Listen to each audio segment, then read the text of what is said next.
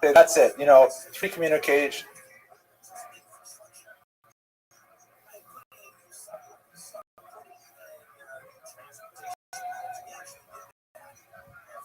Okay, text communications. That's it. You're totally out at this point. He ends up being ritually.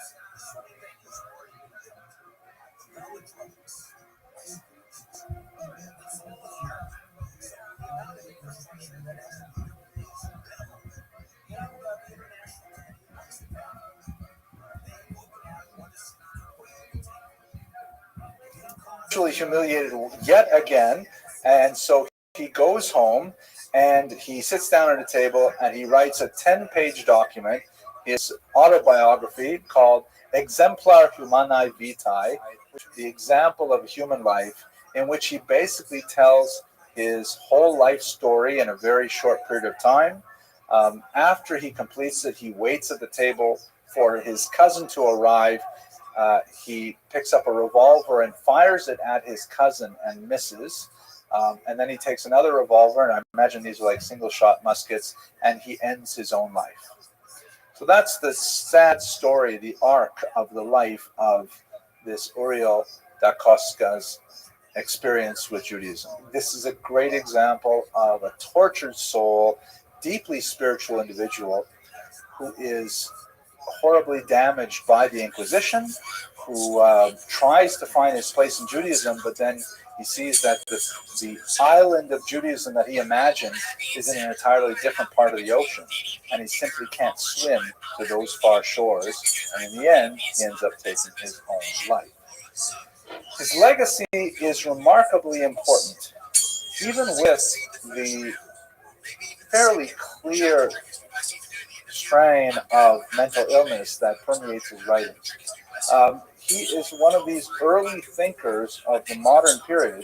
This is really quite early. We won't have people like Voltaire openly criticizing religion for a couple hundred years yet, but he's beginning to question religion in ways that no one else has, and especially in print.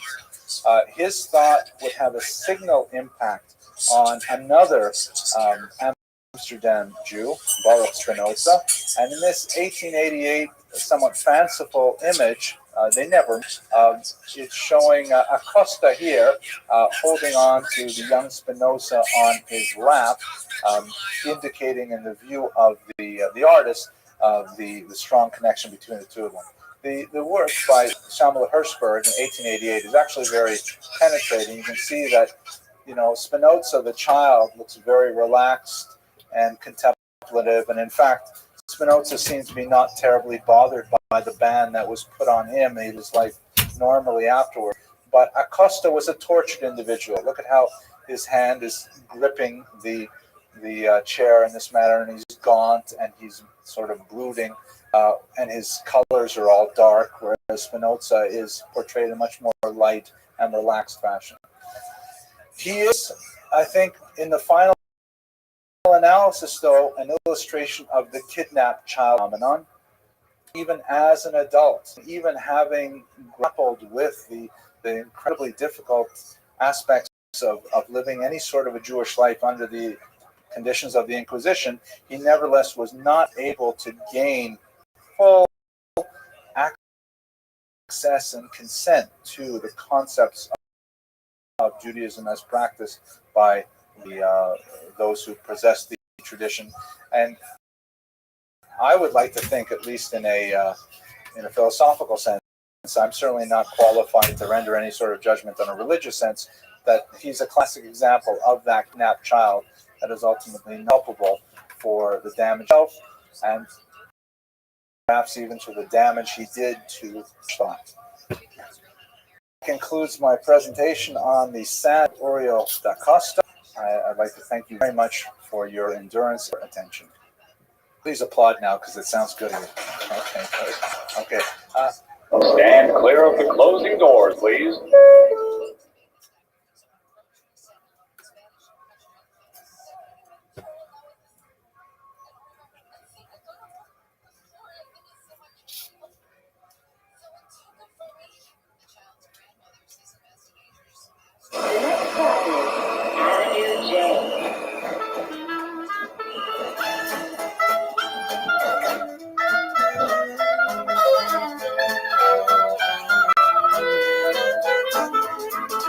Good evening, everyone. Thank you for coming. Got a great lecture tonight. Doña Gracia Nasi, fascinating individual. Doing the research on this individual just blew my mind. I read another book, another biography that was absolutely fascinating, and I feel this is one of those tremendously underreported histories of. So this is one of those tremendously underreported heroines of Jewish history that makes such a phenomenal difference to our self-understanding and, in fact, our continued existence, as we shall see. And I hope that I'll be able to convey some of that to you over the course of the next 60 minutes. She is affectionately known by many Sephardim as La Senora, as the lady, because of her phenomenally important work on behalf of the Jewish people, her heroism, her unstinting willingness to stand up for what is right, despite tremendous, really regal odds against her, as we shall see. In Hebrew, she's often known as Hagiveret, the translation of La Signora, meaning the lady. And we'll explore that. This picture is most likely nothing like what she looked like. It's a modern artistic representation, but we do have a sense of what she might have looked like from a slide that I'll show you at the very end. But nevertheless, her personality was incredibly appealing and attractive, and that's really what we're going to be concentrating on today. Here we go. We'll be relying very heavily on her two principal biographers in English, Cecil Roth, the great interwar scholar and post-World War II scholar of Jewish history, who wrote an extremely important biography, and the book that I just read for tonight's lecture, Andre Elian Brooks, who wrote a fascinating account called The Woman Who Defied King, a very accurate term to use to describe Gracia Nasi, using a lot of more current research, archival materials that have become available in the almost 80 years since Professor Roth wrote his book. So we're very heavily indebted to the research of these two scholars for tonight's presentation. So let's start with her name. What shall we call her? This is an extremely complicated subject. So at her christening, obviously we're speaking about a woman who is a converso, a woman who lived a double life, posing as a Christian in Portugal and later on through Europe. So she led a dual existence, posing as a Christian while secretly holding Jewish attitudes and behaviors. She received the name Beatrice de Luna Miquez. Beatrice is a name she never used in any formal sense. De Luna was one of her ancestral names. In Hispanic culture, it's very common for women to take both their mother's and their father's names, and it probably alludes to the family background in Aragon, which is a region of Spain. Miki, also an interesting name. Both of these, by the way, were probably given to them by sponsors, because when a Jew was baptized as part of the often or mostly sham conversions that they underwent during these difficult times, they would be accompanied by a sponsor, typically a member of the royal family or a nobleman or something like that, and then the the Jew now converted to a Christian would take on the name of their sponsor, of a godfather-like figure. Hence, you have so many Jews with the name Nunez, Mendez, Rodriguez. These are all names of important Spanish royalty of the 15th century in particular. So the name Luna is probably from a sponsor on one side of her family. The name Miquez is kind of interesting because she actually had one family member. The name repeats itself several times in the family. He preferred to use it because it alluded to his date of birth, which occurred right around this time of year, Parshas Miquez. So he enjoyed calling himself Miquez as a result. She preferred, however, to use the name Gracia, which is a diminutive of Beatrice. Beatrice, however, is a Latin term, or originally, which means saintly one. Beatus means saintly in a Christian sense. She never liked using that term. She preferred using the term Gracia, which may have been a translation of her Hebrew name, Hannah. This is, to me, it struck me in a very personal way because, of course, you know, I also have two names. Like many Jews, I have my Hebrew name, and I have what I like to call my slave name, right? Henry is my regular secular name that my parents gave me, and Hillel is also my Hebrew name that my parents gave me as well. But Henry is what I use when I try to pass in the street as a regular American. Not too successfully, I think. But, you know, this whole dual identity and the whole dual naming is something that probably dates really from the Spanish Inquisition. I'm hard-pressed to think of Jews having secular names prior to the 1500s. It's a very, very common phenomenon, however, and among Hispanic Jews, often the names are totally different. I mean, in English, Henry and Hillel, these begin with the same letter, but in Spanish you can have completely wildly different names. At any rate, Gracia, she may have chosen that as a translation for her name, Hannah. Her surname, through her husband, who was also her uncle, is a very common characteristic of converso families, is that they are highly endogamous, always marrying within the same verso family. So in other words, even though they may have lived as Christians for 3, 4, 5 generations, they're still marrying other Jews who are similarly living as Christians. So she married her uncle, which a bit older than she, which is typical, which is actually considered ideal in some Talmudic texts. It's not consanguinity. Is that a real word? Consanguinity means make someone too close to you in relations. His name is also known as Benvenista,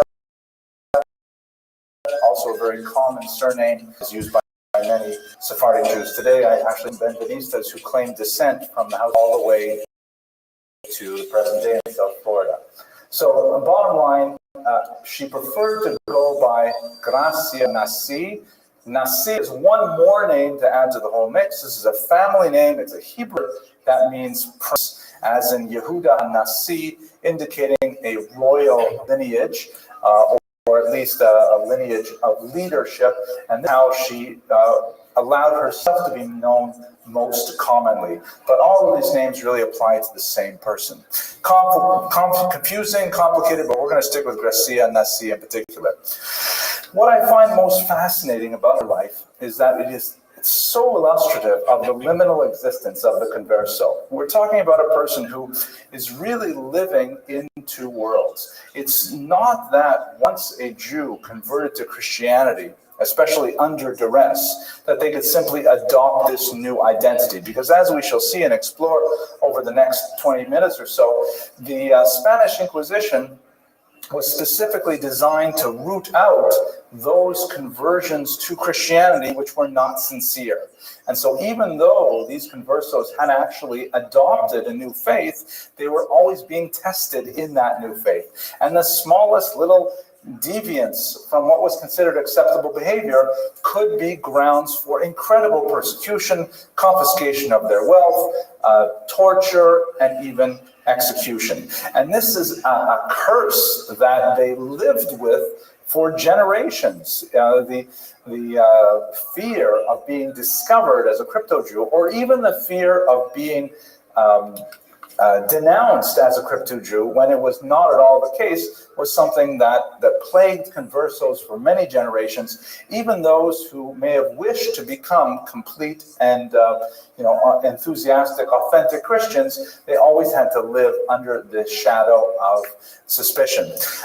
This is a rather interesting depiction of two converso Jews who have been accused of Judaizing, that is, of going back on their Christian vows and practicing Jewish rites. They're both wearing this ritual garment that was part of the Inquisition when they were taken to task for their behaviors. The figure on the right here has a little caption in French that says, this refers to a man, a Jew, who was condemned to the fire, but he has acquitted himself through his confession, meaning he has, admitted, yes, it's true, I love bagels and lox, and I eat them every Sunday morning, whatever, things like that. And as a result, he is, he's going to the flames, but with a clean heart.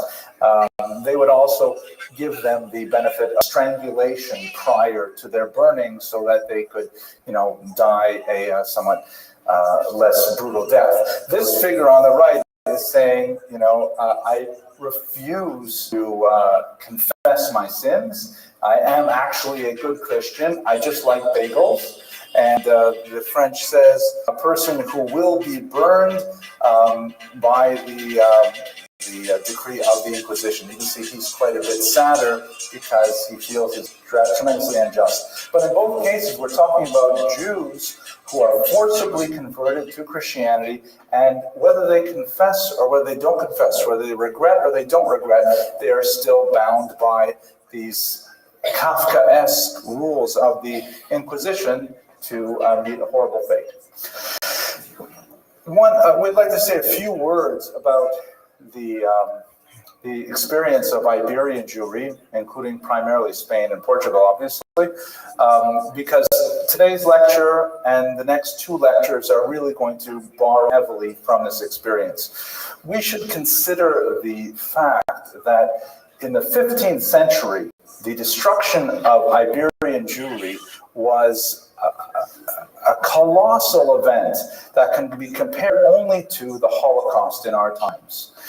Spain was a country that had housed the Jews for centuries, had given them a phenomenal golden age, had been the home of Yehuda Halevi, diplomats like Chastai ibn Shaprut, scholars like Shmuel Hanagrela, scholars like Maimonides, it's true, who fled from Muslim persecution in the region, but nevertheless, Spain was like America, Lahavdil. Spain was tremendous home of the Jews for centuries upon centuries. And the rupture of Jewish continuity in this peninsula was overwhelming.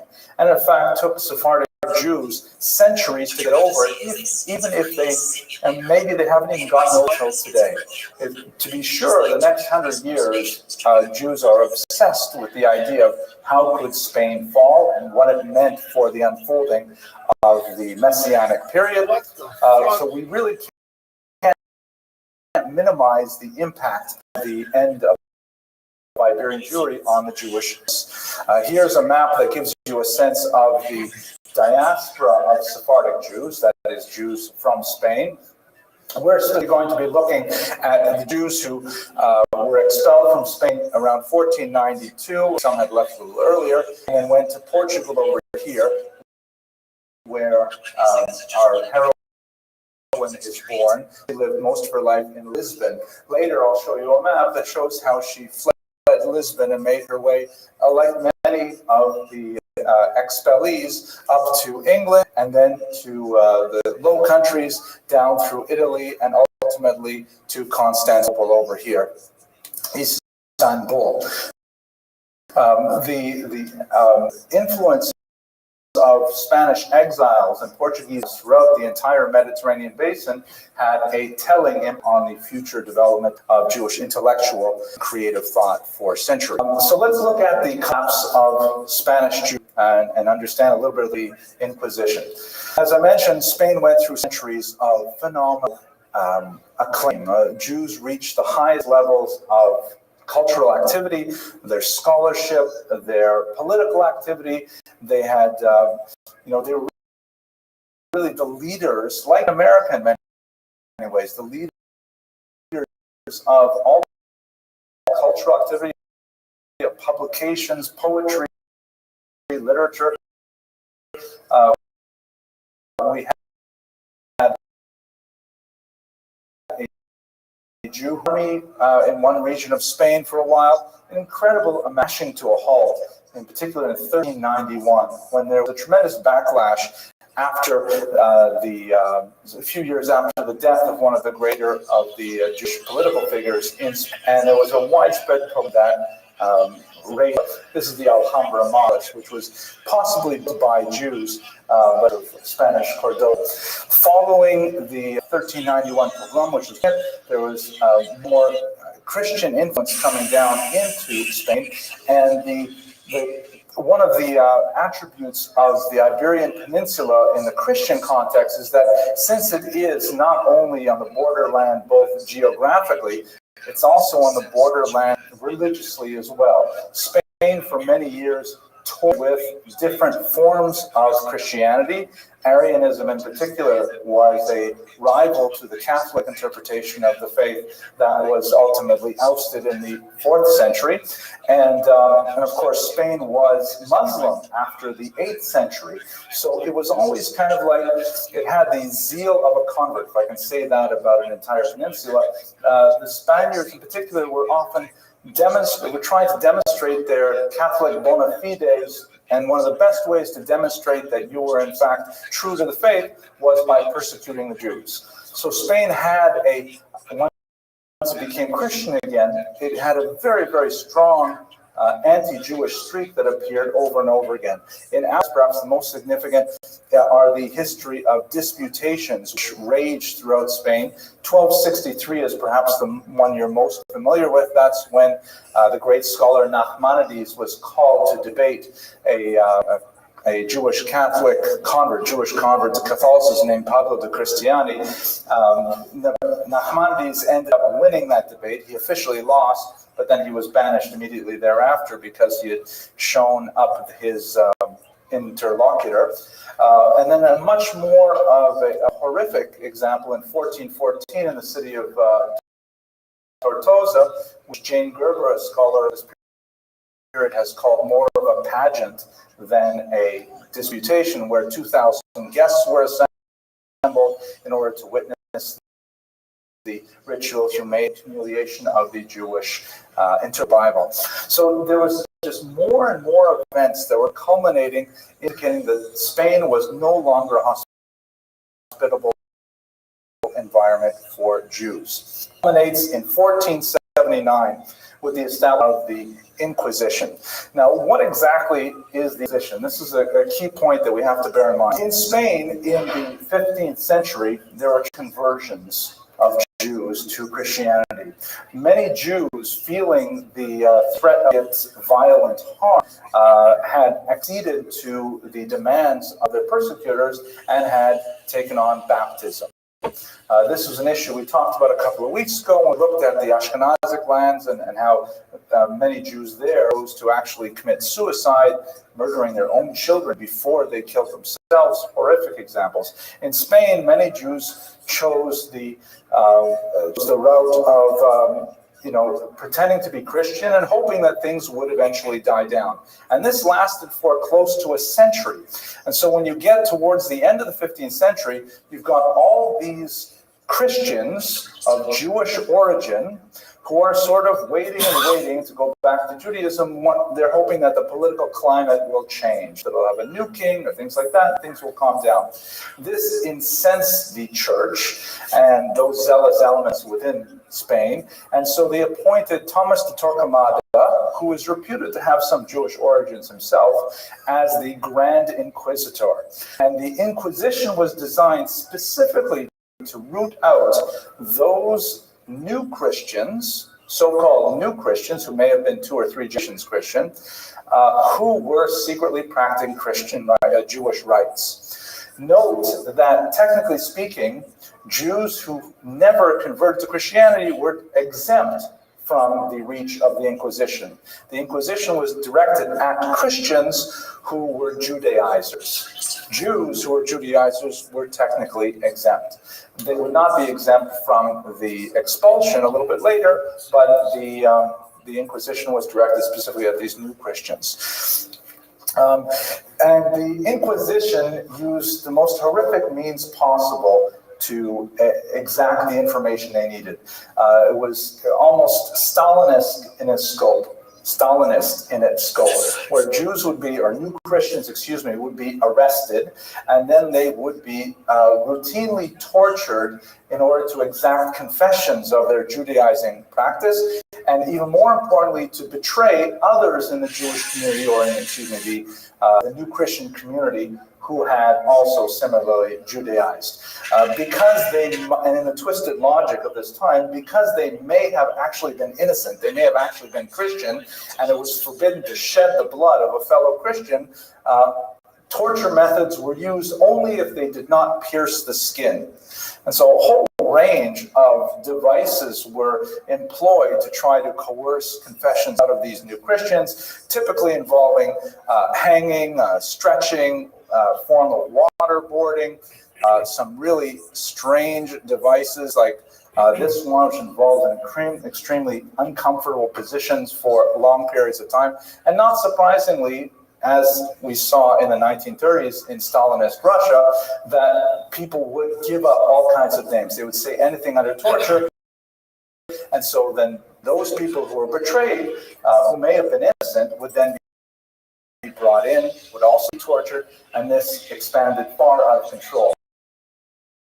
In fact, it went way past the new Christian community and even attacked Christians with impeccable credentials. The Bishop of Toledo, for example, was also drawn into those excesses, and hence the Spanish Inquisition as a purge-like witch hunt that goes on and on for centuries.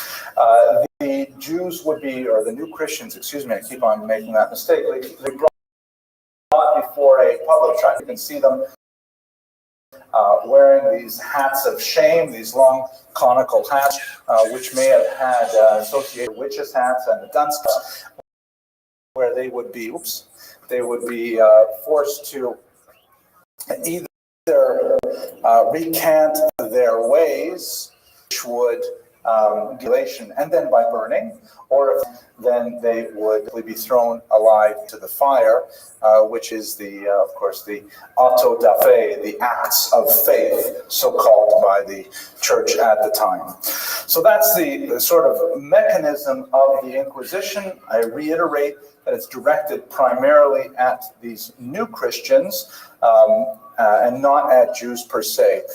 Let's also talk a little bit about terminology before I go on. I'm just going to move away from this awful slide before we do. The terminology is complex. You may have heard the term Marrano, which is perhaps the most common term. And many historians have tried to find fanciful derivations for this term from medieval Latin and so on. In reality, it's simply derived from an old Spanish word meaning pig. And this was a term used, a term of opprobrium used to describe these Jews who had become Christian and then were, so to speak, returning to their old ways, like as the church would have it, a dog returning to its vomit. So the term Marrano is not exactly politically correct, even though it was overwhelmingly popular, even among Jews themselves. Another term that might be more appropriate is converso. These are Jews who had converted, or crypto-Jews, that is, Jews who were hiding their Jewish identity.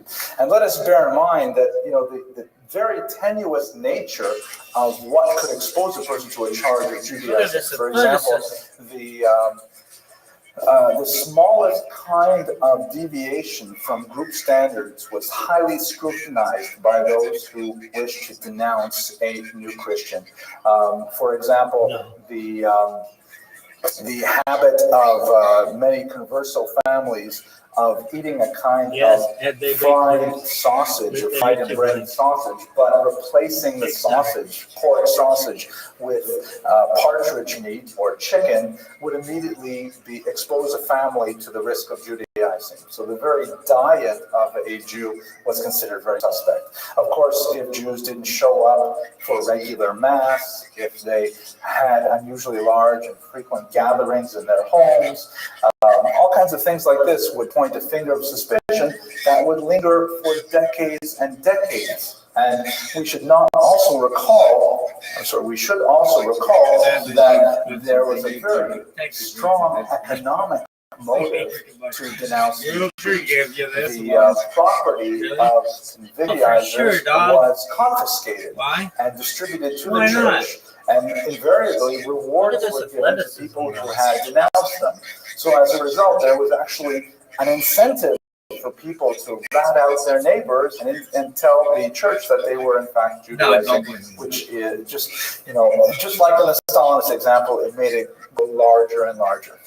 This was essentially the condition of Jews in Spain, specifically for much of the 15th century.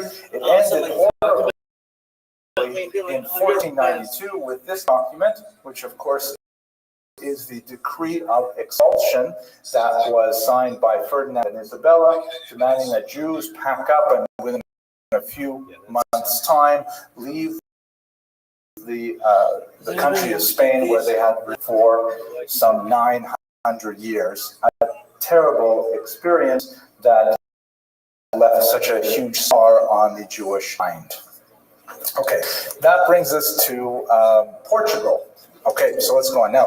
Portugal is a little different. Portugal, is and they did not have the same history of persecution that the Spaniards did.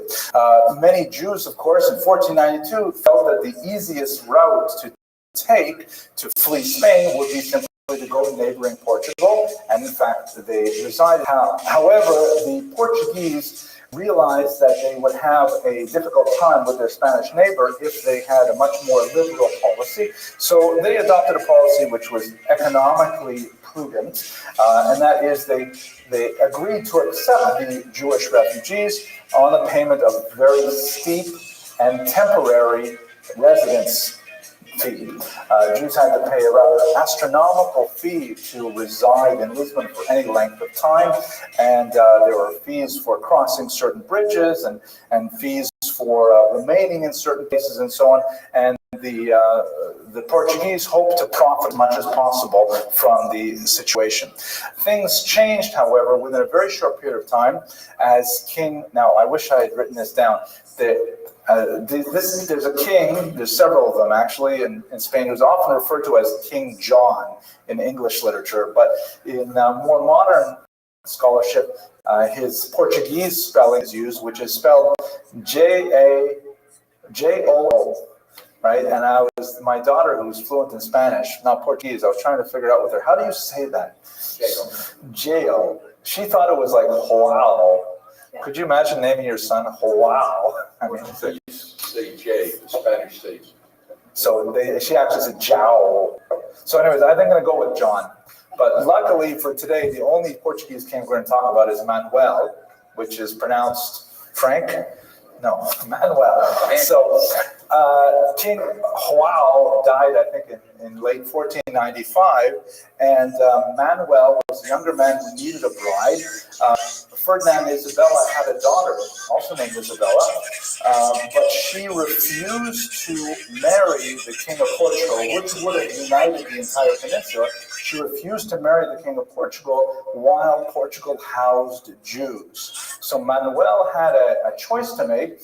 Should he expunge all the Jewish presence in his land, which was economically not expedient at all? Portugal had a huge windfall by having the Jews come into their region because, after all, the Jews were incredibly experienced traders, very, very experienced in commerce, literate, and so on. And so he really wasn't sure what to do about this, but Isabella was quite fanatical about this. She would not marry him otherwise, and so he came up with a kind of a plan. The plan was essentially to forcibly convert the Jews of Portugal to Christianity, and then expel whatever was left. But that way he was hoping to keep the population and their business acumen and their business connections and so on, and of course their wealth. Then a small number, he could simply expel them and he would win the favor of Isabella. And this is exactly the plan that he followed. With incredible cruelty, however, he began by looking at the economically weakest elements of the Jewish population, and he tore away some 700 children from their parents' arms and forced them to ship them off to the little island of Sao Tome. We see over there on the equator a relatively new possession of the Portuguese, who were at this time engaged in tremendous maritime activities. There it is. The 700 children who were sent there disappeared. It's assumed that the vast majority of them died. And according to a contemporary chronicler, many of them were actually devoured by the great lizard that lived on that island. I'm not sure if they actually have lizards that big there. Could be a fanciful. That's a Komodo dragon, which is in Komodo Islands. It's actually, I looked at Komodo dragons, but this is a monitor lizard.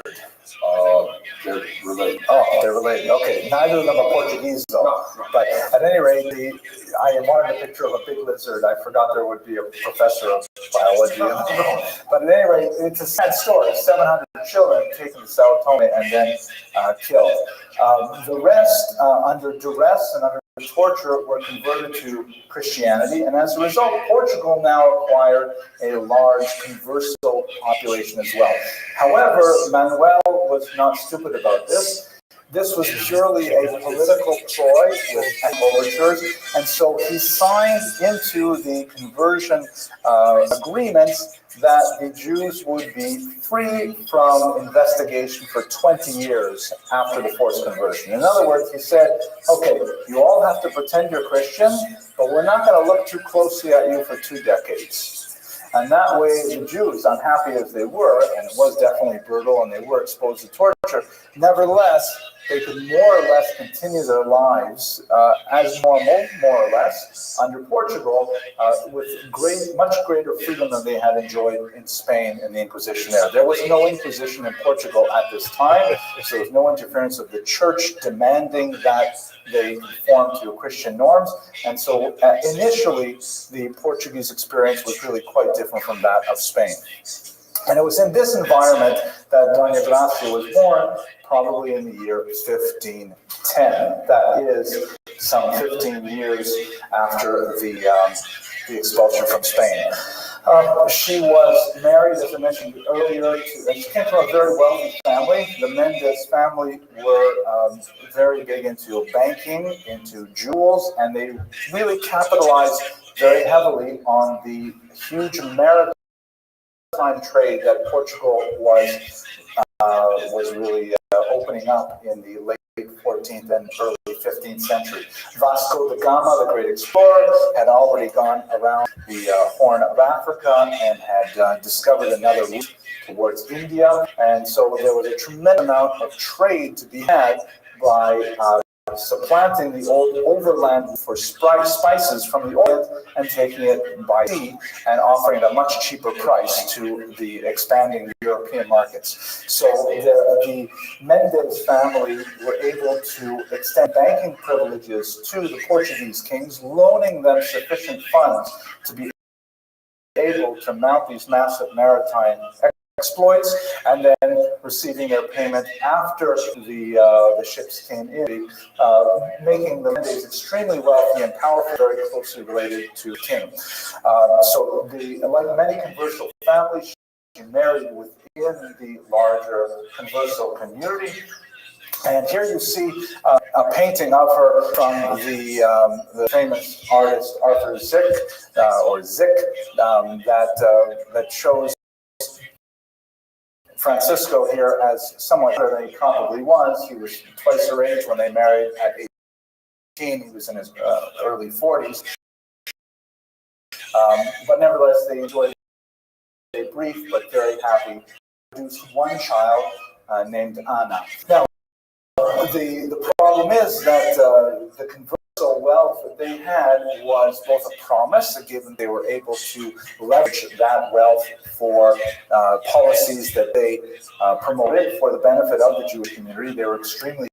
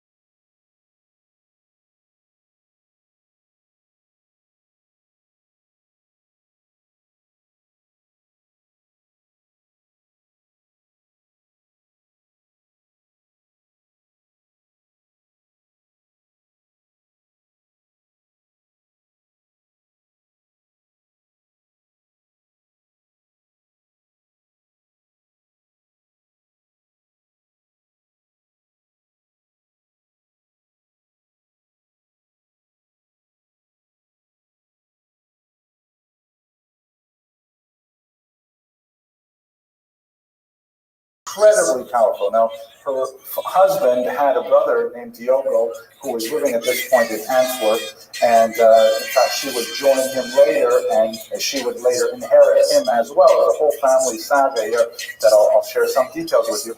But in 16th, 17th century Europe, widowhood was really one of the few ways that women could exert power in the world. Certainly on a small scale, but when you're dealing with a woman like Gracia, who was working with and sometimes in opposition to kings and queens and incredibly powerful individuals, popes, her widowhood was really what gave her her independence and her might, her ability to actually flex her muscles financially and achieve her will. They were acting in a clandestine fashion when they were married together in Lisbon, primarily to thwart the Inquisition, which eventually did make its way to Portugal, but they underwrote a lot of activities to try and prevent the church from extending the Inquisition there, including very liberal bribes and perhaps even some assassinations of inquisitorial officials. But the Inquisition was impossible to hold back. And, the smallest thing could set them off. So, for example, there was in the Jewish quarter of Lisbon, they still had like a Jewish quarter, a kind of a ghetto type of setup, but it was more like what they would call in Boca Raton a gated community.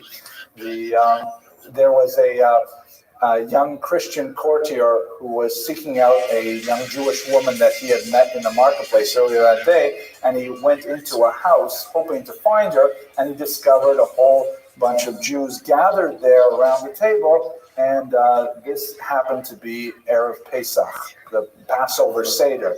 And of course, these are new Christians, conversos. And of course, he came out and he proclaimed this in the streets, and it caused quite a hue and cry. Similarly, in another occasion, when there was a plague raging in the city, a whole bunch of new Christians and older Christians were gathered in a church, and They were praying for redemption from this plague, and the light shining through the windows in the back lit up a cross at one end of the room with an unusual luminescence.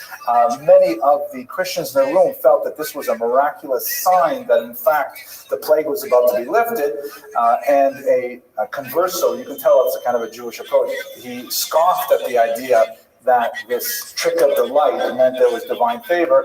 This incensed the entire church population, and a riot ensued shortly thereafter. So you can see the kind of tinderbox that Lisbon was at this time as the Inquisition was approaching. So she decided to flee Lisbon and make her way to Antwerp, where her surviving brother-in-law was living and making business. Tremendous difficulty getting out of any of the places she tried to get out because, of course, her phenomenal wealth meant that the ruling authorities refused to allow her passage. On the one hand, they didn't want to insult her because they wanted to keep her wealth intact and keep her working for the benefit of the larger economy, and so they couldn't simply refuse her passage. She is allowed to travel, but on the other hand, if they allow her to travel, there's always the worry that she would not come back. And then that is, in fact, what she did. She made her way up to London, where there was a kind of a secret underground railway for Moranos, for conversos who wanted to flee out of Spain and Portugal. And then from there, she went across the English Channel to Antwerp, where she met up with her brother. She brought with her a character that I have not mentioned yet, but someone who will be very important in her later life, her younger sister, Brianda, and Brianda, who would later marry Diogo, would eventually have a child. Her younger sister, as we shall see, did not share Gracia's attitude towards Judaism, and in fact this would have disastrous consequences for all of them. Later on, just to jump ahead of our story because we have this beautiful map here, she made her way down to the south of France, to Venice for a while, to Ferrara, where she was a very active, and she most likely it is in Ferrara where she finally renounced her Christian status and returned to Judaism, and eventually she made her way to Constantinople, where she most likely passed away. Constantinople at this time was, of course, ruled by the Ottoman Turks, who were Muslims, who were openly inviting Jews to come to Muslim lands, and were laughing out loud in print and in all kinds of proclamations that the Christian persecution of Jews was in fact enriching the Ottoman territories. Very famous passages from various sultans to this effect. When she was in Ferrara in particular, recall at this point she met up with Diogo, and there's a lot of fascinating sort of behind-the-scenes negotiations over the will, the estate that belonged to her late husband and her brother. Ultimately, her brother-in-law ceded her complete control over the entire wealth of the house of Nasi, even over his own wife and daughter. He felt that she would be a much better steward of that wealth than his wife, as we shall see, for good reason. So when she was in Ferrara, she was up until this point, they've been extremely generous in fundraising and in producing resources for Jews who are fleeing persecution, and actively promoting the rescue of conversos in particular from various persecutions and depredations at the hand of the church. In Ferrara, she's able to spend her money a little differently, and she becomes a great patron of Jewish scholarship. Two works in particular are associated with her activity. The first is the work of Samuel Uske, a famous work which has been translated to English, The Consolations for the Tribulations of Israel, which is a sort of a historical and a philosophical work about the nature of Jewish persecution over the centuries. And then the famous Ferrara Bible, which is a translation of the Hebrew Tanakh into Judeo-Spanish, into Ladino. And there's got a fascinating kind of cover on it. You can see that the frontispiece here has a depiction of a ship in a stormy sea with sea monsters and a broken mast.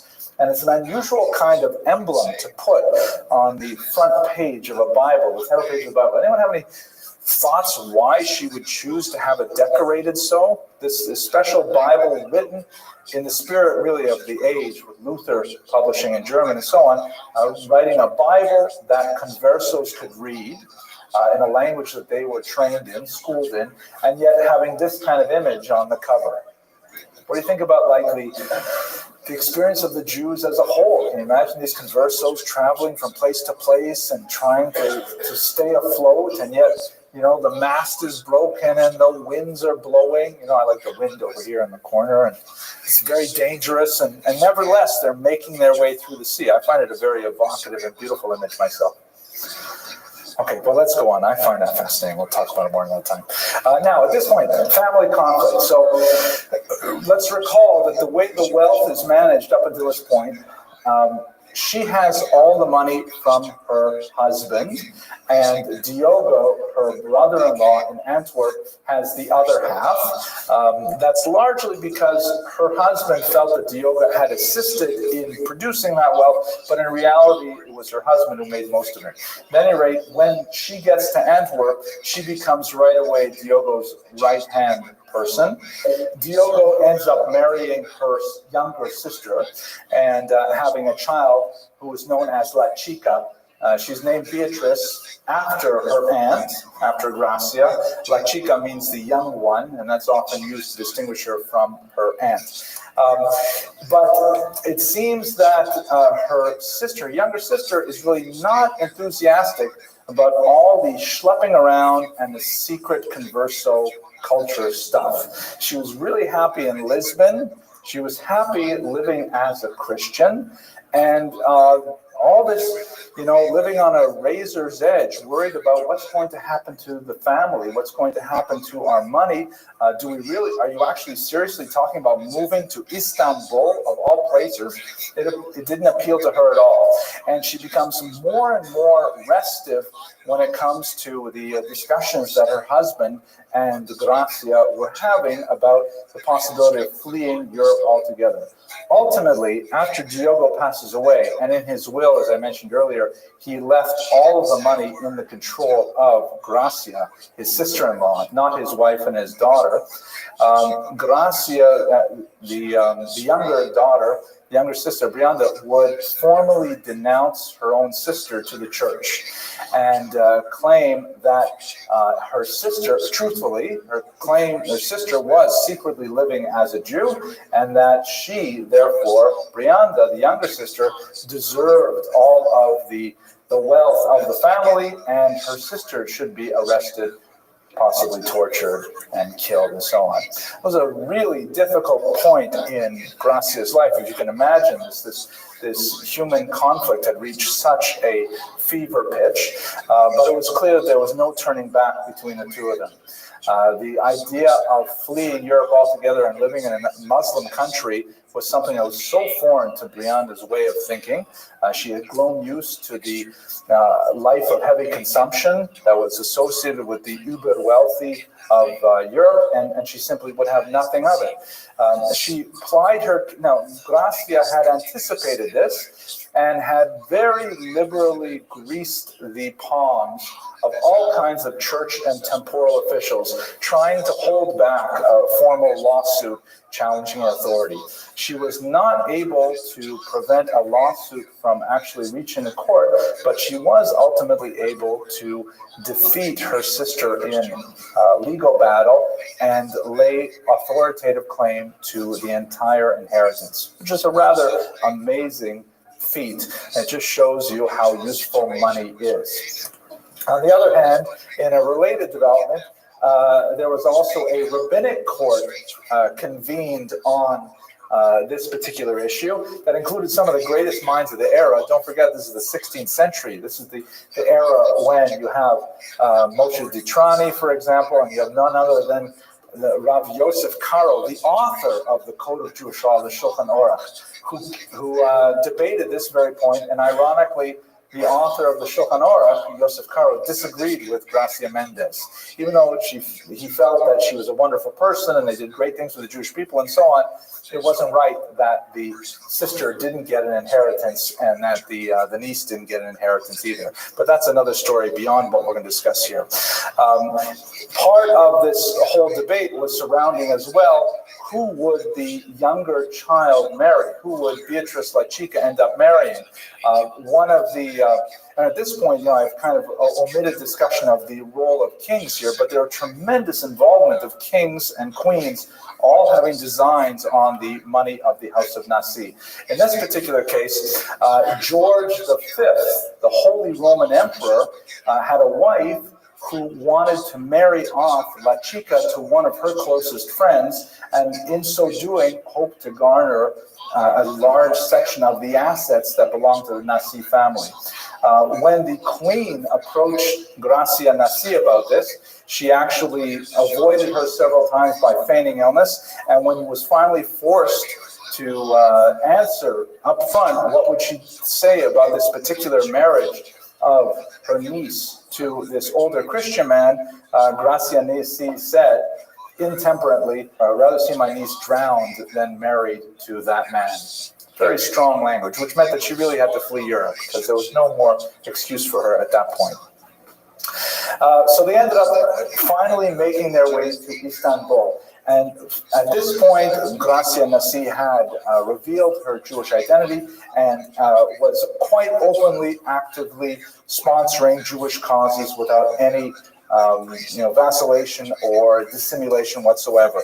But she met with several setbacks. One that's very important is the Altona incident of 1556, which is perhaps the saddest moment in her career.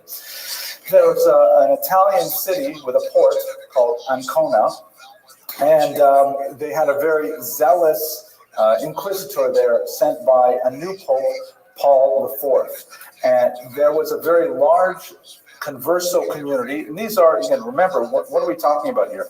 We would have in Ancona, we had the regular Jews, the Italian Jews who had lived there since time immemorial, who were not forced to convert to Christianity.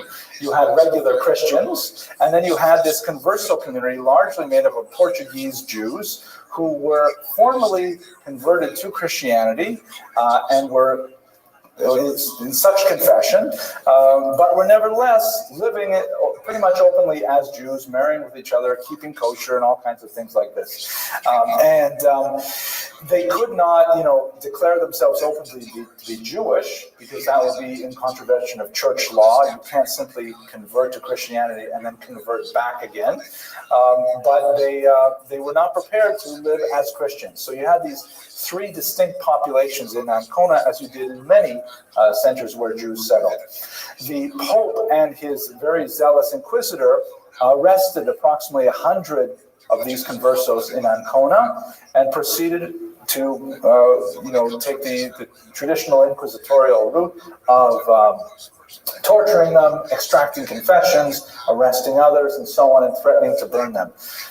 Gracia Mendez, of course, was incensed and wanted to do everything possible to prevent the abuse of her co-religionists, but she was unable to succeed. She actually went so far as to enlist the aid of the Sultan of Turkey, which she had that level of contact with, and the Sultan sent an emissary to Ancona to indicate that any sort of maltreatment of these conversos would result in potentially military action from the Ottoman Empire.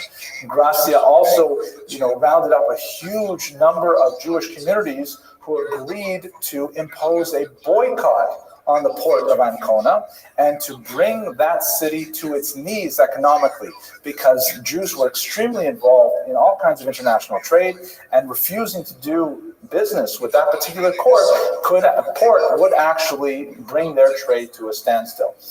Unfortunately, she was unable to achieve unanimity on the question of a boycott.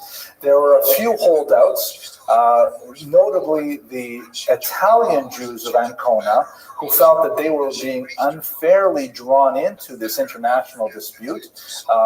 There was not always friendly relations between traditional Jews and conversos. They were living very, distinct communities, even though they had quite a bit of relations with each other. They were certainly not intermarrying and so on.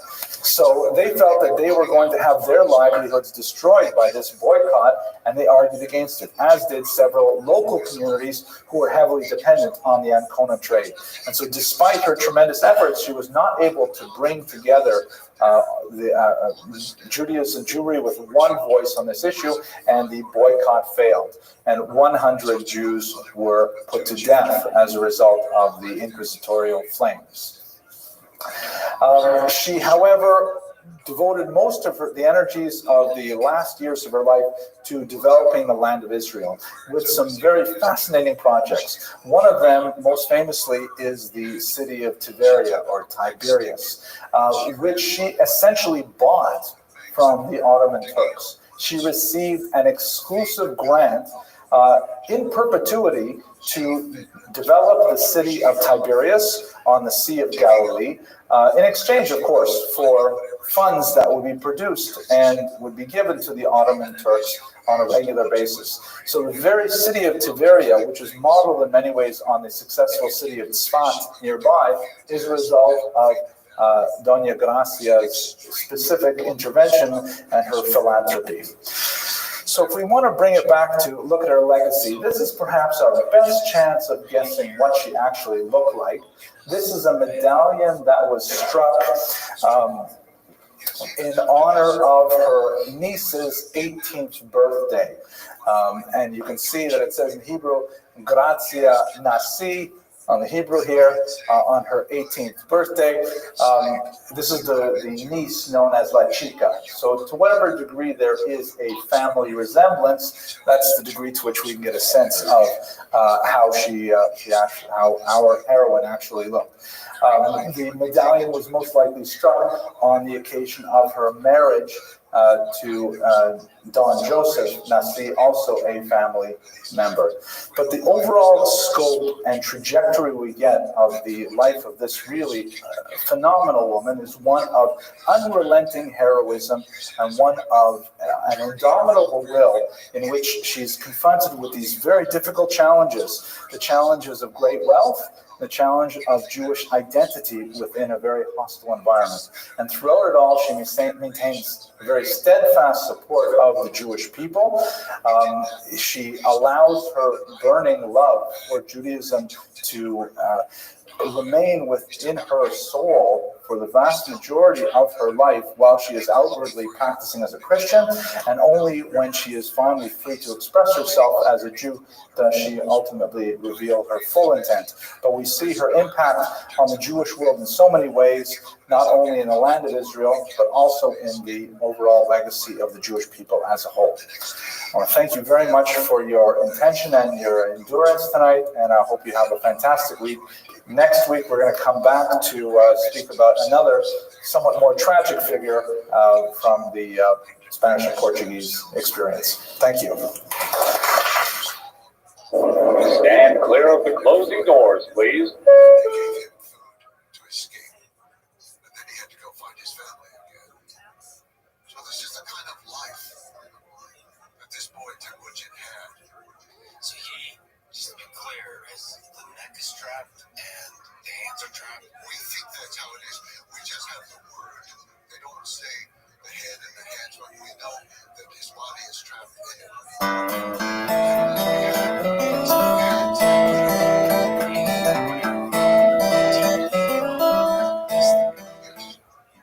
Hello, everyone. Welcome to another essential lecture in Jewish history. You may notice the surroundings are a little different because we're moving things around on this campus, and I'm in a different office altogether.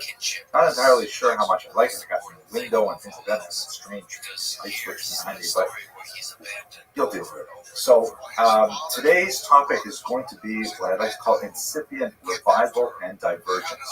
Basically, I want to talk about the 16th century and I want to identify 3 specific aspects of Jewish history in the 16th century that are really important for understanding modern Jewish history. So let's go straight to it. Those 3 features of the 16th century, and now we're talking about broad kind of themes, are, first of all, we're dealing with some very important changes in Jewish demography. The distribution of the Jewish population, their concentration, their ethnic makeup, a lot of things change over the 16th century and onward, and so that's the first important feature. Second, the influence of disruptive technology, which is something I'm really keen on lately because we're living in the same kind of period now with the influence of the internet. And you wouldn't be watching this if it were not for the fact of the disruptive technology that the internet represents. And what does that mean for our society? It's changing dramatically even as we sit. Well, just changed. Well, I don't know why I enjoy talking to myself like this, but let's keep going. Okay, and third, more traditionally, the influence of the phenomenal Sfat circle or Safed circle of Jewish intellectuals that were very active in the 16th century and have a tremendous impact on contemporary thought as well. I myself just released a book on one of the figures of this circle, so I feel very close to that figure. Okay, let's go to the first major issue. Shifting demographics. Okay, let's have a look at this map here. Well, here, in a sentence, what's going on? 2 major things happen that shift the bulk of the Jewish population in a very significant way. The first is the incredibly dramatic impact of the Spanish and then later Portuguese expulsions that drive the Jews out of the Iberian Peninsula and primarily across the coast of North Africa into places like the Ottoman Empire. That's a huge shift, and it's really important to understand how that affected the way Jews thought of themselves and their world. And the second shift, which is ultimately going to be even more important, is the movement of Ashkenazi Jews from the traditional homeland of the Rhineland, northern Germany, let's say, moving towards the east. These are 2 very important factors that represent major incipient changes in the Jewish population as a whole. Now, Jews are no stranger to expulsions, but the pace picks up significantly over the course of the 15th and 16th centuries. If you look at this map here, this is a map which shows the gradual spread of the bubonic plague, which sort of begins in the central Mediterranean region and then spreads northward from 1347 on. Jews suffered tremendously during the Black Plague, not only physically, there's no evidence to indicate that they suffered any less than general populations. In fact, there is some evidence to argue that perhaps they suffered even more because they were primarily living in urban or semi-urban environments where contagion could spread much more easily. But be that as it may, the relevant factor here is that as the peasants tried to deal with the overwhelming impact of the Black Death in 1347, and they're looking for reasons why did this horrible plague come upon us, unfortunately the Jews constituted a very traditional go-to excuse for anything bad that happens, which reminds me of a joke. Should I tell them in this series? Oh, I'll tell you very quickly because I can't help it. So the joke goes like this. There's a big lineup outside a cucumber store in the former Soviet Union. I heard this when I was doing research back in the day. And there's all kinds of nationalities there because the Soviet Union was made up of many different nationalities. And they're all waiting to buy the cucumbers, and then the cucumber salesman opens up the window and says, "We just learned there are going to be less cucumbers than we expected. All Jews go home." So, what can they do? The Jews pick up, they leave the line, they go home.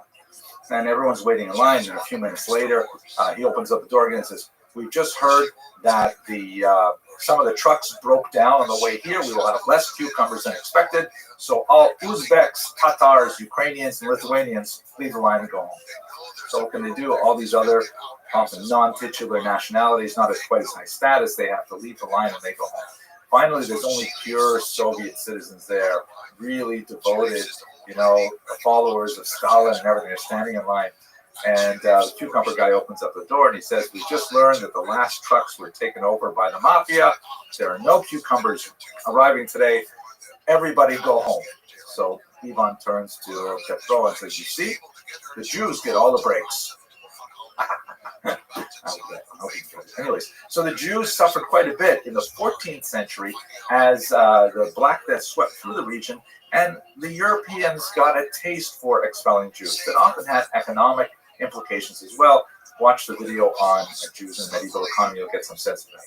But more significantly, if you look at the larger map here on the right-hand side of your screen, you'll see that the red line, which I've added to the map here, shows the large phenomenon of Jews leaving the Iberian Peninsula and finding new homes in Italy, in Greece, particularly in Salonika, and especially in the Ottoman Empire, in Istanbul, Constantinople.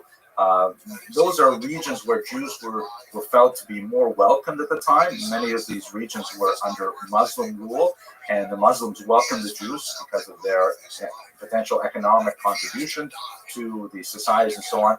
But it represented a tremendous end of an era. And what you have to do is think about, in the 15th century, how Jews really regarded themselves as sort of a post-Holocaust generation. Much like we in the later half of the 20th and into the 21st century are still reeling from the incredible demographic assault of the Nazis on the Jews of Europe, the Jews of the 15th century were reeling, trying to understand what could it mean that the golden age of Spain came to such an abrupt and hateful end with the expulsions at the end of the 15th century.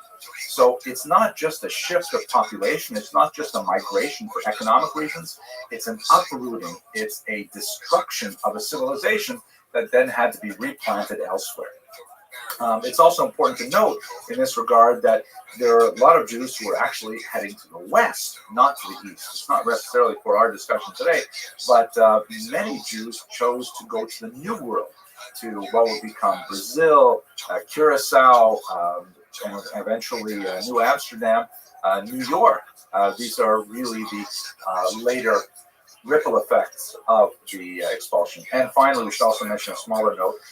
Many Jews chose to leave Spain and Portugal for Northern Europe, particularly the Netherlands, Amsterdam, as being more liberal climates where Jews could practice their faith with less fear of molestation. So that's one really important about the demographics, is that the huge population of Spain was totally destroyed and was spread out throughout the region. One last detail before I forget, of course, there were crypto Jews, Jews who chose to mask their Jewish sensibilities and identities under a Christian guise, sometimes called Marranos, which is inherently a derogatory term. And their history is also fascinating, but not necessarily for our topic today. So the second major element of the shifting demographic is what you can see there in the blue line on the top of the map, which shows the Jews in Western Europe making their way to Eastern Europe, particularly Poland, Lithuania, Ukraine, and those regions, the Baltics. This was for two basic reasons. One, increasing levels of anti-Semitism in Western Europe, based on factors we discussed in earlier videos. And secondly, very significantly, the attraction to these new economic zones, where much of the economy was very poorly developed, and there was tremendous opportunity for Jews, if they moved towards the east, to become arrendators, land lessors or lessees. I'm not sure which one. There would be middlemen for landlords owning large tracts of land called latifundia, tax farming, all kinds of things like that. So the shifting demographics means a lot in this context as well, because we're going to see that this population is actually going to grow significantly over the next few centuries, meaning that the Yiddish language is going to expand tremendously as well, because Yiddish is basically, as Joey Crystal once put it, German with phlegm. Basically, it's a medieval German dialect written with Hebrew letters with a tremendous number of borrowed words from many other languages. So Yiddish becomes the lingua franca of the largest group of Jews ever in history by the time we get to the end of the 19th century. Okay, so that's the first major point, shifting demographics. Let's look at the second. Disruptive technology. Okay, so what is this technology that's changing everything? What do I mean by disruptive? This is kind of like a business term that's used frequently nowadays. This is when someone invents something that changes the way we do business. And in this case, it changed much of our society as a whole. The invention, of course, I'm talking about the printing press, invented by Gutenberg in the 15th century. This basically took the world from a manuscript culture in which you had to have monks who were painstakingly copying out line after line of written text and then circulating them one copy at a time, which was an incredibly expensive and difficult endeavor, which meant that actual books were very hard to come by, and you would only see them with great rarity. This, kind of like a Torah scroll today is an incredibly valuable and expensive thing to procure, and would generally only be purchased communally. Only exceptional individuals would own their own Torah scroll, even though it is actually a commandment by the Jewish count that every person must write their own Torah scroll. Anyways, getting on topic. The Jews seized on this technology fairly early, particularly the Sonsino family in Italy, who started producing these amazingly high-quality, beautiful works. This is, for example, a beautiful page for the first page of their Bible, the book of Genesis, and you can see how it's very beautifully illuminated with multiple colors, much like a manuscript would have been illuminated. And they're trying to absorb that aesthetic into a printed text, and later they would, of course, abandon it because the cost was not necessarily the driving factor behind the profit. But nevertheless, you can see some absolutely gorgeous work. Later, particularly with the Talmud, this was expanded on by a Christian printer named von Bomberg, who printed an entire set of Talmud that was not necessarily as high quality as what the Sonsinos were producing, but it was complete, and it was produced in a fairly quick fashion, and it rapidly essentially put the Sonsino family out of business because this new Talmud was one that could be circulated with some standardization throughout the period. Now, think back for a second now. What does this mean? Why is this so disruptive? Tremendously disruptive, because all of a sudden it means that populations move from the hierarchy of those who possess the text to a more democratic sense of, well, of course, we all possess the text. It becomes cheap enough that everyone can own it. Or at least, large groups of people can own significant numbers of manuscripts. All of a sudden, information literacy becomes populist, becomes available to so many people, and not only the access to existing information, the creation and dissemination of new information is also possible. So brand new ideas that maybe never would have had the kind of institutional support to allow them to make multiple copies of a manuscript to later influence larger groups of people, all of a sudden it's like blogging. You just write a few ideas down on your computer, bang, it's out there for like 2 billion people to read within moments. So it's a tremendous change, the shift from this manuscript culture to a written culture. And at the end of this lecture, I'll just outline a couple of ways in which that had an impact that we feel to the present day. But let's go on to the third major element of the 16th century that I want to talk about, and that is specifically the amazing Safed Center. So what's going on? Safed is this town in northern Israel, Tzfat in Hebrew, or Tzfas. It's in the Galil, very beautiful area, very rolling hills, as you can see in this photograph here. And it basically was a nothing town until the 16th century. And in the early 16th century, the Ottoman Empire took it over, and they put in place some new tax laws that made it really advantageous for people to settle there, particularly in the textile industries and so on. So it was a multicultural population, but with a lot of Jews suddenly congregating in there. And if you think back to the expulsions of the Iberian Peninsula, obviously a lot of the Jews who had fled Spain and Portugal made their way to Tzfat. And what seemed to happen there in the beginning of the 16th century was there was a collection of absolutely brilliant minds, a collection that rarely happens in Jewish history. And so within the space of about 50 years, you have an explosion of Jewish creativity that was expressed in so many different ways. At the center of it You have people like Rabbi Shlomo Alkabetz, the author of the Chadodi prayer, a very noted Kabbalist, who together with his student, Rabbi Moshe Cordovero, would go out wandering the hills around Sfat and would mystically sense the presence of graves of tzaddikim from earlier generations, and they would engage in mystical exercises and meditations, and then those places that they identified would become sort of like spiritual tourism destinations that would attract still more Jews there. You also have people like none other than Rabbi Yosef Karo, the author of the Shulchan Aruch, who's living in Sfat now, and he's active in the Beit Din there. You have people like Rabbi Yaakov Berav, who was a brilliant rabbi who said, we have so many brilliant minds here in Sfat, we could actually reinstitute the smicha, meaning the ordination that originally Moses gave to Joshua, and then Joshua to his students on until it was lost sometime in the period of the diaspora. He said we could reinstitute it right here. We could all agree that we're the most brilliant rabbis of the world, which is most likely the case. So let's all give each other smicha, and then let's pass it on. This movement didn't gather a lot of force, although it gives you a sense of what's going on there. And finally, of course, the incredible Arizal, who you can see his grave is actually not in this picture. Sorry, I put it to you. The Alkabetz is on the right, and the Ramak, his student, is on the left. The Ramak is the author of the phenomenal Tomer Dvorah, which I translated and published under the title of The Kabbalah of Forgiveness, and also one of the great systematizers of Kabbalah. He took the wide range of writings in the Zohar and other places, and he kind of made a system out of them that you can actually, comprehend without, falling into some kind of mystical trance to understand it. At least, that's what they say. I still don't understand it, but nevertheless. The Arizal, the great Rabbi Isaac Luria, left Egypt and came to study under the Ramak, under his system.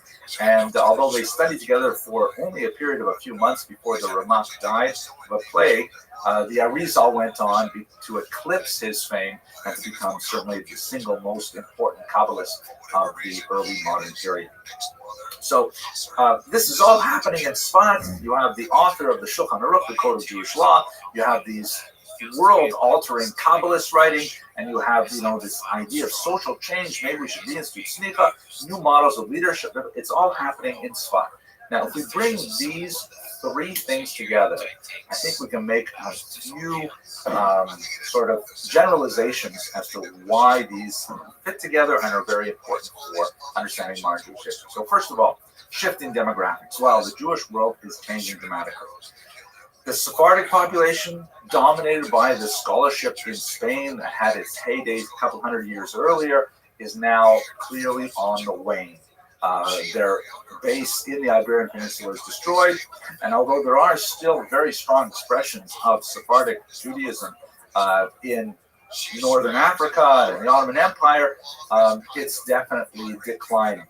Population-wise, the Ashkenazim grow, and they themselves begin to move towards the east. And ultimately, they will overtake the Sephardim in terms of population numbers and become the dominant political organization of Jews as well into the 20th century. Ladino and other Sephardic languages decline, but Ashkenazic, a Germanic language, becomes the most important language of the Jews in terms of their vernacular. Second, and related to this, the disruptive technology of printing changes the way Jews look at themselves, look at the Torah, look at their rabbis, and ultimately creates some tectonic shifts that alter the Jewish world phenomenon. The textual tradition becomes reified, which means to be made concrete. And that has a good side and a bad side. It's a good thing in that, here it is. It's reliable. This is exactly, what's the halacha? This is the halacha. It's state, it's shriven, it's written right here, what you have to do, and so on. That's great. But on the other hand, by setting it down in black and white in print, all of the other oral traditions lose their impact. Now, some of those oral traditions could have been plainly wrong. For example, how much wine does it take to make kiddush? How much wine do you have to say the prayer sanctifying the Sabbath and so on? So all of a sudden we have a machloket, we have a controversy because we've lost the sense of these sizes. Something that before the Shulchan Aruch, maybe quite a bit before, people would kind of pick up a cup and say, well, yeah, that looks like about right there. And I would say, no, that's not big enough. My Zaydi used to have a much bigger cup. So there's like a whole discussion, which ultimately becomes reified in what does it say in the text. That's what we're going to follow. In fact, one of the reasons why there was such an objection in some circles to the Ramah's writing, the Ramah, Rabbi Moshe Isserles wrote in a very important commentary on Rabbi Yosef Karo's Code of Jewish Law. Code of Jewish Law is called the Shulchan Aruch, the set table. The Ramah's super commentary is called the Mappa, or the tablecloth.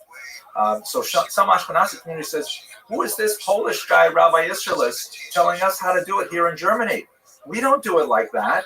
But the German rabbis were absolutely correct that because the Ramah came out with his commentary, then even German Jewish students studying it for hundreds of years later would be inclined to go with what the text says. So Judaism in some ways halachically becomes like much more focused on what is the text, even when there may be areas where, according to family tradition, right or wrong, that's another big debate there, but according to family tradition, might change often.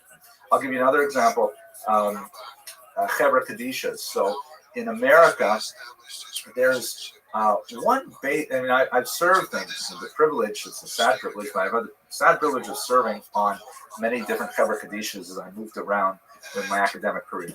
And there's one particular ritual that is pretty much standard. And if you look at the halachic literature, you see that we do a lot of things in America. We skip over things that were done in Europe all the time. We do extra things that were not done in Europe, and there's a whole bunch of details that are just not present in our tradition. Why is that? Well, my humble thinking is because there was one particular Chevra Kadisha, I think it was in Chicago, that was the first one to actually write it down in English. So as soon as they wrote down their customs in English, so lots of other Jewish communities saying, well, what are we supposed to do? Oh, there's a pamphlet. Check it out. Here it is. So that becomes the Minhag America, the American custom that essentially means we lose a lot of other regional customs. Okay, so that's one of the things that happens with this disruptive technology of printing. Another thing is, because everybody can do it, all of a sudden, copyright law becomes challenged, and like, who's to say a person can't print something that's against Torah? Oh my gosh, chas v'shalom, all of a sudden, the huge threshold of cost that would be represented by hiring a manuscript copyist to write out your heretical writings is disappeared, because now basically if you get a certain amount of capital, you can print it yourself. And so all kinds of ideas that would not have seen the light of day in print, or manuscript I should say, with printing, all of a sudden, it's fair game. Everybody can put their stuff out there. So we see the thought of people like Spinoza and so on that suddenly becomes circulating as a result of this disruptive technology. So the religious diversity that will expand and come to a crisis point in the 19th century has its origins really in the 15th century. And finally, the Tzfat circle, this amazing nuclear strength activity that was going on in northern Israel for a very, very brief period of time, only a few decades, then it was all over, has tremendous ripple effects. It represents a revival of Kabbalah in a very, very powerful way. Kabbalah, of course, is a very ancient study of Jewish text that goes all the way back to the biblical period, but much of it was completely inaccessible before Rabbi Moshe Cordovero wrote the Pardes Ramonim, and of course the Arizal and his student Reb Chaim Vital popularized very dramatic understandings of the world of Tikkun and so on. So the study of Jewish mysticism becomes very, very prominent throughout Europe and has ripple effects on many movements that are not necessarily so closely related to the Jewish tradition. In particular, false messiahs like Shabtai Tzvi, heavily influenced by Kabbalah, and on the other side of the coin, definitely within the mainstream of Judaism, although it wasn't necessarily appreciated by all Jews in that sense in the 18th century, the Hasidic movement borrows very heavily on Lurianic Kabbalah, and was a result, and therefore is a tremendous amount of creativity in the 18th century as a result of what happened in the 15th. Wow, that was a very quick tour of this incipient revival, the beginnings of a new growth of ideas in the Jewish world, and at the same time divergence as a result of these three factors. And I hope you found this video useful, and I look forward to speaking to you again.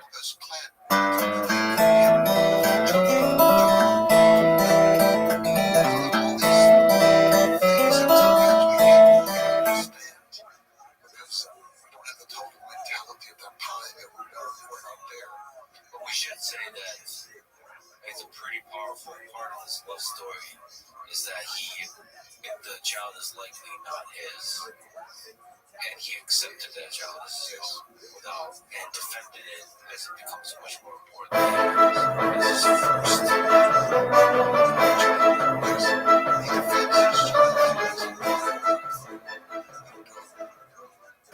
Okay, ladies and gentlemen, thank you very much for coming. Sorry for the, oh my gosh, record late start. We had actually a technical problem because they put a new lock on the door, and I don't have a key to the new lock yet, so we're a little behind in getting things together. But so for those of you who were here over Shabbos, you know we had a magnificent affair. The Rav's own son Avrami was bar mitzvahed, and he was a tremendous cut-up. He was brilliant. We really enjoyed not only his laning, but in particular his Dvar Torah. And he started with the following joke. So the joke, and this is an Avrami Grunstein original, I think. Joke goes like this. So between Mincha and Marav during the week, many Rabbanim like to say a short Dvar Torah, in that period before, during sunset during the week. And so the Rav gets up to give a Dvar Torah.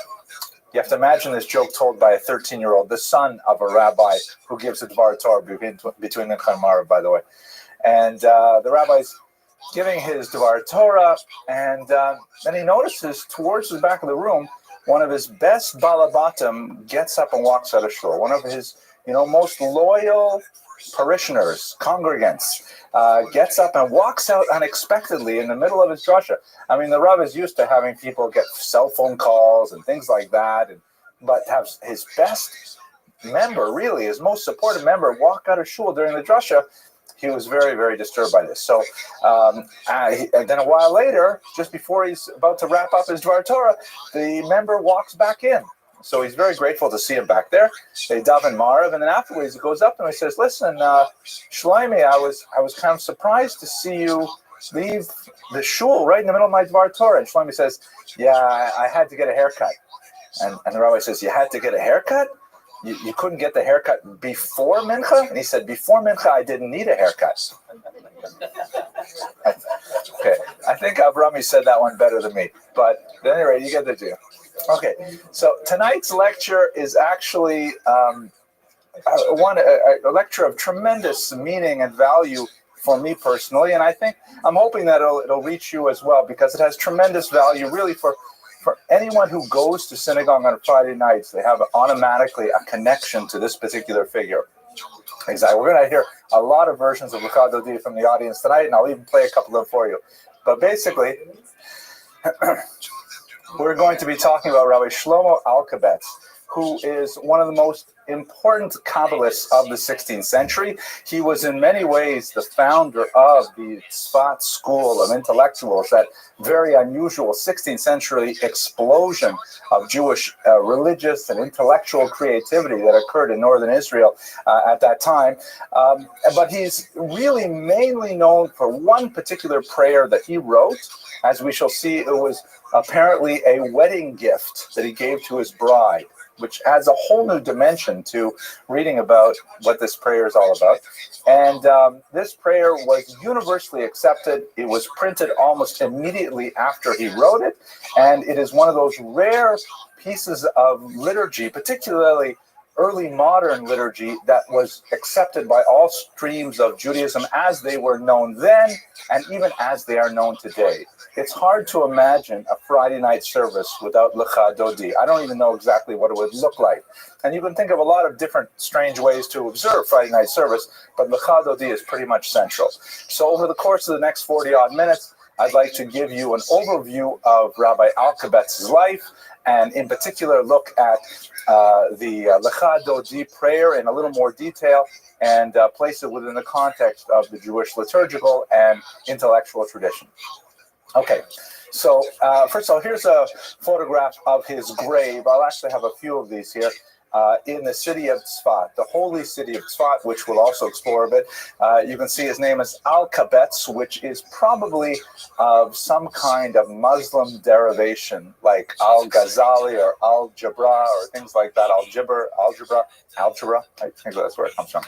And little factoid for my daughter there. We're not exactly sure of his origins. The family name is Islamic in nature, so it could be that he came from Moorish Spain, perhaps.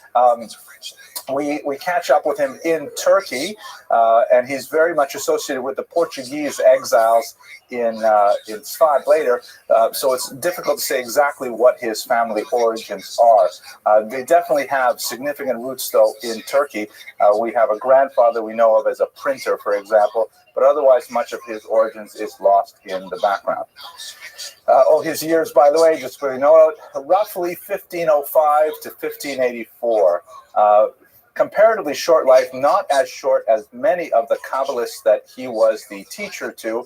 That 16th century, in the space of about 25 to 40 years, created such a tremendous revolution in Jewish thought that we're still feeling its echoes today, 4 centuries later, 5 centuries later. So let's place it in context. The 15th century was in many ways, it can be compared to the post-Holocaust generation in many ways. Very difficult to make that kind of comparison. The scale was nothing like the Holocaust. The suddenness and the ferocity of it was nothing like the Holocaust, only the suddenness perhaps. But you have to understand that the first decade or two out of the 15th century, Jews were reeling from the shock of the Spanish expulsion. The expulsion, of course, came in 1492 when Isabella and Ferdinand showed here decided after a significant amount of time persecuting the Jews and also Muslims, they decided to simply do away with them.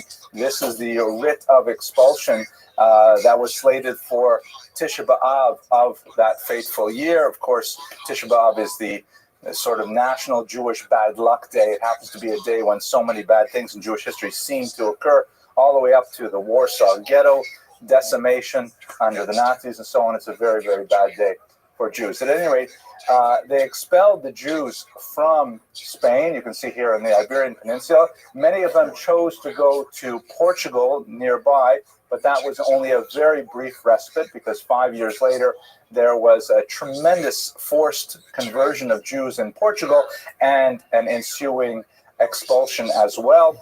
Particularly hard on children. Thousands upon thousands of orphans were created in the very brutal Portuguese expulsion.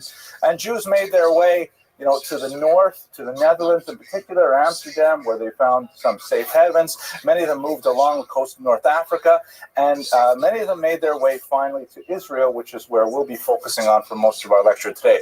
For our purposes, however, the destination of choice for many of the Spanish and Portuguese exiles was the Greek city of Salonika or Thessaloniki, which was a major Jewish center at the time.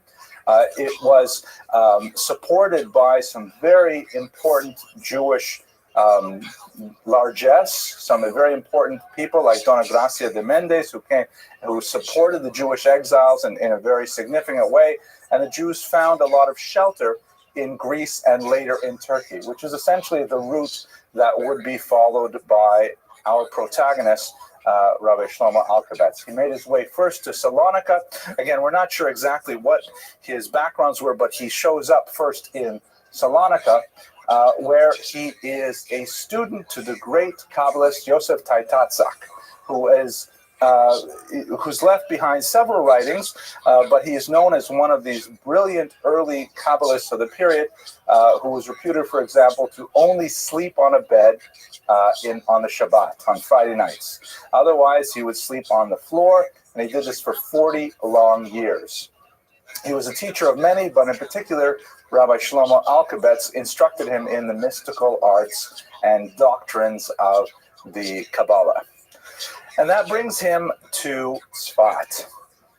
his route to Tzvat goes through the several towns in Turkey, in particular Adrianople, where he is acquainted with some of his greatest disciples, including this man. Of course, this is the iconic picture. We don't know if this is exactly what he looks like, but none other than the great Rabbi Yosef Karo, who was to be the author of the Shulchan Aruch. It's not very well known outside of cognoscenti, but this great legal mind who composed the 4 sections of the Code of Jewish Law was also a noted Kabbalist. And in fact, much of his Kabbalistic thought and his halakhic thought overlap. And he borrows from much of Kabbalistic ideology as to inform his halakhic writings as well. So Rabbi Yosef Karo and several others were attracted to Rabbi Shlomo Alkabetz, who was by then beginning already to gather disciples, directing them along the teachings of Rabbi Taitatzek that we saw earlier. And it was at this time in Turkey that the two of them, with other disciples, spent the night on Shavuot studying and learning, which has become a de rigueur tradition now for Jews.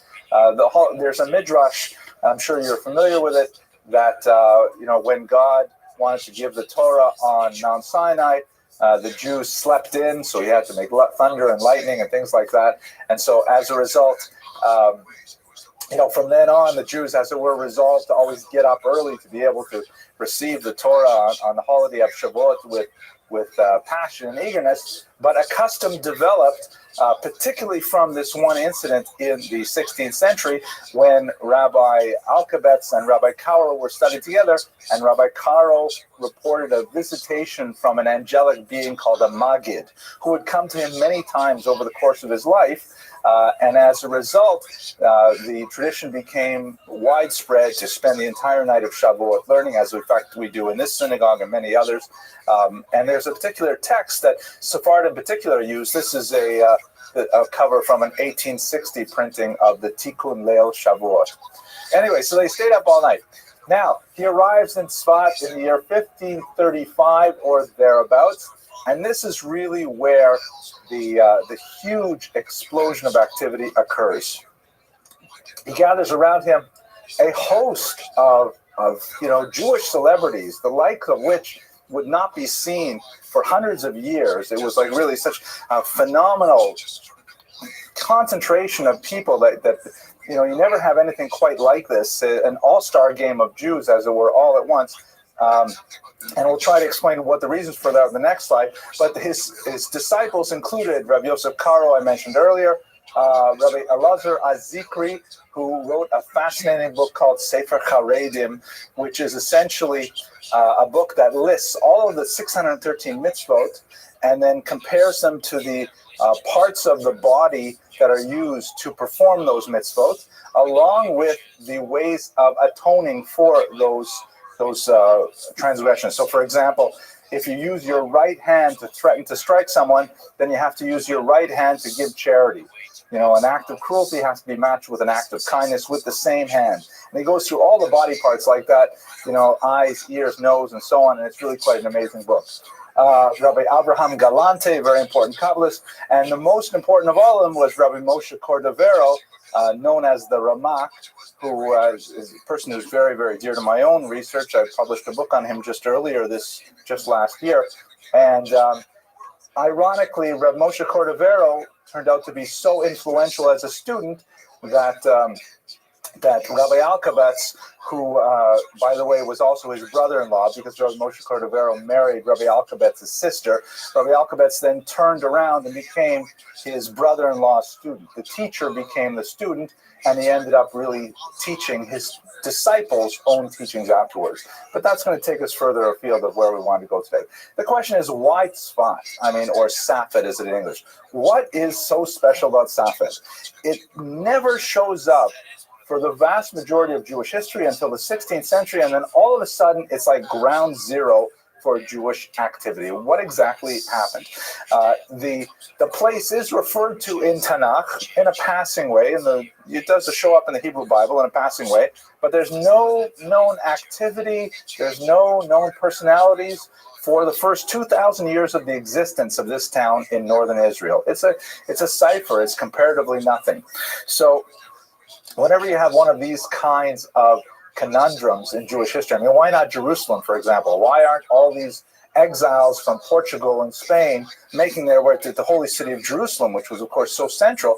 Why this town of Tzfat, a good 150 miles north of Jerusalem, that has no resources whatsoever?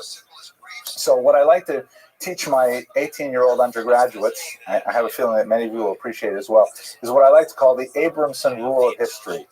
Now, do you remember the Abramson rule of history? Follow the money. Good. It's not exactly that phrase, follow the money. I like to say it that if you don't know why something happens, Judith, the answer probably is money. It's probably money. If you can figure out the kogo, the who benefits, what is it? That's in Latin, they say cui bono, right? Who gets the benefit? But in Russian, I like it better. Kto kogo, who's beating whom, right? If you can figure out who's getting the benefit of it, then you can usually figure out what's going on. So if you look at Tzfat, it appears to be basically economic in nature. The Turks who were controlling Israel at the time, the Ottoman Turks, they put in place some very beneficial tax policies which encouraged the development of businesses, particularly textile and import-export businesses in Tzfat during that century, which suddenly made it quite a magnet for business interests. And you have a lot of new money that is sort of released as a result of the Spanish expulsions, where Jews are leaving, they're looking to invest, they're looking to settle down somewhere, they need something.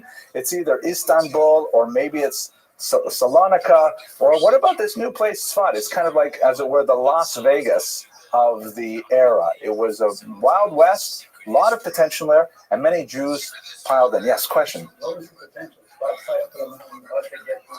Not a crossroads. Well, it actually could serve as a crossroads to the north, because the way the Galil is set up, right? Jerusalem is definitely high up in a mountain.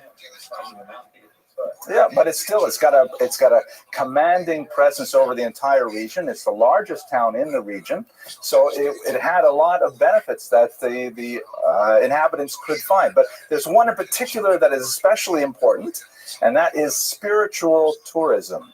This was a new industry that was very big at the time, and that is, and in fact, by the way, Rabbi Alkabetz was very important in developing this industry. Visiting the Kivrei Tzadikim, the graves of the righteous ones, was considered like, an act of great piety. People were finding these graves all over the place. Most of the graves that we visit in Israel today, I mean, they're of doubtful origins, but Tzfat was really well placed for that. It's beautiful, it's well watered, it's lush, it has lands for growth, it has all kinds of things that Jerusalem at that time did not. And so money concentrated there, people set up, and actually your question is so fascinating. Think about Las Vegas, the comparison. What does Las Vegas have, right? I mean, there's no water there, it's a desert, but it's a human-created economy. Just get all of us there together in one place, and we'll figure out a way to make money. And in fact, it happened. And Tzfat just boomed for about 80 years. Then they had a problem with earthquakes and plagues, and that kind of shut it all down. By the 1580s, it was on its way down, and it declined significantly since then. But the first 3/4 of the century were great. Judith, I'm sorry, you've been waiting. I was wondering, was this area impacted by the Crusades at all? Well, Crusades are definitely way over by this point, and we're over by like 400 years, 350 years. Okay, yeah. To my knowledge, it was not. It was not on the coast, so even those arrivals by sea would not have affected Tzfat, and it's not such a direct route. So I don't think so. Yeah, it definitely has strategic value because of its height. Yeah. Yes. During the Inquisition, was people allowed to take out their money and their wealth? No, but there's rules, and then there's ways to get around them. So there's always familial connections, and the Abravano family found ways to some bizarre ways, but they found ways to funnel out a lot of their funds when they had to leave Spain as well. So there were ways to get money out. Difficult, but then once again, the money is in play. It's not invested in a particular industry or real estate. Textile seems like a pretty good idea, and Savat really benefited from that. So what happens next, of course, is once you have a thriving economy, then culture develops. You don't have universities develop in the middle of nowhere. You only have universities develop where there is significant amount of concentration of resources to allow for the development of higher culture. And that's what attracted all of these people, because there was suddenly a wherewithal for them to, ply their trade in religious thought. Here's an interesting picture. I wonder if can we zoom this back a little bit? Because you can't see the full picture. Some of the graves there, you can't really see it, I'm sorry. Some of the graves there, Danita, I'm glad you're enjoying the lecture, but you should put me on the camera, right? Okay, thank you. This is one of her favorite cities, by the way. So you can just see some of the graves here. They're colored blue, which is considered a way of warding off the evil eye. Blue is considered a Kabbalist color. Here is the Ramak, who is one of the greatest disciples of the Rab Shlomo Alkabetz. And way up here, you can see the Ari, the great Rabbi Isaac Luria, who was without doubt the most famous Kabbalist of the time. Lurianic Kabbalah deeply influenced Hasidic thought far more than Rabbi Cordovero or his teacher Rabbi Alkabetz's Kabbalah. But they're all grouped together here because they had this tremendous concentration at one place. Now, Rabbi Alkabetz, who was perhaps not the most well-known, was probably one of the most prominent at the time. He was the head of the yeshiva in Meron, which is close by to Tzvat, and he had many, many students who were actively learning in his classroom. Based on the relative ages of these people, and it's also important to note that most of these people were in their 20s and 30s when they are their most creative, and many of them died in their late 30s through their 50s. So it's a period of young people getting together, being extremely productive, writing a tremendous amount of material, and then unfortunately dying often under tragic circumstances, something which historically affects Kabbalists far more than regular people. Rabbi Alkabetz himself was extremely prolific. He left behind many, many titles. Unfortunately, at some point, quite a few of his manuscripts were lost. There's some suspicion that they may have been stolen by his rivals, but they are simply lost. We know of these texts, but we do not have them. Only a handful of texts remain in their completeness. Ironically, he makes no mention of the Arizal in his extant writings, which could be due to the fact that the Arizal, the great Rabbi Luria, was one of the latecomers to the party, as it were. By the time he arrived, it was really already in the, I believe it was in the 1570s by that point. You'll correct me, Danit? I think so. And Tzvat had already had such tremendous reputation, and he had come specifically to study under the disciple of Rabbi Alkabetz, Rabbi Cordovero, and then Rabbi Cordovero died just a few months later, and everything began to go downhill at that point. So we don't have any references to the Arizal from one of the greatest teachers of the time, which might be a reflection of the distance between them in ages and the limited amount of time that the Arizal was actually there. So what did he do while he was there? We knew he had a job. We knew he had a wife whose name has been lost to us. We know he had a son, Moshe, who he named after his father. But what did he do for a living? He's only left behind a few signatures on communal documents indicating that he was a highly respected figure who was consulted on legal decisions quite often, but he was something of a recluse when it comes to communal affairs. His main activity was in the yeshiva, studying Kabbalah and so on, and not as an askan, a person who was deeply involved in the affairs of the community. Rabbi Caro, the author of the Shulchan Aruch, was much more deeply involved in those kinds of things, although he himself would consult with Rabbi Alkabetz on many weighty issues. What we do know about his activities primarily comes to us, once again, from his disciple, the Ramak, and he used to have this very, very unusual form of meditation, which he called gerushin, or divorces, or exiles, something which Rabbi Moshe Cordovero actually wrote an entire book about, describing this particular spiritual practice that his teacher would engage in, and that he, on many occasions, would go along with him and do these. What exactly were these so-called gerushin? And by the way, the word gerushin was loaded with meaning. Not only does it mean divorce in contemporary Hebrew, it also means exile, but it was also the same term used to refer to the expulsion from Spain, Gerush Sfarad.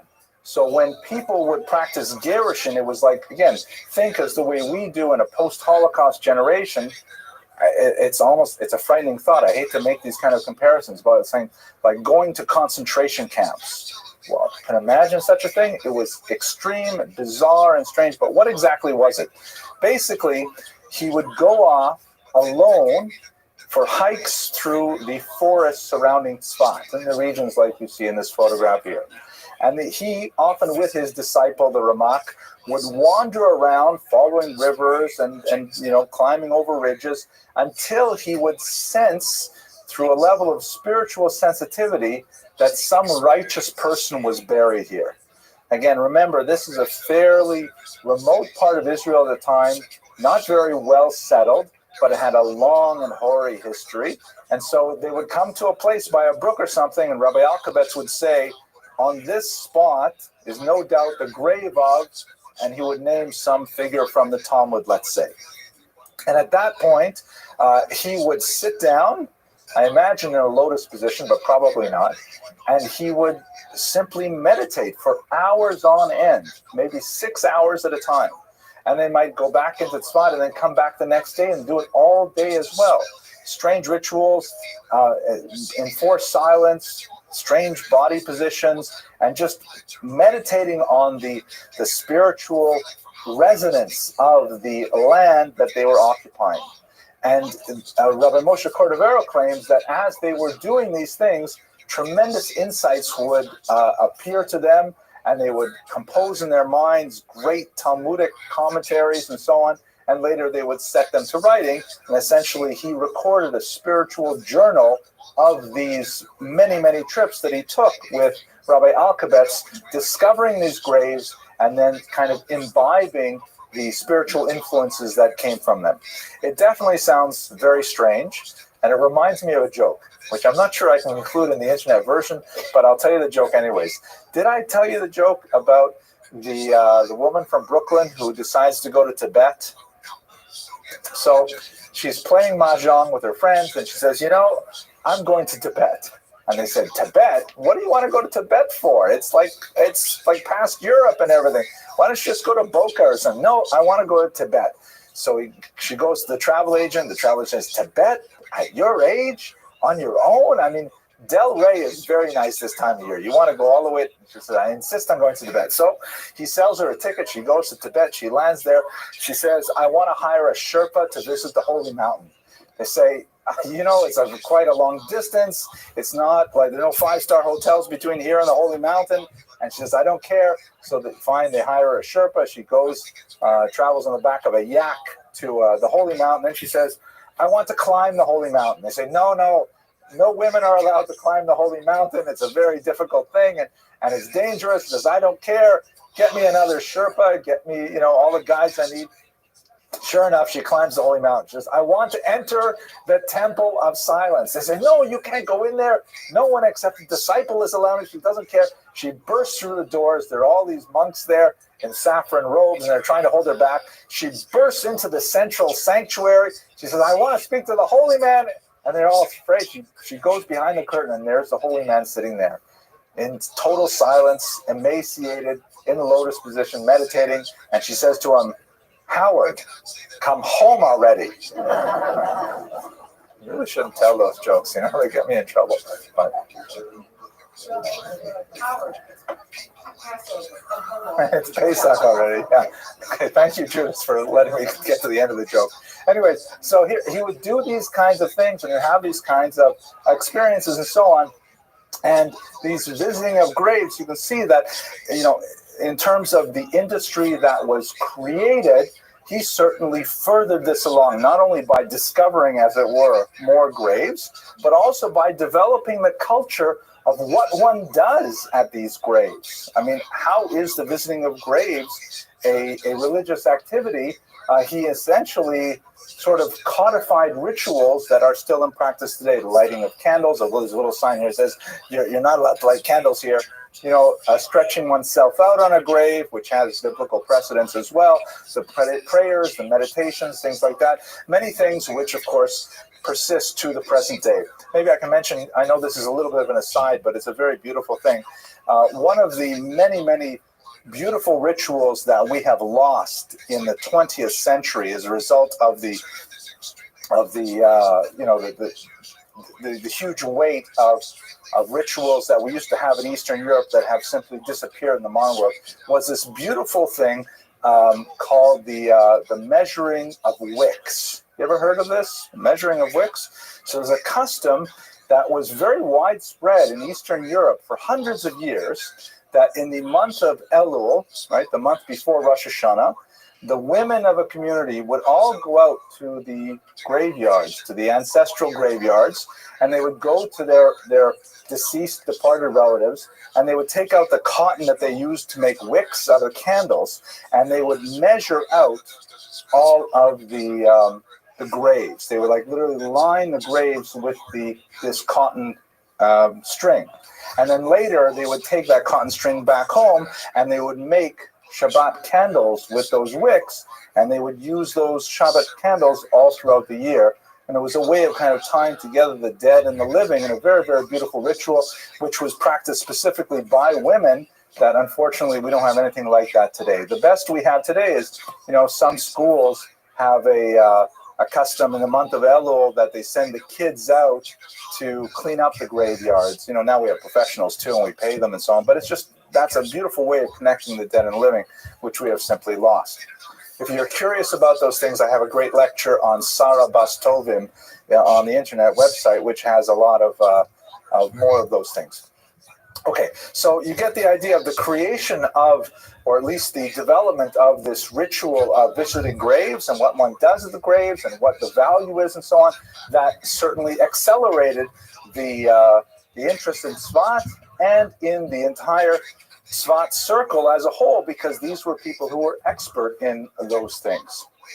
And I think at this point, we're going to turn to his writings. Maybe I'll pause for a question or two. And Yosef, could you do me a favor and give me an Hebrew-English siddur? I appreciate it very much. No one has any questions? Who are the earliest Kvarim? The earliest, in my humble opinion, would probably be, thank you, that of the Rashbi, Rabbi Shimon Bar Yochai, which will be 2nd century. That's the one that's certainly most celebrated. I want to say something. Sure. With reference to Tisha B'Av. 9/11, according to the Hebrew dates, read it backwards and it's Tisha B'Av. 11/9?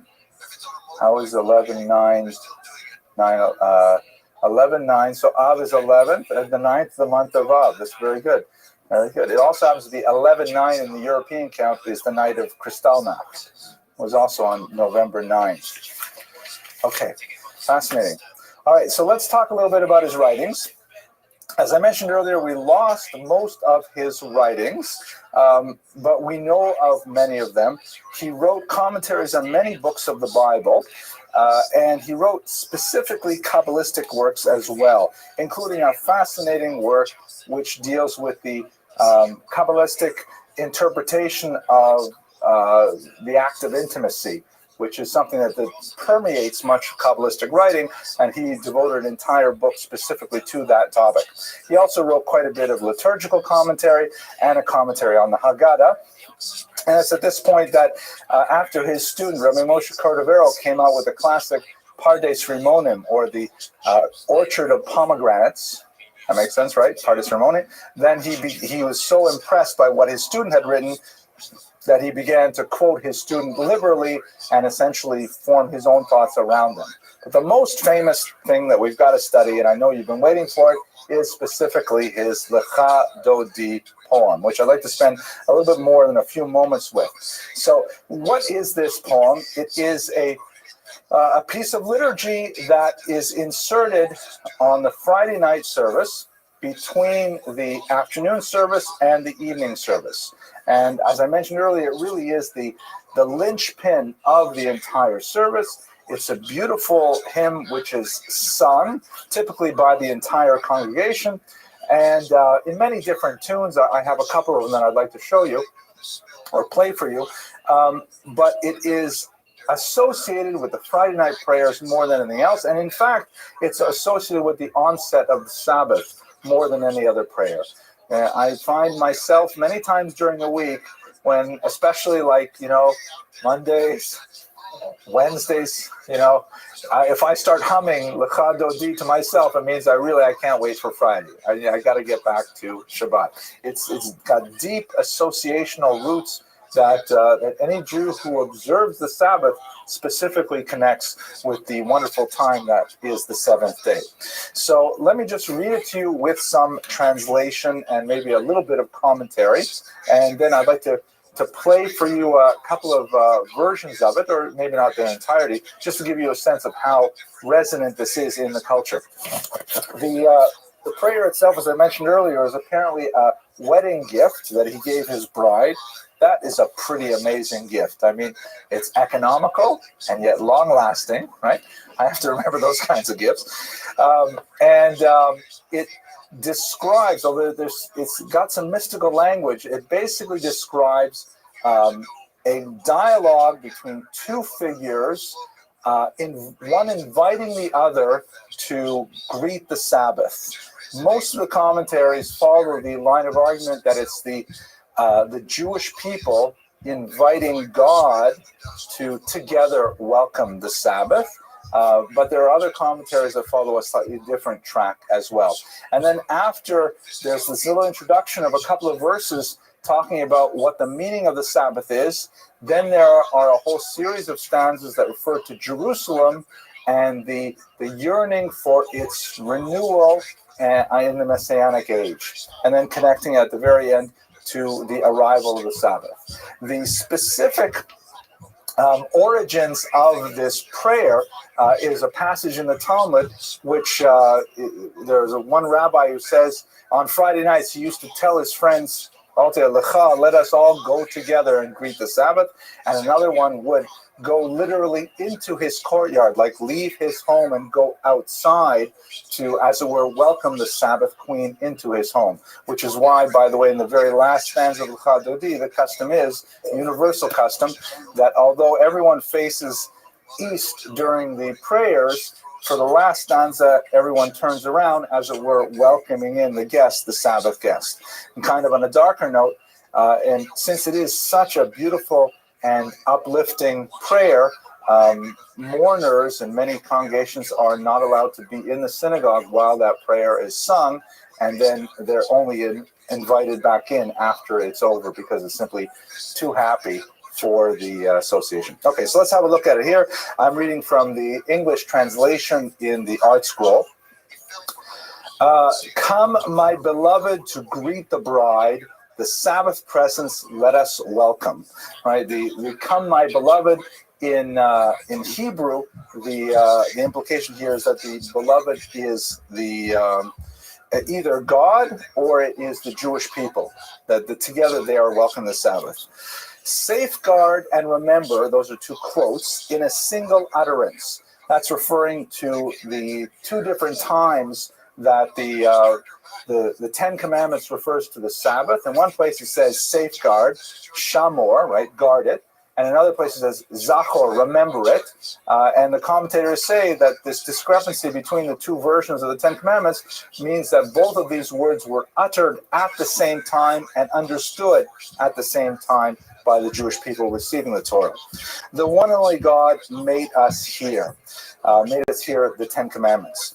God is one, and his name is one, for renown, for splendor, and for praise. To welcome the Sabbath, come let us go, for it is the source of blessing.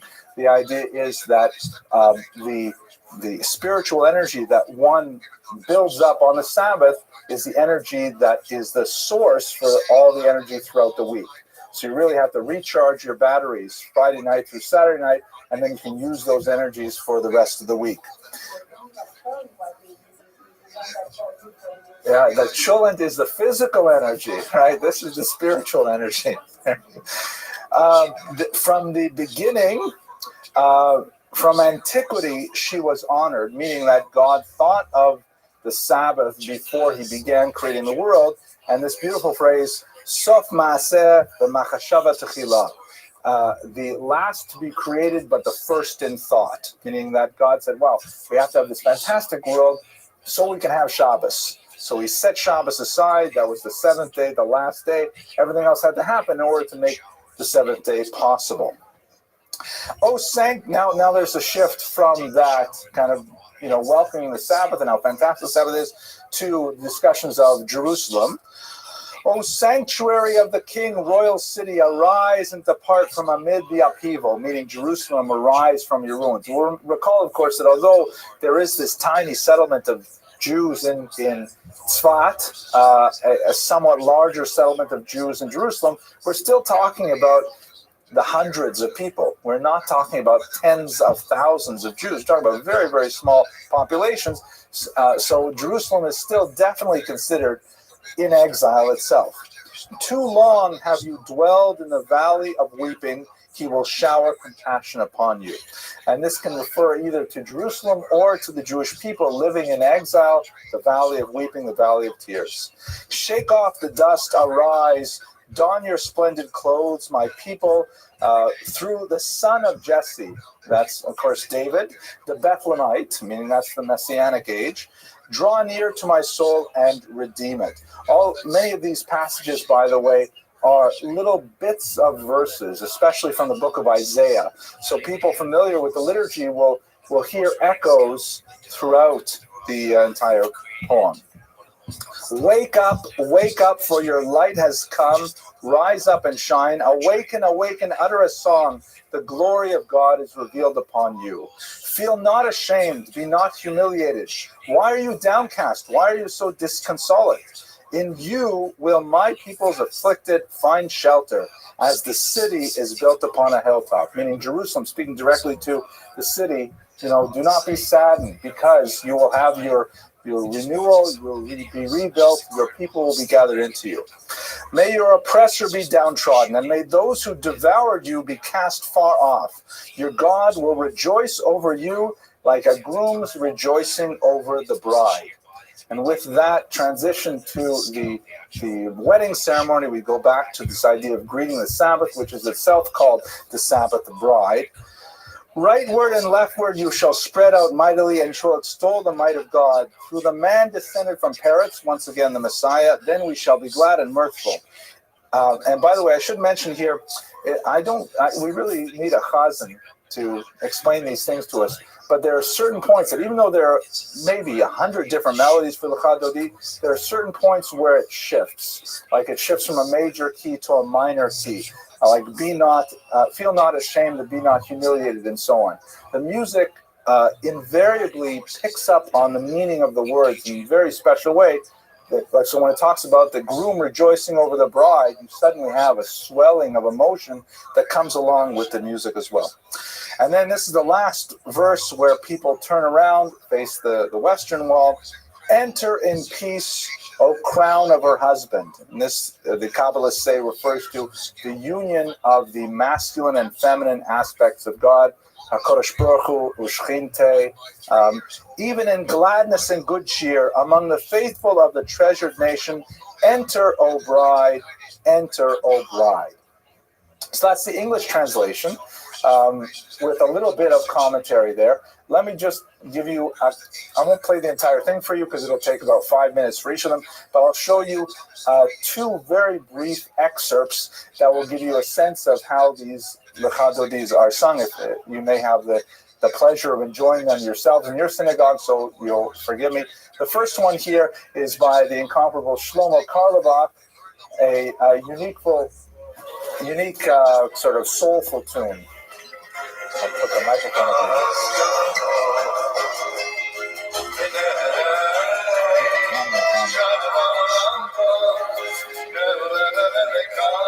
That's the chorus.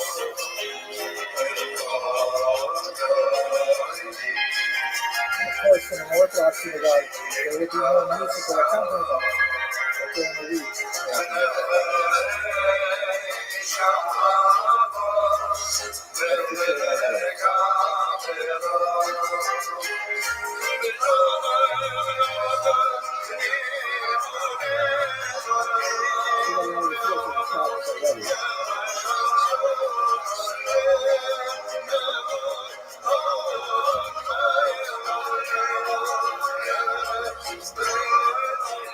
Okay, let me play you now another version. This is by a very popular a cappella band called 613. Believe it or not, this is entirely a cappella.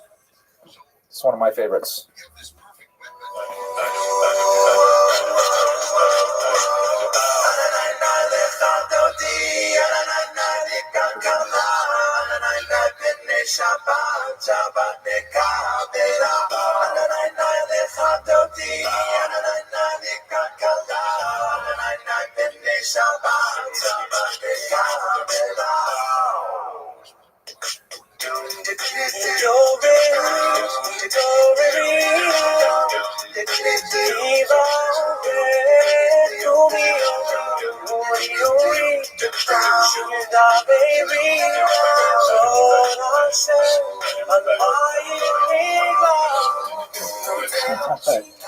Okay, so you get the idea. I personally would like to sort of sit and listen to these all day, but I happen to be in Avelis over the loss of my father in August, and so I can't even listen to music for any long periods of time. I'm at that stage in my mourning, because this last 11 months, 12 months actually, this part of it where you're not allowed to listen to music, that when I get put on hold, I really enjoy it. So at any rate, so the legacy of Rabbi Shlomo Alkabetz is tremendously profound. I mean, I can only imagine what a tremendous achievement it must be to compose a song that will move people for centuries. I mean, very, very few pieces of art have this kind of quality. He outpaces Shakespeare in terms of his impact on the Jewish people, to be sure, and in many ways reaches much deeper. One of my favorite experiences when I was living in Israel, and I'm sure many of you have similar experiences, there was a broken down old synagogue in the Katamon region, and it was literally broken down. Like one side of it was a big crumble of rocks. I don't know how long. It was probably built in the Ottoman era, 19th century or something. And it was abandoned during the week, but on Friday night, they would have a Breslov Hasidic minyan there, and the Chazan would sing Lecha Dodi, and it would literally take about 50 to 75 minutes just for that one poem that I read in its entirety in about 5 minutes. 50 to 75 minutes just singing that one song. And the synagogue was so packed that people would come and would stand outside. There was like several minyanim of people outside the windows listening to this song. And what was most beautiful about it is that most of the people who were at this minyan, the people who came early and got inside the synagogue, okay, they were your usual typical Shomer Shabbat. Most of them were Hasidic and so on. But outside, there are all these Jews who are coming en route to a soccer game or, with various other secular activities in mind, no intention of observing the Sabbath other than that brief and intense spiritual moment that they had listening to Lecha Dodi and participating in the singing of it. It's a tremendous work of art, of soaring genius that speaks to his deep Kabbalistic and intellectual proclivities as well. So with that, I'm going to conclude for tonight. I'll take questions afterwards, but I want to thank you very much for listening to the life of Rabbi Shlomo Alkabetz, and I look forward to seeing you next week. Thank you.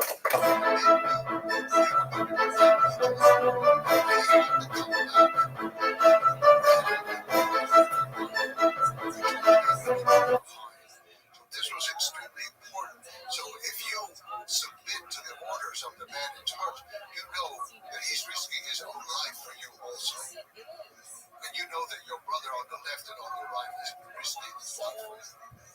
The army was organized. Hello everyone, welcome to another edition of This Week in Jewish History. Today we're going to celebrate the birthday of Jacob Rodriguez Pereira, a very important individual who was one of the first people to teach deaf youth how to communicate. A crypto Jew from Portugal who made a signal contribution to the lifestyle quality of disabled people everywhere. Well, that's it for this week. I hope you enjoyed it, and I hope you have a fantastic week. Jacob Rodriguez Pereira was born in Portugal in 1715. His family were crypto Jews, that is, they were secretly Jewish but practicing as Christians, and in fact he was baptized as a child. Out of fear of the Portuguese Inquisition, the family practiced their Judaism in secret. Sometimes these people are known as Maranos, which is a derogatory term. Crypto Jews is preferred term. When his father died, when Pereira was 6 years old, his mother took the family to Bordeaux in France, where they openly resumed living as Jews. It was at this age that he received his Brit Milah, and he became a very dedicated supporter of the Jewish people, something that was very useful for him later on when he achieved his fame. Primarily, he achieved his fame through his invention of a method of teaching deaf youth to communicate. He had a sister who was deaf mute, and through using various hand signs, he adapted a manual language for the deaf, which was in many ways a huge innovation over earlier methods that have been developed over the past couple centuries, and he eventually brought her to speak, to communicate. At this point, his methods were recognized by a wealthy French family who hired him to teach their son how to communicate. And he developed his method to such a degree that he eventually was named to the Royal Society of London in 1759 after having been recognized by the King Louis XVI for his contributions to the deaf people, deaf mutes in France. He went on to develop this method significantly, but in fact that was only one of his many talents. He was known as a pioneer of early computing skills, and he in fact invented a machine that was an early 18th century precursor of modern computing devices. And he was very active in the financial world as well, in fact even advising the French government on how to reduce their deficit. He later went on to champion various French causes and ultimately won their acceptance in Bordeaux with the official right to reside in that state. Years later, he was recognized primarily, however, for his work with deaf youth, and this is a coin that was minted in Portugal in 1981, which was the International Year of the Disabled Person, honoring his achievements on behalf of deaf youth everywhere. Well, that's it for this week. I hope you enjoyed it, and I hope you have a fantastic week. Genghis Khan knows every general is going to try 100%. And if they retreat, fine. They're saving all their lives. They know what to do. He respects them. So all these things like that fit together. But I think a part of it that was important for him. So he had this base from step. Okay, ladies and gentlemen, why don't we get started? The joke that I really wanted to tell tonight My joke editor has said that two joke editors, one told me that I said it just 3 or 4 weeks ago, even though it's a perfect joke for tonight. And the other one said it's older than I am, so I won't tell that one. But I may tell it later if I just can't hold back, and you'll forgive me. Meanwhile, I have a couple of good and welfare things, but I will start with this joke, which is once again from you, Zach Devicer, who helpfully types these up and delivers them the day of the lecture. Here it goes. So Benjamin wakes up one morning, on Saturday morning, and he's in a terrible mood. And he says, Mom, I'm not going to shul. And you know this joke already, but I didn't tell this one before. He says, Mom, I'm not going to shul. I'm not going to shul. He says, okay. I'm not going to shul.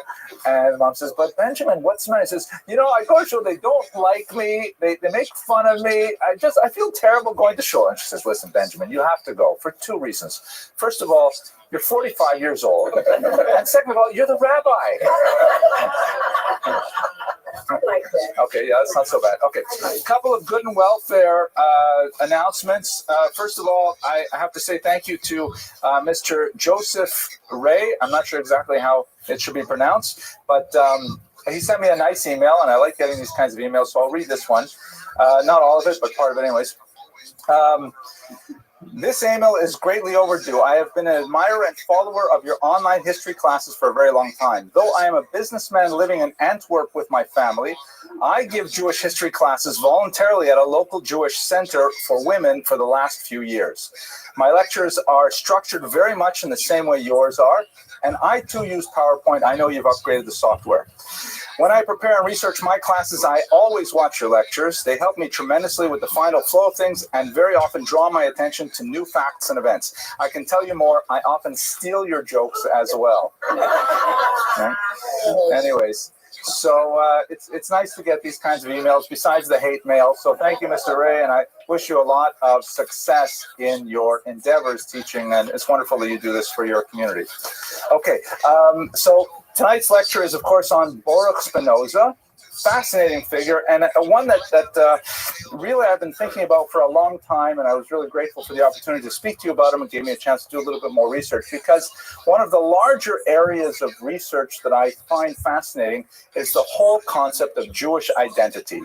What exactly is a Jew? Who is a Jew? When is a Jew considered in the community, out of the community, or as the Hebrew phrase goes, chutz lamachane, b'toch hamachane, in the camp or outside the camp?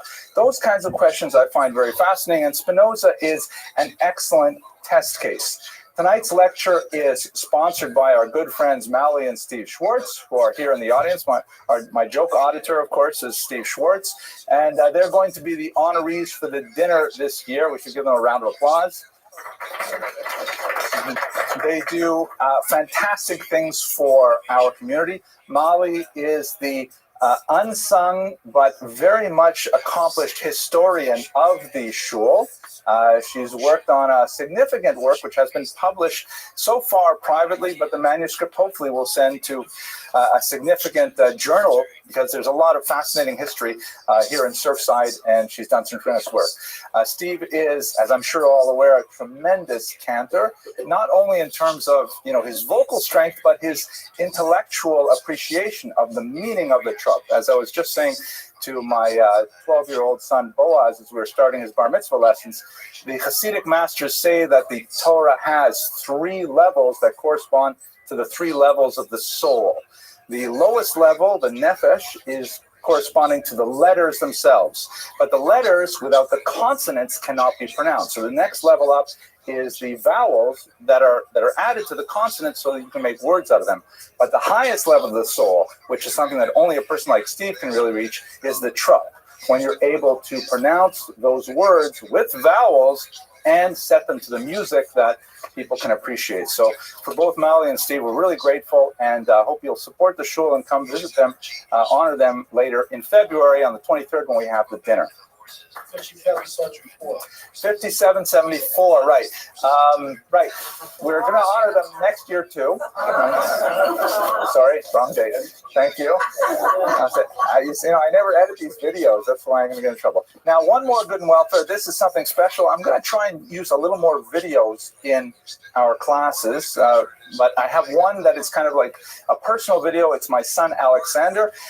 It's a minute long, so it won't take too much time from our presentation. Mr. Rodriguez, you want to focus on the screen here for a second? Here we go. The video is made by my talented daughter, Danit Malka.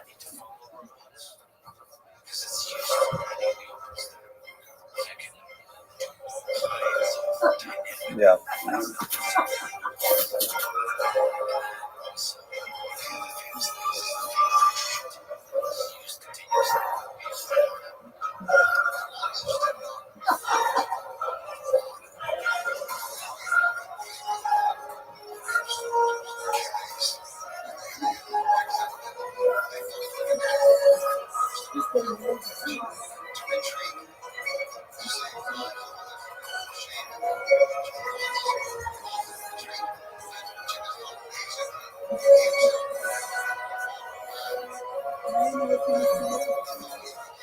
You know me.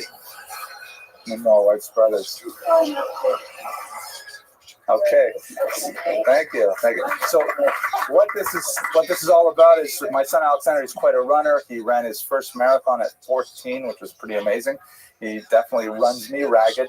And he is going to be running in the ING Miami Marathon next month for Team Friendship, which is a really great community organization that helps mainly children and teens and some adults with various disabilities, especially autism and things like that. So if you're interested, please visit the website and you can donate to Team Friendship.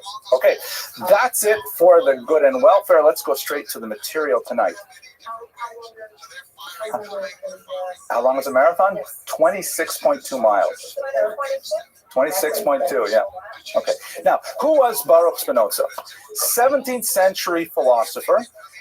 He is one of the greatest philosophers of the modern age. He falls into that category of people like Moses Maimonides and Einstein, for example, whose fame outside the Jewish community really outdistances their fame inside the Jewish community. And in fact, it's a little bit ambiguous to even put him within the parameters of Jewish history per se, because his greatest contributions are beyond the scope of what is specifically Jewish. Many more liberal thinkers want to claim him as a Jewish philosopher per se, and in fact there are elements of his philosophy that we will discuss at least in brief tonight that are consonant, certainly inspired by Jewish ideas, but ultimately the main connection that Spinoza has with the Jewish community is negative, because he was forcibly removed from the Jewish community of Amsterdam in an unusually harsh act of cherem, or excommunication. I have the text of it, and I would like to read it to you a little later on in this lecture. It's a very rare step for a community to specifically single out an individual, excoriate them publicly, and then forcibly remove them. But that is in fact what happened to Spinoza. So the rejected son ultimately ended up influencing world philosophy, European philosophy, the intellectual tradition at a tremendous level. But in the Jewish world, he was cut off in a very dramatic and in fact permanent manner. The question that, and this was happening, by the way, at age 23, might have been 24, before he even published anything, before he had made a mark on the world of philosophy. And one of the great exercises of intellectual historians has been to try and perform the archaeology of the events that led up to that excommunication, to try to determine exactly why the community took such a drastic step. It is far from clear, but I hope towards the end of the lecture to give you some of the theories that are circulating regarding his excommunication. And I think that actually it has a lot of implications for our own communal standards today, our own sense of identity, and ultimately our sense of who is a Jew, who has the privilege, the right, the responsibility to remain within the community, and who perhaps might be better served outside of the community. So we'll hopefully explore that over the next 40 minutes or so. His background, originally they're from Portugal. His grandfather was among those who were expelled in 1497, possibly somewhat earlier from 1492 in Spain. We're spending a lot of time these last few weeks looking at people whose lives were affected by this cataclysmic event with something that many of the thinkers of the 16th century felt and the 17th century felt was like a split in the world that required tikkun olam, because how could it be that the most powerful, the most intellectually superior, the spiritually most advanced community of Jews in the world was suddenly devastated within a single year in the case of Spain, and then 5 years later in the case of Portugal. So in many ways, Spinoza's own experience is an aftershock of that tectonic shift that we saw in 1492. His grandfather came to Amsterdam with his infant son, Michael, who was Spinoza's grandfather. So Spinoza had direct contact with one of the refugees themselves, his own grandfather. His father was a very successful merchant, and we have plenty of archival records from the period that indicate that he was a lay leader in the synagogue. He had a position of some authority. They had a very prominent house close by the synagogue, and his father had significant leadership role there, which makes the eventual expulsion of young Spinoza from the community all the more poignant. Michael Spinoza was not lucky in love. He was widowed 3 times. His second wife was the mother of Spinoza, who passed away when Spinoza was a young boy. Spinoza was ultimately raised by one of his older half-sisters, and there was a considerable amount of family dysfunction between the half-siblings, all children of Michael, that we will see playing out in Spinoza's own lifetime somewhat later. We should just spend a little bit of time talking about Amsterdam, though, which is a fascinating, kind of interesting, not exactly footnote, but sort of a tributary of Jewish history at this time. The Netherlands were under the control of Spain until 1588, and Jews were not allowed within the territory. Under the Union of Utrecht, there was some movement towards granting freedom of religion, but that freedom of religion was a very difficult one. One that in many ways, now that I'm thinking about it, we're speaking a little bit in Quebecois about Northern Ontario, maybe I'll relate it to that a little bit. The people of the Netherlands were sandwiched between the French Calvinists and the German Lutherans, byproducts of the still quite young Protestant Reformation, and as a result, there were significant doctrinal disputes between these two Protestant movements. The only thing they had in common was their hatred for the Catholics, and as we shall see, that had some ironic implications for the early Jewish community at the time. What it reminds me of in my own life is that I grew up in a small town in Northern Ontario called Iroquois Falls, Ontario. If you ever look at my Wikipedia page, there are 6 famous people from this town, population 4,500. I'm one of them. I'm proud to be one of them. 4 of the others are professional hockey players. So you get a sense of what kind of town this is. But what's interesting about it, for our purposes, is that it was almost evenly divided in population between Anglophone Protestants and Francophone Catholics. And it was tremendous, the degree of conflict between these two bifurcated populations, and the kids who had it in many ways the worst were me. I was the only Jewish kid, and Les Chinois, right, my Chinese friend Peter Chin, who's now a lawyer in Toronto, and there was a black girl who lived about 30 miles away in Matheson. And we had it the worst because we didn't fit in either camp. So this is a lot like what the Jews of Amsterdam were like at this time as well, because obviously they were not Calvinists and they were not Lutherans. They were somewhat different, but there was always a little bit of a push and pull over what do you do with the Jews? Which camp do they fit in? Which camp do they sympathize with? And certainly they should not be associated with the Catholics. And within this kind of tenuous environment where there is at least nominal allegiance to the concept of religious freedom, it was often obeyed more in the breach than in its observance. And the Jews had a unique kind of pressure placed upon them to conform to orthodoxy. And I say here orthodoxy with a small o, meaning conform to the status quo. The Jews should not step beyond their boundaries, socially, religiously, and otherwise.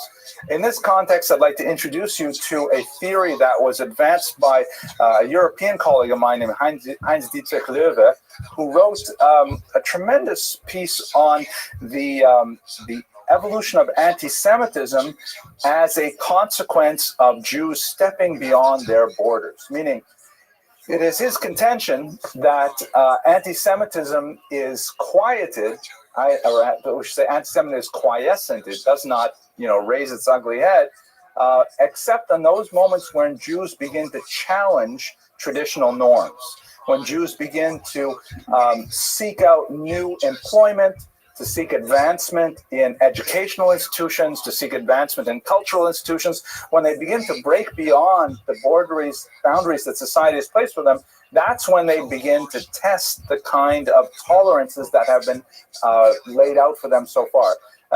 Heinz-Dietrich Löwe was specifically referring to the 19th century in the Russian Empire, where the advance of socialism and other secular movements were beginning to attract Jews away from traditional orthodoxy, not to mention Zionism as well. And in that, he says, exacerbated tensions with the Russian population, which ultimately led to pogroms and so on. I think a lot of this can be said about the Amsterdam Jewish community, in that there was officially a level of tolerance, but the Jews should not get, to use an American term, uppity. The Jews should not be going beyond what is their acceptable borders. And once they start challenging some of those boundaries, that's when anti-Semitism can be felt in the community. So in this context, it seems that the Jewish community of Amsterdam, and of course I remind you, we're talking now about the 17th century, there is no non-Orthodox community. There is no liberal congregation. There's only one congregation with one leadership, my way or the highway kind of Judaism. And the community itself is a little bit unhappy with anyone who is nonconformist. They want to try and keep everyone in line. So let's bear that in mind as we go through Spinoza's story, because I think it says a lot about the reasons for his excommunication. Okay, I'm going to pause for a second to sip my coffee, and I will ask if there are any questions. Yes, please. I was under the impression that not so well the Netherlands, but in Amsterdam in particular, the Jews were invited because of their wherewithal, their experience, and various realms of either money and so forth and so on. I wish I could remember these. I'll tell you exactly. I'll tell you exactly what happened. Sure. It's not entirely that they were invited, but they were not disinvited once they could prove their economic worth. It reminded me of a joke for a minute, and then I lost it. It was like just right there. And thanks. Steve says, Baruch Hashem. Okay. All right. No, it's been a long time. The car with no pedals, no brake pedals? Yes. Yeah, okay, all right, okay, we'll go past it. Okay, anyways, so there are legends of Jewish settlement in the Netherlands, which are, fascinating. And legends always have some kind of kernel of truth, but often, are exaggerated beyond measure. There's a particularly fascinating one where the origins of the community in Amsterdam relate to a particular Portuguese Jewish woman who was somehow, when they were fleeing Portugal, she got on one of these English boats, and the Duke, who was the captain of this boat, something like that, fell in love with this incredibly beautiful woman, and import turned her and tried to get her to marry him, and she refused, steadfastly indicating that she was a Jewess and she would not do so, but she was apparently so strikingly beautiful that when they landed in England, the Queen herself drove her around London in an open car because her beauty was something really, to cavil about, so to speak. That's the English term they use. And it was like something shocking. It was kind of like a princess story in reverse, that here's a princess who refuses to marry the prince because he is not Jewish. Boy, I got so many jokes, but they're really not kosher. I can't tell those.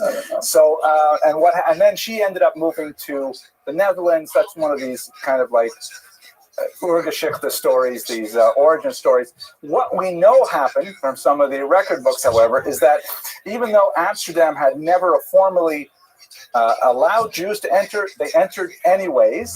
1593, so that's really quite early, right? The actual expulsion is 1497. That is a typo? No, it's okay. We have Jews, Portuguese Jews, surreptitiously moving into Amsterdam, and they're claiming status not as Jews but as Portuguese merchants, which is true.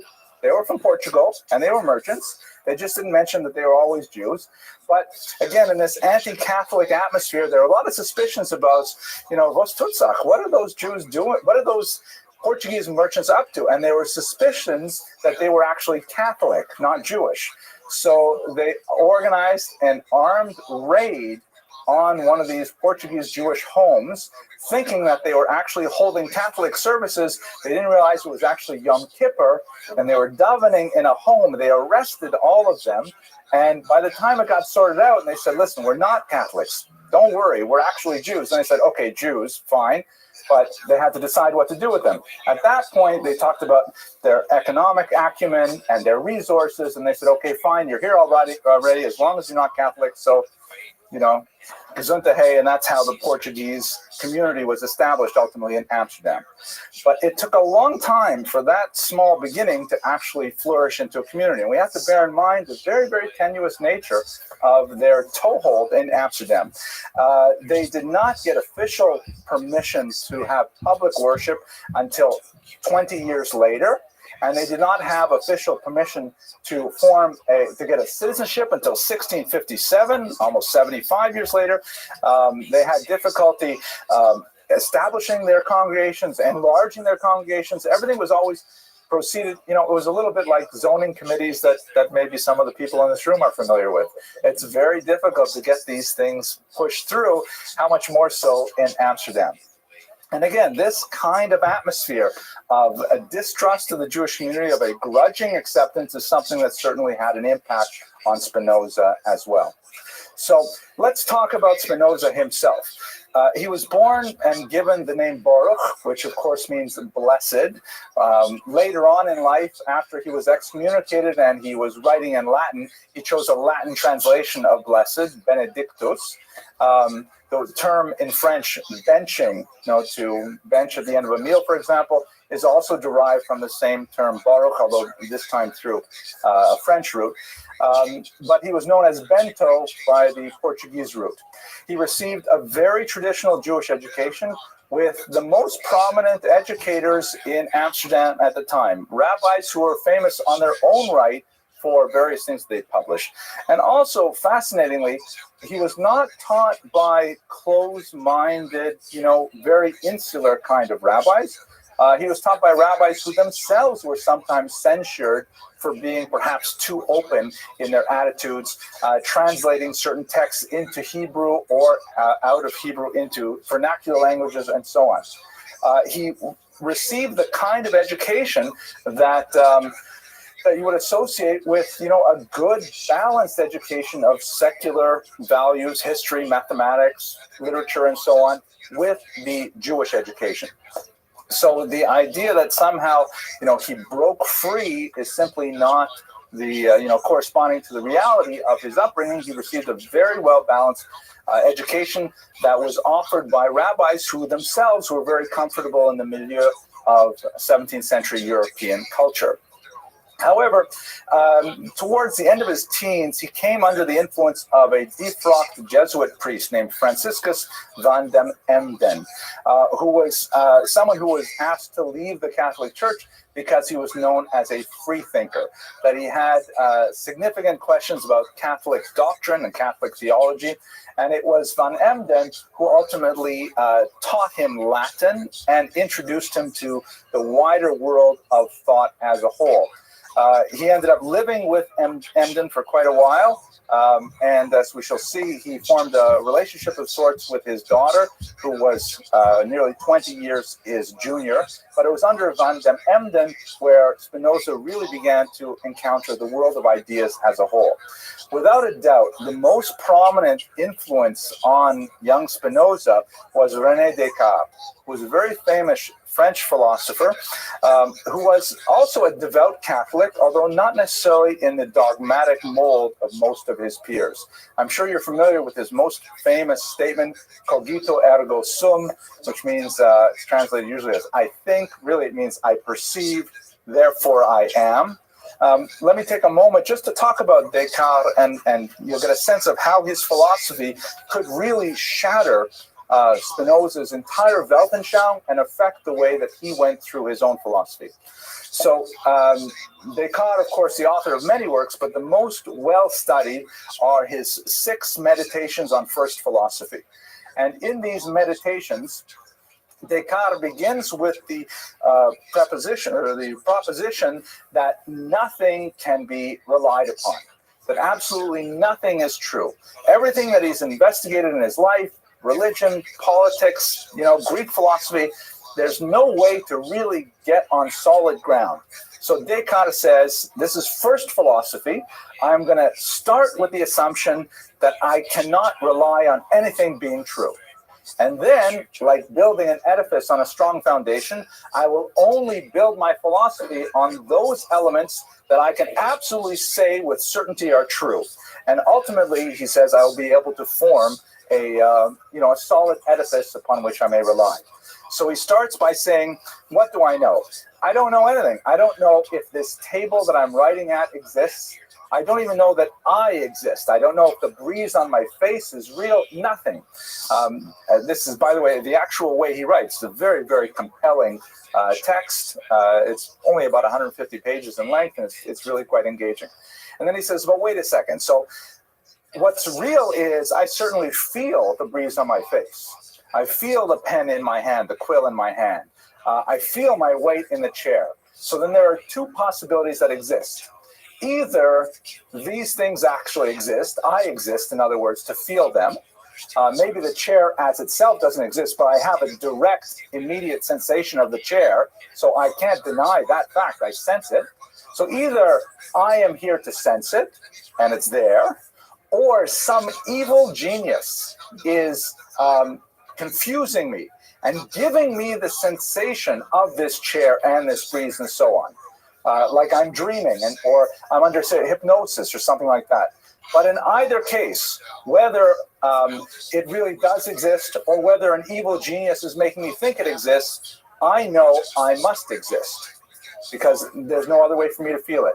That's the root of the concept cogito ergo sum. I feel, I perceive, therefore I am. And he says that's the first principle. I can stand on that principle. I know I exist. At that point, all the priests say to him, Yasher Koach, well done. But that's your first statement, I know I exist. Then he goes on from there to describe, for example, the existence of God. And he has a very appealing proof called the teleological argument, which is really a restated version of St. Anselm's argument for the existence of God. We're not going to go there because it would take a long time. I know that, Elisa, you're not going to let me go tonight until I tell you the teleological argument for the existence of God. But he ultimately ends up recreating, what an amazing thing, 17th century French Catholicism, exactly the way it was before he started first philosophy. Everything worked out exactly as he planned. It's ironic that a lot of these religious philosophers, when they start out, they say, I'm not going to believe anything, but by the time they get to the end, wow, look at this, the religion that I've been believing all along is exactly right. Immanuel Kant did the same thing in his Religion in den Grenzen von bloßen Vernunft. The religion, that's funny, just even saying it, that's why we say in German, Vernunft is a funny word. Religion within the boundaries of reason alone. He starts out believing nothing, and ultimately when he gets to the end of the book, look at that, Lutheranism is beautiful. So that's essentially Cartesian theory. Of course, we know the term Cartesian we see in mathematics, the Cartesian graphs, things like that. I'm not sure if that's Descartes. You'll fact check me, Mr. Rodriguez. But it is Cartesian? Okay, thank you. But that's the way of thinking, the idea of breaking everything down to zero and starting over again with no reliance on revelation, no reliance on a biblical text, no reliance on a prophet, just starting from what you can logically prove had a tremendous impact on Spinoza's mind. And in fact, his philosophy is in many ways proceeding along the same lines as advanced by René Descartes. I think you can also hear in this description of Descartes the spirit of the age, or as the German term has it, the Zeitgeist. The spirit of the times, the way people were like turning away from the old style religion and saying, wait a second, we can do this on our own, with our own brain power, with our own reason. That was the beginnings of modernity in the larger sense of the term. Okay, so Spinoza's philosophy, I only want to take a few minutes to talk about it because I haven't studied it in great depth, but I read a little bit enough to be able to say at least a few words without stumbling too much, I hope. Ironically, Spinoza has been excoriated, especially in his lifetime and shortly thereafter, as an atheist, Gesundheit, which is really a misapplication of his ideas altogether. This image of him says here, Benedictus de Spinoza, Judeus et atheista, right? Jew and atheist, right? What is the... There's a story, I think. I see Rabbi Wunsch is here. Maybe you told me the story about I think it's Rabbi Shlomo Karlarach. He was speaking to a group of college students, and he says, okay, I want to know, who are you people? You know, and someone put up his hand and says, I'm a Catholic. Someone else put up his hand and said, I'm a Lutheran. And someone put up his hand and says, I'm from New York. Says, oh, you're a Jew. Right? Because as soon as you say atheist, it's almost always the Jews who are the atheists, right? But ultimately, that's a misunderstanding of Spinoza's thought as well. The poet Novalis from the period refers to Spinoza, I think correctly, as God intoxicated. Meaning for Spinoza, he held the concept that God was literally everything, that there was no space where God was not, an ens absolute infinitum, meaning ein sof, or ein od milvado. In Hebrew, there is nothing other than he, which is a time-honored Jewish thought. Definitely, he must have received these influences through Kabbalistic teachings or so on, which was circulating. But it is a difficult thought theologically, because ultimately, if we really believe ein od milvado, that there is nothing other than God, then what exactly are we? What exactly is our consciousness? What exactly is the material world? Are we going to say that every material thing is also God? To a certain degree, that completely nullifies the very meaning of the term God if we say that all is God. We say it in a kind of like a passing way, perhaps, but we don't actually think about it deeply. For Spinoza, he thought about it deeply, and he believed that, in fact, the entire world was an expression of divinity. Even evil, even the most mundane physical expression of godliness was, in fact, godliness. I happened to be reading Tanya, the famous work of the first Lubavitcher Rebbe, as I was preparing this lecture, and the same concept happened to come up in the daily study of Tanya over the last week. So it's not at all a foreign thought to Judaism, this idea that everything is God. The philosophical divergence between traditional Judaism and Spinoza, however, definitely lies in the concept of God's consciousness, of God's action in the world. The God that Jews believe is a God that is active in the world, a God that intervenes in the world, that will create, a miracle like the splitting of the Red Sea. The concept of hashgacha pratit, individual supervision, the idea that God is personally aware of what is happening to every human being, and in fact, every animate being and every inanimate being, and somehow directs these things. That's not Spinoza, but that is definitely Judaism. So there's a clear divergence, and he definitely would not pass the Maimonides Man of the Year award in terms of believing that ein od milvado, but there is no question that to call him an atheist would be totally misunderstanding his thought. he also believed that contemplation of God was the ultimate expression of human identity, and that deep contemplation of God was ultimately the greatest form of immortality, that somehow by constantly thinking of God, one would achieve a type of immortality of the soul. I'm not exactly sure how these pieces fit together. There is a wonderful book on the topic, which I have not read. But one of the criticisms that was levied against him was this idea that he did not believe in resuscitation of the dead, revival of the dead, but in fact he did believe in an immortality of the soul, which he called in Latin amor Dei intellectualis, the love of God that is of the intellect, an intellectual contemplation of God at all times. When you look at these kinds of ideas, however, it's not hard to see that he did not view with favor the authenticity of the Bible as we have it today. He did not, value that every verse in the first 5 books, for example, was actually handed to Moses from God as we have it.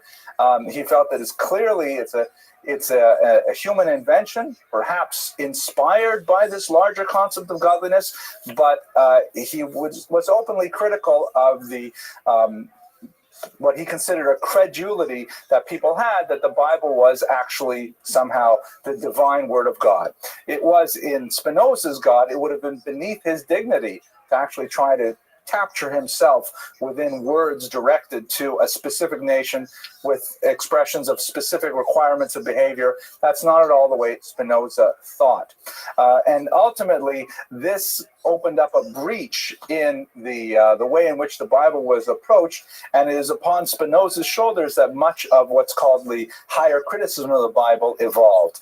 The criticism of the Bible that reached its apogee in the 19th century with the attribution of multiple authorships to the first 5 books of the Bible and so on, really rests at Spinoza's front door, because he was the first one to really open up this concept of the Bible not necessarily being divine, at least not in any meaningful way divine.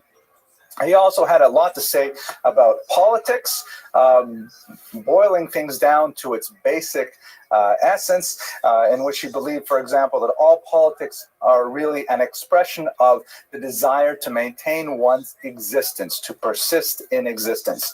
And he understood the idea of religion and politics being intrinsically related one to another, as is in the title of his most famous work, the Tractatus Theologica Politicus, the tractate of both theology and politics. Wow, heavy stuff. Now, we'll leave philosophy. What ended up happening to his life, he made a living. He never was famous during his lifetime. In fact, much of his most famous work was published posthumously. He made his livelihood as a lens grinder.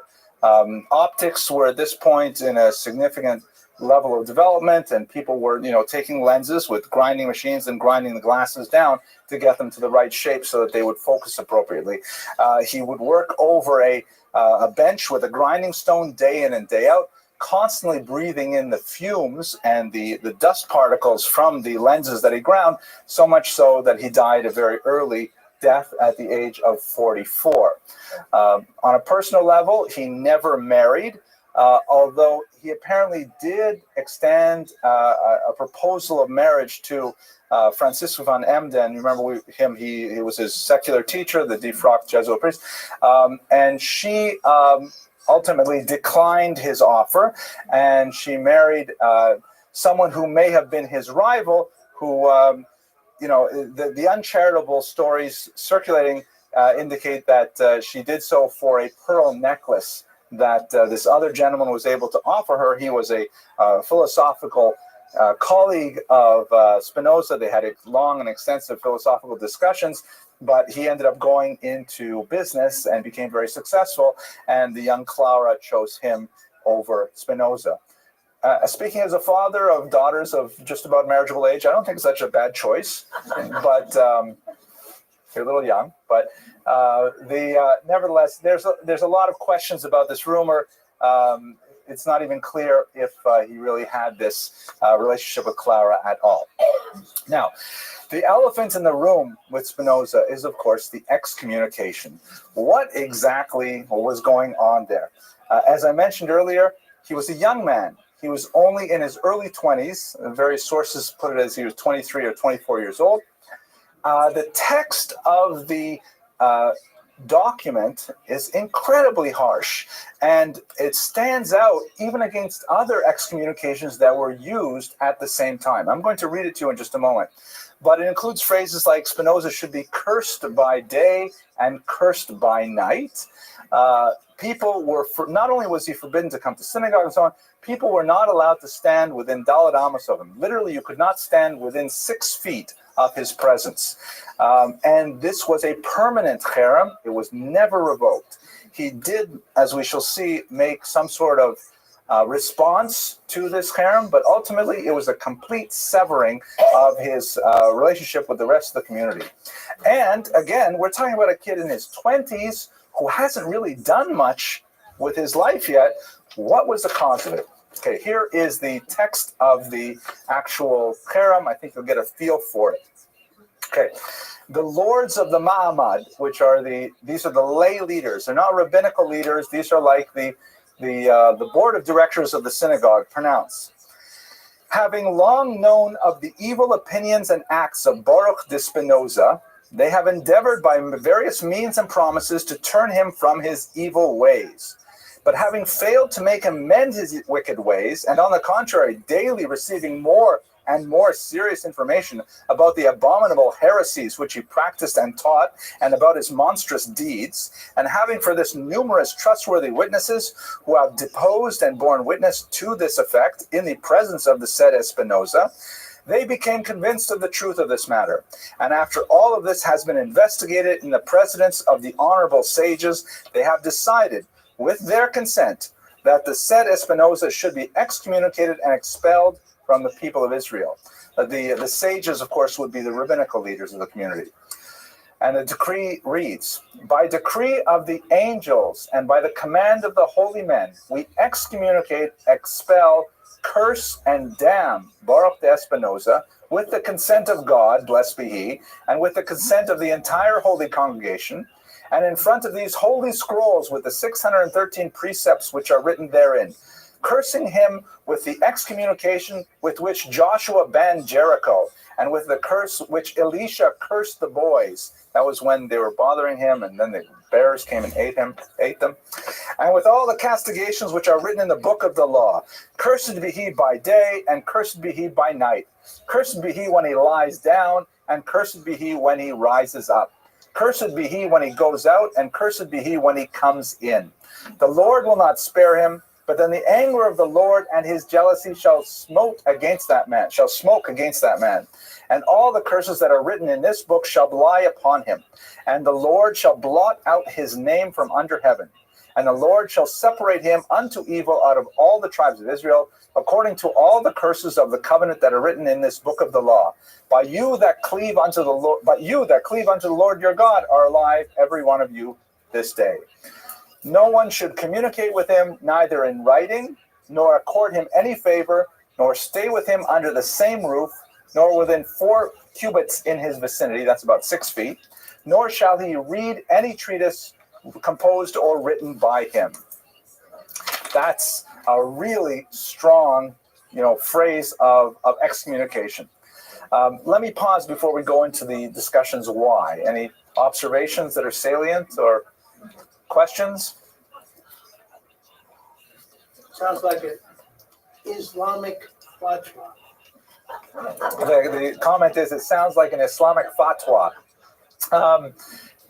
I don't know much about fatwas, but it definitely is a strong communal statement. And let's remember, too, that we're talking about a period where there's no such thing as secular identity. The idea that you're just, part of the community, of a community, doesn't exist. You're either a Jew, or you are a Lutheran, or you are a Calvinist, or you're a Catholic. You got to be something. It's just at the beginning of the period where people can somehow float around without being in any specific group. So it's not like he can just, go to another shul. This is it.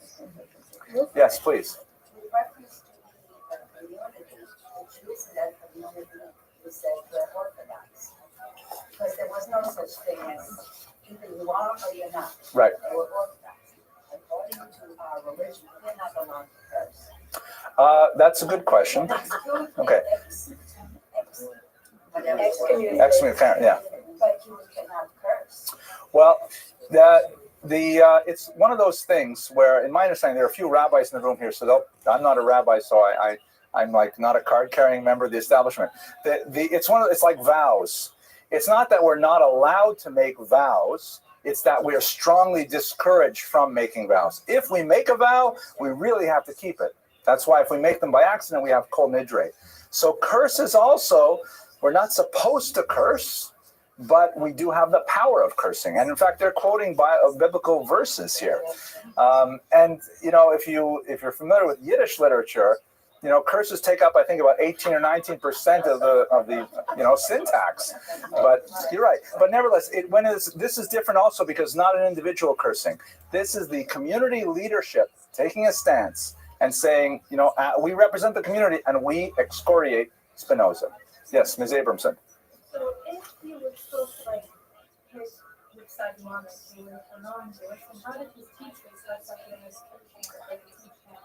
Oh, so this is interesting. It's an excellent, brilliant question. My daughter is so brilliant, I have to say. Right. So this is the period where, you begin to have a separate category, just the beginnings of it, of outcasts, right? It's not like they're jumping from one religious community to another. It's not like they're going from one estate to another, which you'd have 100 years earlier in feudal Europe. This is where you have people who, Taka, don't fit in. And what do you do with those people? They are like stateless, so to speak. Ultimately, they will become the majority. Most of European culture, most of American culture are made up of people who have very, very nominal attachment to some kind of religious identity. But back then, no, you weren't. And actually, if I can respond to one other statement about the orthodoxy, we have to remember, first of all, the term Orthodox had not been coined because there was nothing against which to be Orthodox. This was the Jewish community, and being part of the community meant at least nominal observance of the behavioral standards which are expressed in the Torah and mitzvos. So it's not like today where people voluntaristically decide, I'm going to affiliate with this movement or affiliate with a different movement. You're part of the kehillah, part of the congregation, and you're expected to observe Shabbos. If you don't observe Shabbos properly, publicly you desecrate Shabbos, then you can be, you can suffer all kinds of communal harm. But to think that people aren't secretly desecrating Shabbos in the privacy of their own homes, it's probably the case that would happen. Okay, last question, Solomon, then we'll go on.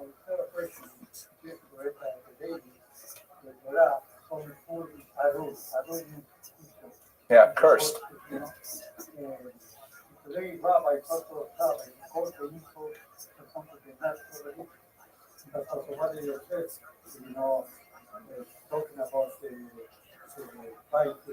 Well, I don't want to go into a particular show, but the concept, yeah, it's like my grandmother, Allah Hashem, would always say the jails are full in Israel too. She was a very wise woman. Okay, so let's, yeah, we use those words. We do. Let's go now to some of the roots of this. So, Stephen Madler is the premier biographer of Spinoza in our times, and I've relied quite a bit on his analysis of the excommunication. So he argues that we have to understand the excommunication of Spinoza within the context of that tenuous amount of religious freedom that was arrogated to the Jews at this time. That the Jews, remember Heinz Dietrich Löwe's theory that it's when the Jews start sort of like pushing against their barriers, that's when there's anti-Semitism in place. Now, what Nadler argues is that the Amsterdam Jewish community, being so nervous about, what will the non-Jews think, that they put a tremendous amount of energy into trying to keep everyone on the straight and narrow, more so than in other communities in Europe. That because they were kind of like a liminal community in the interstices, I'll have to edit that part out, but the boundaries, the seams of culture, they really wanted to make sure that all the Jews were behaving. And in fact, he goes and he looks at the use of the cherem, the excommunication ban in Amsterdam at this time, and he says it was used 36 times between 1622 and 1683. Almost once a year, they're banning somebody. Somebody's getting in this amount of trouble in once a year. And there were threats an additional 50 times during that period. So they're really using this strong tool very liberally because they're trying to make sure that the outside community does not think that the Jews are changing at all. They want the status quo, and they want to be perceived as protecting the status quo. So what kind of crimes were people accused of that got them into this trouble? So Nadler chronicles things like religious observance is one of them. For example, regular attendance at synagogue.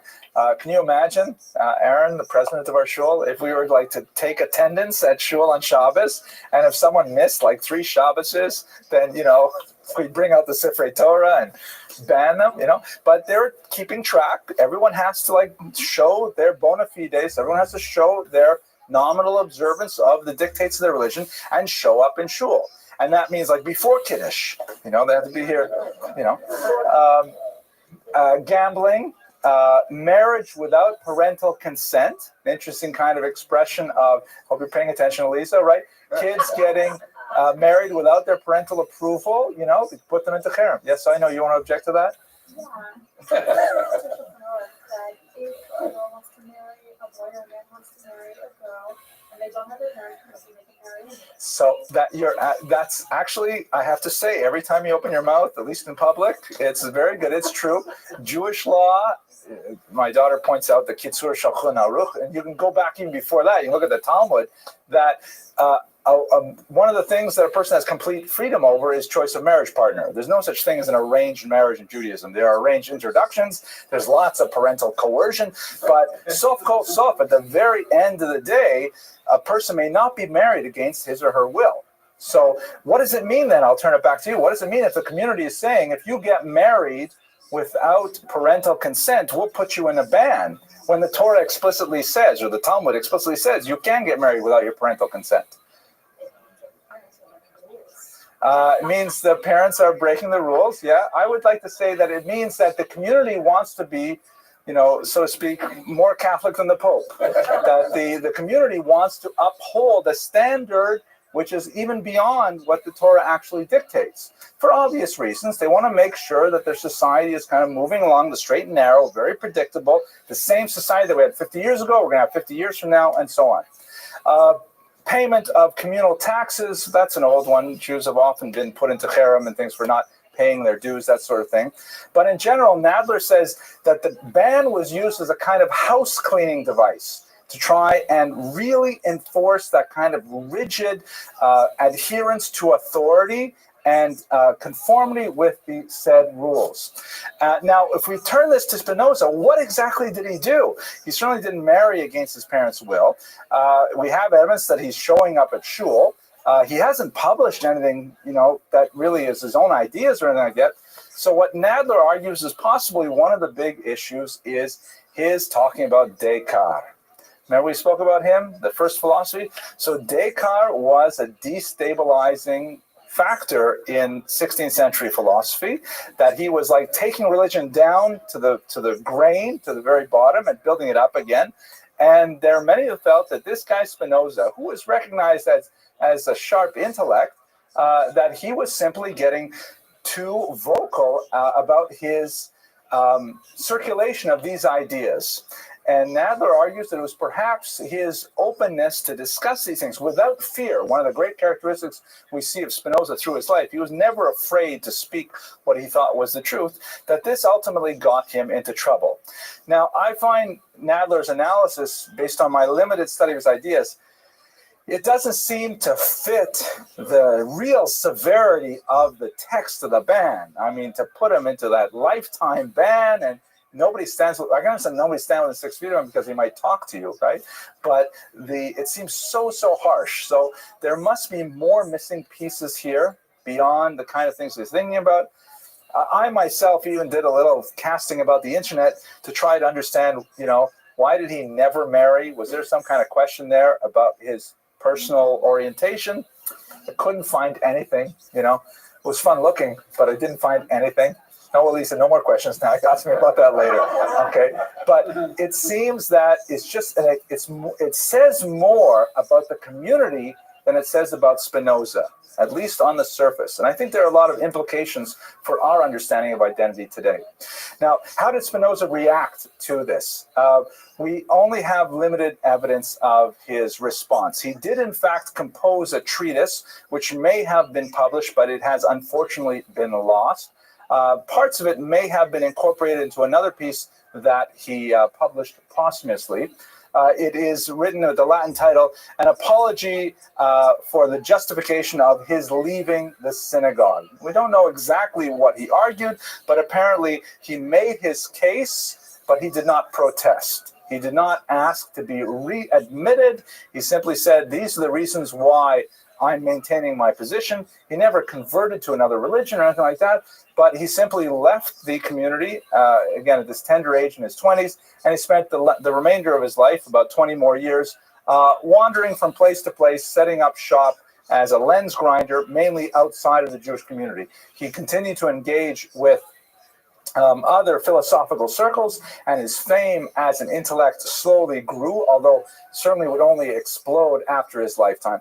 One small nugget to give you a sense of his personality during these trying years. At one point, one of his older sisters argued that he should be cut out of the inheritance of the family. Since he was, formally excommunicated, then he should, as an excommunicee, no longer have any inheritance rights. He sued. He took her to court. He won. He effectively defended his inheritance, and then he said back to his sister, "But you can have it all. The only thing I want is," he wanted his mother's bed and some other trifling things that were of sentimental value. Everything else, all the money that his father had made in a very successful business career, he gave to the sister who was his litigant. So you get a sense of his value of the truth and his willingness to defend his impression of the truth, but at the same time, he was not out for glory in any way. And in fact, many of his philosophical colleagues wished to support him out of their own funds. He refused to accept any funds, and he insisted on making his own living in this very meager way. So his legacy is, especially for our purposes here in this Jewish biography course, is somewhat confusing, because on the one hand, he's incredibly important for the history of Western thought. He laid the foundations for a tremendous body of work on the idea of religion, the place of politics in society, and so on. And in many ways, he surpassed even Descartes in the approach to epistemology and several other disciplines of philosophy. Nevertheless, his tenuous connection to Judaism, although I think a study of Jewish influences on his ideas is really something that deserves more attention in my humble opinion, and I can't say that as someone who has really explored the historical literature, but the coincidences between some of the Kabbalistic ideas and his thought are uncanny. Nevertheless, his connection to Judaism is primarily through that one negative moment of that very, very stark communication. And I think it has implications for us, even in the 21st century, to try to understand how we must deal with those who are perhaps at the margins of our own community today. So with that, I'm going to conclude the lecture. I thank you very much for your attention and your endurance. I'm going to make a little plug for next week. We have a topic that I find absolutely fascinating. We're going to look at a woman who is not well known, Sarah Bas Tovim, who was a paitan, a liturgist. She wrote a lot of specifically female prayers, with much of which have been lost in the Holocaust, but they're beginning to be rescued by scholars of women's history in the Jewish world. So I certainly encourage you to come. I look forward to speaking about her work with you next week. Thank you for your attention.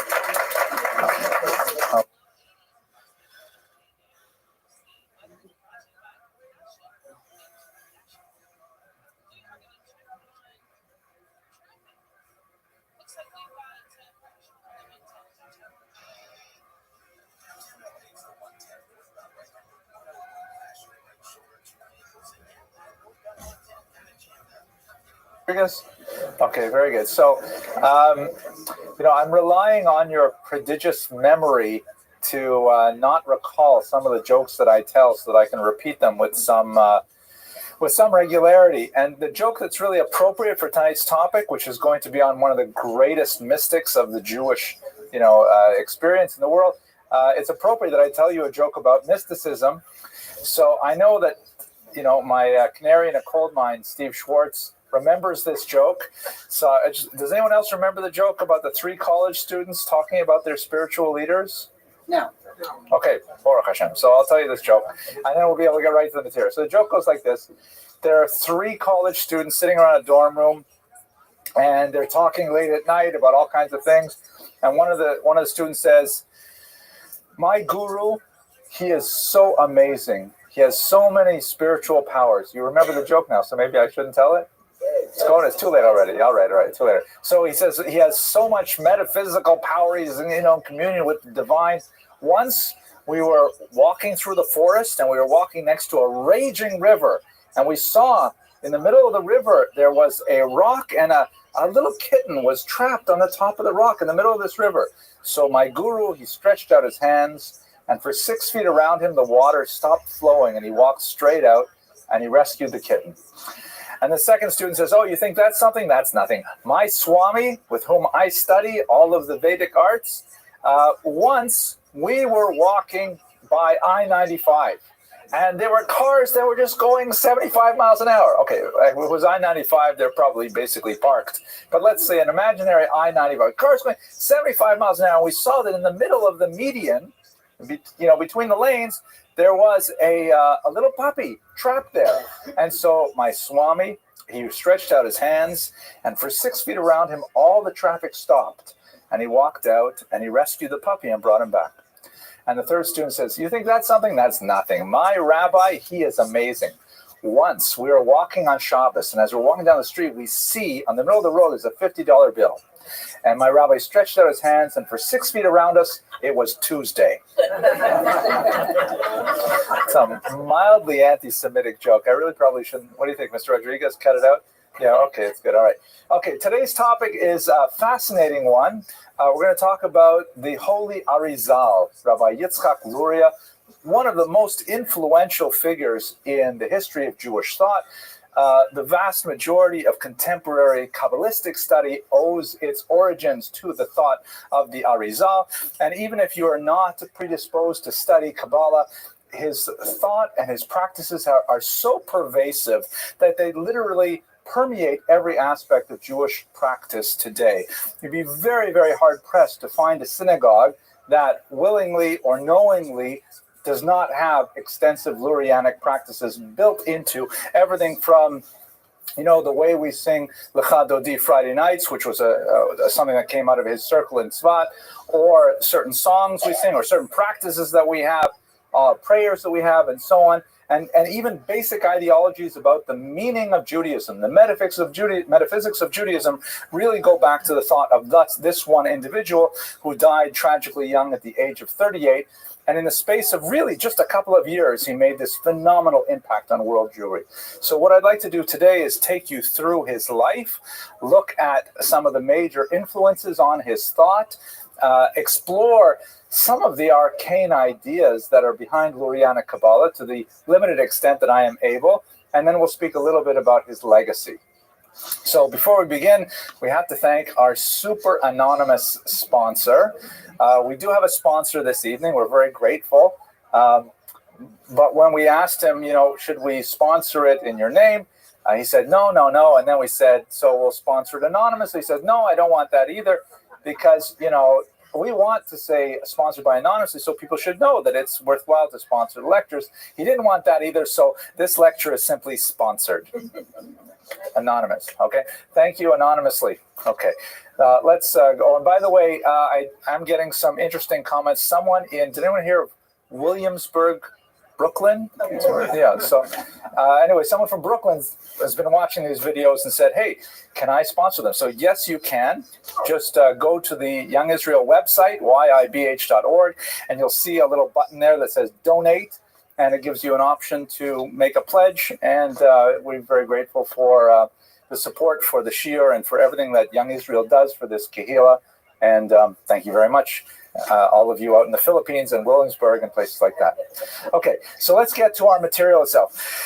Start with his name, Yitzchak Luria. So he is known popularly as the Ari, which is either an acronym for Ashkenazi Rebbe Yitzchak. The word, of course, means lion. Ari is a lion. Or as most of his followers in the generation after he passed away called him, Eloki Rebbe Yitzchak, the divine Rebbe Yitzchak. Now, this morning I had to go to Rabbi Grunstein and ask a lightning shaila, like on-the-spot question, because his name in Hebrew, the title they gave him, a very rare title, Eloki, the godly. I had to ask Rabbi Grunstein, should I say Eloki, which is, for those of you who are familiar with Hebrew, one of the 7 divine names of God you may not use in vain. It's one of the big 10 commandments, right? That you can't use the name of God in vain. And so when you're not pronouncing in the context of prayer, you would say it with a hey instead of a kuf and Eloki. So I said, if this is it, can I say Eloki, or do I have to say it with the kuf, or can I say it otherwise? And right there on the spot, right over there, in fact, Rabbi Grunstein passing the shaila without hesitation, I should say Eloki, just to be Yotze Kol Hadeos, just to satisfy everyone, because the people in the Philippines are very strict about these things. We have to make sure we say it right. But anyway, they called him the godly Rabbi Yitzchak, a very, very rare name for anyone in our tradition. I myself cannot think of anyone else who is called with that name. We do have a few rabbis in the Talmudic period who are called Hakadosh, the holy, but never the godly. But that gives you an indication of the status with which he is held. He is also known by a little bit more formalized term, Ari Zal, which stands for the lion of blessed memory. Zal, like Zichrono Livracha. So sometimes that's all brought together to one word, the Ari Zal, meaning the lion of blessed memory. But his name actually was Yitzchak, family name Luria, possibly a rather famous family from Provence, although unlikely because they were Leviim and he was not a Levite. And Ashkenazi because he hailed originally from either Germany or France, as we shall see. This is a photograph of his grave in Sfat, which is a renowned pilgrimage site for spiritual seekers. It is a magnet for those who wish to study the arcane arts of Kabbalah and to revere his memory, just as it was for him when he first migrated to Sfat in the 16th century. So let's try and get a sense of the background here for his life. It really starts in Jerusalem, where he was born. The early 16th century, Jerusalem was quite a backwater. There was only one synagogue, the Ramban synagogue, which is shown here. We even know its dimensions. It was approximately 63 feet long, which I would say is probably about the size of this room here. So if you're thinking of Jerusalem, Ir HaKodesh, the holy city, and the only synagogue in town is the size of this, young Israel. Before we build the big building, gives you a sense of how weak the community is. But in the early 16th century, it began to attract a lot of refugees from 3 primary regions of Europe. The Spanish Inquisition, followed by the expulsion of 1492, and then the Portuguese expulsion of 1497, and then a series of rather unfortunate expulsions from France as well drove a lot of Jews out of Europe and out of the Iberian Peninsula at exactly the time when the Ottoman Empire sought to make their empire more inviting to Jews. So there was a lot of new economic opportunity, and I'll discuss in the next slide exactly what Jews were doing, that attracted Jews to regions in the Ottoman Empire like Greece, Saloniki, Constantinople, Istanbul, and of course, Israel. So at the beginning of the 16th century, there was the beginnings of a burgeoning population boom in Israel, still very small. We're talking about less than 2,000 families total in Israel at the beginning of the 16th century. We have relatively good population statistics because the Ottomans kept very good records, but it was something that would grow dramatically. What the Jews brought were a series of interesting new trades that the Ottomans did not engage in. One of them was printing. Gutenberg, of course, had invented the printing press in the 15th century, and the Arabs were slow to pick it up. The Arab society in general was viewed printing with disdain because they considered the bookmaking as an art. The very fine calligraphy and the illuminations and the arabesque decorations and so on, they felt that's a book. But to print these things off a machine and they're all identical, and they just couldn't see the value in it. And so although they viewed it as something kind of useful if you had to, okay, fine, communicate something to a large population, but that's not what we call a book. The Jews, on the other hand, really recognized the tremendous technological innovation that printing represented. And so the first printing presses in the Ottoman Empire were actually printing in Hebrew. In fact, they were not even allowed to print in Arabic because the Ottomans said, keep that stuff away from us. You can use it for your things, but not for ours. But this only took about 20, 30 years before the Arabs realized this is actually a very useful thing, and they came to admire printing as well. Jews were also, of course, advanced in medicine. This is something that historically Jews had plied their trade in. But interestingly, two other areas were new to the Ottomans, or the Jews had significant advancements. The Jews brought with them the concept of theater. They had in Europe developed some kind of association with troubadours. And this is something that we should think about. Actually, it runs through much of Jewish history because Jews are typically a liminal people. Jews live on the borderline of societies, often in little urban islands that are heavily Jewish, whereas the countryside is all non-Jewish. And so there are all kinds of entertainment-related arts and activities that Jews historically are attracted to. Klezmer music in Europe, for example. One would like to think, for example, Hollywood out in California, which is itself a very liminal edge sort of culture. People tell me that the country is built on a slight slant, and things that aren't tied down very well eventually make their way to California. I don't know if I should say that. Some of you are here, and I have one or two people who watch in California, but anyways. And also, strangely enough, Jews brought a lot of armaments. They had a lot of weapon-making technology that they had developed in Europe with some of the more advanced sciences going on there, and they were teaching the Ottomans how to create greater firepower, rather surprising kind of things. But that was not the backbone of Jewish industry. The essence of the Jewish economy was always in commerce. And for the last 400 years, the Jews had especially pioneered international commerce, primarily because of the great tensions between the Muslim world and the Christian world after the Crusades. In 1095, when the First Crusade was declared, essentially you had the beginning of a geopolitical war that continues really to our own day, a huge split between the Christian world and the Muslim world.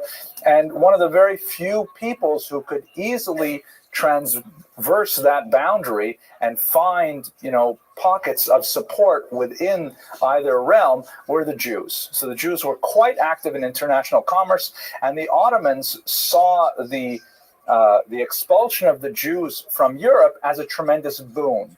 The Ottoman emperor at the time was famous for making these kinds of statements, laughing at the European nations for expelling the Jews because he was extremely happy to bring them into his empire and then to advance the economies in Greece, in Turkey, and places like that. So this is a period where, Jews were really expanding their economic sphere, and this will be very important for the development of Kabbalah, as we shall see.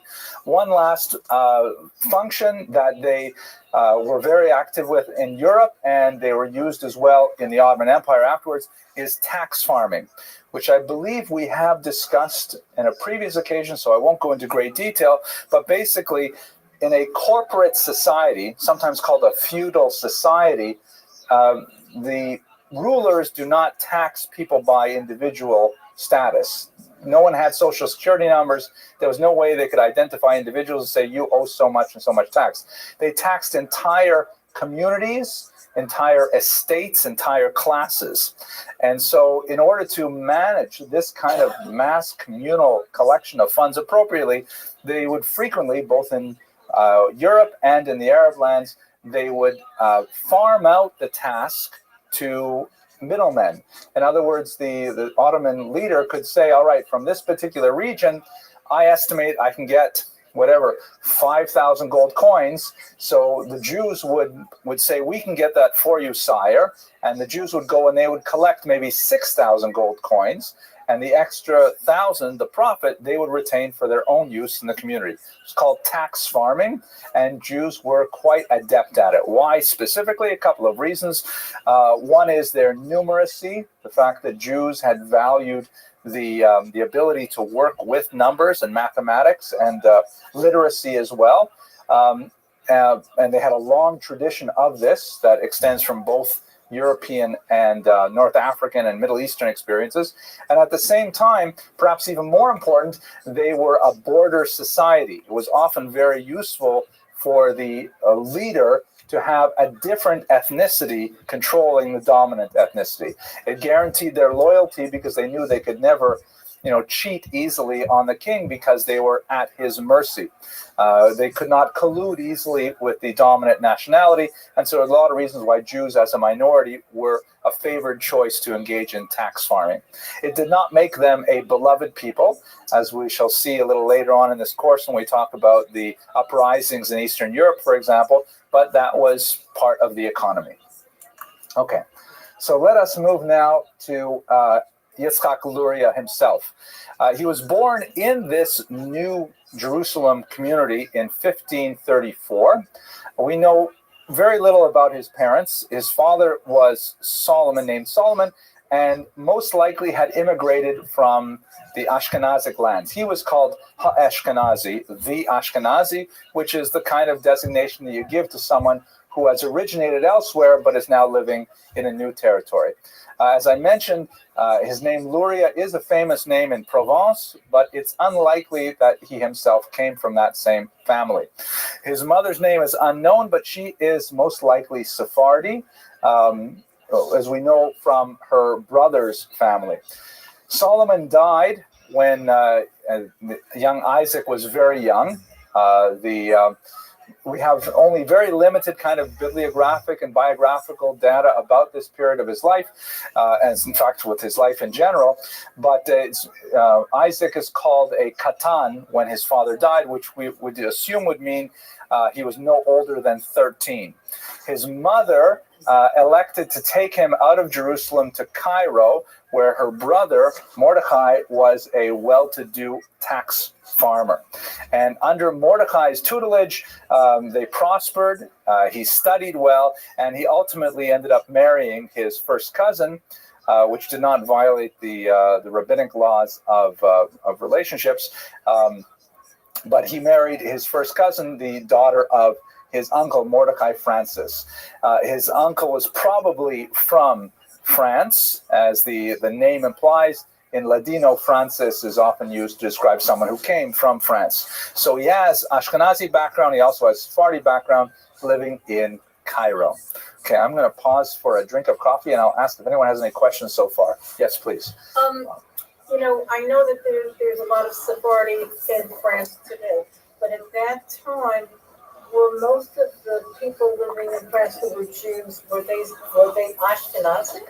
Yes. The question is, were the Jews in France at this time basically Ashkenazic? Yes. The patterns of settlement of Jews in France, for the most part, they come from Spain over the Pyrenees up to the Rhineland, and we're talking about a process of several hundred years. In the Rhineland, which is more or less northern Germany, you have the development of traditional Ashkenazic culture. And then, of course, there's a lot of communication down through France and into the coast area of Provence and so on, but they're definitely identified as Ashkenazim. And by the time you get to the 15th, 16th century, they've really diverged significantly from the Sephardim in Spain. On a ritual level, perhaps on an ethnic level, we're not sure about that. But they're definitely arguing with Sephardim a lot. We have arguments between the Balei Tosfot and the Maimonidean camp, for example, that's quite intense, even from the 13th century. Okay, so let's go on. when he was in Cairo, we know actually a little bit about him from the Cairo Geniza. And just to refresh your memory on what the Cairo Geniza is, this is a fantastic collection of 250,000 fragments of documents from the Ben Sira synagogue just outside, or is it Ben Abraham? Ben Abraham or Ben Sira, Mr. Ben Ezra. Thank you, Mr. Rodriguez. He's got his, this time he knows it automatically, he knows it cold, but he can always fact check me on Google. At any rate, a tremendous treasure trove of documents found just outside Cairo that it gives us incredible insight into the dense nature of Jewish society in the Middle East for about 500 years, and tremendous trove. And through poring through these documents, they found several documents that specifically mentioned Yitzchak Luria in the 16th century. So what do we know about him from the Cairo Geniza? We have primarily commercial documents, some bills of sale. And it seems that in the 1550s, when he was in his 20s, he was primarily involved in the sale of various goods on an international level. We know that he was involved in selling pepper. We know he was involved in selling leather. He has some, it's hard to say if they're business disputes, but he specifically, writes letters requesting payment for, he sends out invoices, things like that. So it appears that he was quite active in international commerce in his 20s, and that's likely where he got his the wealth to be able to travel to Tzfat. Just a kind of an interesting side note, 3 days before his death, he settled all of his business accounts and made sure that all was right, which is, I think, in itself a rather interesting attestation to his probity and to his perhaps mystical sense of what was coming. But anyways, he's making his living there in his 20s as a spice and leather merchant, basically traveling around, dealing in various things. And at the same time, he's engaged deeply in Talmudic study. Two specific aspects of study characterize this early period. And in general, it's a dichotomy that is preserved in much of Jewish study. You can study what's called Toras Nigle, the revealed Torah, and Toras Nister, the hidden Torah. These are euphemisms for a body of knowledge, of information that is kind of like considered open. It's hardly open in the sense that you really have to develop quite extensive training to do so, but it's a body of knowledge that is considered accessible and open even to children with proper training, and another body, which we'll call Kabbalah for now, which is essentially hidden knowledge.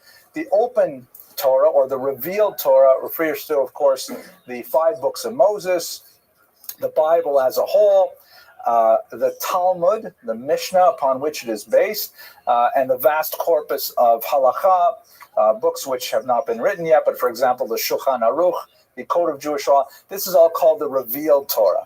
And for anyone who has ever attempted to study Talmud, especially as an adult, you realize it's hardly revealed. It's an extremely coded and difficult and mysterious text to enter. But the sense of the revealed means that basically anyone can approach this text regardless of their level of training. They may not understand it, but there's nothing taboo about studying it.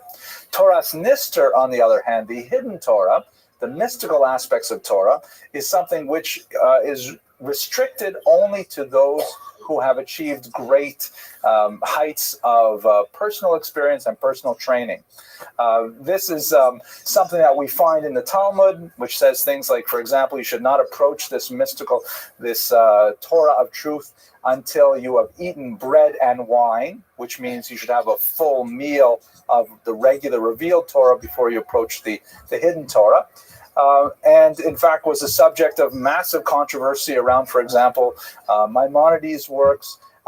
And one of the strange patterns that seems to repeat itself over and over again, including up until our own times, is that the most gifted Kabbalists tend to die very young.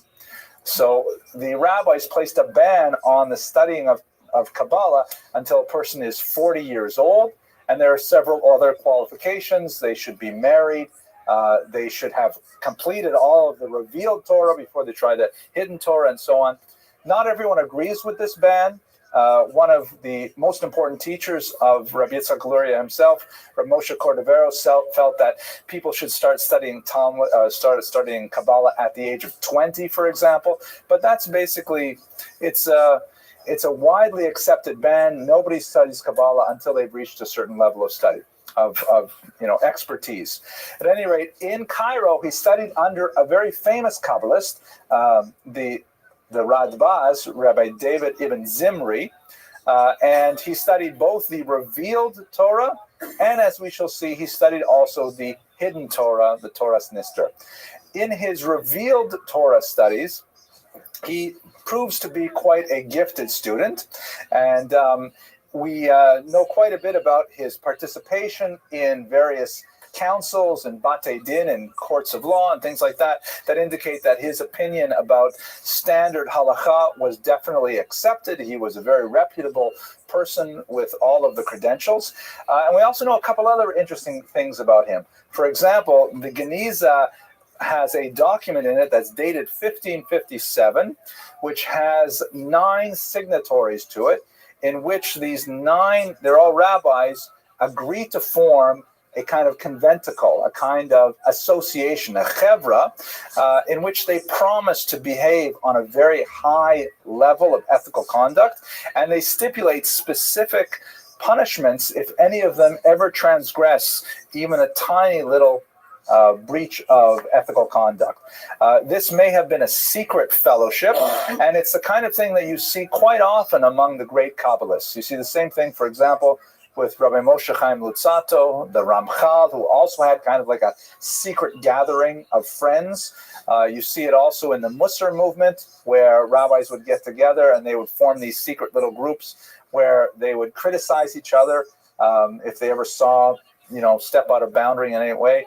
And it appears that the Ari, at a very young age, in his early 20s, was admitted into one of these secret circles. This definitely had a strong impact on him, because he would later form a much greater circle of that nature in Tzfat. But while he was there in Cairo, he spent a lot of time studying the Talmud, and in fact collaborated on a commentary that was incorporated into the famous Shita Mikubetzes, which is a collection of commentaries on various Talmudic tractates. I myself studied the Shita Mekubetzes when I was in yeshiva myself, so it's a very well accepted text. The specific parts that he worked on, unfortunately, were lost in a fire, but it's well attested by secondary sources that he was one of the multiple authors of that text. Bottom line is he had excellent credentials when it came to the traditional revealed Torah.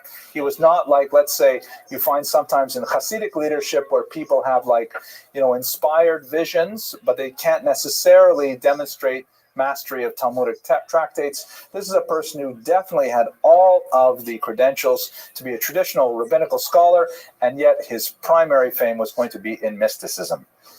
Okay, pausing for questions again. Yes, Ms. Abramson. Oh, I better get ready. Okay. The secret fellowship thing, what was that? Let me get this straight. They had a secret fellowship to be ethical. What's the point of that? Isn't it kind of being Jewish? Yeah, thank you, Elisa. That's brilliant. This is the future of our people, right? This is great. She says, thank you. Let's give her a round of applause. I have to repeat the question, though, for the internet audience. Basically, my brilliant daughter asks, wait a minute, so they have a secret fellowship to be ethical? I mean, isn't that the point? What do you have to have a fellowship for? That's being Jewish, right? Okay, everyone got the question? Yeah, so it wasn't so much that they were secretly being ethical. It would be nice if people were secretly ethical, but they would secretly monitor each other, and they had each other's backs to make sure that if Reuven saw Shimon doing something that really wasn't quite up to standard, then they promised that Reuven would take Shimon aside private and say, listen, the kind of behavior that you're engaged in is not up to our standards. And it was a support group, really. It's almost psychological, a support group where they would get together and they would promote each other's ethical development. So that's kind of like super Jewish, right? That's kind of like getting your friends to make sure you are a great person. And the Ramchal did exactly the same thing. The Piaseczna Rebbe had the same thing. It's actually a repeating trope in Jewish history where a group of individuals who care about each other and care about Judaism work together to try and leverage their communal strength to be even more ethical. It's a beautiful thing. Okay. Quote, similar kind of thing that go around to enforce certain laws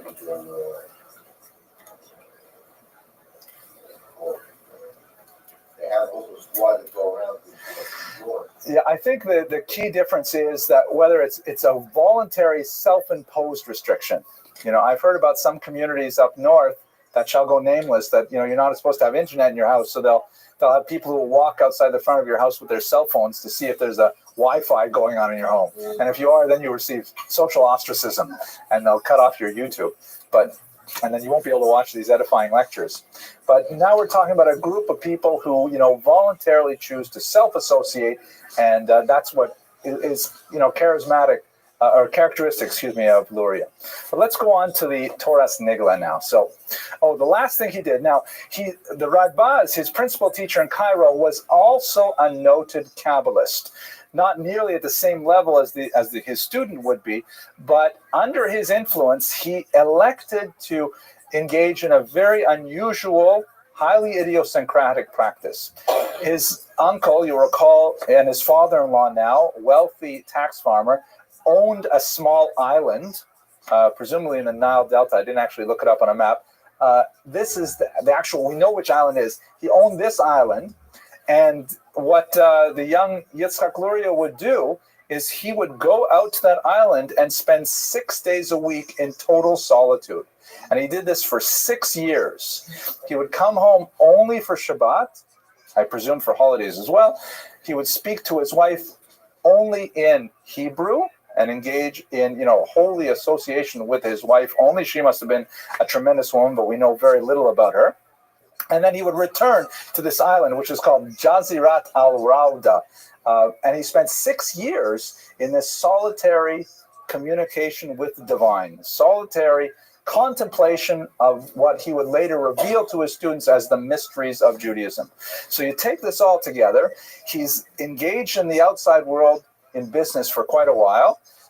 Then, while he's studying the Torah's Nigla, the revealed Torah, he gets to a very, very high level, and then he basically takes 6 years off, a long sabbatical, to be able to focus on the development of his mysticism. And this was all in preparation for what would really be the brief flourishing of the Safed Center, which is where he would make his mark. So we should talk now a little bit about Tzfat, which is a fascinating just explosion of Jewish creativity in the 16th century.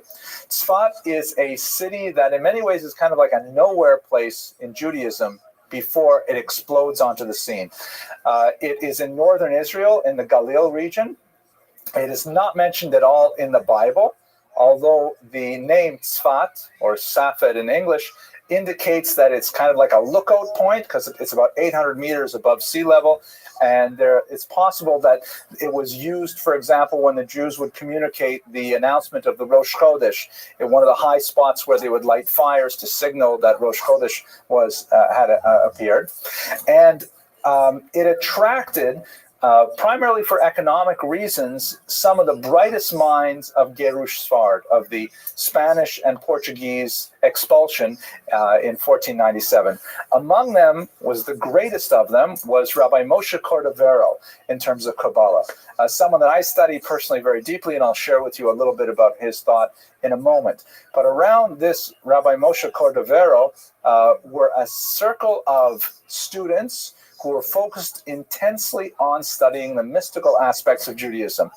The Ridbaz, the Arizal's teacher, had spent some time in Tzfat and had been exposed to it, and no doubt encouraged his student to leave Cairo and to go study under the Ramak, who had emerged as a great leader of Kabbalistic thought at the time.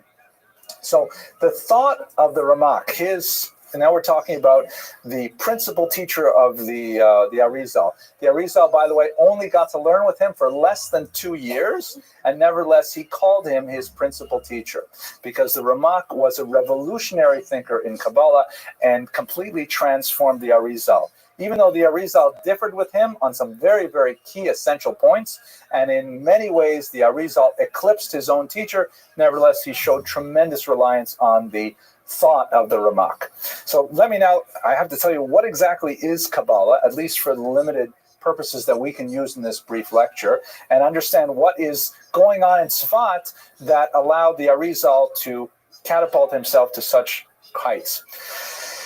This thing we call Kabbalah, the word Kabbalah means reception or tradition. Lekabel means to receive something. And so that term is used in the sense that this is not information which can be deduced by logical analysis. This is information which must be somehow received, either through a revelation directly from God.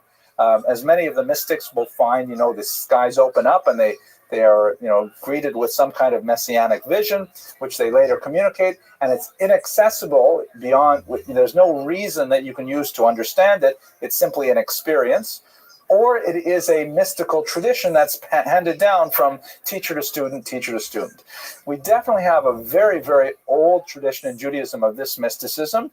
There are passages in the Torah which are clearly mystical in nature. For example, Abraham's covenant between the parts, where he is given a vision of the future, Ezekiel's vision of the chariot, all kinds of passages in the Torah. The Talmud is rife with magic, spells, astrology, all kinds of mystical information that is certainly not rational in the common sense of that term. But it gets a huge boost in the 13th century with the appearance of a book called the Zohar, which is considered the principal work of Kabbalah. There's a lot of controversy about the Zohar. Most scholars assume that it is not an ancient work, as many of its readers believe. It doesn't date from the ancient period, authored by the Tana Rabbi Shimon Bar Yochai. Most scholars believe, I'm talking about academic scholars, that it was actually written in the 13th century. That's a debate that I don't think we should entertain today. The most important thing for our points is, however, that the Zohar becomes sort of the focal point of all Kabbalistic research at this time. The problem with the Zohar, however, in my humble opinion, is that it's almost impossible to understand it. You can translate it into English, and it reads like gibberish. It's really, really hard to figure out what is it all about. It's a massive document. On my bookshelves, it takes up about that much space. And it's just so arcane and complicated, and the metaphors are weird, and it sounds very New Agey. It's perfect for New Age kind of stuff, and who knows how to make sense out of it. I will tell you that on a personal level, when I was about 25 years old, I started studying a beautiful book called Chok L'Yisrael. It's a Sephardic book that basically it breaks up the week into 7 days of study, and every day you study a little bit of the Torah, a little bit of the Tanakh, a little bit of Mishnah, a little bit of Gemara, a little bit of Halacha. So you get like a little bit of dose of every little kind of piece of Torah information, and it takes about half an hour to go through it every day. And at the very end of each selection, there was always a paragraph of the Zohar. And I asked my Rebbe, I said, am I allowed to read this? I'm not 40 years old. I don't know anything. And he said, yeah, you can go ahead and read it. I said, but what about the ban? And so he says, you're not going to understand it anyway. Just go ahead and read it. So that was my first encounter with the Zohar.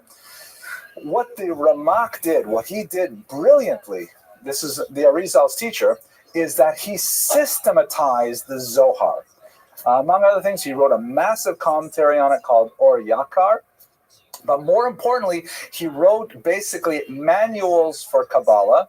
Most famous, the one that made his reputation at the time, was Pardes Rimonim, the Orchard of Pomegranates, in which he just sat the reader down and said, okay, look, this is how it works. And he started from the idea of how creation happened, and then he explains how this relates to our souls, the world around us, the purpose of the commandments, the purpose of the Messiah, all those things were systematized and written in almost a Maimonidean fashion, meaning he took this scattered, bizarre commentary on the Bible, and he just started from the ground and said, let's just explain this in a very straightforward fashion.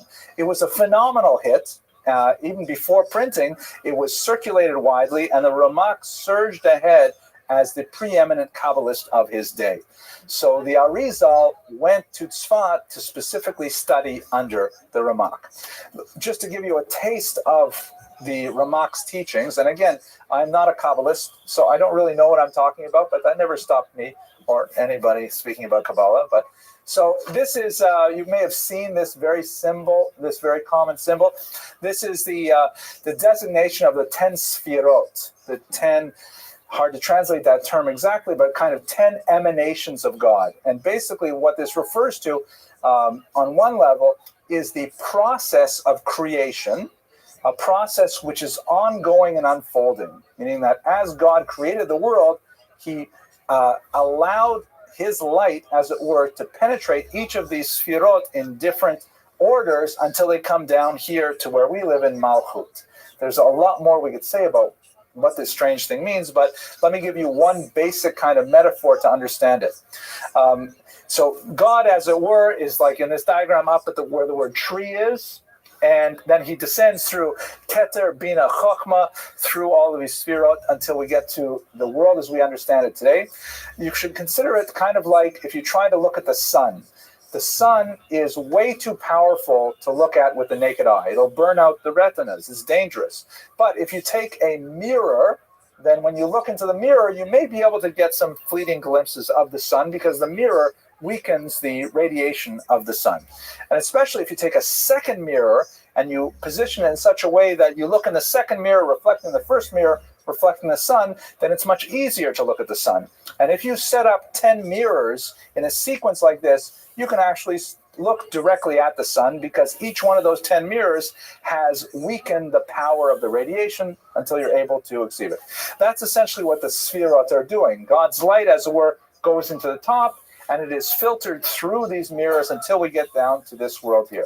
There are a tremendous amount of implications for what the Sfirot do. They're associated with the human body. They're associated with the human soul. They can be manipulated. They are interrelated.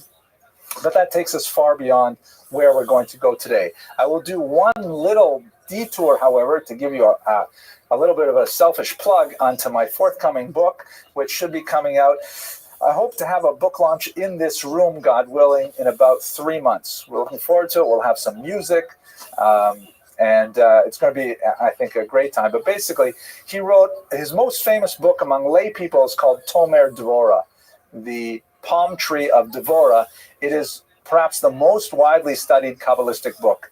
And it's certainly the most well-understood Kabbalistic book because it's far easier than most of the other things. And basically what he does in Tomer Dvorah is he says, if God emanates and presents himself, as it were, to the world through these 10 Sfirot, and we have a mitzvah of imitating God, imitatio Dei, v'halachta b'derachav, you shall walk in his ways, then we should imitate those Sfirot. We should imitate each one of those Chokhmah, Bina, Dad, those various Sfirot, well, not Dad in his Court of Aaron Kabbalah, and that's ultimately what we're supposed to do. So, for example, there are times when, we are supposed to evince Gevura, power. Like, let's say, for example, we're attacked, Israel is attacked, God forbid, and Israel has to rise up and defend itself, so it means it has to, energize the Sphira of Gevura. By acting appropriately with Gevura, we then, as it were, excite the Sphira of Gevura, and God sends more of that power down into the world. By matching our behavior with the attributes of these Sphirot, we can infuse the world with more godliness. If, on the other hand, we use Gevura when we should not, for example, on Shabbat, if you get angry at your kids on Shabbat, the Ramak says that's a terrible thing to do because you're using Gevura inappropriately. Shabbat is not supposed to be a day for Gevura, and you're ruining it. You're mixing the wrong sphere at that time. So in the first chapter of his book, which deals with Keter, he goes through 13 different levels of forgiveness, 13 levels of mercy, and describes how you can forgive others in 13 different ways, 13 different manners. It's a fantastic classic of Jewish spirituality, and God willing, we'll all be together in good health, and I'll be able to tell you more about it at the book launch. But let's go on. This is a kind of a cool cover, right? That's like a baby palm tree. Okay. All right. So the Ari becomes the Ramak's disciple. Again, they only learn together for about 18 months, and then the Rabbi Moshe Cordovero, who is not even 50 years old, is killed in a plague, dies in a plague. Nevertheless, the Ari is tremendously influenced by the Ramak's systematic approach to Kabbalah, and basically adopts all of it, and then makes a few key changes that brings his Kabbalah really to a much greater scene. Just to give you a sense of how they related to one another, and this is jumping ahead a little bit, but the Ari left very few writings behind. We have very few actual texts written by the Arizal. Almost everything that we have today, we rely on his students, and his most important student, his principal student, was Rabbi Chaim Vital. So the story goes that Rabbi Chaim Vital, as he records in one of his books, he was visited in a dream by his teacher, the Arizal, and he asked him, he says, what does it mean that you have a different type of Kabbalah than your teacher? And the Arizal said, in heaven, they study the Kabbalah of my teacher. On earth, they study my Kabbalah. So there was still a sense of Elu va'elu divrei Elokim Chaim. These and these are the world of the living God, even though there are some really sharp differences between them. So let's understand what happened in Tzfat. Here we have an amazing and incredible explosion of Jewish creativity at this time. Besides the Ramak and the Arizal, we also have Rabbi Yosef Karo, the author of the Shulchan Aruch, and we should remember that he himself was a tremendous mystic. In fact, he claimed not to be the rational mind that was writing down Jewish law, halakha. He claimed to receive nightly communications from an angelic being, a Magid, which he later wrote about in his own diary, and he would just write down what the Magid told him to write down. So they were definitely, Kabbalah and Halacha are deeply intertwined with one another in Tzfat. They're engaged in all kinds of really bizarre practices, which make the Lecha Dodi ritual of going out into the fields Friday night to greet the Sabbath Kohen, that looks absolutely pedestrian compared to some of the other weird things they're doing. For example, they're engaging in a sort of dowsing for graves kind of behavior, where they will go on long walks in the environs of Tzfat, trying to spiritually sense the graves of righteous people. And they will stop by a brook or something, and one of the Kabbalists, either the Arizal or others, will see this particular rock, and they'll say, under this rock is buried Rabbi Yehuda Bar Eloi. And they will stop there, and they will say all kinds of prayers, and they will prostrate themselves on the ground, and they will have these spiritual illuminations, and they will record them later in their own mystical writings. And this will be kind of like a Tzfat pastime to go around and find these graves of the tzaddikim. And they're engaged in heavy writing, and they're engaged in all kinds of rather new and innovative spiritual practices like exorcism, it's like kind of a crazy place if you think about it. It's an extreme place with a tremendous amount of spiritual energy swirling around, and they're experimenting with all kinds of different ways of expressing Judaism that's clearly not things that are done in normative practice whatsoever, and yet highly influential. You may wonder, why did this become so powerful in our thoughts? So I'm going to tell you in this slide here. Let's try and understand what is Lurianic Kabbalah within the last 10 minutes that we have, and we'll see why it was so profound and why it made such a huge impact. First of all, I want to place a caveat on it. As I mentioned earlier, we have very few autograph writings of the Arizal. He left behind very few writings, which was very intentional. He wrote a few things when he was on that island back in Cairo, but otherwise he wrote nothing of his most profound mystical insights. And he instructed his students not to write down what he was teaching either. He wanted it to be a highly reserved esoteric doctrine that only his students and those who they deemed worthy would share. He certainly did not intend to create a massive revolution of Kabbalah with, blessed bottled water and things like that. That does not seem to be the Arizal style.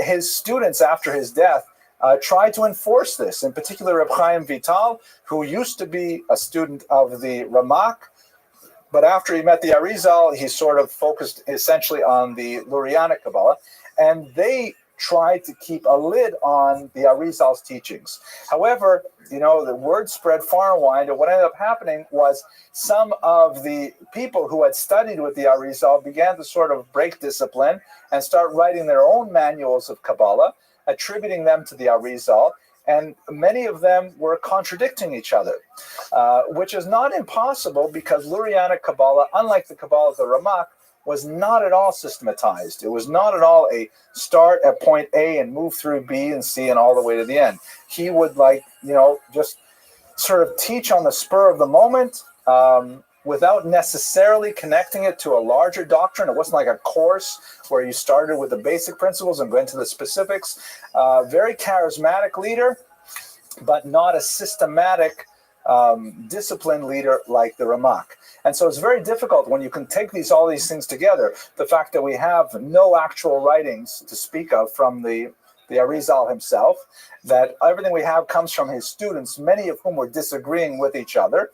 And we have the very nature of Lurianic Kabbalah itself, which is very disjointed and not necessarily connected. It's very difficult to get a whole picture of what this is. Nevertheless, we can identify a few doctrines that seem to be common to all of the Arizal students, and they are so powerful that they've kind of become mainstream thought to this day. The first one is this concept of Shvirat HaKelim, or the breaking of the vessels, which is not present in Cordoveran Kabbalah at all, but is perhaps the most pronounced element of Lurianic Kabbalah. If you recall, we go back to the 10 Sfirot that I showed you earlier.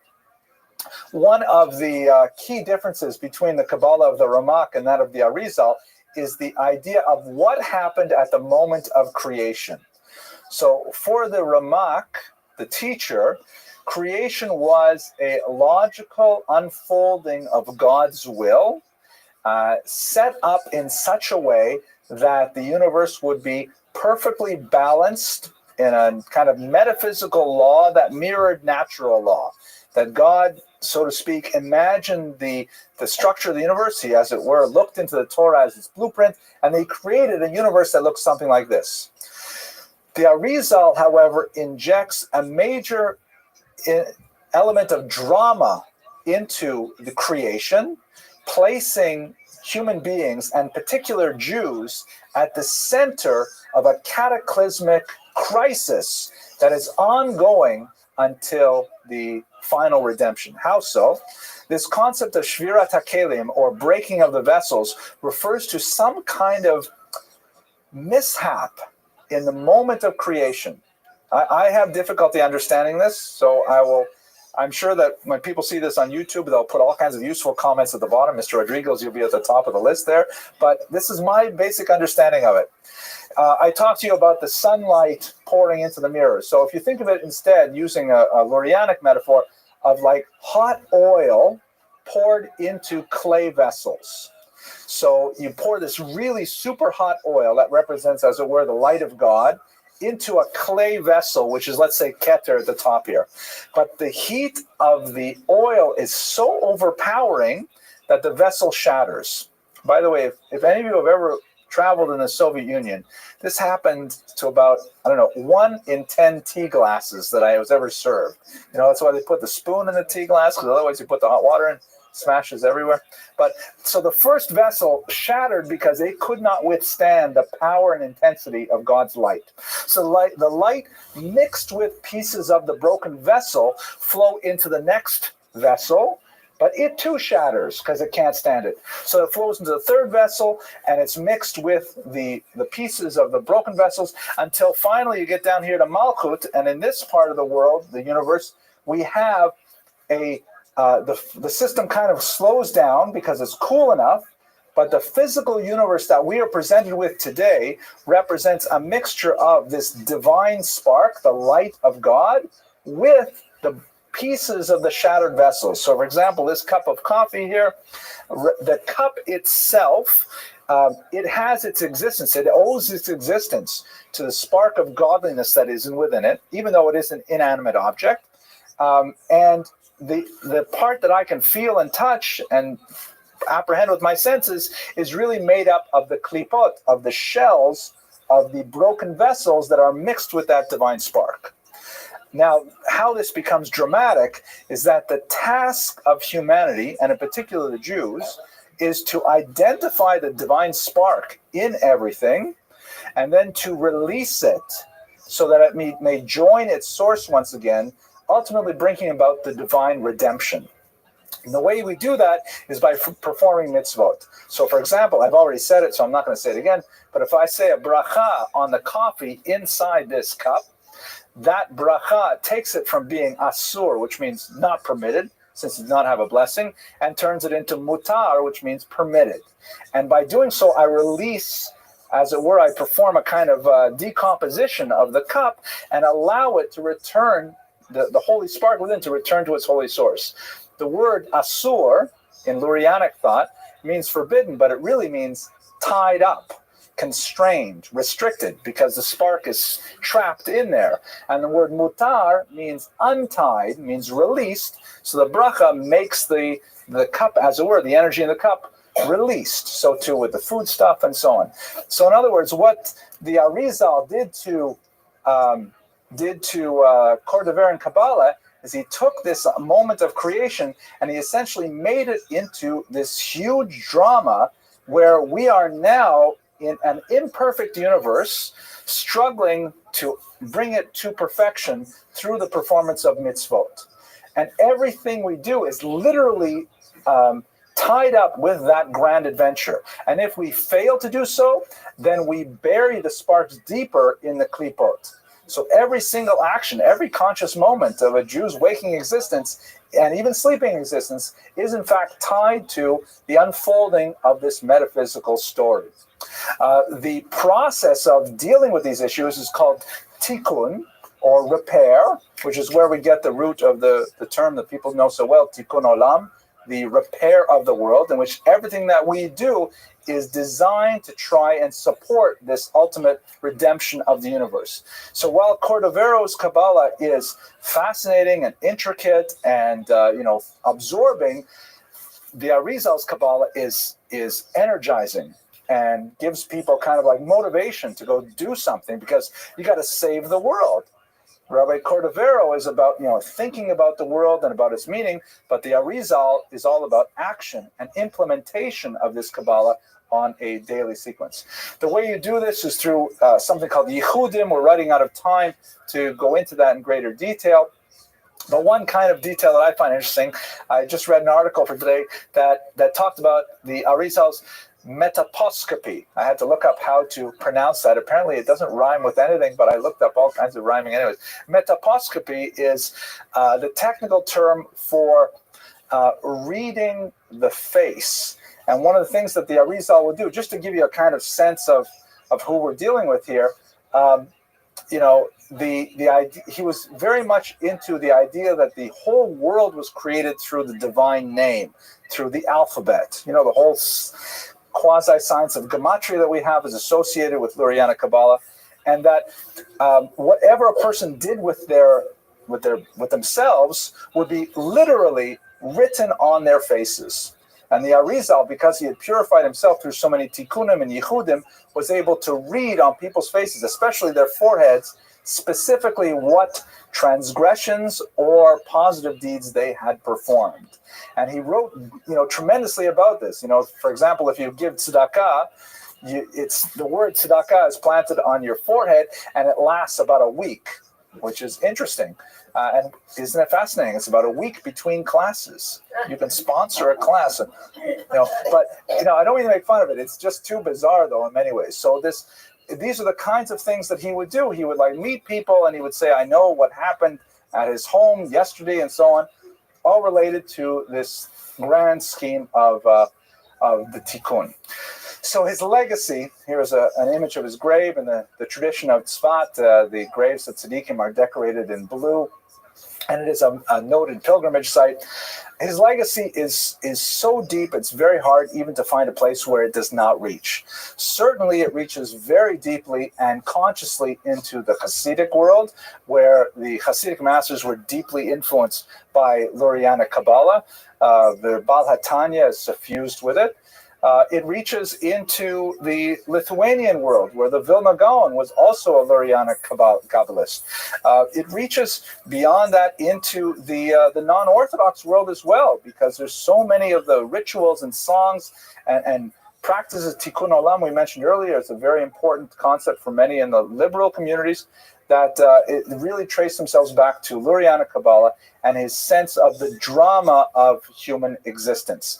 So without doubt, it's amazing when we contemplate how this man, in the space really of about 3 years, from age 35 to 38, he was able to articulate, without even writing it down, this vision of the meaning of existence to such a degree that we feel as reverberations from Tzfat even to this day. Thank you very much for your attention and engagement.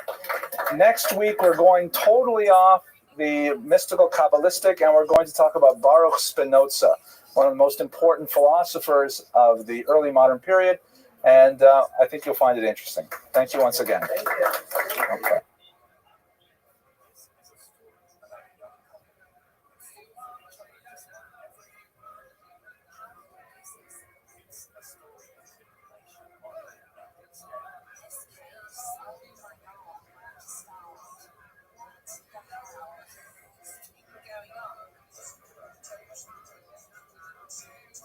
Okay, good evening, ladies and gentlemen. Thank you very much for coming. Tonight we're starting, of course, half an hour early, so that'll give me a little bit more time to relax, and I'll speak slower, but we still hope to conclude at 9 p.m. as usual. So the joke this week is also courtesy Ms. Zakta Weiser, who sent me 4 really useful jokes last week. And it actually is very appropriate for today's material, because we're going to be looking at someone who is slightly antinomian in his approach. That is, someone who is slightly non-traditional in the way he observes Judaism, as we shall see. So the joke goes that a Jew goes up to his rabbi and says, Rabbi, I'm so sorry. I need to do something. I have to confess. I didn't wash Natilas Yadayim before eating bread last week. And the rabbi said, you didn't? Why didn't you? He said, well, Rabbi, the truth is, the bread wasn't kosher. The bread wasn't kosher. Well, why? And he says, well, it was a non-Jewish restaurant. He says, you were a non-Jewish restaurant? What were you doing in a non-Jewish restaurant? Why didn't you go to a Jewish restaurant? He says, on Yom Kippur, I should go to a Jewish restaurant. So that's the last laugh for tonight. So tonight's lecture, we're very grateful to Mr. Eliezer and Mrs. Greta Hermes, who once again sponsored the lecture. It's a wonderful thing when we have people support the lecture financially, because it goes to defray the costs of our lovely assistant, Ms. Eliza Abramson, who greets you at the door, prepares the cookies, and Mr. Rodriguez, who is now actually amassing a bit of a fan club online. They say, go Mr. Rodriguez, because they enjoy the videos. So thank you very much. The shul appreciates it very much. And for those of you who are here, your presence alone is a tremendous sponsorship, and I'm very grateful to have you here. So tonight we're going to look at someone named David Reubeni, also known as Ha-Reubeni. The name is very significant. He ascribed his lineage to the tribe of Reuven, the biblical tribe of Reuven, and we'll speak about what that means shortly. But basically, he's a rather anomalous and highly unusual figure in Jewish history, because he appears on the scene in the early 16th century, and he makes a tremendous tararam where he introduces himself with success to popes and kings and emperors, and claims to be the brother of King Joseph, a leader of the 3 tribes, Gad, Reuven, and Manasseh, living on the other side of Israel, somewhere in the Far East, and he's there on a mission to create some new geopolitical reality.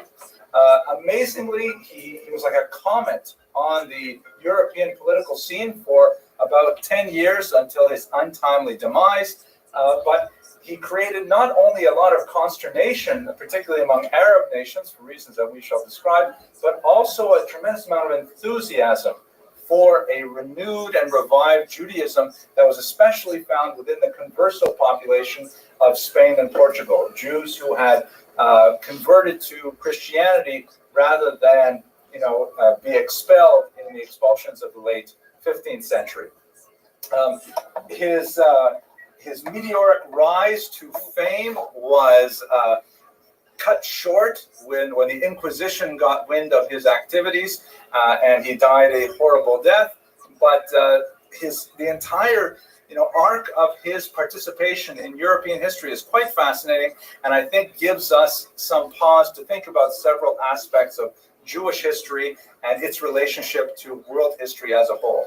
So what I'd like to do over the next 55 minutes is just give you a quick overview of the life of David Reuveni. At least that is what we know about it. And I think that by the end of the evening, you'll have some food for thought and wonder, but we will leave with a lot more questions than answers as usual. So our story begins really here in Oxford, England. We know of David Reuveni from non-Jewish sources. Many, centers of power had him traipse through their hallways at various points in the early 16th century.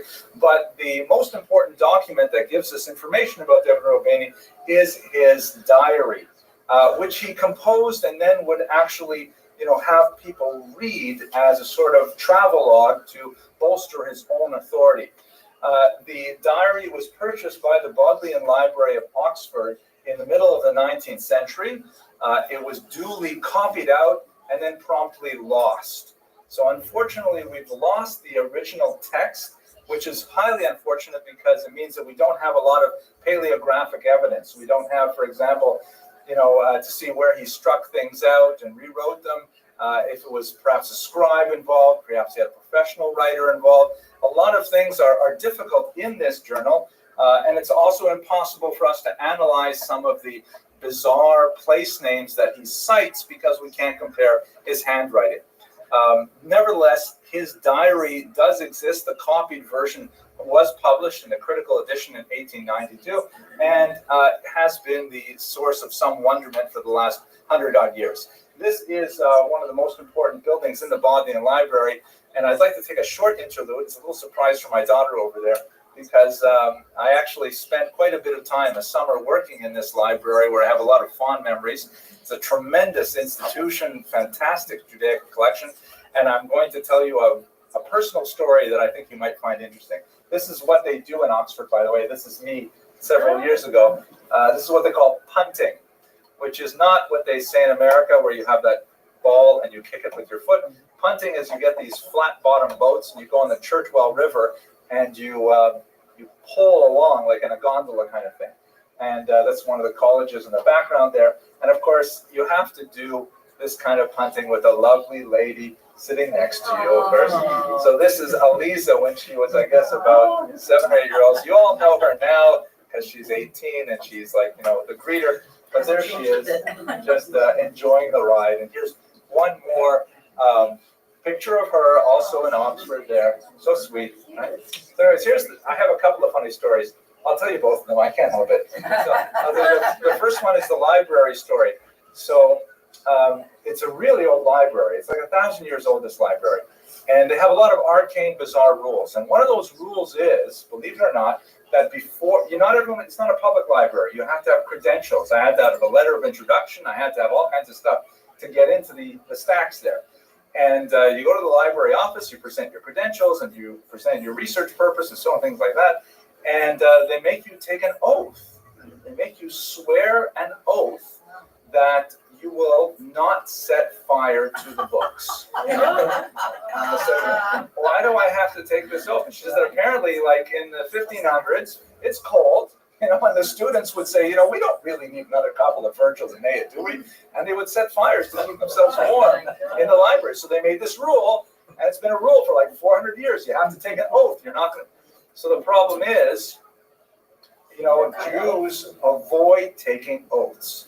That's the whole business with kol nidre. You don't want to come up. If I happen to accidentally set a fire, then I would be, responsible for it on a heavenly level as well. So I was, for a moment, I was put back. I didn't know what to do, and so then I asked myself. I said, "Wait a minute.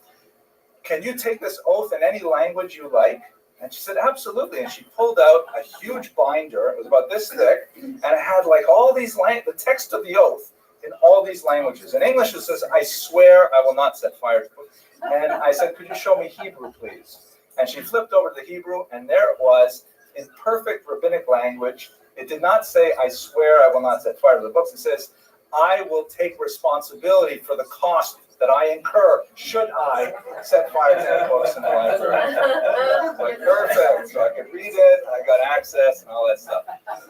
The other funny story, which I'll tell you very quickly, then we'll go back to David Rubin, I promise. But the other funny story is, there's a Jewish mitzvah that when you buy new vessels, new cooking vessels, you're supposed to, before you use them, you're supposed to immerse them in a mikvah. That's just one of those wacky things in Judaism.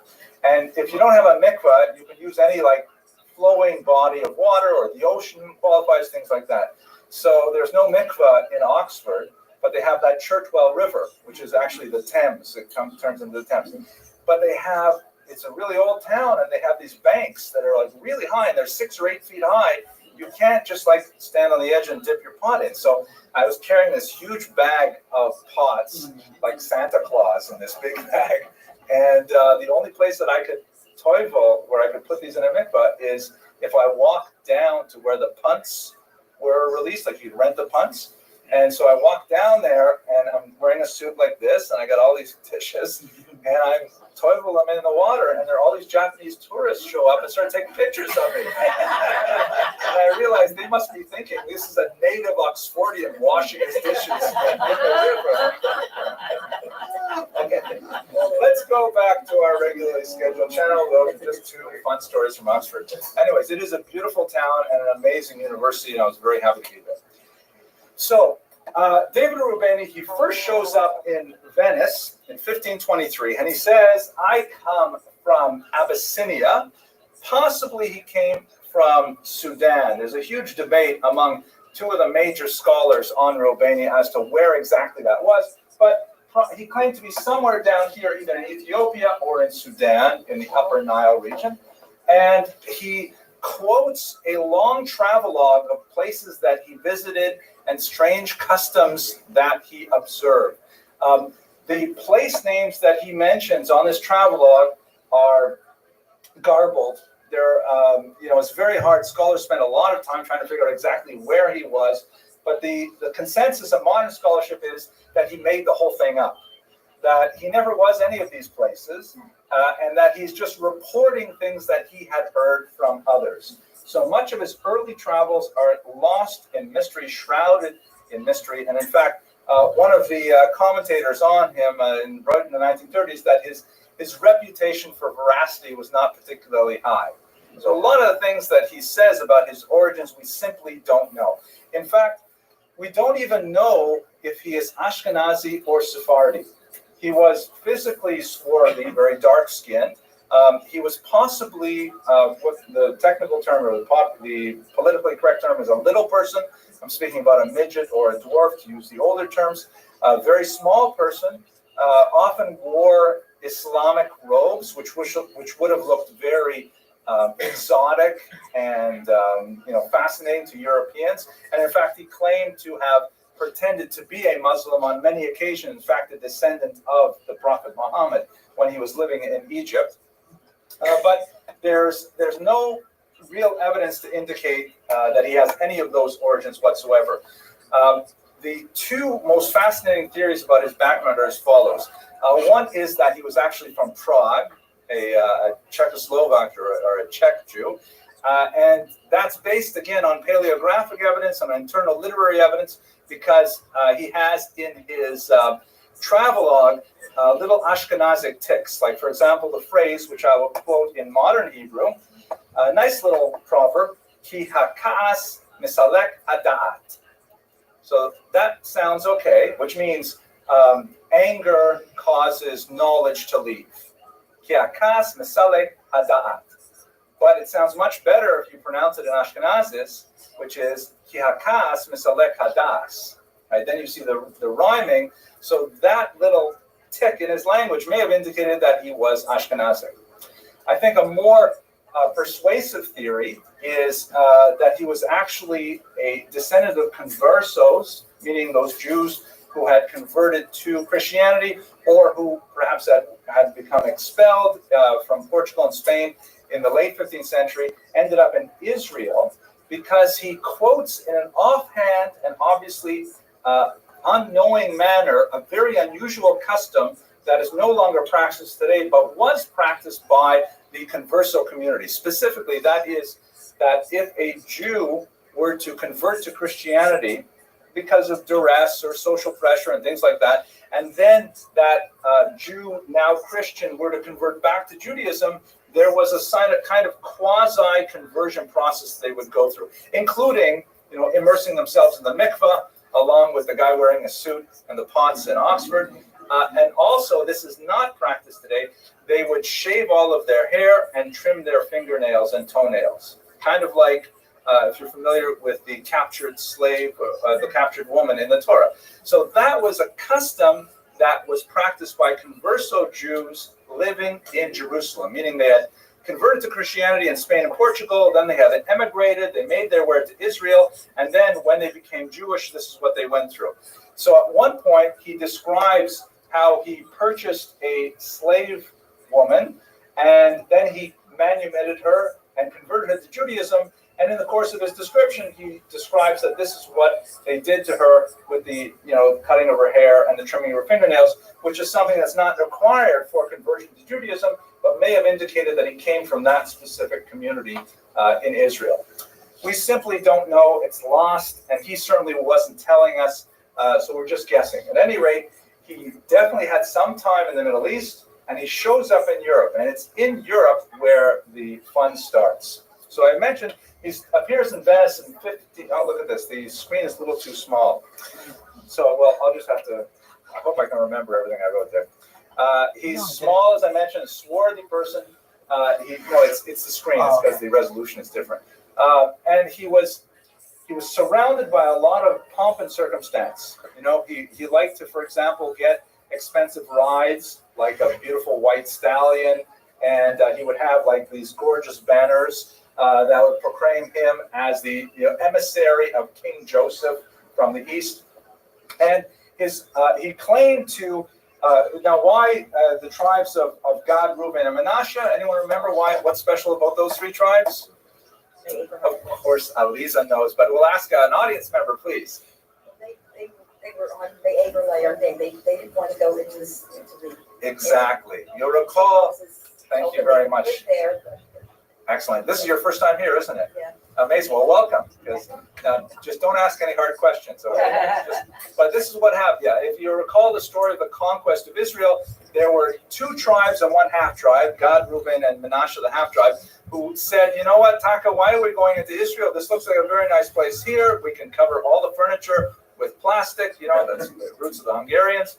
And they said that I've used that joke too many times now. But they stayed on the other side of the Jordan River, like what would be today something like Jordan, Syria. And Moses made a deal with them that they could have that land as long as they came in and fought for Israel first, and so on. So there's this kind of mystery of those 2.5 tribes that never settled in Israel. And Reuveni, he took the name Reuveni, meaning from Reuben, to say that, yes, they're still there. There's 100,000 of them. My brother is the king. And guess what? He wants to forge a political union with you to attack the Muslims. And so with all of this, noise and fury and like pageantry and things like that, people were willing to listen, except for the Jewish community. The Jewish community, by and large, was not buying it. They were not convinced. There were a few significant individuals who were willing to financially support him, but by and large, the Jews tended to be rather skeptical about the whole story. Nevertheless, with his few wealthy supporters and a few key introductions, he actually gained an audience with Pope Clement VII.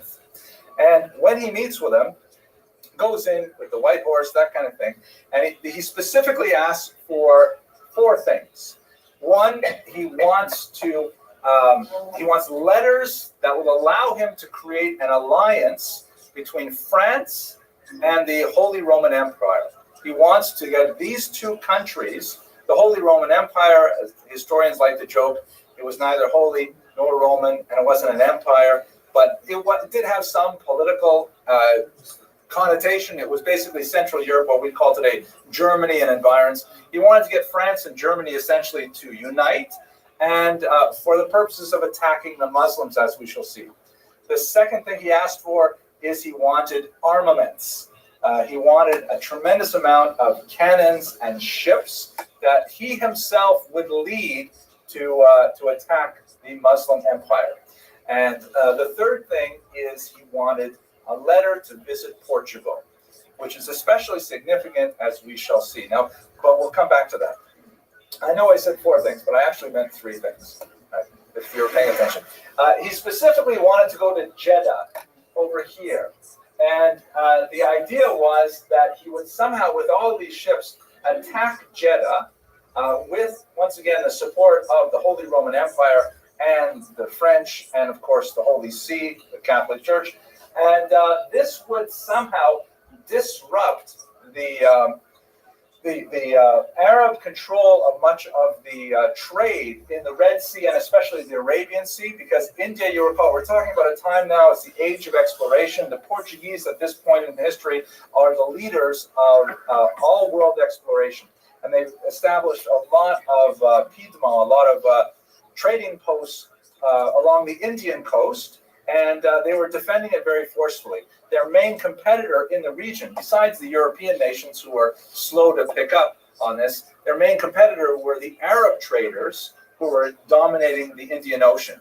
And it seems that Reuben wanted to somehow get in there and interrupt the Portuguese trade by attacking the Muslims. So the Jeddah is maybe not the best port, because you'll recall there's no Suez Canal at this time. So it's not like people are using the Red Sea to get to the Arabian Sea and out to India. Aden would have been perhaps a much better port for that, but there's something else really valuable about Jeddah. Anyone see it? Mecca. It's really close to Mecca, right? Mecca being, of course, the center of the Arab world spiritually, and so on. So an attack on the port city of Jeddah could really disrupt a lot of Muslim thinking and could really plunge Europe into another kind of major geopolitical crisis that would perhaps lead to nothing less than Armageddon. And that's where we get to the messianic aspect of this. Many historians believe that ultimately he wanted to provoke the coming of Mashiach by instituting a war again between the Muslims and the Christians. But before I put this out of order, I'm sorry, I forgot to mention one other thing. There is four things. I forgot it and I recall it. The other thing is he claimed to have knowledge, direct personal knowledge of Prester John. Anyone recall this name? This is one of those weird footnotes in medieval history. Prester John was this widely held belief in Christian Europe that there was somewhere in the Far East a true Christian king named Prester John. Here he is, offering communion to his subjects, who had like hundreds of thousands of soldiers and was just waiting for the moment, the second coming, to reveal himself and his people, and they would somehow, dominate the globe and put an end to the Muslim infidel and so on. So there's all kinds of these strange, large geopolitical forces at work, tectonic forces really, they're pulling at each other. And Reuben is trying to pull on those strings and get the popes to go along with this idea that would somehow bring the Muslims down, reveal Prester John, and everything would result in a messianic conclusion. But specifically, he was thinking clearly of a Jewish messianic conclusion. His real goal was the fourth request, which was, I want a letter to meet the King of Portugal. Please recall that Portugal was, as they say in German, Judenrein at this time. The Jews had been expelled from Spain in 1492. Many of them sought refuge on the edge of the Iberian Peninsula here in Portugal. And then Portugal, once on its own went through an even more brutal inquisition and expulsion in 1497. And so Jews were not allowed there. The only Jews that were there were the so-called conversos. Just to take a moment to think about that as well, the great historian of the Holocaust, Raoul Hilberg, wrote in his magnum opus, The Destruction of European Jews, that he felt that the Nazi hierarchy of race had its intellectual origins 500 years earlier in Spain and Portugal. Why? Because one of the things that the Spanish and the Portuguese did was that it wasn't enough for a Jew to convert to Christianity. The Jew would be under some kind of cloud of suspicion of Judaizing, of just doing the Christianity for show, but in reality practicing Judaism. And that shadow of suspicion would last for several generations. You would have conversos of the first generation, conversos of the second generation, and so on. And so this brought the whole question of race and lineage into something which was prior to this primarily a religious conflict. The rest of Europe, once a Jew converted, then in fact, he became Christian. That's all there was to it. Did I tell you the joke about the two Jews who walk by a church and they see a sign? Oh, it's terrible. I shouldn't tell these jokes. At least put them on the internet. So the joke goes like this.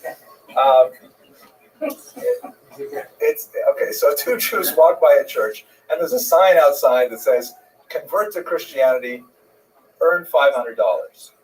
So one of the Jews says to the other, "I'm going to do it. I can use $500. I'll go in. I'll say what I have to say. I'll get $500." The other guy says, "Are you crazy? No, listen, I need $500." So he goes in. Takes a while, 10 minutes, 20 minutes, half an hour. Finally, he comes out an hour later, and his friend says to him, "So, did you get the $500? He says, "What is it with you people?"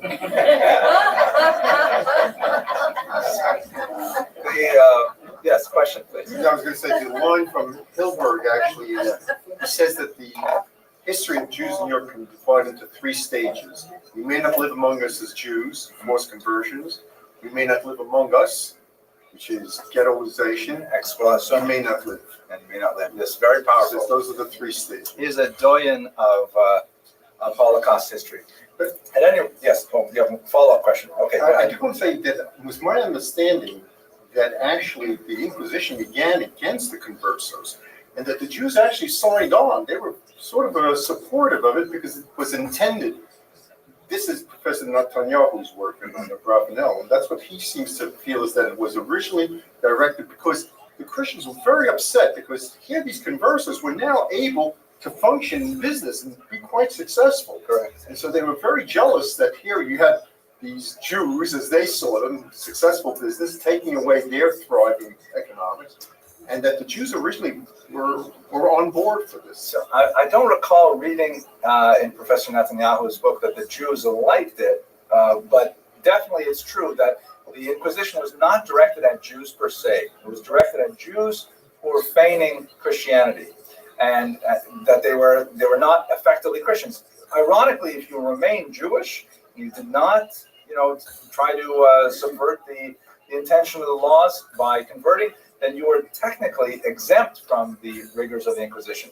You were not exempt from expulsion, which of course came later.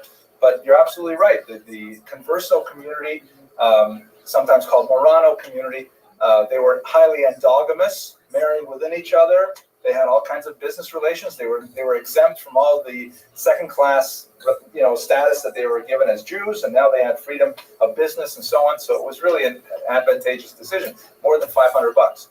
Let's go back to David Rubin. So it's the context is one generation after the expulsions, and here he is. It's like 1523. He's going back to Portugal 25 years after. If we're thinking about the Holocaust.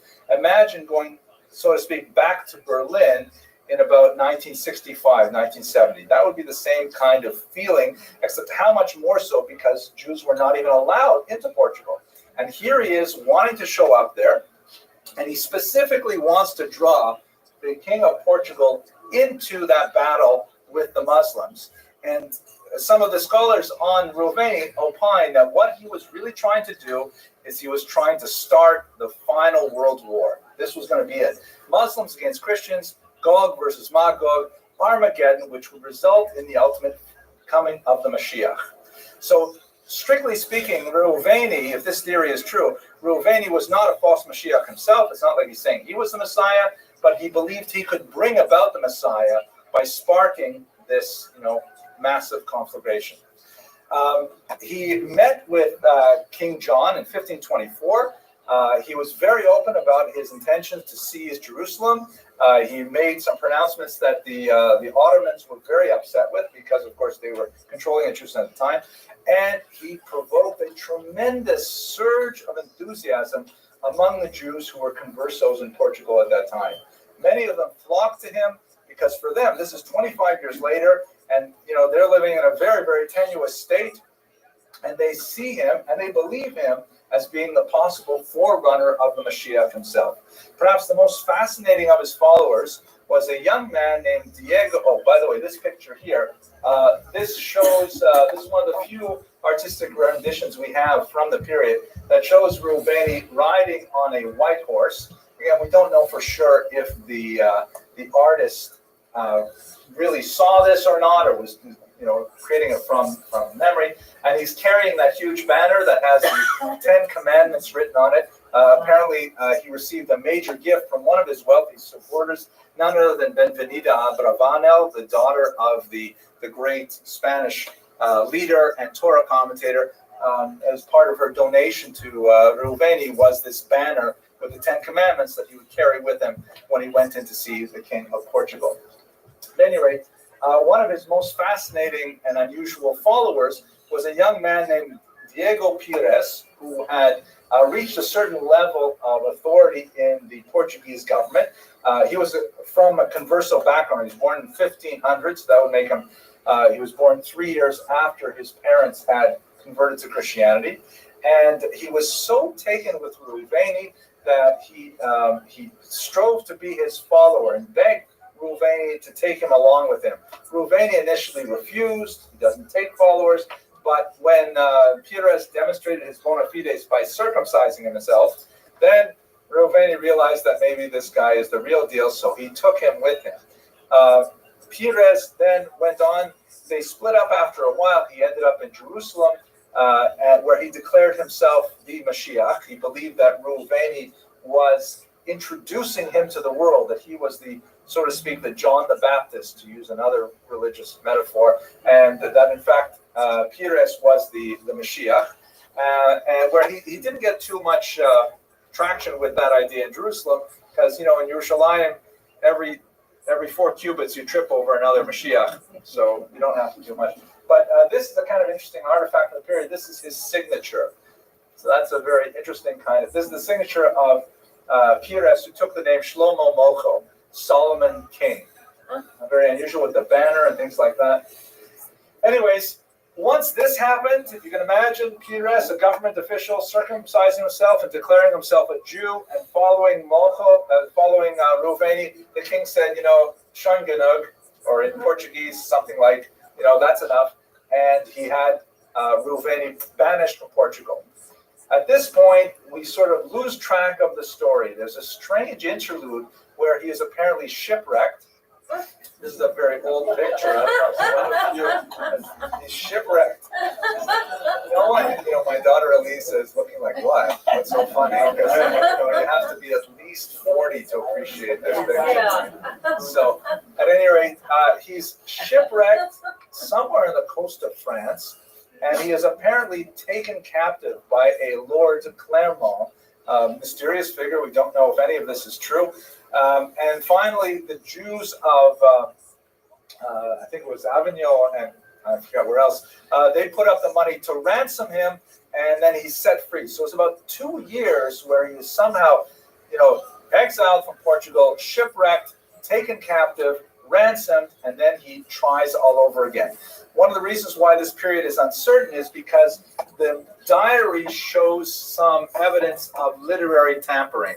Like maybe he used the diary one way and then he changed it because, for example, one of the great scholars of this figure, Ben Melech, argues that what's really going on is that he wanted Portugal was his main goal, and when Portugal did not work, then he had to rewrite the whole story and had to try something else. So the diary itself doesn't give us a really good sense of what exactly was his plans. Anyways, he goes back and he tries again. He shows up in 1530 in Italy, and he once again tries to get an audience with Pope Clement VII. At this point, the Jews, who, he's been around now for 15 years, the Jews of Italy are not quite so enthusiastic about the entire thing, and they warn the Pope that in reality, they're not sure that Ruveni is as, he's not the real deal, so to speak. And specifically, they point to the numerous letters that he is bringing with him, letters from King Joseph, the letters from Prester John, all of these documents, and they say they're total forgeries, he tried to defend himself by saying, no, they're not forgeries. What they are is that I lost some of them, when I was shipwrecked. Remember that shipwreck business? So while I was shipwrecked, I lost some of my letters. I had to rewrite them. I wrote them from memory, it's true. But at any rate, the Pope was not really interested, and so the story ended. He did, however, get a chance to meet with Emperor Charles V of the Holy Roman Empire. And by the way, at this point, his student Shlomo Molko had rejoined him, and the two of them went together to Emperor Charles V, presented the whole story. Unfortunately for both of them, Charles V had just recently signed a new law into place that specifically banned any form of Judaizing in the Holy Roman Empire. And so therefore he handed over the two of them to the Inquisition, which was active there as well. And that proved to be disastrous for Shlomo Molko. Rubeni himself was taken away in chains to Spain. Molko was given the opportunity to rejoin the Christian church through baptism. He refused, and so he was burned at the stake on the spot. And so his brief life ended there. We don't know exactly what happened with Ruveni, but some external evidence indicates that he was probably put to death in a similar manner in 1538. So in the space of about 15 years, we have this meteoric rise of this unknown Jew who gets access to all of the chambers of power, and nearly starts a world war, at least comes closer than anyone else to that fact. And that's basically the arc of the story of Shlomo Ruveni, of David Ruveni. So what do we get out of this? So we can assess a few things from this. First of all, why did he do all of this? Where did all of this come from? So you recall that I described his origins in possibly in Jerusalem among the converso communities at this time. You recall that the early 16th century was a period of tremendous Kabbalistic speculation. This is the period when, for example, the great Rabbi Moshe Cordovero was born in 1522, and the Tzfat Center was established with Rabbi Yosef Karo, with, of course, Cordovero, with the Arizal coming from Egypt to study Kabbalah in Tzfat. And Jews are very much engaged in an exercise in theurgic or practical Kabbalah. The idea that we could, through our own efforts, bring about the coming of the Messiah. For the most part, the Kabbalists of Israel at this time were doing this primarily through, quasi-approved portals, such as prayer, fasting, self-exile, things like this. No one before Ruveni had really taken this kind of idea of forcing God's hand, so to speak, to bring about the Messiah and applying it to geopolitics. This was something that was his innovation. At any rate, Ben Melech, again, one of the scholars that's done most of the work on Ruveni in the last 20 years, argues that he was heavily influenced by Rabbi Abraham ben Eliezer Halevi, who was one of the most famous Kabbalists of Jerusalem at the time. Halevi had produced several Kabbalistic texts, including the fascinating Nevuat Hayeled, the prophecy of a child, in which he specifically anticipated that the Messiah would come, I believe was in 1523, which was exactly when Ruveni appeared on the scene. He was delayed 1 year, so maybe that threw everything off. But there was a tremendous amount of messianic speculation and attachment of messianic ideals to specific dates and time and things like that. And so with all of this energy devoted to the idea of the end of days, it is Ben Melech's contention that Reuveni picked all of this stuff up and decided to do something with it himself. Not necessarily working with the Kabbalist. In fact, it's likely that they never met, but he nevertheless took these ideas and put them into practice. He acted apparently alone. We don't have any evidence that he's the head of a cell or involved with any other people. But he was nevertheless able to attract the significant support of select individuals, wealthy Jews, who felt that this was actually something that could come to pass and deserved their financial support. That in itself, I think, is worth thinking about. Why is it that the mass of Jews really, went in two different directions? There were the Jews, the conversos, who felt that this was really the end of days, and other Jews who were perhaps not so hard pressed in their material circumstances felt that this is a crazy person. He's making up ridiculous stories. Nevertheless, there were those individuals who were willing to put their money behind it, and with the right amount of financial backing, he was able to get access to the highest chambers of power ever. I think that if you put this into an equation, we have to look at it in something like this. His personal piety, he is known to have been, highly observant of Jewish law, and in fact, rather punctilious. Some of the accounts say that he fasted 6 days a week. Obviously, he would be eating at night, kind of like Muslim style, but, lots of fasting, very careful with the laws of the Sabbath, things like that, combined with tremendous sense of theater. The audacious nature of his self-presentation was overwhelming to people. That resulted in tremendous credulity. And there were people who were willing to believe this combination, which actually is a good idea. Maybe I should think about this for a second career, maybe. Okay, at any rate, Ride a horse. I have to ride a horse, a white horse. I think a white jag would be nicer, actually. Yeah. But at any rate, this is a totally new tack for false messiahs, of which there have been so many in Jewish history, but it proved to be a very successful one that would later be emulated. But for example, in the 17th century, perhaps the most famous or infamous of all false messiahs is the great Shabbatai Tzvi, who also went to centers of power, the Ottoman Turks and so on.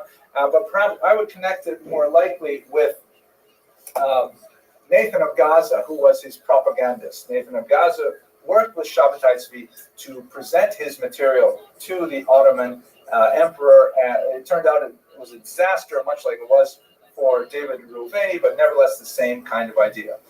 So taking all of these things together, I presented to you a rather bizarre sort of story. I've never spoken about David Reuveni before, and so it's kind of interesting for me. But he's an unusual sort of comet that appears briefly on the stars of the Jewish constellation. I'm not exactly sure what it means for the overall scope of Jewish history, but it's a fascinating episode, and I'm grateful for the opportunity to present it to you. I apologize, I sort of mistimed this. It was much more fascinating to read about than to talk about. If you like, I can make some stuff up for 15 minutes. But maybe I'll take a few questions because we have a little more time. Yes, please. Was he ever married? He was never married. Single guy. He's got a mission. What I find interesting from the story of the whole episode with Shabbatai Tzvi was that occurred when there was also some terrible. Absolutely.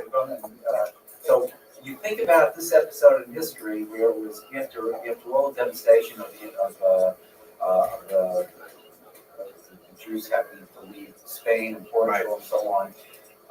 Shabbatai Tzvi had so much more of a following, it seemed, and it almost seems like it may be similar in terms of cataclysmic effects on Jewish society. So I wonder, why was it that Shabbatai Tzvi had so much more of a following under sort of similar circumstances, you might argue? Yeah, that's fascinating. I'm not sure what I deserves much more thought. The cataclysm that you're referring to is the terrible pogroms of 1648-49, which devastated the Jews of Poland and Ukraine, which that was huge. It made a tremendous impact on the Jews of Europe. The expulsions from Spain and Portugal, though, were no less horrific, and in many ways they were thought of as a much greater tragedy. That it was considered like a huge rift in the world that the Jews should be expelled from those two countries of all. So there's definitely an argument to be made. I think that the Jews, when they're at their lowest ebb and they feel that redemption just has to be around the corner, they're certainly willing to listen to people like this. Why was Shabbatai Tzvi so much more successful than Reubeni? That I don't know. It may warrant another PhD thesis or something. One of your students. Yeah, it might be. Mr. Rodriguez, that's for you, I think, right? Yes. To the modern sensibility, it may seem very odd, this fellow just coming out of nowhere, but in the medieval mind, it really isn't so out of place. You have to realize this is, Gutenberg's Bible is just barely been, people had no access to books. They had really knew very little. It wasn't uncommon for religious people, to travel the countryside claiming to have all kinds of holy relics, pieces of the cross and the bones of Jesus, and they were very well tolerated and accepted. There was the naivete of these people is really something that was very common. Yeah, I think that's a very salient point. Good observation. You'll note also that no one was willing to give him any money or guns or things like that. They said, well, very interesting, you've made my take quite fascinating, but there's no way I'm giving you a ship with cannons. Forget it. It's a big difference because one thing is a pogrom when you are killed, and another thing is giving you a chance. Or you become a Catholic or whatever, or you go away from my country. So you have a chance. Take it or you leave it. Hindi Shabtai came in really when there was not a chance. So the following, I think that's what was part of so many followers in the time of Shabtai. Interesting. Yeah. So just to paraphrase, that it's hard to compare the Khmelnytsky revolution and the violence that attended that with the expulsions from the Iberian Peninsula, because in the case of the Khmelnytsky rebellion, there was an opportunity to convert and avoid death. I'm not sure that's completely true, though. I think there were some options to be baptized, and so it's very hard. I'm not sure that we can quantify them. Maybe they're too much apples and oranges. It's true they're a century and a half apart. That's not so big a difference, but I don't know. It's worth more thought. Did I see a question in the back? Yes. Yeah. I think the question relates to this topic, but given the resurgence of Zionism that was happening in Europe in the 15th century, what made, let's say, the Baal Shem Tov and the consequent Hasidic regime successful? In a relationship to false messiahs? Yeah. Because it seems that, given all this background or these failed, individuals, you'd imagine there would be an end to it as opposed to resurgence of success. I don't know. That's a hard question to answer but I suppose I'll try anyways. I think most Jews approach these kinds of questions not thinking that they're following a false Messiah. They think that we've had so many false messiahs in the past, but this one is really the right one. And when you join to that the fact that I don't think that very few of the movements actually proclaimed messiahhood, especially the Hasidic movements, maybe a handful here and there may have made messianic pretensions, or that the Messiah is just around the corner. But I'm not sure that we can really connect these guys with some of the more mainstream movements. It's another very good, thought-provoking question that I'd have to think about some more to answer appropriately. Okay, too many hard questions. Thank you very much for coming. Next week, we're going to look at the Arizal, a much more mainstream figure, at 8 o'clock promptly. Thank you very much for your attention.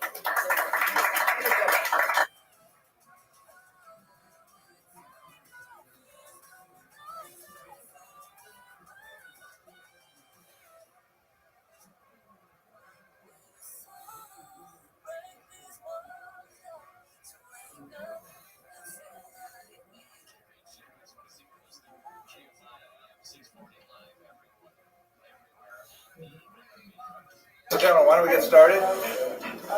First, I have some really good news for you all. I'm really grateful that you've come on this auspicious night. It is, after all, Wednesday, and it's great to have you here.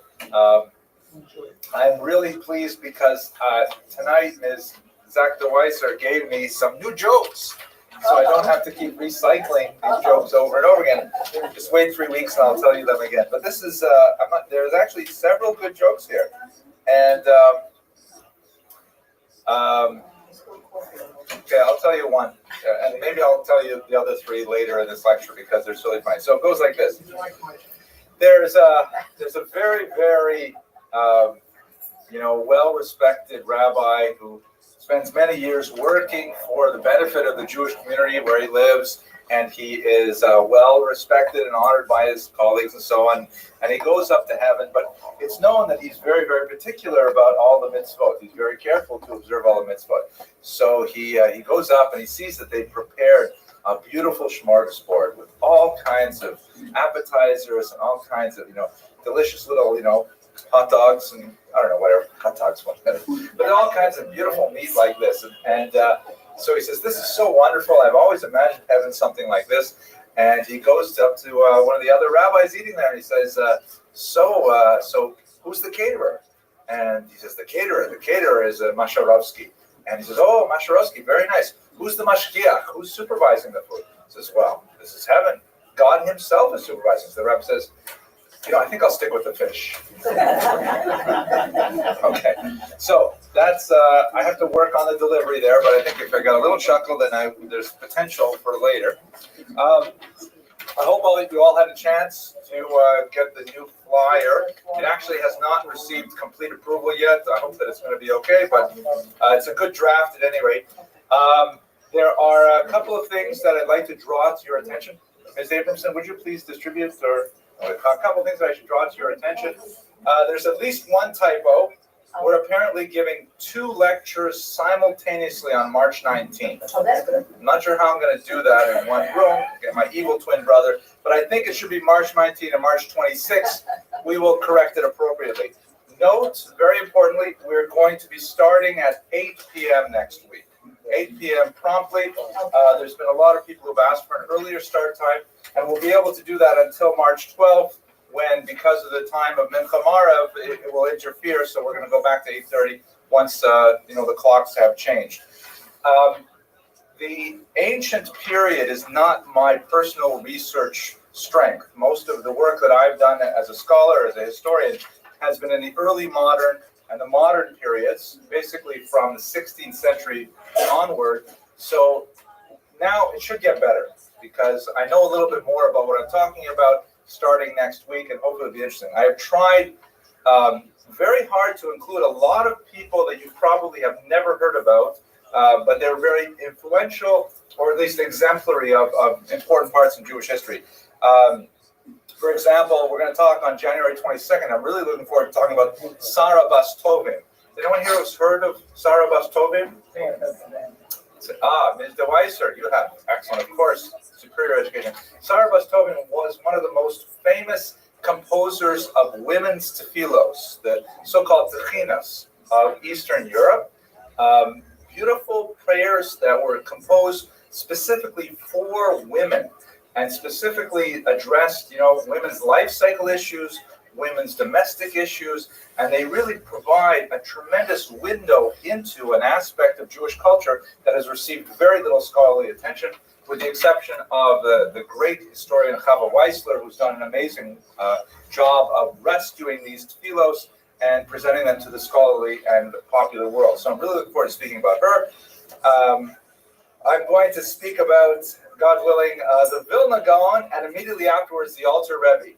So, and the two of them had some significant conflict, or at least their followers had some extremely vituperative words to share with one another. So I think that will be an interesting kind of combination of the two of them. Towards the end of the period, we'll look at Heinrich Heine, who is perhaps one of the most famous Jews of the 19th century who converted to Christianity, as he put it, to get a ticket to European culture. because it's during that period of time it was very difficult to maintain one's Jewish identity and still participate in the wider society, get positions in universities, conduct orchestras, all kinds of things like this. So he is exemplary of that period. But as soon as he did it, he regretted it immediately, and he spent the rest of his poetic life. He really was one of Germany's greatest poets of the 19th century. He spent a lot of time lamenting that decision, and so it speaks to the dichotomies of the trajectories of Jewish identity in the modern period. So I think over the next few weeks, we're going to have a fantastic series of lectures, and I'm really looking forward very much to engaging in them with you. One other change that's going to happen besides the timing, this semester I experimented with not having an email list because it was a lot of work, the old constant contact that I used to have set up, and I didn't feel like I was getting really a lot of responses to it, so I dropped it this semester, and it was a terrible mistake because I think a lot of people really rely on just a little email nudge to remind them that there is in fact a class going on. So I'm going to try this coming semester to return to an email sort of reminder format with materials, videos online and things like that. So if you would like to participate in that and I don't have your email, please send me an email to the address that's listed at the bottom of this page. That's the website. You can sign up right there, and I'll make sure that you receive the Eventbrite notices as they go out. I think that's about it for my announcements. Any other good and welfares? No, I don't think so. So let's go on. First of all, we're grateful, as always, that we bring this particular semester. Oh, Ms. Abramson, the time. The time is 8. No, the time's for the next. You're not paying attention. You believe it? She's so brilliant. I said that first thing. We're for those of you like my daughter, we're starting at 8 p.m. next week, 8 p.m. promptly. Okay. So we're grateful to the Young Israel for providing this space and providing this opportunity where we can get together and discuss history and discuss some of these turning points and turning personages in our past. And we're welcoming sponsors to help support this class, this series, which the money goes to good purposes, supports these 2 young students who will greet you when you come in and do the filming. Mr. Rodriguez actually has an online fan club. I received a message from Germany recently. It said, "Go, Mr. Rodriguez." I'm really not sure why. Maybe it wasn't a compliment. Maybe it was like, "Go away." But he said, "Go, Mr. Rodriguez." So sponsorships are certainly welcome. We're asking for $200 per lecture so that you can defray the costs and just support the synagogue for all the good they do in this community. But I'm glad that you're all here because your presence is sponsorship more than enough, and gives me the kind of energy to do this week after week, and hope that you enjoy it. Okay, so let us go directly, without any further ado, to our topic tonight, Nachmanides, one of the most important rabbinical minds of the High Middle Ages. He was a rabbi who originated in Spain, and towards the end of his life, when he was ready to sort of coast into a hoary old age and essentially relax in his retirement and with his students surrounding him, he was thrust into an extremely contentious debate with the church, which ultimately exiled him to Israel. But he was certainly not content to simply disappear into history, and in fact, even in his old age, he landed in Israel and completely revitalized that community in Jerusalem, which, when he arrived, only had, believe it or not, 2 permanent Jewish residents within the boundaries of the city. He created the first permanent minyan in Jerusalem in the medieval period, which is an amazing achievement, and essentially created the foundations for what is Israel today in many ways. So we're going to look at the arc of his life, which begins as a kind of a figure attempting to create compromise between 2 warring schools of Jewish thought, that of Spain and that of France. He moved through some fascinating periods of intellectual development and created a huge corpus of rabbinic literature that is still being mined today for the wealth of intellectual riches for contemporary scholars. And then, as I mentioned, in his final years, after being driven out of Spain as a result of this very contentious debate with the church, he really achieved his greatest things when he was living in the land of Israel. So that's basically the figure that we're going to look at today. His name, Nachmanides, like Maimonides, means son of Nachman. The ides is a Latin suffix meaning son of. And he's known to followers of his thought in Hebrew in particular as the Ramban. There's an N at the end of his name for Rabbi Moshe ben Nachman to distinguish him from Rabbi Moshe ben Maimon. It's not only the Ramban as opposed to the Rambam. The accent, if you want to be one of the cognoscenti and go into the yeshiva and impress all your friends there, Rambam is pronounced with the emphasis on the first syllable, Rambam, and Ramban is pronounced with the emphasis on the second syllable, Rambam and Ramban. That's also helpful because if you can't quite make out the N or the M difference, then it helps to hear the accent. So the Ramban was born in Girona in 1194 to a very illustrious family background. He was actually a first cousin of Rabbeinu Yonah of that city, who very important in the Maimonidean controversy. Ironically, the Ramban was intellectually a critic of Maimonides and did not hesitate to publish a series of rather blistering critiques on the Maimonidean code of Jewish law, but at the same time, when the crisis over Maimonidean writings in the 13th century erupted, he was a staunch defender of Maimonides against the attacks of his first cousin, Rabbeinu Yonah. The two of them were divided over that. But I'm jumping ahead of what I should do to talk about the life of the Ramban. We know that he headed up a yeshiva. We don't have a lot of information about the nature of that yeshiva, like what it looked like, how many students, what was the curriculum, and so on. But he has so many students who are reported in later rabbinic literature that there's no doubt whatsoever that this yeshiva existed. There is some evidence to indicate that he, like many rabbis of the era, earned a living outside of his rabbinic activity as a medical doctor. But unlike Maimonides, we do not have like an extensive literature of writing from the Ramban on various medical topics. But basically, he crafted much of his early life as a rabbinic leader, as a community leader, and as a teacher of Torah. And his Torah can be understood in several different avenues of Jewish thought. And in many ways, he was very creative and actually was the originator of several key disciplines or sub-disciplines within Jewish thought. First of all, he was a halachist, meaning he spent a tremendous amount of energy, and we have multiple works in which he writes or codifies Jewish law. We should understand where he is placed within the development of Jewish law. Maybe I'll pause and step back for a second to discuss. I literally stepped back when I said that. That was kind of funny. It was funny to me anyways, Louisa. But like most of the things I say. The halacha, Jewish law, is an interesting kind of phenomenon.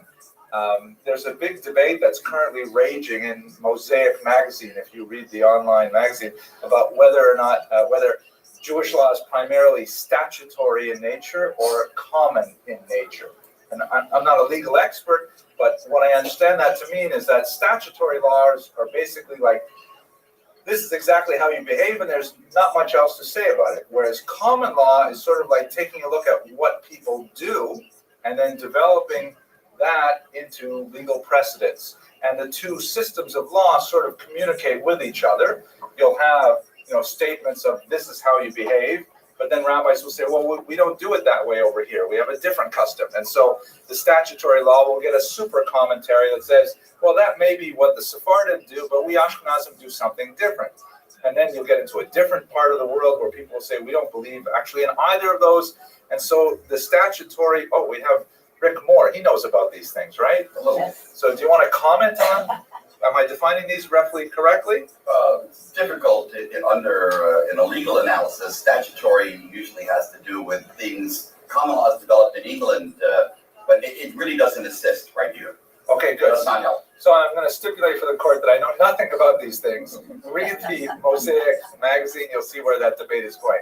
But in terms of the evolution of Jewish law, I can say a little bit about that with some authority, that, for the majority of Jewish legal history, as we have in textual sources, we have the Mishnah, which we discussed long ago in this, I believe in early October or September.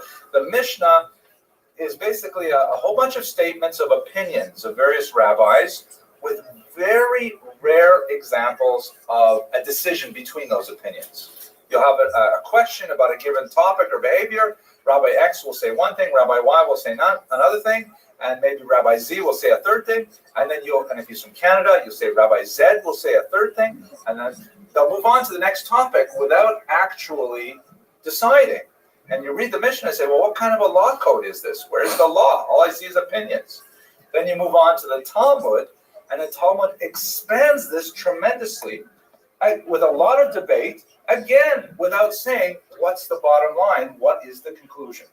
And this debate, and engaging this debate, is considered a religious act in Judaism. The study is itself a form of prayer, a form of intellectual development, a form of self-refinement, even if you don't get to the bottom line. In fact, many yeshivas never spend time getting to the bottom line. They spend time just following the debate. So this is fascinating, and it's all well and good in terms of intellectual exercises, but at the end of the day, someone has to say, is the chicken kosher or not? Are these couple, are they allowed to marry or not? What's the decision?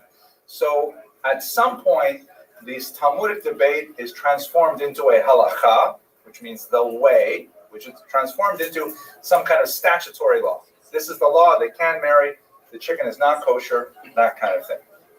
The way that these codes of laws were formed, right, the transference from the debate of the Talmud into a list of rules is something that took several hundred years to compile. And it began really in North Africa and in Spain about 100 years before the Ramban. And at that time, there were, in particular, the Alfasi, or the Rif as he's known. What he did was he essentially took the Talmud and he edited out all of the debate as much as possible that did not deal directly with halacha, and he left you with a much smaller version of the Talmud, which was designed to sort of refine your reading of it towards the law. He did not state the bottom line, this is the law, but he said, okay, just ignore all that other stuff and concentrate on the law. Ironically, this would be repeated in reverse by another scholar, Yosef ibn Chabib, who wrote the Ein Yaakov, in which he said, you know what, the Talmudic law is very interesting, but I love all that other stuff that you ignored. And so he created a separate Talmud called the Ein Yaakov, which is all the legendary material, the philosophical material, the recipes, the biographies, all that stuff was in a separate book. Very fascinating reading. So this is not actually a law code yet. And it took figures like Maimonides to say, all right, let's sort this all out and let's organize it by topics rather than by discussions. And we'll break everything up, and we'll have no problem taking laws which are mentioned in one part of the Talmud, and we'll gather it with something discussed in another part of the Talmud and create a logical code. The most famous of them was his Mishnah Torah, his repetition of Torah, as we discussed in this class several weeks ago. When he came out with this code, and there were a few contemporaries who were also coming out with similar things on a much smaller scale, naturally there was a tremendous amount of debate, because all of a sudden, all of this discussion that was open-ended, that people could engage in, it was kind of like open source code for software. All of a sudden, it was being kind of like hammered into one particular form. It was like Microsoft or Apple. The Linux was not on the scene then. People couldn't just go in and muck around with the code they wanted to. And so there's a tremendous amount of debate. And in this area, there were two major schools of thought about what to do with this process. Spain loved the direction that Maimonides had taken, the formation of legal codes, and they spent a tremendous amount of time reinforcing them and adhering to them, because Spain was very, orthopractic, very interested in saying what is the law, moving towards the law, even if it meant spending less time in the Talmud and more time in the codes. In France, on the other hand, they were very upset with this, and they felt that, you're ignoring the sources of the Talmud, and people, if they just go to the laws, they'll never know how we got there. They'll never, experience the thrill of debate. They'll never experience the mental purification process that goes through the back and forth. And so the schools in France were very upset about Maimonides. And in fact, as we discussed earlier, in 1232, they succeeded in having the church burn Maimonides' works. That's how extreme the tension was between the French and the Spanish scholars. So what Nachmanides, or the Ramban, represents is he had a broad enough intellect that he could see the value of both schools. And he attempted, with moderate success, to create a synthesis that engages in the study of Talmud for its own sake, but at the same time tries to arrive at a conclusion in the end. This school was ultimately developed much further by the Tosafists, who also realized that the pure study of the Talmud was of great value, but at the end of the day, we really have to understand how to behave. And so they also drove some of their argument, not quite as much as Nachmanides, towards the final conclusion. This is the kind of work that Nachmanides did primarily within the halachic realm, and truth be told, this sort of combination of theory and practice formed the foundation of the next 800 years of Talmudic and legal study of Judaism. So he's an extremely influential thinker in bringing together these two very different approaches to Torah. Yes, Danny. Did he write a book? How does this manifest itself? Oh, excellent. Well, he wrote actually several books. His collected works today are published. Well, they were, it wasn't until the 20th century that all of them were actually published. Many of them remained in inculabula or in manuscript versions of the 20th century. But the critical edition that circulates today is 4 very thick double column volumes on a whole host of topics. In this particular area, he was mainly writing commentaries on Talmud and standalone works that dealt with specific subjects. For example, wrote a fantastic book on death called Torah Ta'adam, which deals with the practical and the philosophical implications of death in Judaism. Very, very profound ideas. He wrote quite a bit of Kabbalistic commentaries scattered throughout his works, but only one actual solely standalone work of Kabbalah. And he wrote significant commentaries following the Talmudic tractates. So all of these things contribute towards his reputation as an original thinker. But the most famous, without doubt, if you have heard of the Ramban, probably 9 times out of 10, you've heard of him because of his brilliant commentary on the Torah, which occupies in that 4-volume set that I mentioned earlier, it's 2 full volumes of these dense little, double column pages with the footnotes at the bottom. And certainly his commentary earns pride of place only behind Rashi himself. Of all the commentaries that we preserve of the Torah, it's certainly Ramban. And in fact, that's, with the exception perhaps of the Aramaic translation of Onkelos, which is studied for other reasons, if one masters Rashi, the next logical step is Ramban. It has been very ably translated into English a couple of times, and there's a fairly new edition that I have a feeling Rick Moore is going to get out of the library right now that has met with tremendous popular appeal, and I highly recommend it to you. The difference, the major creative difference of Nachmanides' commentary in the Torah is so obvious to us now that when I tell you, you'll kind of be saying like, Vosepis, I'm here to hear this is obvious, but in fact it was not obvious at the time. Rashi's commentary, the main purpose of Rashi's commentary is to bring together the written Torah with the oral Torah. In other words, here we are reading the written Torah, and there are a lot of opaque passages and a lot of difficult passages, and we have, thank you very much, These are just 2 of 4, I think. Thank you. I love the assistant Rick Moore. Let's have him. Thanks. Okay. This is the new translation published by Art Scroll. The translator is, I should see who translated it. Rabbi Yaakov Blinder or Blinder. I'm not sure how to. It's either Blinder or Blinder. I apologize, Rabbi. But this is a very well received translation, and you can see it's got the Hebrew original and the Aramaic translation of Onkelos. It's got Rashi's commentary, which is often very relevant to the commentary of the Ramban himself, because the Ramban will often polemicize with Rashi. He'll often take issue with Rashi.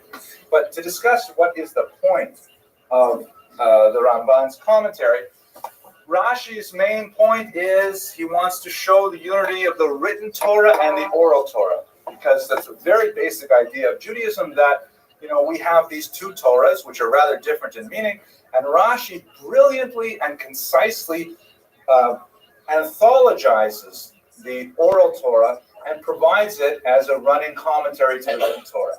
So you really get with Rashi sort of like the distilled wine of both of these Torahs.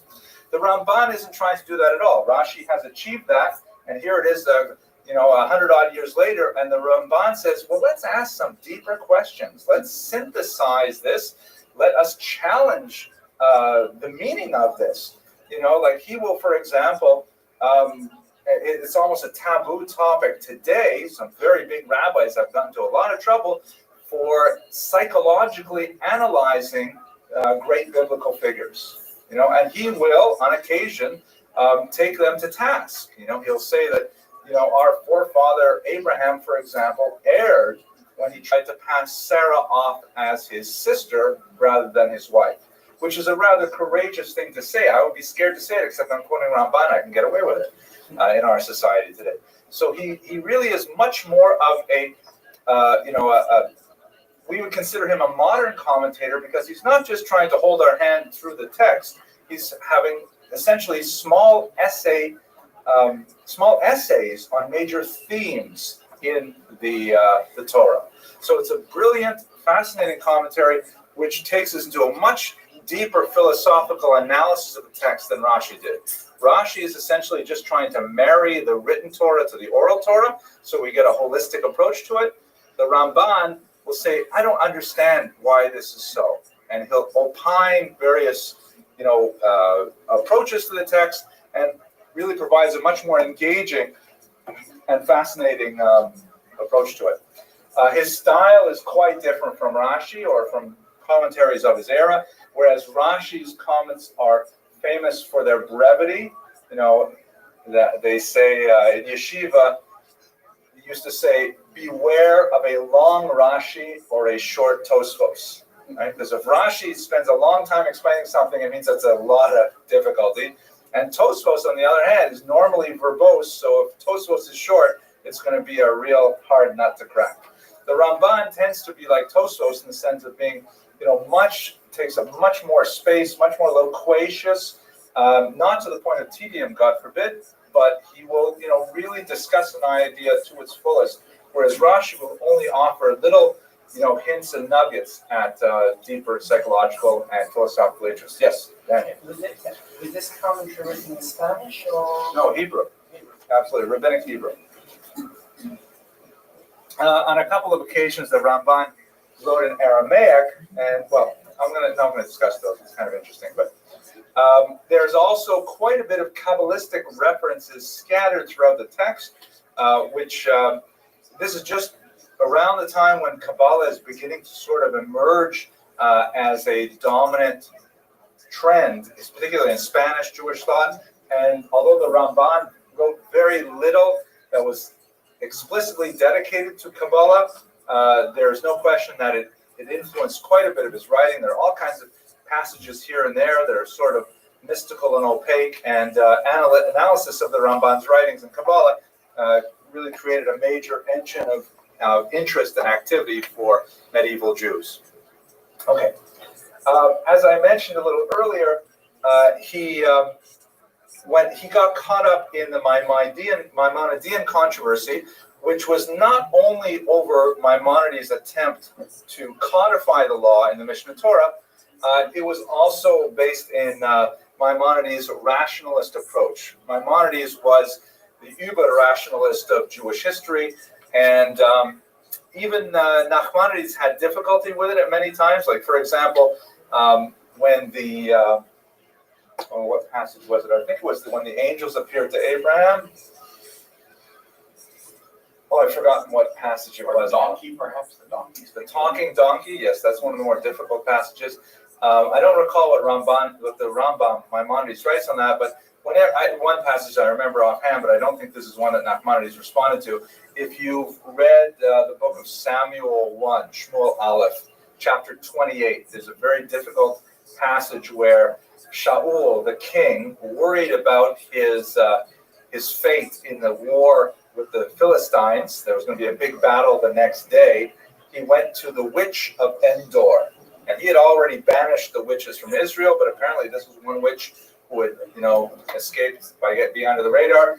And it's very clear when you read the text, it's straightforward. He convinces the witch to bring back the prophet Samuel from the dead, kind of like a seance. And then, Samuel comes back. It's actually got a kind of a funny aspect to it. Saul says to him, oh, Samuel. And Samuel says, why are you bothering me to come all the way back from the land of the dead? Tomorrow you can talk to me in person. Meaning you're going to die. So majority of biblical commentators take it at face value that, yeah, there's this witch and she has this power of bringing back the dead. There's a whole complication. You can see, but you can't hear. You can hear, you can't see. But the Ramban, the Maimonides says, not at all. It was smoke and mirrors. This was all charade that was designed. She took advantage of Shaul's, distraught mental state, and this is just the way she made her living. There's no such thing as bringing people back from the dead to talk and things like that. But the majority of commentators disagree with Maimonides, and they feel he's being excessively rationalist. So one of the major critiques of Maimonides is that he was overly influenced by Aristotelian philosophy. And even though Nachmanides was a Kabbalist, and the mystics tend to be quite divorced from the rationalists, even though he himself was a Kabbalist, he felt constrained to defend Maimonides and his way of thinking. Nevertheless, his attempt to find a pshara, a compromise between the rationalists and the Kabbalists was unsuccessful. He was able to bring about an intellectual compromise between France and Spain, perhaps in the way we study Talmud, but he could not diffuse the debate over Maimonides, and sadly, the latter's works were destroyed in fire in the Louvre. Now, so moving on towards one of the more dramatic periods in Nachmanides' life is the disputation of 1263. Was it only last week we talked about Nicholas Donin, Mr. Rodriguez? It was last week, right? So one of the 13th century was overall not a good time for Jews in Europe. It was a period when the church was ascendant, temporal powers were losing their authority, and in general, during this kind of triumphalist ecclesiastical period, Jews fared poorly. As the church attempted to highly regulate their behavior and to segregate them to certain segments of society. It's not that the kings were great friends of the Jews, but one of the things that kept the Jews in the good favor of the kings and had the kings really defend them was something that, I don't know if I've ever mentioned it in this class. It's the Abramson rule of history. I don't know. No? How about Ms. Abramson? What is the Abramson rule of history, Ms. Abramson? Money, absolutely. Thank you so much. So that's the one takeaway message I hope my undergraduates get. It's amazing how long I've repeated over and over again. Maybe it's something about being 20 that you just can't think about those things. But at any rate, the Jews occupied a very interesting niche in the economic system of the High Middle Ages Europe. It was a corporate structure or a feudal structure in which the Jews had a status called servi kamarai, which means the servants of the royal chamber. And just in a nutshell, maybe in another lecture we'll expand on this, but basically the Jews were Jews occupied a certain status in the economic structure of what was basically a barter society, where they were one of the few groups that actually dealt in precious metals, in coinage. And this was through petty money lending, it was through small-time commerce, sometimes larger commerce. And so that meant that they generated a lot of cash money, as opposed to chickens and pillowcases and fields of wheat. They actually had ready cash much more than most elements of society because of that particular niche. So what the kings did in medieval Europe is they said that the Jews will be taxed directly by the royal chamber. That's what that Servi Camerai means, is that they are servants of the royal chamber directly. So you could have, like Shloimi and Yitzchak and Rivka and Sprinza and Seitel who are living in a little shtetl, and they're living in a shack essentially, but they are actually direct subjects of the king. They are not subjects of the local duke or the baron or the lord. They actually report directly to the king. Not that they would ever see the king, but their money would. So the Jews, on the one hand, did not necessarily have a very high lifestyle, but the fact that they lived in urban areas and worked in industries that generated cash meant that they could generate also a lot of tax revenue for the king. And the king, in return for that tax revenue, protected the Jews. Hence the phrase, the king's Jews, which you may have heard of, which is kind of funny. We have at the college, we have an excellent librarian, really one of the best librarians I've ever worked with. She's Cuban and not Jewish. And all her friends ask, how are your Jews doing? All of us at the college are her Jews. So, I find that amusing. But at any rate, let's tell another joke. That one, here we go. So, here we go. There's this old rabbi is walking out of shul one day, and a gust of wind comes and blows his hat off his head and across a busy street. So the elderly rabbi, he can't quite cross the street, but across the street there's a young man who sees this happening, and so he goes out and he gets the hat and he returns it to the rabbi, and he gives it to him. And the rabbi says, "Bless you, my son." So this guy, he says, "Wow, I've been blessed by the rabbi. It must be my lucky day." So what he does is he goes to the racetrack and he's looking at the names of the horses, and he sees there's a hat named Cap. So he says, "Cap, maybe that's a sign. I rescued the rabbi's hat. I'm going to bid on Cap." And sure enough, Cap comes in first. He makes a lot of money. And he says, "Wow, this is great." He looks at the next race and he sees there is another horse whose name is Top Hat. Top Hat, wow, this is great. Puts all the money on Top Hat. Top Hat comes in first. And it goes on and on all day with all these kinds of hat metaphors. Finally, he comes home at the end of the day, and he's all depressed, and his wife says, "What happened?" And he tells her the whole story, and she says, "Well, what happened? I mean, where's the money?" He says, "Well, at the very last race, I bid on a horse called Chateau." And she said, "You idiot. You're thinking of chapeau in French. Chapeau is hat." He says, "Oh, it doesn't matter. It was some Japanese horse called Yamaka that won in the end." Thank you, Mr. Weiser. That's good. Okay, that's it. I only have like 3 jokes left now. That's the year. Okay. Anyways, so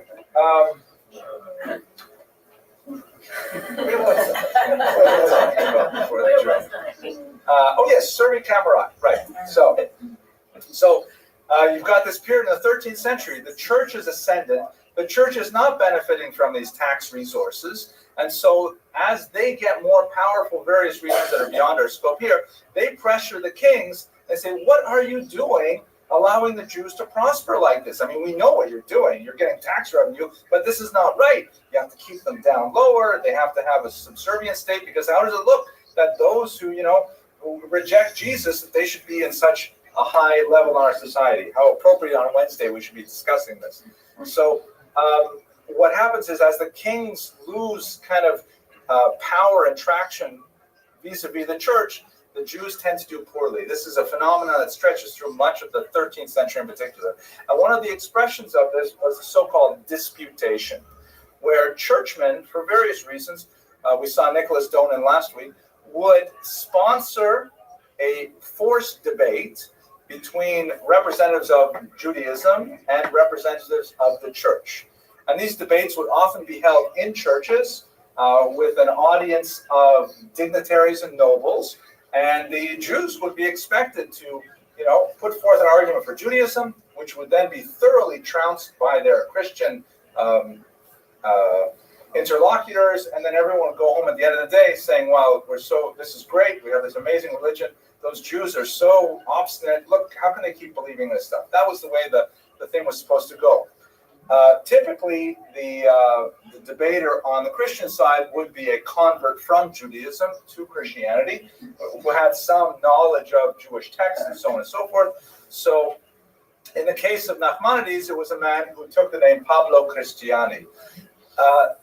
To his dismay, however, when they called for this disputation, they demanded the leader of the Jewish community to represent Judaism, and it was none other than Nachmanides, who was really the kind of mind that only comes along once every 1,000 years, debating against some Shlemazel, and it was a rout. It was a terrible rout, and it was extremely embarrassing for the church. But when he was invited to this disputation, Ms. Abramson, a brilliant question. How was Ramban even allowed to go into the church? Excellent question. What my brilliant daughter is alluding to is a halakha that is. I'm not paskening halakha, especially not in the shul where the route is the posek, but there is a large body of traditional religious thought that argues that Jews are not allowed to go into a church or into a mosque, although there's a lot to say about both of those. The main idea behind that, in my humble opinion, is what's called marit ayin, meaning what will people think? It's the seeing of the eye. It's not appropriate for a Jew like me, let's say, for example, dressed like this, wearing a tie, to walk into a church. That's a joke. I meant this here too. Because then people say, "Oh, look at that! What's going on with Hillel Abramson? He's going to a church."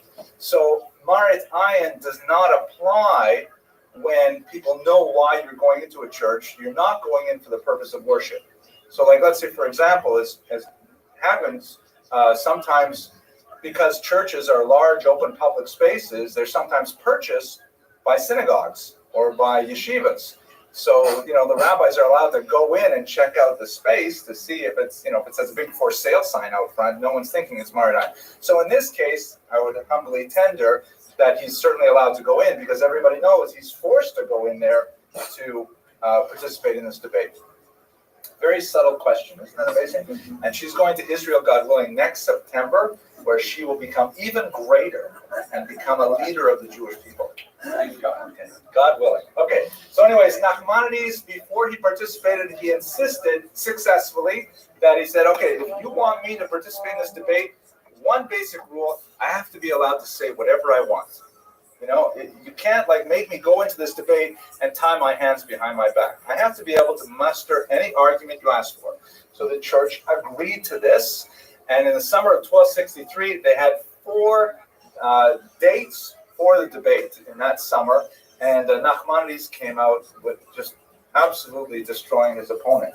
The results were interesting. We do have 2 accounts of the debate.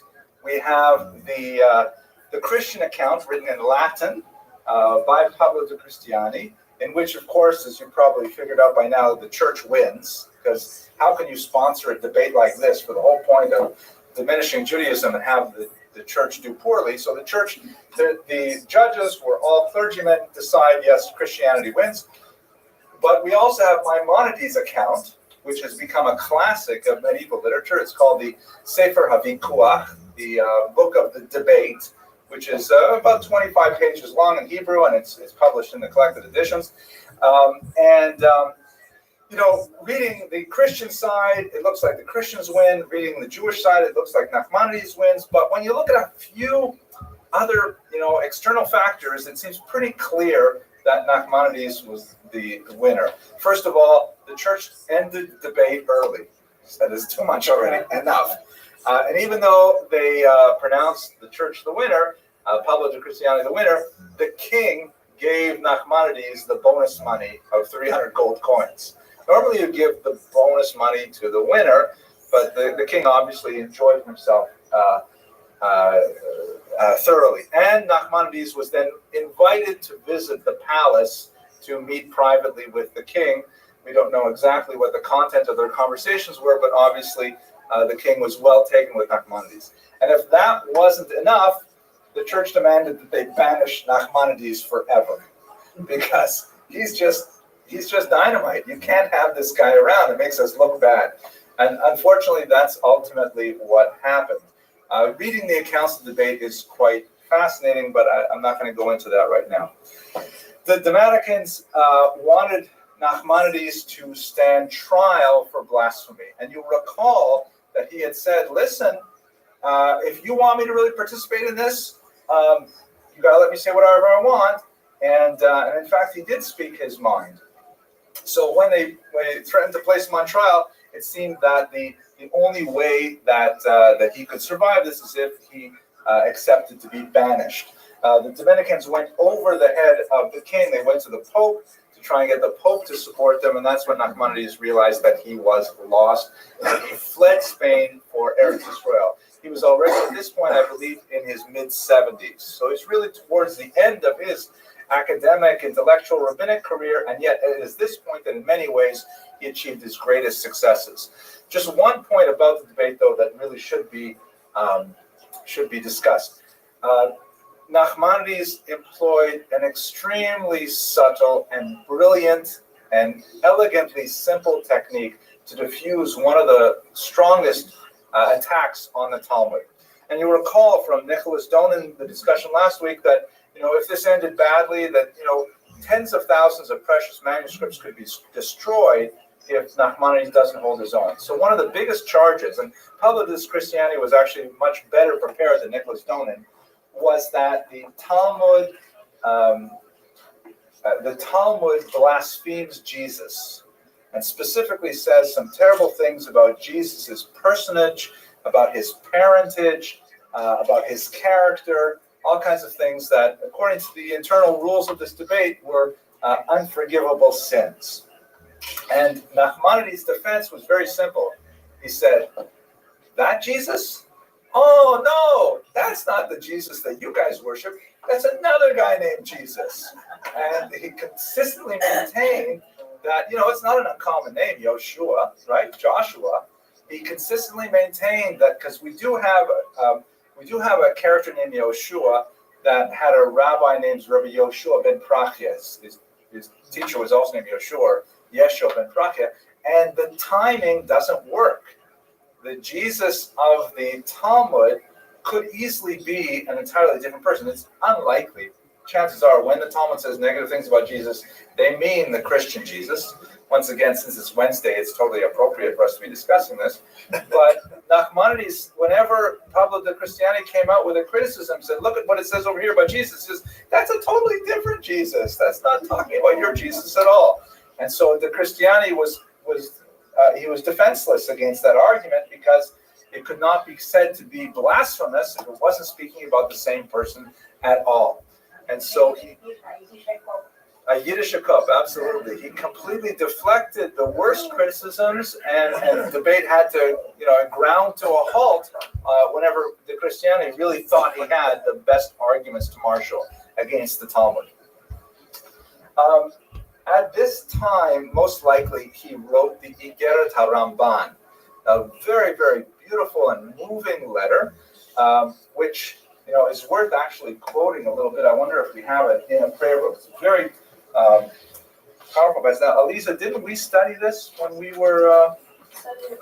I studied with my eldest daughter, Rafaela, before her bat mitzvah.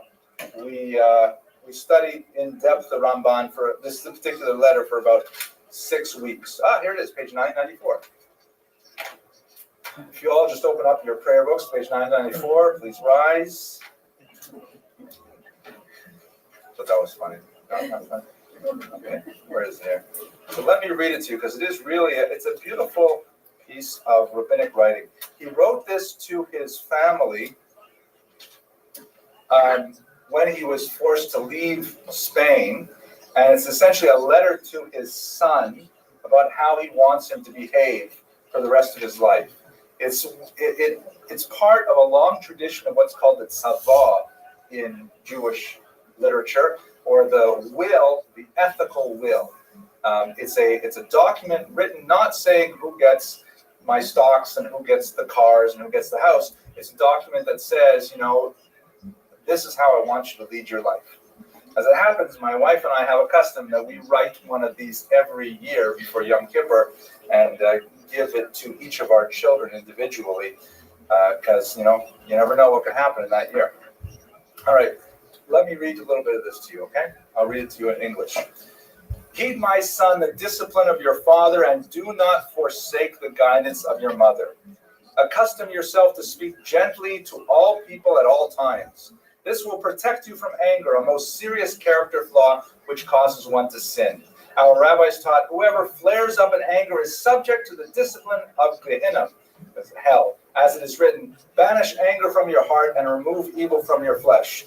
The evil mentioned here refers to Gehenna, as it is written, and the wicked are destined for the day of evil. Once you have distanced yourself from anger, the quality of humility will enter your hearts.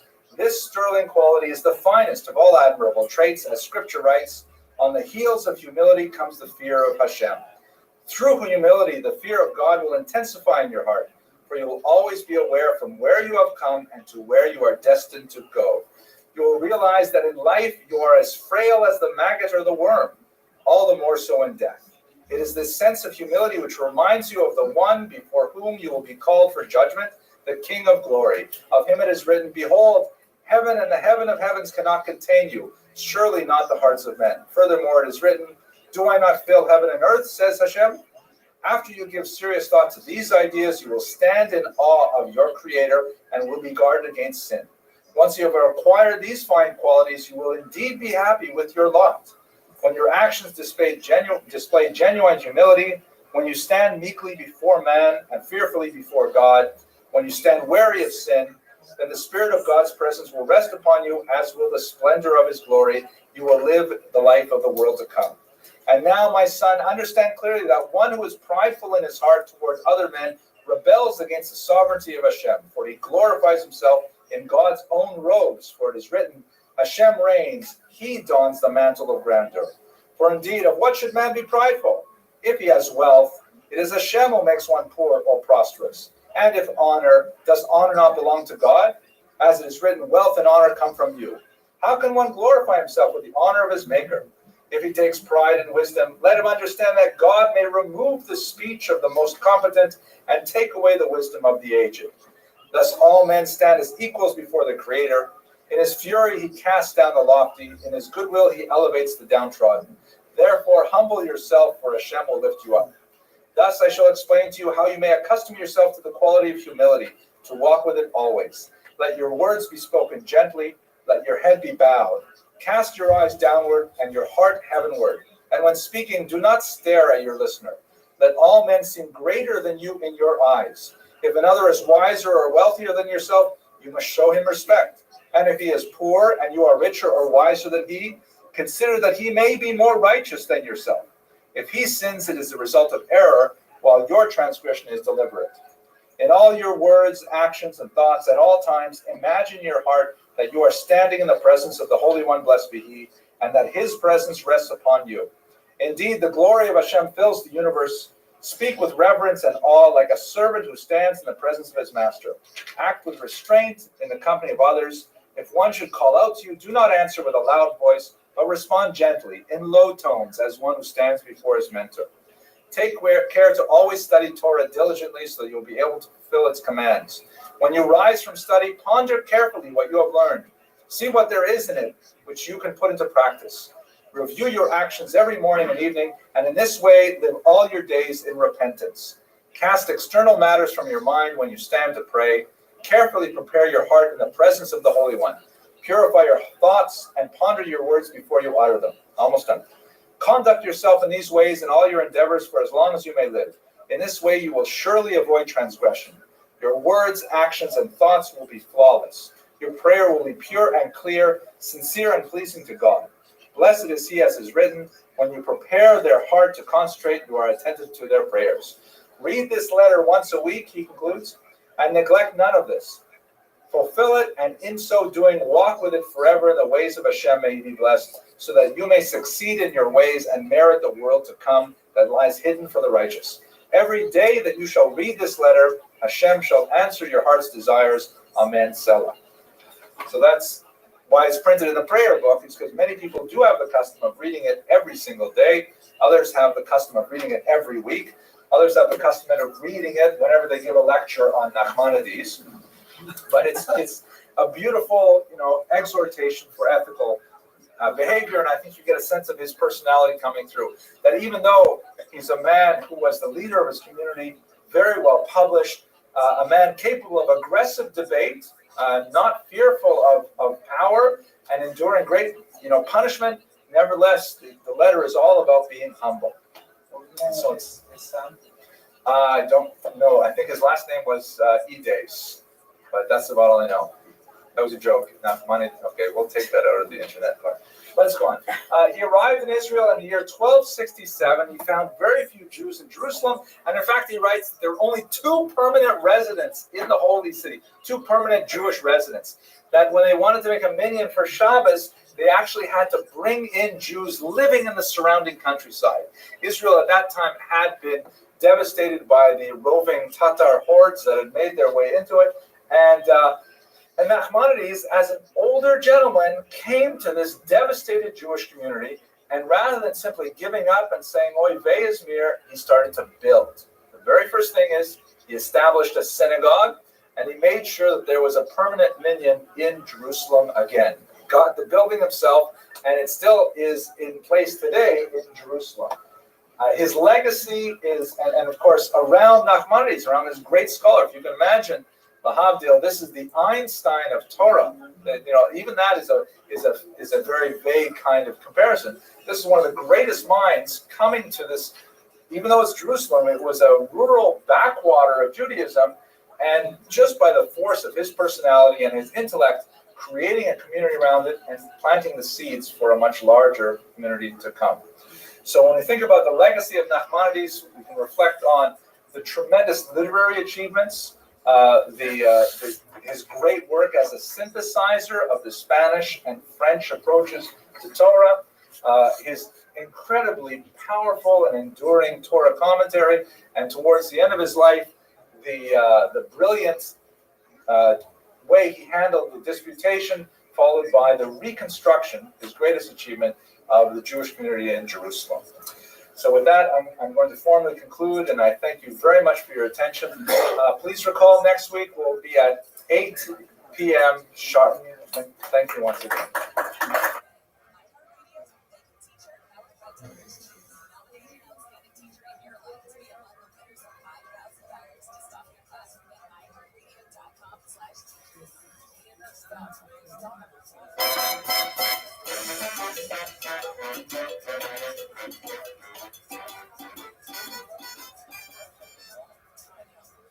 Hello, everybody. Well, today's topic is going to be the golden age of Spanish Jewry, a very important, fascinating, and unusual period in medieval Jewish history. What I'd like to do in this brief lecture is to give you a quick sense of why Spain is different from most of Jewish history, either in North Africa, the Middle East, or in Europe, and then look specifically at what's different about Spanish Jewry specifically. And that'll wrap it up for today. It's not going to be a very long lecture, although if we look in detail at many of the specific individuals that I'll mention only in passing, there's a lot more to say. So first of all, it's important to understand that Spain has a triangular culture. There are 3 main populations, actually more than 3, but 3 big ones that we're going to be concerned with, specifically Christians, Muslims, and Jews. This is very different from what you'll find in Europe, in which you basically have Christians and a small Jewish population, or in North Africa, where you'll have Muslims and a small Jewish population. And the same basically holds true for the Middle East, where you'll have Muslims and a small population. population of Jews. There are also small Christian populations. I don't want to overgeneralize this, but this is especially the most important thing about Spanish Jewish history is that the Jews were in a situation where they, although they were never in the majority, the fact that power was divided between three major populations rather than power concentrated in one major population meant that Jews had a lot more leverage that they could use for their own advantage, which in many cases they actually did and rose to tremendous heights in Spanish Jewish culture. Let's have a look at a quick history of Spain. So, first of all, when we enter into the first millennium of the Common Era, Spain is dominated by the Visigoths, who are Christians, not necessarily Catholics. They had a flirtation with Arian Christianity, which is a slightly different theological variant of it. And Jews were definitely present in Spain from, let's say, the second millennium on. We have archaeological evidence of their existence there. But things generally deteriorated over the first 7 centuries of the Common Era as the Visigothic kingdom became, surprisingly, more and more anti-Semitic. And in fact, many of the strongest decrees leveled against Jews, forced baptisms and so on, really come out of the Visigothic era, when life for Jews in Spain was rather uncomfortable, and increasingly so by the time you get to the early 8th century. At that point, in the year 711, which is an easy year to remember, the Muslims begin to cross into Spain from the south. You'll recall from a previous lecture that Islam spreads rapidly through the 7th century. It goes all the way across the coast of North Africa really quickly. And then in the early 8th century, it makes its way into Spain.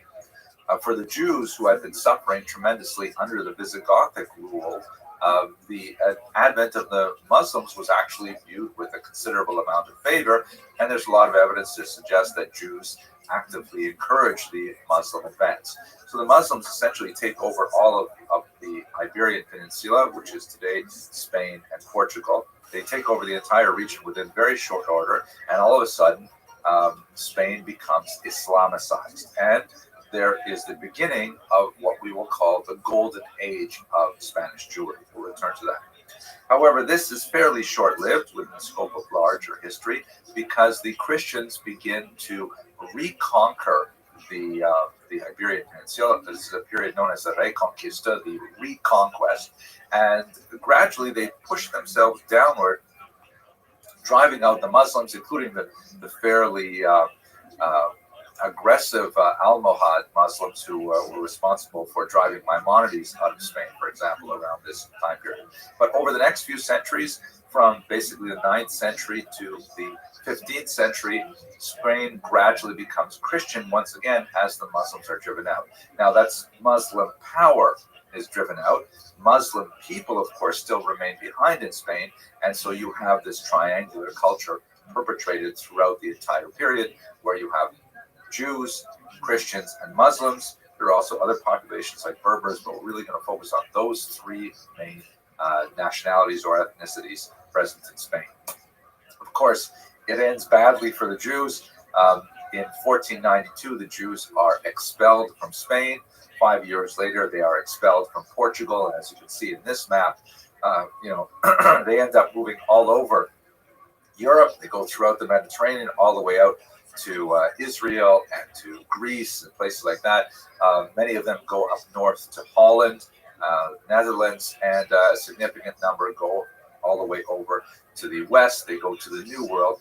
That will be obviously the subject of later lectures. But that's, in a nutshell, the very quick history of the Jews in Spain. You'll recall, first it was Visigothic, and it was very difficult for Jews. Then in 711, the Muslims come in, and it gets much better for Jews, the beginning of the Spanish Golden Age. And then within a couple of centuries, the Christians start pushing their way downward, and the Golden Age continues for a little bit, but certainly by 1200 it's over, and by 1492 the Jews are actually expelled from an all-Christian Spain, and shortly thereafter from an all-Christian Portugal. But let us turn then to what do we mean by this golden age of Spanish Jewry. Basically, this is a period where Jews were so well integrated into culture and had such phenomenal access to the highest corridors of power and participated very actively in really creating the dominant cultural motifs of the era, that it was a period of great flourishing of Jewish expression. And you have a series of figures of Jews who are truly unique in that they exemplify both political and sometimes military power, along with really phenomenal Jewish learning at the same time.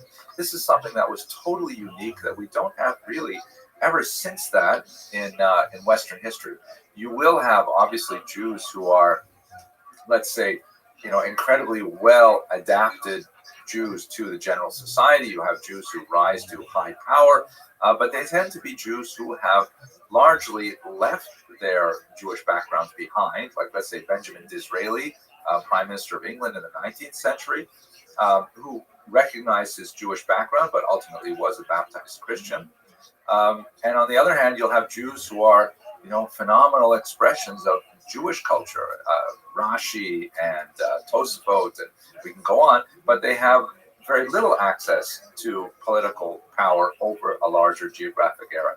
The Spanish Golden Age is one in which Jews had both positions simultaneously, where you had Jews who were really tremendous scholars of traditional Talmudic wisdom, for example, and at the same time they also had political, military, and general cultural power. That's something that really is special about the Spanish Golden Age.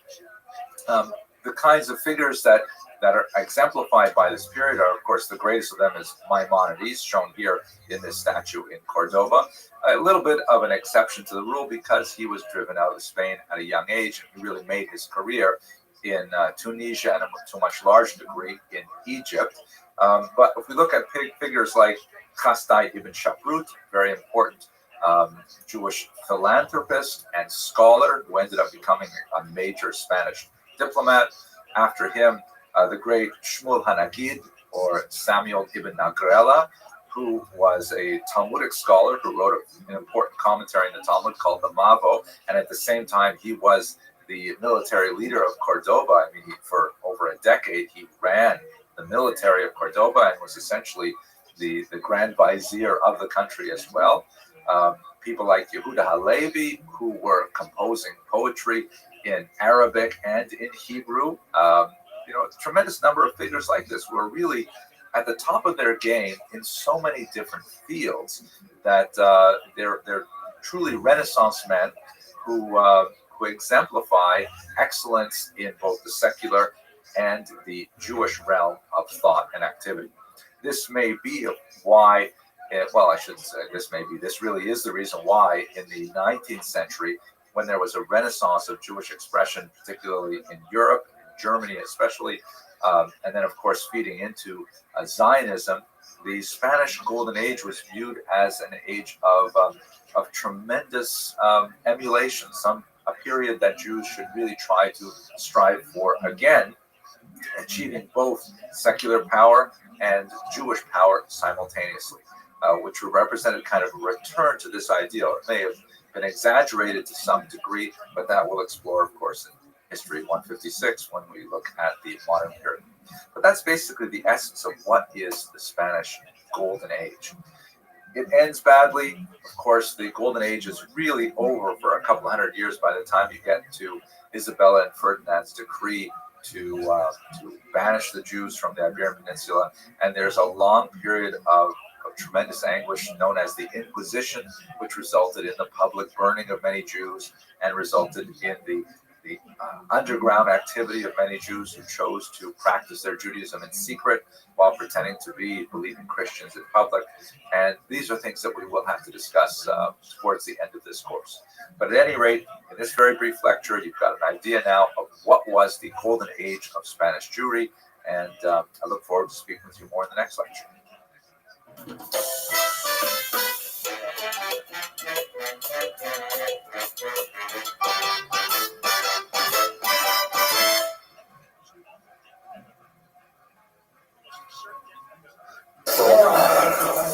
Yo le comento, sound?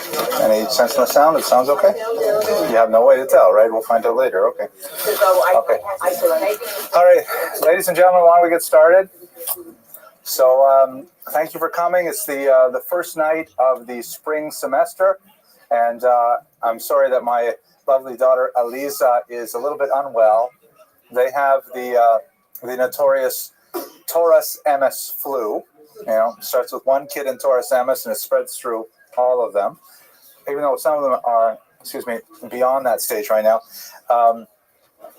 And I want to say thank you to all of you for your kind thoughts for my father.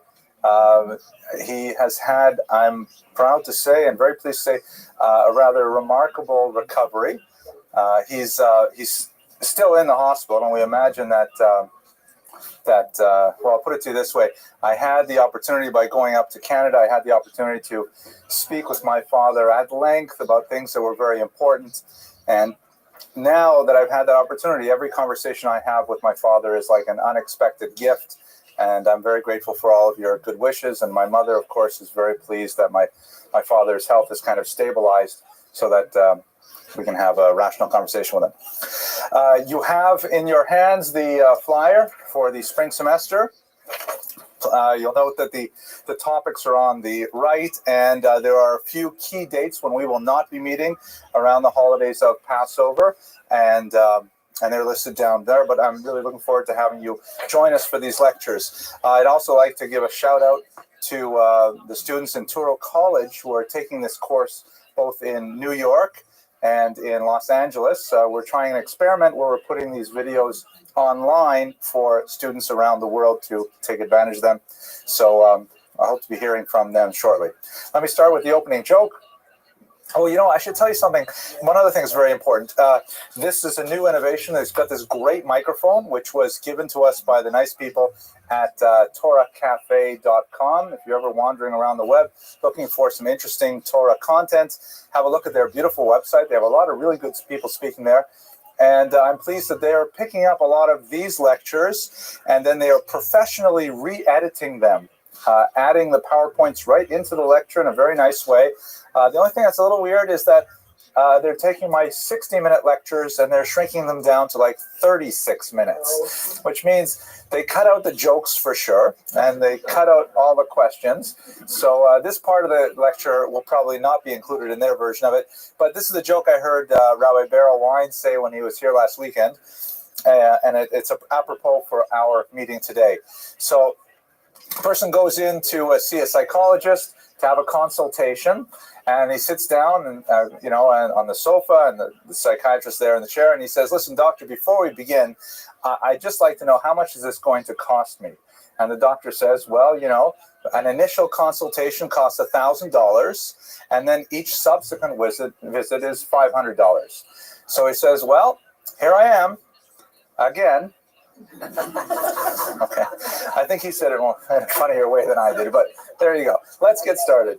Okay, so tonight, stick to my day job. Tonight, we're going to speak about a very fascinating character in Spanish Jewish history.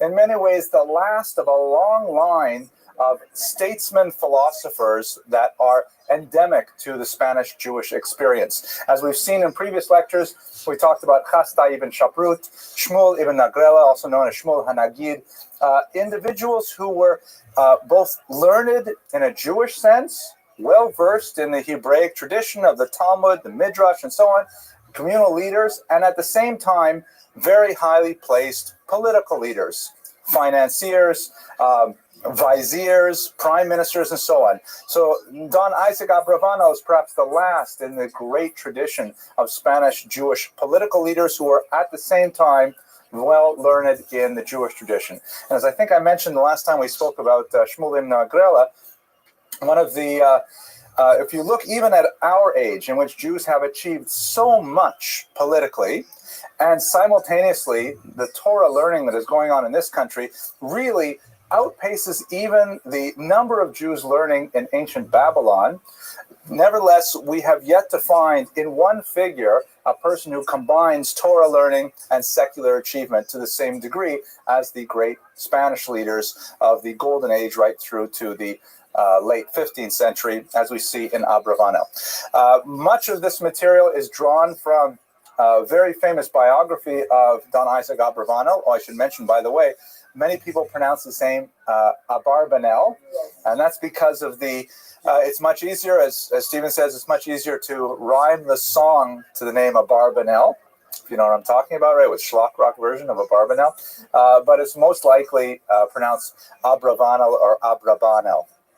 So we'll stick with the scholarly norm, although you know who I am talking about. So the premier biography remains the great classic written by B. Netanyahu, not the Bibi Netanyahu that's in the news today, but his father, who was a great scholar and a historian of medieval Spanish Jewry. And so I'm going to be taking most of the material we're discussing tonight from his biography of the same name. And here's a quote from the conclusion of his book. The life of a man who served 6 kings was associated with the most powerful personalities in Portugal and Spain, Naples and Venice, must necessarily have been far richer, more complex, and more stimulating than this biography might suggest. So I would like to extend that concept as well to the presentation that I'll give with you tonight, because he is an absolutely fascinating man, and in the space of 60 minutes, there's no way we can give justice to the depth of his thought or activity on behalf of the Jewish people. Okay. Let us begin with a little bit of contextual information. Perhaps the most important thing to know about medieval Spanish history is that it is completely different from all other paradigms of medieval Jewish history. The primary reason for that is because Spain is, as one scholar put it, a triangular society with 3 large plurality populations, the Jews, of course, being the smallest of them, but nevertheless being very significant.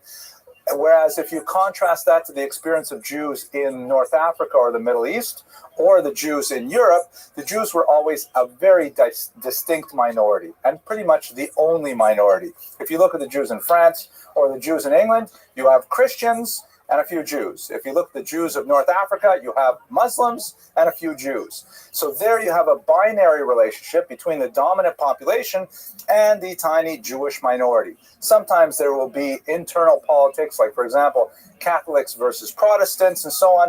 But for the most part, the Jews are the only non-titular religious minority in a given region. Spain, however, is quite distinct because you have both Christians and Muslims quite active in the society. If you recall back to the lecture we had about 6 months ago, Spain was originally dominated by Christians, the so-called Visigoths, who worshipped a form of Christianity, or they adhered to a form of Christianity called Arianism, spelled with an I, which was later deemed heretical by the Catholic Church. But Spain was originally a Christian land. And then in the year 711, easy to remember, the Muslims advanced from North Africa and took over Spain. And so Spain was Muslim for close to half a millennium. And then coming primarily from the north, from France, the Pyrenees Mountains and downwards, there is the reconquest of Spain by the Christians. And the period that we're studying, of course, Spain is under the control of the Christians, but it would be, I think, an exaggeration to say firmly within the control of the Christians, because there still are very significant Muslim minorities, and there's ongoing tension between these populations. The Jews, because it is a triangular society, are a pivot point around which either minority may, either the Christians or the Muslims, may exert their will on the other population. In this case, the Jews are in a fragile position where they often are in a position of authority over the Muslim minority, and that changes all of the dynamic that's in place. Furthermore, because Spain has a somewhat checkered past with regard the traditional Roman Catholic faith, first with its Visigothic origins before the Spanish conquest of the 8th century, and then later because there are so many Muslims in the society, Spain frequently wants to demonstrate its bona fides as a Catholic nation by, indicating how loyal they are to traditional Catholic doctrine. When in doubt as to the best way you can demonstrate you are a Catholic, all you have to do is persecute the Jews. That's one way to really send a signal, we're going to hold the line on traditional doctrine. And so that's another factor that comes to play in Spain that will be very relevant for our discussion. Okay, pause for discussion questions on the contextual background. Yes, please. Until the Muslims were kind of like thrown out of Spain, we might say, or had to leave Spain, that was considered the golden era of Spain because of the Muslim. Right. Golden era vis-a-vis Jews. Yeah, there was a tremendous period of toleration and allowed for Jews to advance tremendously in that society. And exactly, they had a tremendous amount of, well, I don't know if it's say so much, but influence in what went on. I noticed that on the first slide, it said Don. There we go, Don Yeah. Isaac. So, Isaac. Was he knighted? Because that means sir. yes, I'm not positive how he got that title. It is definitely an honorific of some sort. I don't recall reading about it in Netanyahu's biography, but I think it means like a lord of some type. It's like some kind of, and several of the figures we'll be discussing had that same title. Either that, or they all had a common ancestor named, no, okay, joking. All right, his family background comes from Seville, and perhaps one of the, question. Wasn't Spain fighting for Aragon and Castile? Yes, you've got, they're both Christian dominated, but they're fighting back and forth between each other. And Abravanel got involved in quite a bit of that as he's fleeing from Spain to Portugal, back to Spain again, and so on. So his background is from Seville. If we look at the map here, we see that's fairly close to where the Muslim conquest occurred, down here on the lower third of Spain, close to the British in North Africa. And it became Christian in 1238. That's 200 years before Abravanel's birth. And it has a long history of anti-Jewish persecution. You have pogroms in 1391, which were first begun in Seville and then spread throughout the entire Iberian Peninsula. And you have the beginning of the Inquisition occurs also in Seville, again, because of the proximity of Muslims. And we'll speak more about what exactly was the Inquisition shortly. But there's a strong tradition of anti-Jewish agitation in this region. And this had a signal impact on none other than Abravanel's own grandfather, who converted to Christianity in the late 14th century. It's clear from later, and by the way, Abravanel never mentions this fact in any of his very prolific writings, but it's clear without doubt from the historical record. We know, however, from later events that this was clearly done under duress because Shmuel Abravanel later fled to Portugal, and in Portugal he then resumed his Jewish identity. So his conversion to Christianity was most likely, we don't know a lot of the details about it, but was most likely the result of his very high level of influence in Spanish society. He was the primary, most likely the royal treasurer at the time, and it was unseemly for a Jew to have such a high post and remain a believing Jew. A couple of things we could mention here in terms of historical tradition. The first is, and this continues right up to our own day, there is a very strong tradition of Jews occupying high positions of economic regulation in societies, including in our own times here in this country. We often have Jews at the very top of the economic ladder associated with government putting in place tariffs, taxes, and so on. There's a lot of complicated historical reasons for this, but to be sure, it is a time-honored tradition that goes back, perhaps might one even say, all the way back to Joseph, the idea of the trusted Jew high in the court who understands what needs to be done economically and tells the rulers how to put these policies in place. There is perhaps a possibility of an anti-Semitic kind of interpretation of this fact, but I think it's much easier to simply look at the long cultural tradition encouraging Jews to work with their minds and with their, account books rather than with their backs that leads to that. Not to mention the restrictions placed on Jews as a result of canon law that disabled them from participating in many other occupations in medieval Europe. But we're going to pass that. The other thing that's useful to mention besides that position is the fact that in Spain, unlike in Ashkenaz, the modus vivendi for persecution was much more inclined to adapt, to acculturate to persecution, even to the point of making a false conversion.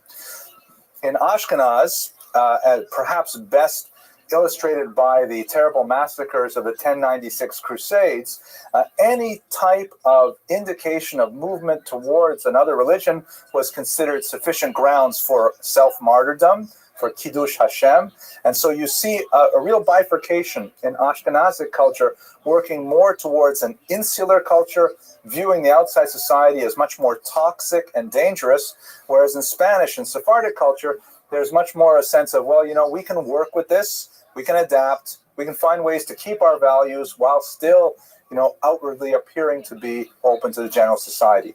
There have been some historians who have been questioning this model, but that's the historiographic model that has pertained for the last 100 years or so in Sephardic studies. So with regards Shmuel Abravanel's conversion to Catholicism, it fits within this Spanish Jewish pattern of accommodation to the external realities of the day. Nevertheless, Shmuel did convert back or return back to Judaism once he got free of Spanish clutches in Portugal. There in Portugal, he once again rose to prominence, as was his son and grandson. His grandson grew up in a Portuguese Jewish home that was filled with politicians at all times, filled with courtiers, filled with noblemen, as his grandfather and then his father worked very closely with the crown to set monetary policy for Portugal. So right from his very early years, Abravanel studied politics in the behavior of the people who were coming in and out of his home. He also grew up in an exceptionally wealthy family, and he cherished the preservation of wealth to a degree that he was able to actually exert considerable control over his finances, even while he was fleeing across Europe from Spanish persecution. This is, by the way, the Abravanel family crest. I think I have a color version of it later, so you'll see a little bit more of what it was like. He was trained in the best Renaissance philosophy that was then penetrating the Iberian Peninsula. Not only did he have a thorough grounding in all of the Jewish classics, of course, the Bible, the Talmud, Midrash, and so on, he also studied contemporary European languages and the classics. He was perfectly fluent in Latin. It seems that he knew some Greek. And as we shall see later in his writings, he was remarkably open-minded when it came to reading sources from outside the Jewish religion.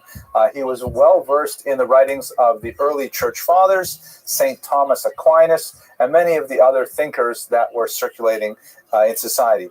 I didn't find any confirmation that he knew Arabic, but he certainly was familiar with the writings of Avicenna, Averroes, and several other people who wrote in a Maimonidean phase. And in fact, much of his early energies were spent on analyzing Maimonidean philosophy.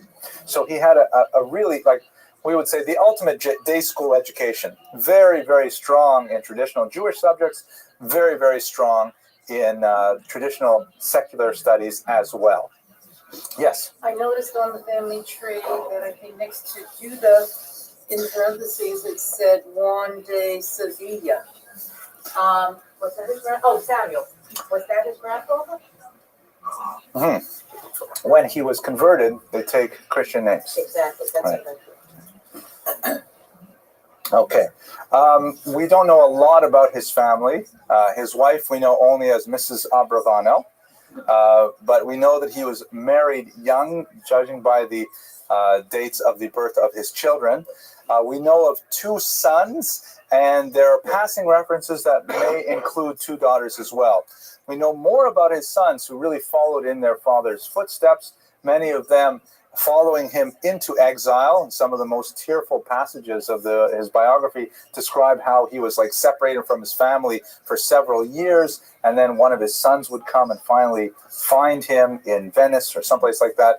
At least one of his sons continued in the literary tradition as well. So we know a little bit about his family life, but it seems he was mostly wrapped up in his political energies and his literary activities.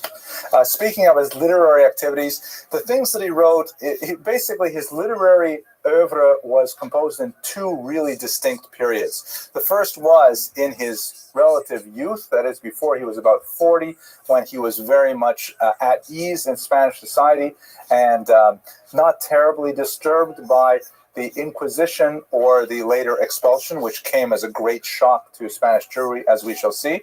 And then, surprisingly, a very, very productive period when he was actually being chased from country to country, and he wrote extremely voluminous amounts of material at that point. Early on, though, he engaged in philosophical discussions in particular. He was fascinated with the philosophy of Aristotle and its critics. And of course, when you study Aristotle in a Jewish sense, you must study Maimonides, because Maimonides was also heavily influenced by Aristotelian thought. And so Abarbanel or Abravanel very much engaged in the continuing of that tried and true debate that had been going on for several centuries. I have to say, although I admire the man phenomenally, I find it hard myself to really get through his commentaries. I find that, in my humble opinion, and I'm not a literary scholar, but I find that they tend to be kind of long-winded and repetitive. And you can see that I'm not the only person who thinks so, because there are several abridged Abravanel commentaries where, you know, if you can't make it through 2,000 words, they'll give you a 500-word summary of the same concept. And when you do that, it's really much easier to take them. Now, that's not saying that Abravanel was long-winded in his thought. It's probably a result that much of his writings were originally delivered orally, perhaps were even written to be delivered orally, because oral presentations will often, repeat obvious information, will often go over the material to make sure that people understand it.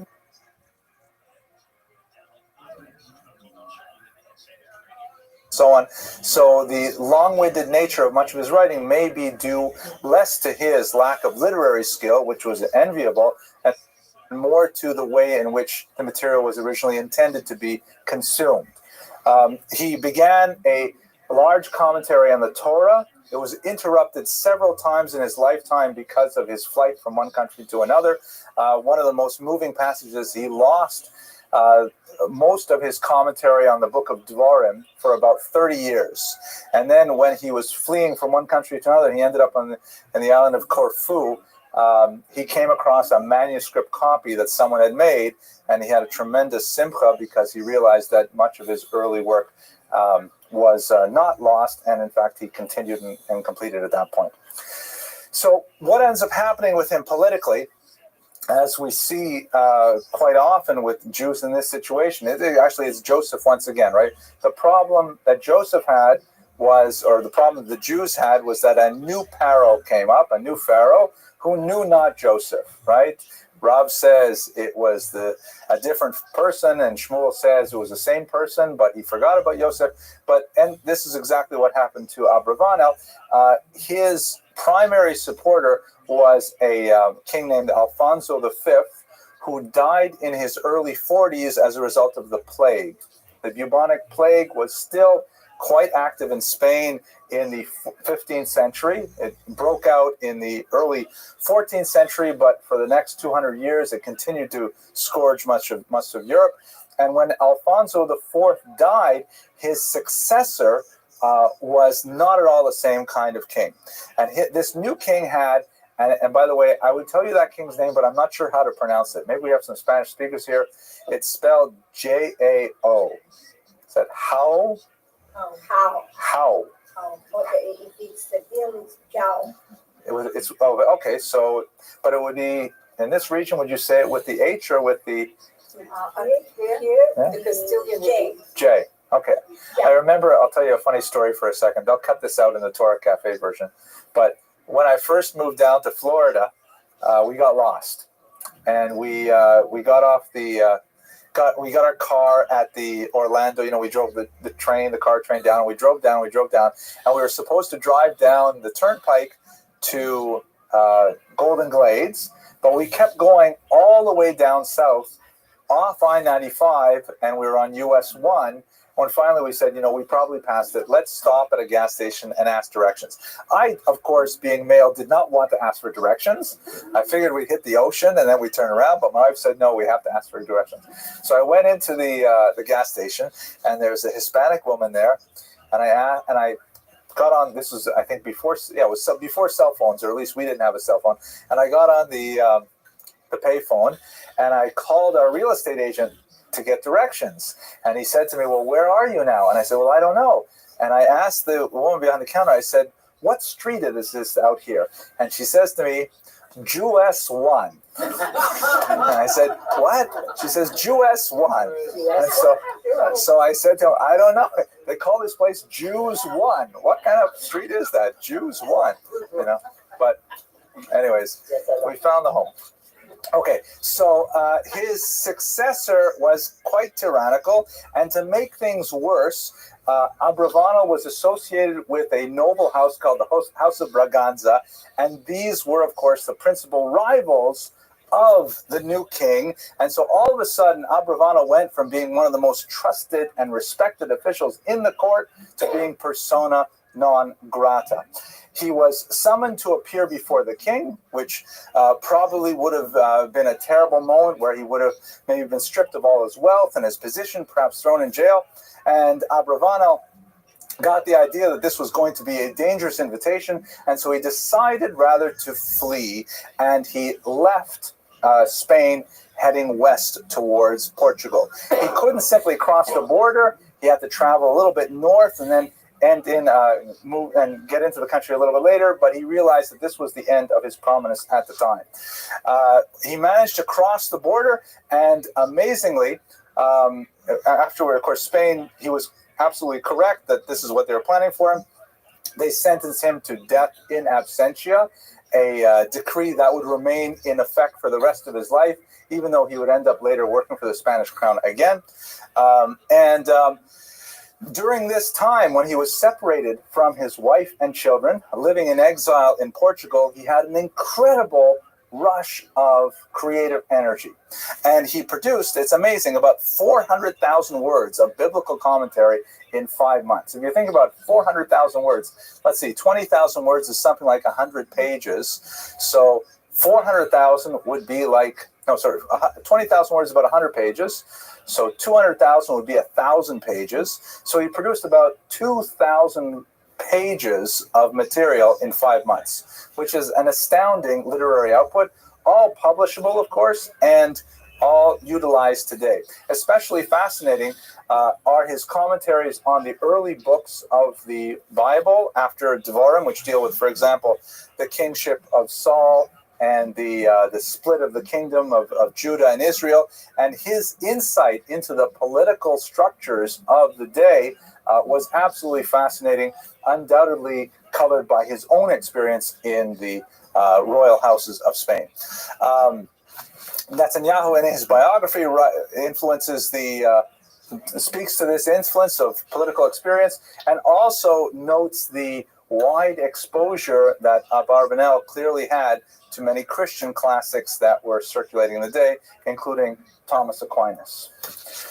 So he managed, nevertheless, to have a. Did I skip something here? He managed actually to get back to Spain, despite I'm sorry. No one messed up. He fled Portugal to Spain. Thank you. No one corrected me. Torah Cafe, please remove all those things when you edit it. But he's leaving Portugal into Spain. So now here he is in Spain. He has the death warrant on his head in Portugal. And in Spain, he once again rises to authority. He likely is the principal financier of the court. And he does this primarily by advising Ferdinand and Isabella, the king and queen who would later expel the Jews from Spain, advising them how to finance their wars with nearby kingdoms.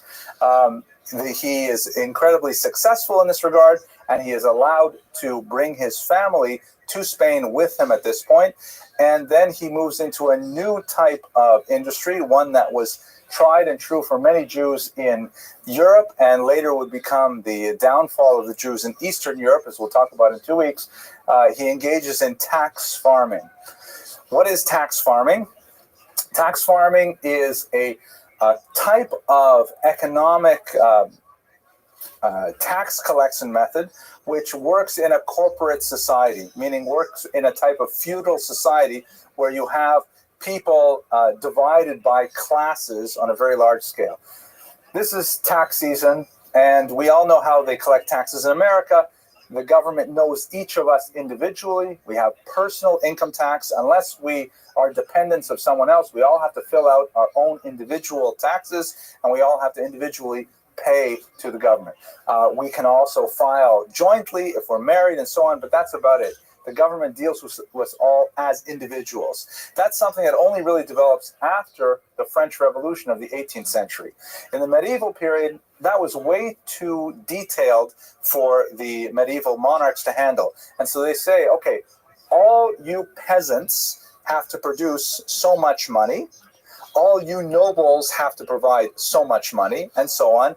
And they would not, they wouldn't care which person paid more than another. They said, we want, at the end of the year, April 15th, we want so much money in our treasury. So how would they actually achieve it is typically they would hire tax farmers who would be quite often Jews, who are given a certain amount of territory and told that you are to collect so much money from the local population in any way that you see fit. So that would include, for example, a tax on grain production. It could include a tax on the usage of bridges or tolls, hunting regions, orchards. It could include a tax on a poll tax on individual people. Whatever way they could figure out to collect those taxes, that was their job. It was called tax farming because whatever they were able to collect beyond what was requested by the king was their profit. And so this worked very well for Jews because here they are, a separate population entirely, and they move into a region where they have, a large, let's say, peasant or serf population, and the local nobleman says, I cannot be bothered collecting money from all of these people, but I figure they're good for 6,000 gold coins, so you have a whole year to go in there and get me 6,000 gold coins.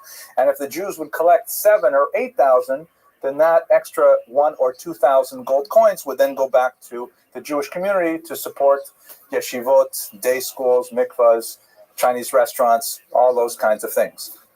It was a very lucrative profession for Jews. It involved very little, physical labor. It did not endear them to the local population, who often saw them as, tax collectors. Ultimately, that's what they were. In some cases, as in Eastern Europe, the Jews were granted certain monopolies, such as the monopoly of alcohol production, propinatia, which allowed them to be the sole manufacturers and distributors of alcohol. And there's a lot of other factors like this that means that the general population from time to time would have a certain amount of resentment against the Jewish people engaged in this activity. At the same time, the Jews were protected because the king wanted to see them succeed. And so if you were taking out your frustrations on the Jewish tax collector, you were really taking out your frustrations on the king. So the king wanted to make sure that the Jews were successful, and he would back them with his army to make sure that people submitted to the Jews' will. One more detail I wanted to mention. Well, I had another detail. This worked great for the Jews, except for a couple of possibilities. First of all, if the noblemen were too greedy. Oh, now I remember. Shimon Dubno, a great historian, we'll speak about him later on in the series. He referred to tax farming in such a way that the Jews were like a sponge that were dipped into the peasantry by the noblemen, and then they were squeezed dry for whatever they could suck out of the population there. And it was definitely a kind of a precarious model for the Jews, but potentially very lucrative. In terms of the this model working, it's great so long as there is a very fine balance struck between what the peasants will tolerate paying and what the noblemen will tolerate accepting.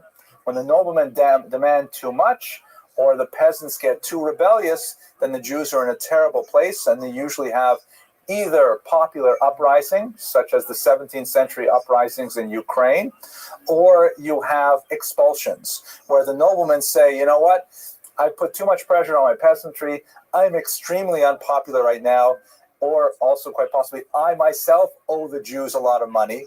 It's more expedient to simply expel the Jews and start with a clean slate, even if I have to, as the French did, invite them back 20 years later, 3 times in a row. Because you owe money to the Jews, so you expel them, but you need them to work the tax farming system, so you invite them back. Then you borrow money from them, you owe too much money from them, you kick them out again, and so on. This is... Sometimes the Jewish community, let's say it like this, Yeah. work perfectly for the Jewish needs. They were Yes. in the time that they were created, they have community service for Right. everybody that helped in that moment also. So it was also divided by that fine line up to when I can, how much can I pull these strings. Exactly. But in the same time, protected by what the government needed, they were also protected as a community. Yeah, it provided for the insular nature of Jewish society, because you couldn't exactly make friends with all the peasants.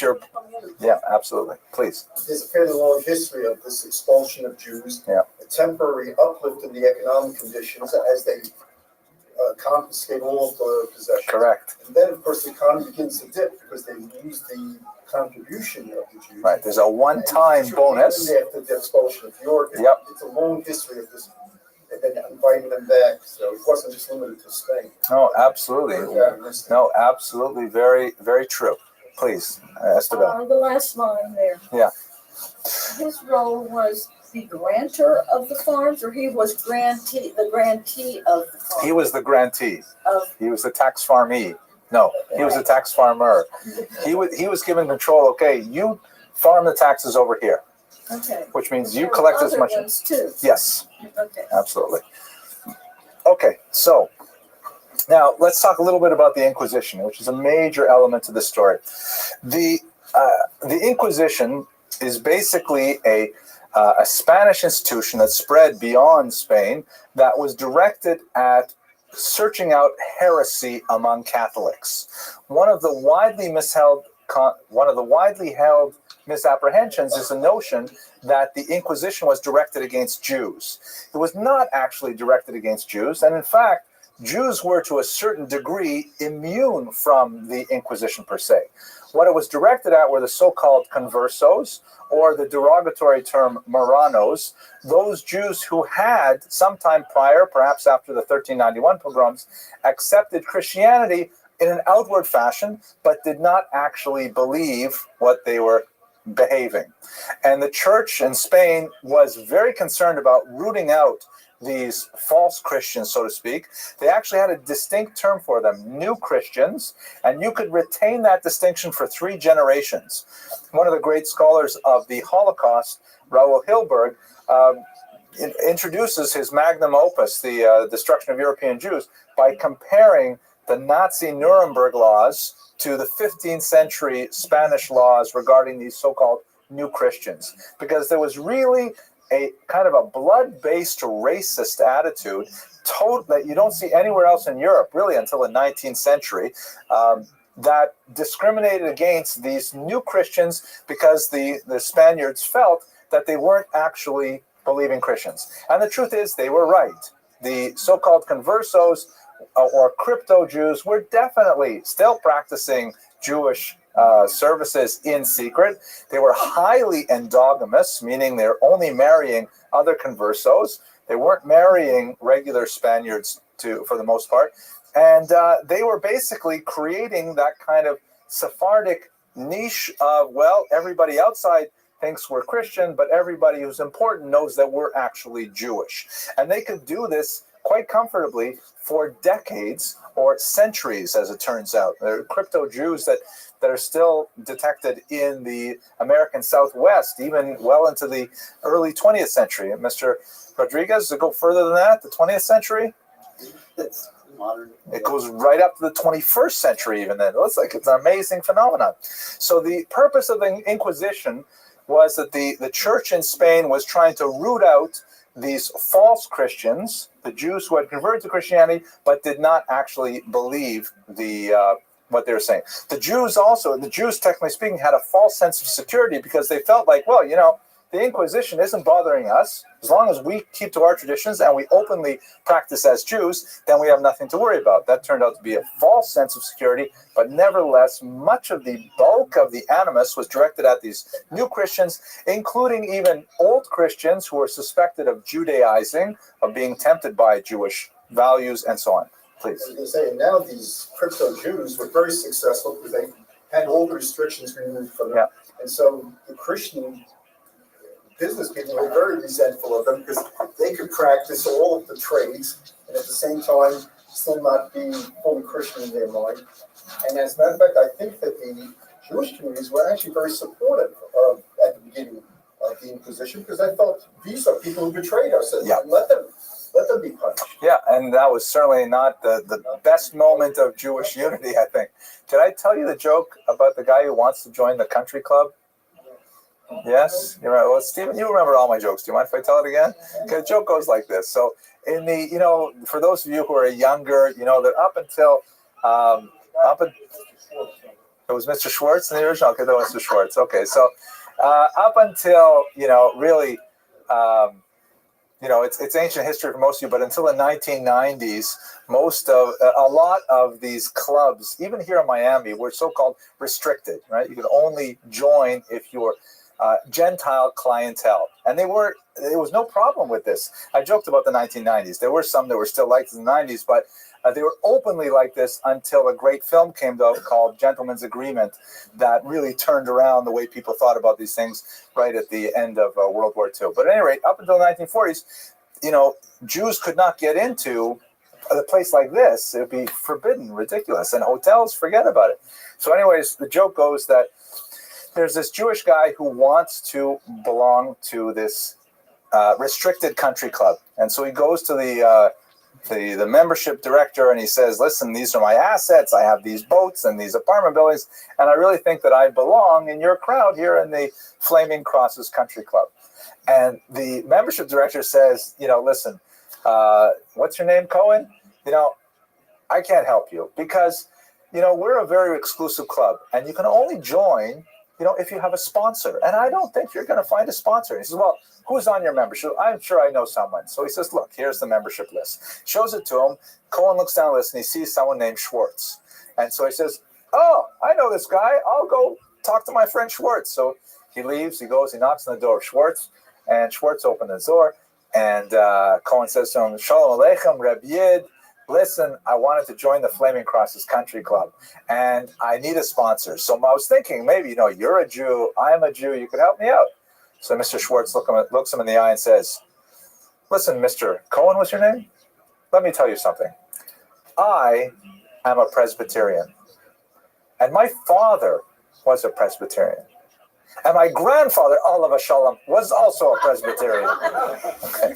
All right, so let's go on. The Inquisition. Now, so you have this scenario where the Inquisition is directed primarily at these new Christians, these conversos, and Jews who were remaining within the traditional Jewish community felt largely immune to the pressures that the church were exerting. And even though there were some really distinct warning signs, the edict of expulsion took them completely by surprise. A couple of the expulsions that are significant, Andalusia and Aragon in the 1480s, some really nasty trials and executions that occurred in a few places, including a blood libel in 1490 and 91. But the traditional Jewish approach was, these things...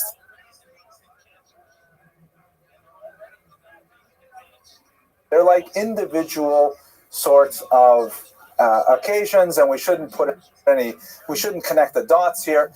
In many, it's ironic. There are many similarities between the Jews in 1930s Germany and the Jews in the late 15th century Spanish expulsion. I don't want to overburden that point, but it's certainly worth talking about. What did the Jews rely on? They had two basic ideas that they felt would carry them through like they had for hundreds of years. First is the Jewish reliance on lobbying, or the Hebrew term would be shtadlanut, shtadlonis in Yiddish, where basically, as a relatively unprotected minority, yet often quite wealthy, the Jews said, whenever we feel threatened by local authority, all we have to do is we have to find a charismatic individual who knows the dominant culture, who speaks the language well. We'll give him a large amount of money, which he can use as a contribution, and he will essentially bribe our way out of this mess. And that worked so many times for the Jews that they relied on it excessively. They would, simply collect large sums of money for whenever this was needed, and the Shtadlan, the intercessor, would go and take care of it. Secondly, and more significantly, and also similar to Germany, was the reliance that the Jews had on Spain as a Rechtsstaat. This is a German word which basically means a society governed by law, a society governed by order. Jews as a minority are very comfortable living in societies, even if they are mildly discriminatory, like South Africa. Well, that's a little more than mildly. Let's say Quebec. They can live in those countries as long as there's no anarchy. Anarchy is a worse enemy to the Jews than a little bit of corruption in government, because Jews know how to deal with corruption. They know the rules. They know who they have to pay. They know what has to be done. And, you can live within those boundaries. But anarchy, people running in the streets, destroying property, no rule of law, no reliable police force, no reliable judiciary, even if they were corrupted. That's the kind of thing that's very dangerous for Jews. Spain was ultimately a Rechtsstaat, a society with an effective system of governance. And in fact, it was centralizing its power at this time. And the Jews felt that these two factors, are Stadlonis and Spain as a Rechtsstaat, will be fine. We have nothing to worry about. Of course, they had no idea what was going to happen. The decree of expulsion was prepared completely in secret. Ferdinand and Isabella didn't let anyone know about it. I'll talk about some of the reasons for it in the next slide. This is actually a picture of the decree, and it was announced to the close circle in the early part of 1492. It was not announced to the larger population immediately. So when Abravanel heard of this, he went together with the 80-year-old Don Abraham Sr., who was also a major figure similar to Abravanel in terms of his position, and they asked to meet with Ferdinand to, do the usual. It was a pretty severe decree, and it came out of nowhere, but they thought they would do the same thing they'd always done, and they would avert this terrible event. So right away, Ferdinand says no, which they could expect as well. So they went and they got a huge bribe, and they brought back the money. But at this point, even though Ferdinand initially said maybe to the money, he ultimately said no. And so that was kind of a huge surprise to Abravanel that, wait a second, the old strategies are not working. Much like, if you can imagine, I'm sorry, it's 3 times now I'm mentioning Nazi Germany, but Hitler could not be bribed. He was not interested in money. Only perhaps towards the end of the war, the Jews for Trucks scheme, which involved Eichmann, but in the initial years, it was not about money at all. And the Jews were simply not ready for that. So Abravanel said, what, maybe it's not actually Ferdinand who's doing this, maybe it's Isabella. She's the power behind the throne. I'll go and talk to her. He went to her, and we have a record of their conversation that he presented. He spoke in a prophetic tone, speaking about how many countries decline after they persecute the Jews, speaking about the kind of negative repercussions that would occur if this were to happen. But Isabella was obviously prepared for him, and she gave back arguments based on Hebrew scripture, indicating that the will of a king is the decree of heaven. She quoted chapter and verse from Psalms, indicating that the heart of a king is guided by God, and she rebuffed him, sending him out of her chamber. This was a completely unexpected event, and in fact, it signaled that the expulsion would in fact go through. Don Abraham Senior, that I mentioned earlier, actually converted to Christianity. Many of the commentators in subsequent centuries looked down on him for this, although some research is questioning to what degree that's merited. But many refer to his name Senior as Soneor, the hater of light, because of his capitulation. But let's turn to what's the main reason for the expulsion. So I like to tell my history students, my undergraduates, there's such a thing as the Abramson rule in history. The Abramson rule is, I have a history major here. Ms. Herman, what is the Abramson rule in history? It's all about money. That's good. Thank you very much. When you don't know how to explain something, it's probably about money. In Russian, you have an expression, kto kogo, who whom, which basically means who's taking from whom, who's beating whom, that kind of thing. So in this case, just look at the economics of it. The annual tax revenue from the Jews nationally in 1472 was about 500,000, I forget the unit of currency, I think it's called Medellin or something like that. But the value of confiscated Jewish property in Burgos, one region alone, was like 7 million. So you just think about the immediate first term economic bump of expelling all these Jews was overwhelming, too tempting to resist, even though should the Jews remain there and be generating tax income over years, that would be generate a greater profit.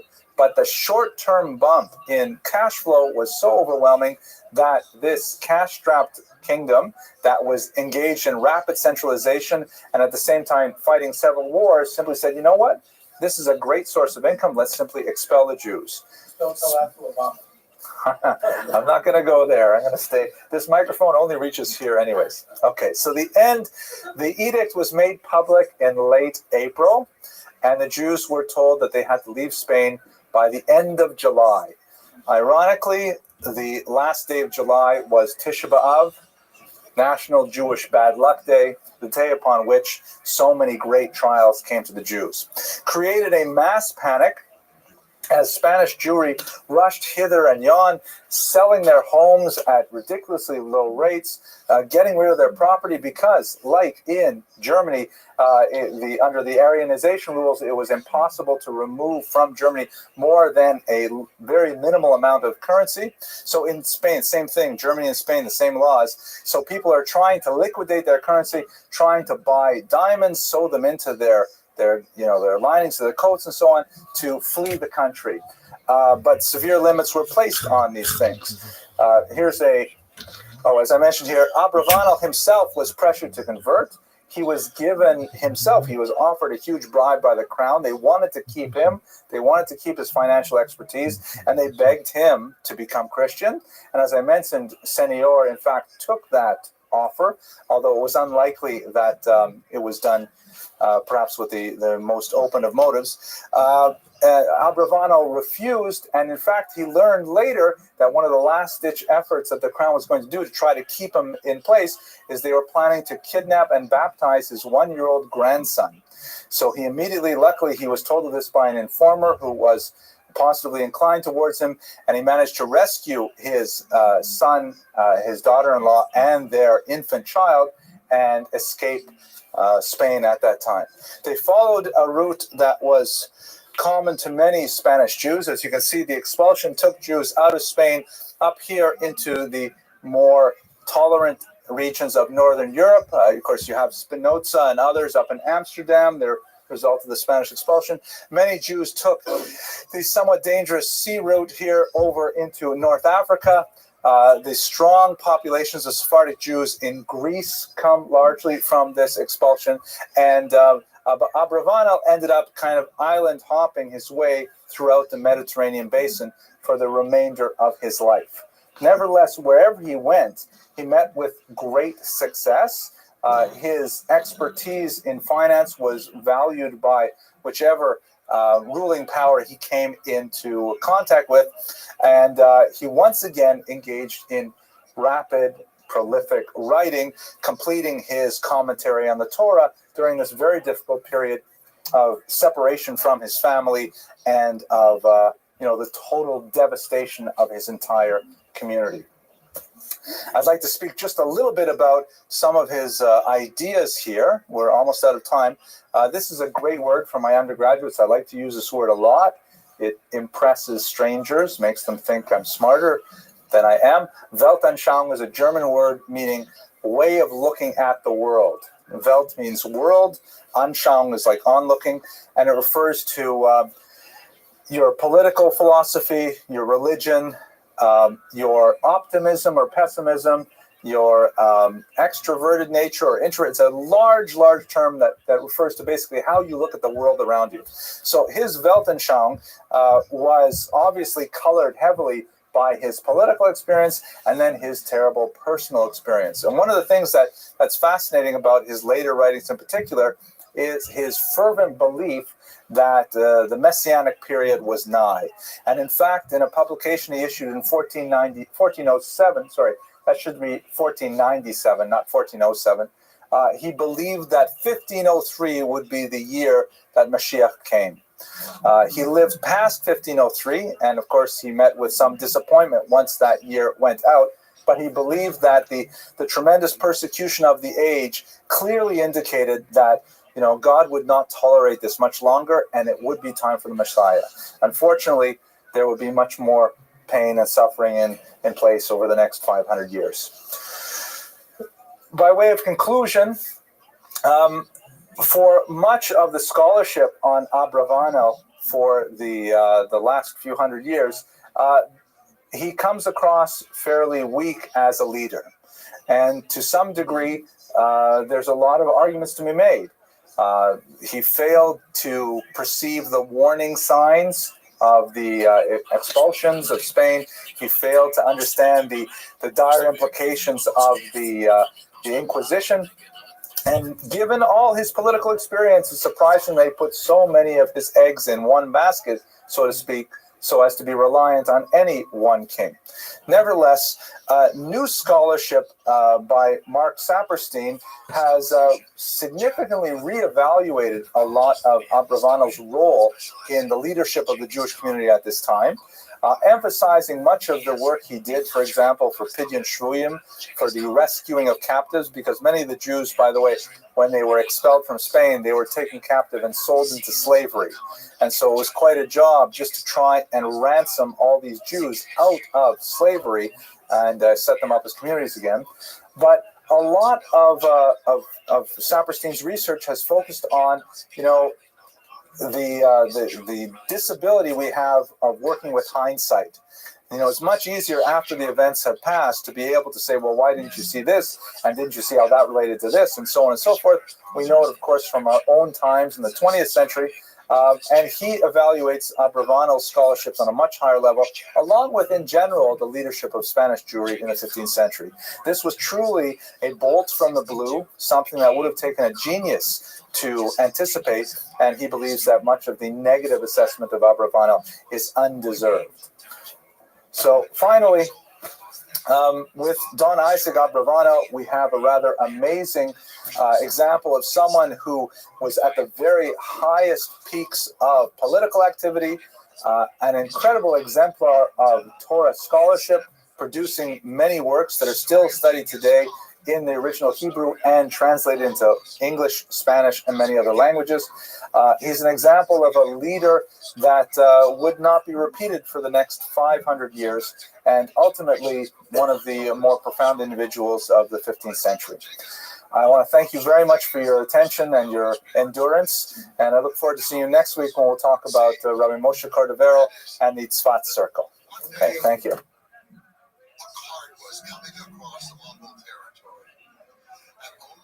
Tell it so often, though, that it goes out of fashion.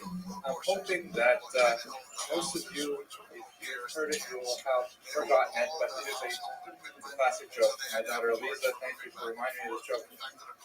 Did I tell you about the car that has no gas pedals? Okay, so here we go. So guy goes to a used car lot and he has to buy a car for his large family. And he's on a day school budget because he's putting his multiple offspring into the. Yusuke was up on the hill. He was hunting with his father. The words of the secret history of the moons were very clear. He looked down and he saw her, and he could barely glimpse her when he knew she was young, and she was a new bride. He rode back to camp. He got his two brothers, and they came racing down. They came, and first the husband of the woman looked around, and he decided to flee. Not because he was a coward, but he figured he would probably pull the men after him. They would chase him, and they did. They chased him. He went far away. He circled around. He came back. He arrived back at the cart where his wife was. Her name was Erlund. And Erlund had time to think while he was riding around, being chased by the Mongols. And she decided that it's more important for him to live. And she told him when he came back, you must flee. If you stay here, they will kill you and they will take me. But if you flee, they will take me, but you will have the chance to find another wife. There are many women in the world. You find one and you call her Ulu, after my name. And you remember me when you're with her. It's a very dramatic moment. And he rode away. And he looked back and forth, and it said that the pigtails or the braids were hanging down, whipping back and forth from his chest to his back. He was divided, obviously, in whether he should go or stay. But the three men were approaching again, and they were headed straight for the cart this time. And they came in, and they took Erlu. She didn't say a word until her husband was over the ridge. When he was over the ridge and she could no longer see him, she began to scream and wail. One of the brothers said to her, doesn't matter if you shake the waters out of the river, and if you shake the mountains with your screaming, you will never see this man again. He was right. He takes the system, and he doesn't have a lot of money to spend, so he's looking around at various vehicles, and the salesman comes up, can I help you? And he says, I'd really like to buy a car, but it has to fit all these people, and I only have so much money. He says, I have the perfect vehicle for you. He takes him over to the back of the lot, and there's this beat-up old Ford station wagon, with the false wooden panels and things like that, and it's got rusted out rear quarters and all things like that. And the price is right, and he gets into the car and he says, I suppose this would do the trick, but I notice that there's no gas pedal, and there's no brake pedal. And the dealer says, see, this is a very, very religious car. If you want it to move, all you have to do is say, Baruch Hashem. Baruch Hashem, which means, sort of as blessed as the name is, how are you? It's just a common expression. Baruch Hashem. And if you want it to stop, then all you say is Shema Yisrael, which is, of course, famous prayer of Jews, Shema Yisrael. So he says, that's amazing. It really works. He says, yes. So he buys it on the spot. And he's driving along. Baruch Hashem, Baruch Hashem, Baruch Hashem. The car is going very nicely. It's riding great. The suspension is nice. He's thinking about how he'll put his mother along the car and she'll really appreciate it. And as he's driving along, he suddenly realizes that God was supposed to say to make it stop. And he's going through Sefer Tehillim, and he's going through the Parsha, and he's trying to remember, what do I say to make it stop?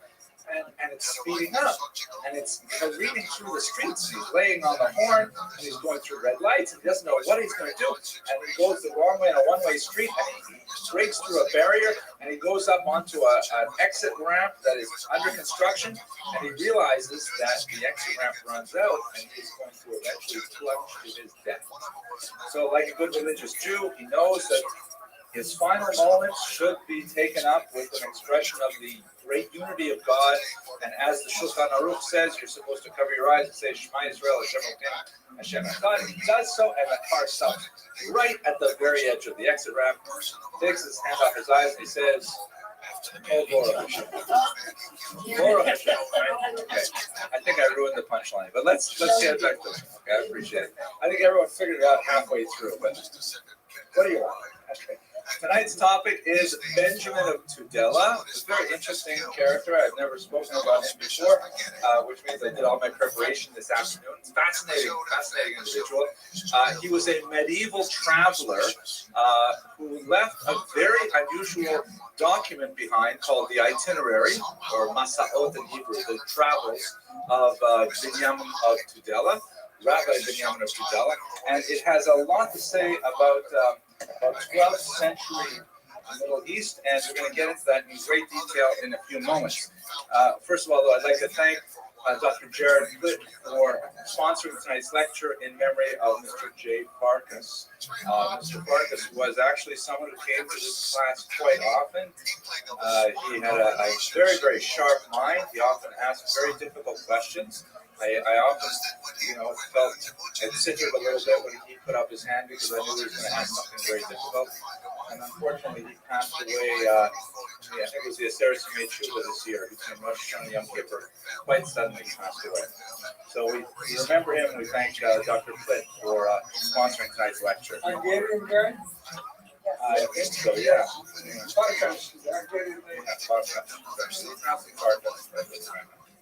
Okay, so who was Benjamin of Tudela? We don't know a lot about him. All we have regarding his life is this document itself. He refers to himself as Binyamin ben Yonah. His father was Yonah. He never refers to himself as rabbi, but it's clearly a very pious work. And in its publication history, which exploded after the 16th century, everyone was publishing this book. It's a very small book, it takes up about 80 pages in the original Hebrew, but it circulated throughout Europe, translated into all kinds of languages because it was so popular. And by the way, it was the Christian Hebraists of the 16th century who first discovered this document and really popularized it. But it was a really rare glimpse at what the world was like in the 12th century. It's an unparalleled document. There are very few documents like it in any language, in any tradition. It's about a century before Marco Polo, so his description of his travels are really quite fascinating. Shalom Aleichem, later in the 19th century, Mendel Mocher Svarim, if I remember correctly, would popularize this. He wrote stories of Binyamin III, which was supposed to be like another continuation of Binyamin of Tudela. We're not exactly sure what his dates of travel are. It appears from the text that he left in 1159, although some scholars place that a little later, and he returned in the year of 1172-73, which indicates that he was gone for approximately 14 years. It took 14 years to travel around the northern section of the Mediterranean basin, through Israel, into Persia, and quite possibly entirely around the entire Arabian Peninsula. And as he travels through each of these places, he has something interesting to say about everywhere he went. Here's a map of one of the supposed routes of Benjamin of Tudela. There is some controversy over where he went at any particular time, but it appears that he traveled from here to Tudela, across France, lower France, and then lower into Italy, all the way across into Asia Minor, and down into Israel, where he spent some time in Israel. And then he also spent time over here in lower Iraq, which would be Babylon, which was really where the vast majority of Jews lived at the time. And he also spent time here in Egypt. So we're not sure exactly how he got from Baghdad down to Cairo. Some authors assume he went all the way around the Arabian Peninsula because he does refer, for example, to the land of Sheba, which would be today's Yemen, if I'm not mistaken. It's quite far south here in the Arabian Peninsula, so he may have gone all around. Others assume that he must have backtracked and gone through Israel, or the manuscript could be corrupt. Perhaps the itinerary is not in the order that he intended, but there is no question that he knows a lot about all these places. It's clearly first-hand knowledge. He's not repeating hearsay, although he does speak about, for example, China, and it's clear from the change in voice in the text that he never actually visited China, but he had heard about it from places where he had visited. So let's look a little bit at, who was he and why did he take this massive trip? Again, as I mentioned earlier, the only source we have for his life is the itinerary itself, this one document. He never describes why he's on this massive 14-year trip, but it's most likely he went for one or both of two purposes. The first is obviously business, as you're familiar. Mr. Lax, what is the Abramson rule of history? Money, exactly. I was actually meant younger Mr. Lax, but older Mr. Lax is good too. It's good too. So he probably traveled for money. He traveled to explore business opportunities. And as he goes through each of these places, he has a remarkably long and very robust description of how people make a living there.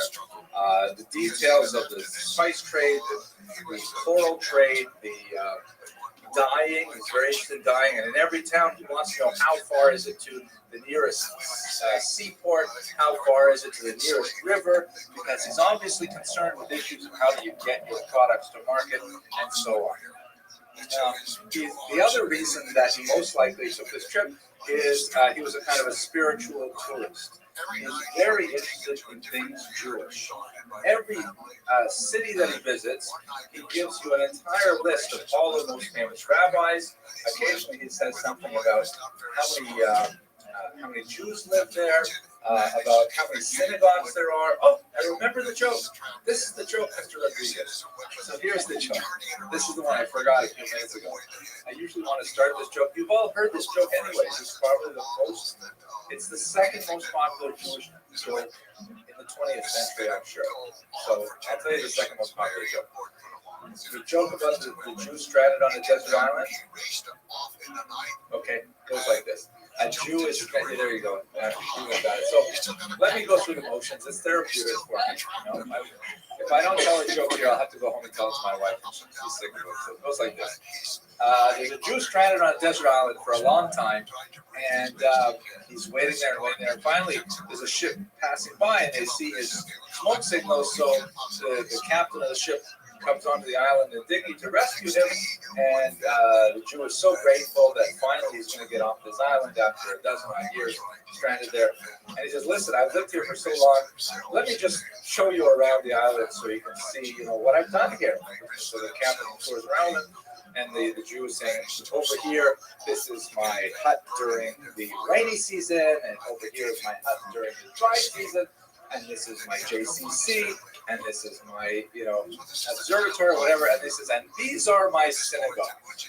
And the captain says, "Two synagogues? What do you need two synagogues for?" And my shrine is, "This is the one I daven in, and this is the one I wouldn't be caught dead in." The joke being, thank you for laughing, I appreciate it. The joke being, just over here, this goes to the internet, so people should feel that, you actually enjoy the joke. But the joke is that he can't, every Jew needs to have a synagogue that you wouldn't be cut dead. So that was the introductory joke. So that joke does go with Benjamin Tudela because he's seafaring and he was never shipwrecked, but that was the closest thing. How did he travel, on donkey or by foot or car? Oh, he traveled, thank you for getting us back to the point. He traveled primarily by, it doesn't say actually in the text, but he traveled overland and by sea. Which you assume by sea, he probably used a boat. Overland, I would assume he traveled by car. It's unlikely he walked, even at this time. Now, the second reason, and he's very pious, he's clearly a kind of a spiritual tourist, because he has a fascinating obsession with religious antiquities. Wherever he goes, he wants to find the graves of the tzaddikim, the righteous, particularly biblical figures, and he finds them all over the place. I'll share with you a couple of his description of these biblical graves, which are most likely quite fanciful, but interesting in themselves. And along the way, he reinforces his strong belief in rabbinic Judaism by taking out his opinions on the Samaritans, for example, the so-called Sutim in Hebrew. We'll get to those in good time. Okay, so let's see. Why did he travel? So I mentioned two reasons. One is here we go. See, he traveled by camel. Yeah, of course, this is the picture of 12th century. That's a joke. It's not. It's like a 19th century rendition. But now it's possible that he did both of these things together. Like, who says you can't go for a business trip and also check out the religious sites? What's especially important for us to understand in this context, and you recall that the purpose of this lecture series is really to talk about the larger trends of Jewish history and to hit the major events that you really have to know to be able to have some understanding of the peaks and valleys of Jewish history in the medieval period. And we're using the biography as a hook for it. What's especially fascinating is because he is traveling in the immediate post-Crusade era. An era when Arabs and Christians, are extremely antithetical to each other. And this was a very unique period for Jews because suddenly they became much more involved in commerce than they ever had before. Because Jews, equally disliked or equally tolerated by both Christians and Muslims, were able to travel rather freely between Christian and Muslim lands and engage in extensive trade. When you add to the fact that whereas Christians have difficulty traveling in Muslim lands and vice versa, Jews can travel there, and you add to that fact the idea that there are little outposts of Jews all over the place. So if a Jew is traveling, like Benjamin, from Tudela, and he lands in Constantinople, he can easily find a Jewish minion, show up and say, I'm here on business, I'd like to find a place to stay, I'd like to meet some people to trade with, and so on. So he is one of these early trading pioneers who really breaks open the international market for Jews. We don't know whether he was really one of the first, but clearly his itinerary was of signal importance for Jews who wanted to retrace these steps and perhaps open up channels of business. Like, I have a few friends here in this neighborhood who do business with China, who regularly fly over to China and they buy all kinds of things and then they have them imported here and they sell them here, that kind of thing.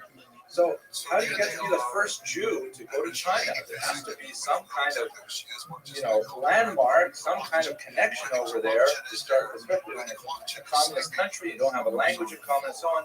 Benjamin's itinerary was exactly that kind of document. That would tell you, okay, if you show up in Pisa, you will find approximately 400 Jewish families. Their synagogue is located on the river over here and so on.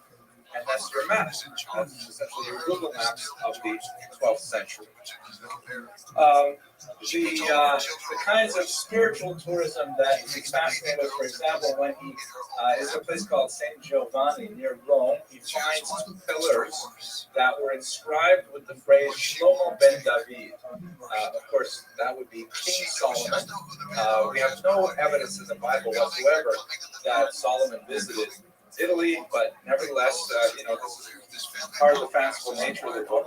And these two pillars, apparently, as the local legend has it, on the 9th of Av, the pillars run with water.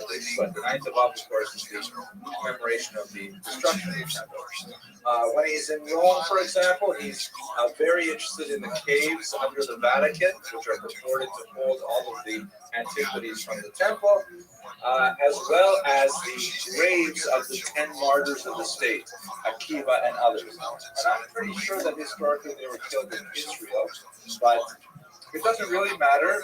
This is part of the sort of fabulous journey that he takes. He goes to a place called Wallachia, which is probably in the region of contemporary Bosnia, Herzegovina, that region, where he meets a group of people who are extremely warlike. Among other things, they cut off their own noses, not to spite their faces, but that's what they do. And they attack all the surrounding people, but they will not attack Jews.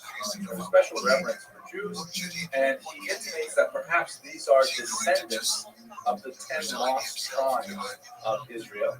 And he frequently comments on the Karaites. He wants to know exactly how many Rabbinites there are in a particular place, how many Karaites there are in a particular place. In Constantinople, for example, he refers to 2,000 Rabbinites, which might mean 2,000 Rabbinite households.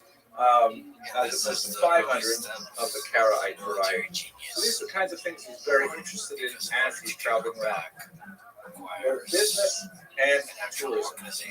But let's go straight to the Crusades as the backdrop for this and try to understand what these things are. They actually are extremely important in Jewish history. Yes, rabbinic as opposed to rabbinic. Oh, they're us. We're the good guys. As opposed to the Karaites. The Rabbinites means those who follow the rabbis, the Prushim, the Pharisees. Sometimes they're called the rabbinics, but that's confusing because rabbinics is used in different contexts, sort of like a body of literature. A rabbinite goes to Karaites. Okay, thank you for that. Yes. Tudela is in Spain. Yeah, I think it's somewhere in the center of Spain, more or less. Okay, so. I need to ask him to come. Also, he said I'll send a message to him. Okay. Troops. So you have to tell the story of Jalka. The story of Genghis Khan is one of people abandoning him, being disloyal, and here is a person who's not up to his skin. But becomes his white brother. As you've described. The best thing to us happened. Genghis Khan had one of the biggest challenges in the later years. Who was Jalka? Jalka was a boy of the same age as Excellent observation. Muslims also wear special things in the Hajj, but it's especially connected to the Crusades because that is the greatest pilgrimage really of the era. Okay, last thing.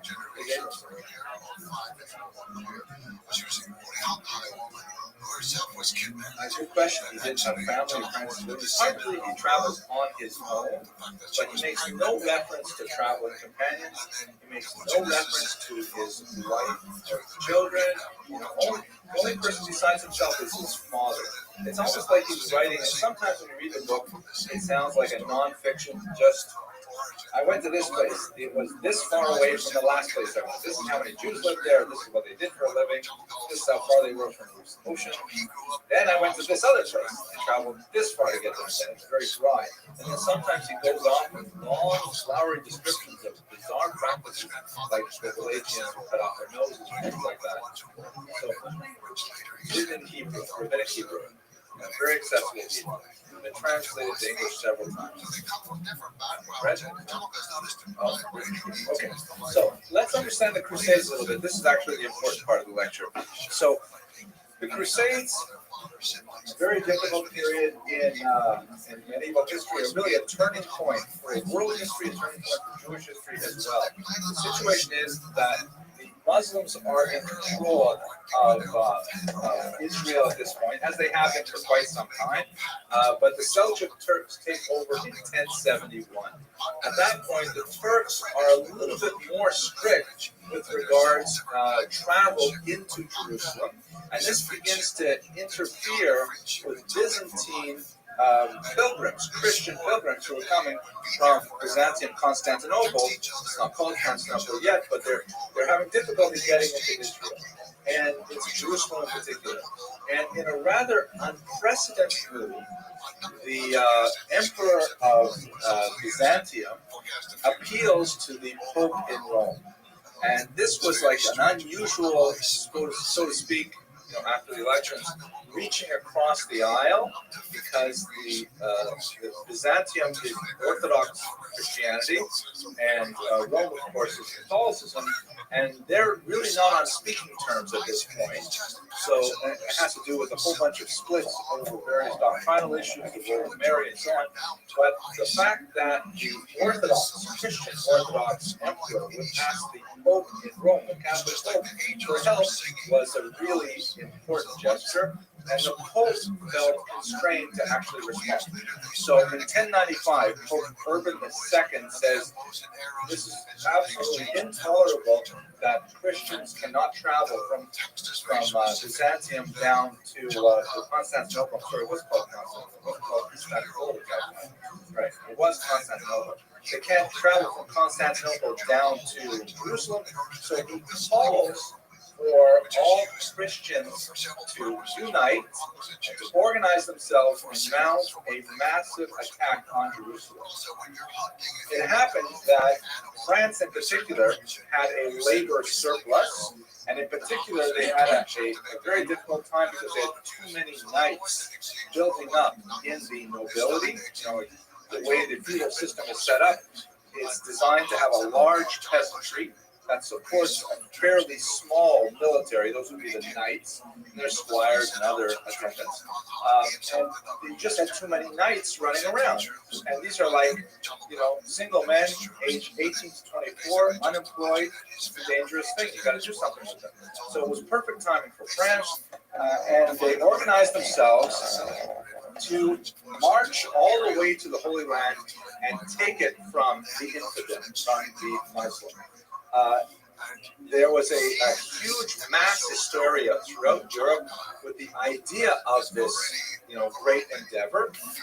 In France, it was fairly well organized. In Germany, it was just chaos, with all kinds of crazy people getting involved, claiming to have been visited by various biblical characters and told to go to the Holy Land and there to rescue Jerusalem. So the French were fairly well organized. The Germans, however, were an entirely different matter. In Germany, you had people like Peter the Hermit and notorious Nico, for example.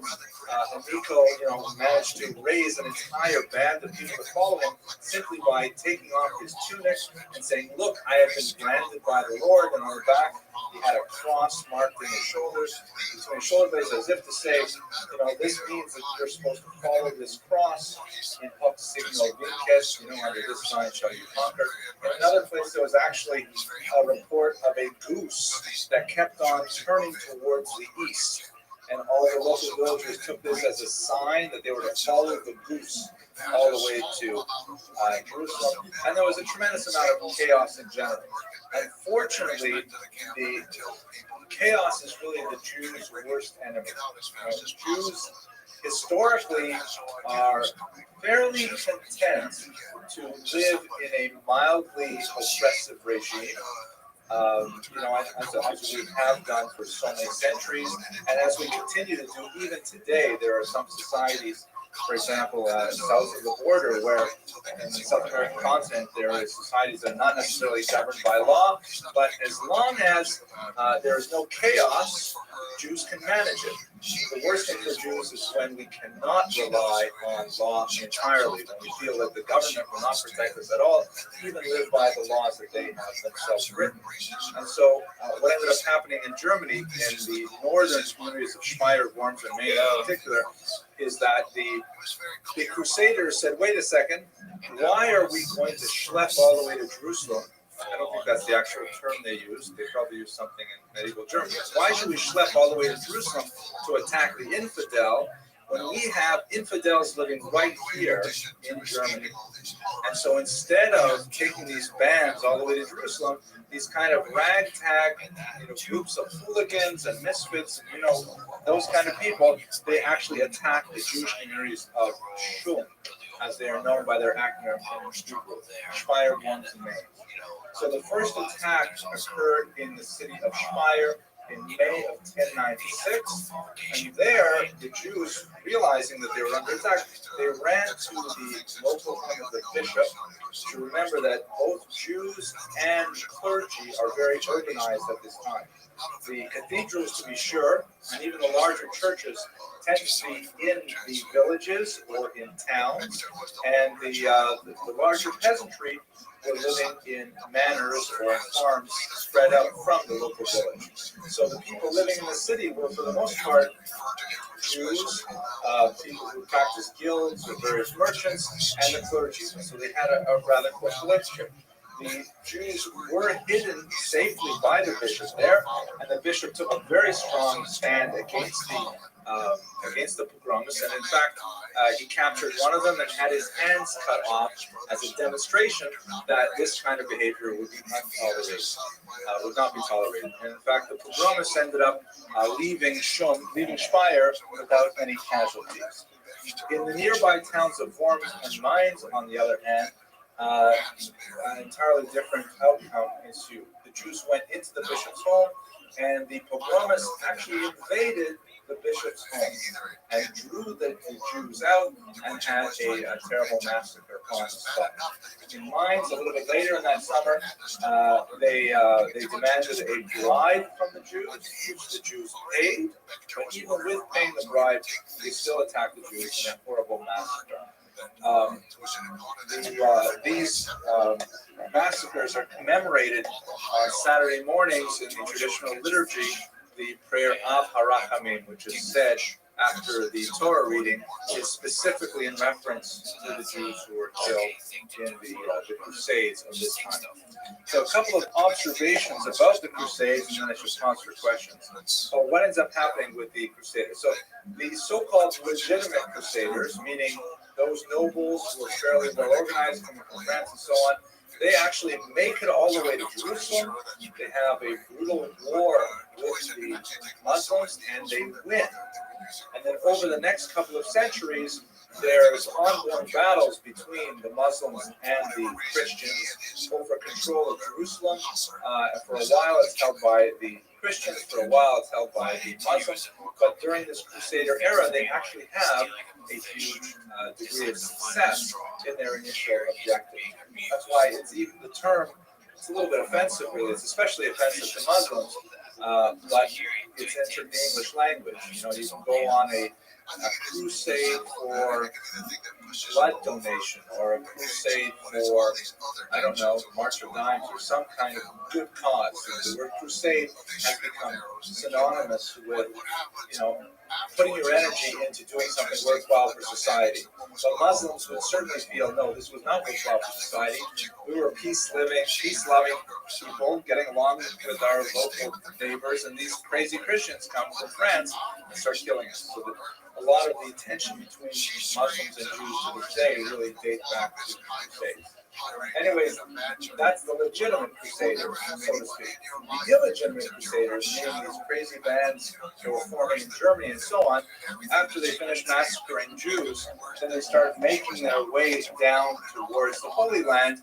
And as they're making their way down there, they have no provisions in store. They have no money to purchase provisions and so on. So as they're heading down, they actually end up raiding and attacking Christian farms in order to feed themselves on the way down there. And by the time they get to Hungary, they're personae non gratae, and the Hungarian troops actually move out and kill all of them in order to prevent them from making their way any further into their territory. So that's the end of that kind of like sort of footnote in the history of the Crusades. A very important moment, though, for Jewish history, because the way that the Jews reacted to the Crusaders is especially significant. The first thing that must be said about the Jewish reaction is that there was a phenomenal response among the Jews to this threat of, I'm not sure how to way to put it. The phenomenon of Kiddush Hashem, which in Hebrew means sanctification of the name, meaning of the name of God. It can mean different things in different contexts, but in this context, it means martyrdom, meaning Jews allowing themselves to be killed rather than convert to Christianity. On several occasions, the Crusaders offered the Jews the chance to live if they would only be baptized, if they would only accept Christianity. And a certain number of Jews, in fact, do so. They do agree to save their own lives by converting at least outwardly to Christianity. And then later, once the Crusades die down, then they try to rejoin the Jewish community. And there's quite a bit of rabbinic literature on what to do with these people. Rashi himself comments on advisability of re-accepting these Jews to the fold. But it presents a halakhic difficulty because in Jewish law there are three transgressions which may never be committed on pain of death. And they are, one may never commit adultery or any other sexual crime. There's a whole list of them. We went over them on Yom Kippur. You can forget about it till next Yom Kippur. I should say that. But we have a whole list of them. Committing those kinds of crimes, a person must be put to death, allow himself to be killed rather than commit those crimes. Murder, one is allowed to kill in self-defense, but one may not. For example, if Reuven puts a gun to Shimon's head and says, "Kill Levi, or I will kill you," Shimon has to, allow himself to be killed rather than kill a third person. He can kill Reuven in self-defense, but he can't kill Levi. And finally, most problematically, idolatry, avodah zarah, right? The worship of false gods. So, in Jewish law, and let's say for the sake of argument, which is a fairly safe assumption for most authorities of the period, Christianity falls into that category of false worship, at least for a Jew. There's some interesting discussion that it may not be false worship for a non-Jew because ultimately it is monotheism, although the idea of the Trinity is very problematic and so on. So the question is, should the Jews of the Crusade era have allowed themselves to be killed because it is idolatry, or should they simply convert, at least outwardly, and then rejoin the community? Many Jews decided that it would be better to be killed than to convert. And in fact, there were several cases of mass suicide where Jews would literally cast lots, and the loser would have to slaughter all the other Jews, typically with a knife, and then kill him or herself. Incredibly moving stories. We have these chronicles by survivors, written in the first person of Jews who submitted to this horrible thing of a mass suicide rather than be killed. And they formed an extremely bright point in the extremely dark point in the mental map of medieval Europe.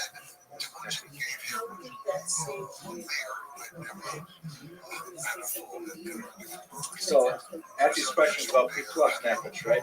And what you mean pikuach nefesh means like the saving of a life. And the general rule in Jewish law is you can break any law in the Torah in order to save a life, except for these three exceptions. You can't even save a life to do this. If someone says, eat this cheeseburger, or I will kill that guy, eat the cheeseburger. But if someone says, worship this false god rather than, or I'll kill this other person, it's also a problem for the Moranos. It's the exact same problem. And I'm not a rabbi. I would get in trouble with the union if I said anything, legitimate about religious stuff, but that's the same problem. And in fact, the Moranos, the so-called Moranos, the crypto Jews who wanted to come back to Judaism, also faced a lot of opposition over their choice to outwardly convert rather than submit to death. Yeah, the source for the Rambam's conversion is very, very weak. It's a Muslim source, and he converted lots of people who never converted as well. Like they later say, look at these famous Jews who converted, and Rambam's one of them. There's not a lot of basis for it. Yes, I'm sorry.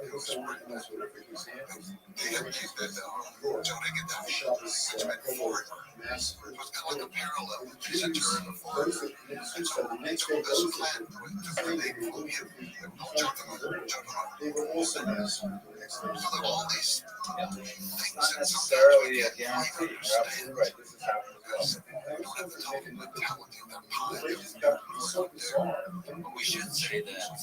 Yes. It's pretty powerful. Is that he, the child The point of the children's crusade was this idea that, for a while the Crusaders were losing. And we said, why are we losing? We were so good, like just 100 years ago, I think it was 1242, if I remember correctly. How come we're losing? And they said, oh, the reason is because we're sending soldiers who are full of sin. A lot of these Crusaders, they went, they were unemployed, and maybe they had some religious zeal, but they also went for, the kind of more base pleasures of violence and rape, and, these are the kinds of people we're talking about in many cases. So they said, we have to send innocent soldiers. Who's innocent? Children. So there you go. So they outfitted a whole bunch of children, and they got slaughtered. Okay. Mr. Lax, Ms. Abraham knows better go on.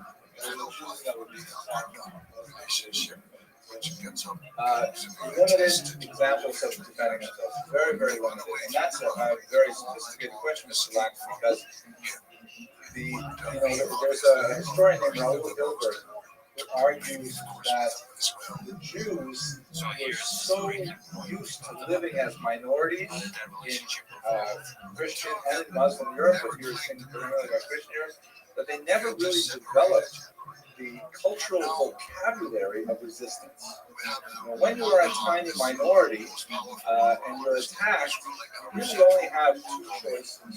You either pay a huge bribe to the people who are attacking you, and hopefully that pays them off, or you run away. This is what one of my students once called the fee or flee strategy of Jewish survival. And that worked pretty well for 2,000 years of exile. Hilberg argued that this is one of the reasons for the dramatic success of Hitler's plans to destroy the Jews of Europe, is because they didn't have kind of an immediate response that we should fight back. So I'm just going to take the last one, Ms. Abrams, and then we'll come back. Go ahead, Ms. Abrams. Go ahead, Ms. Abrams.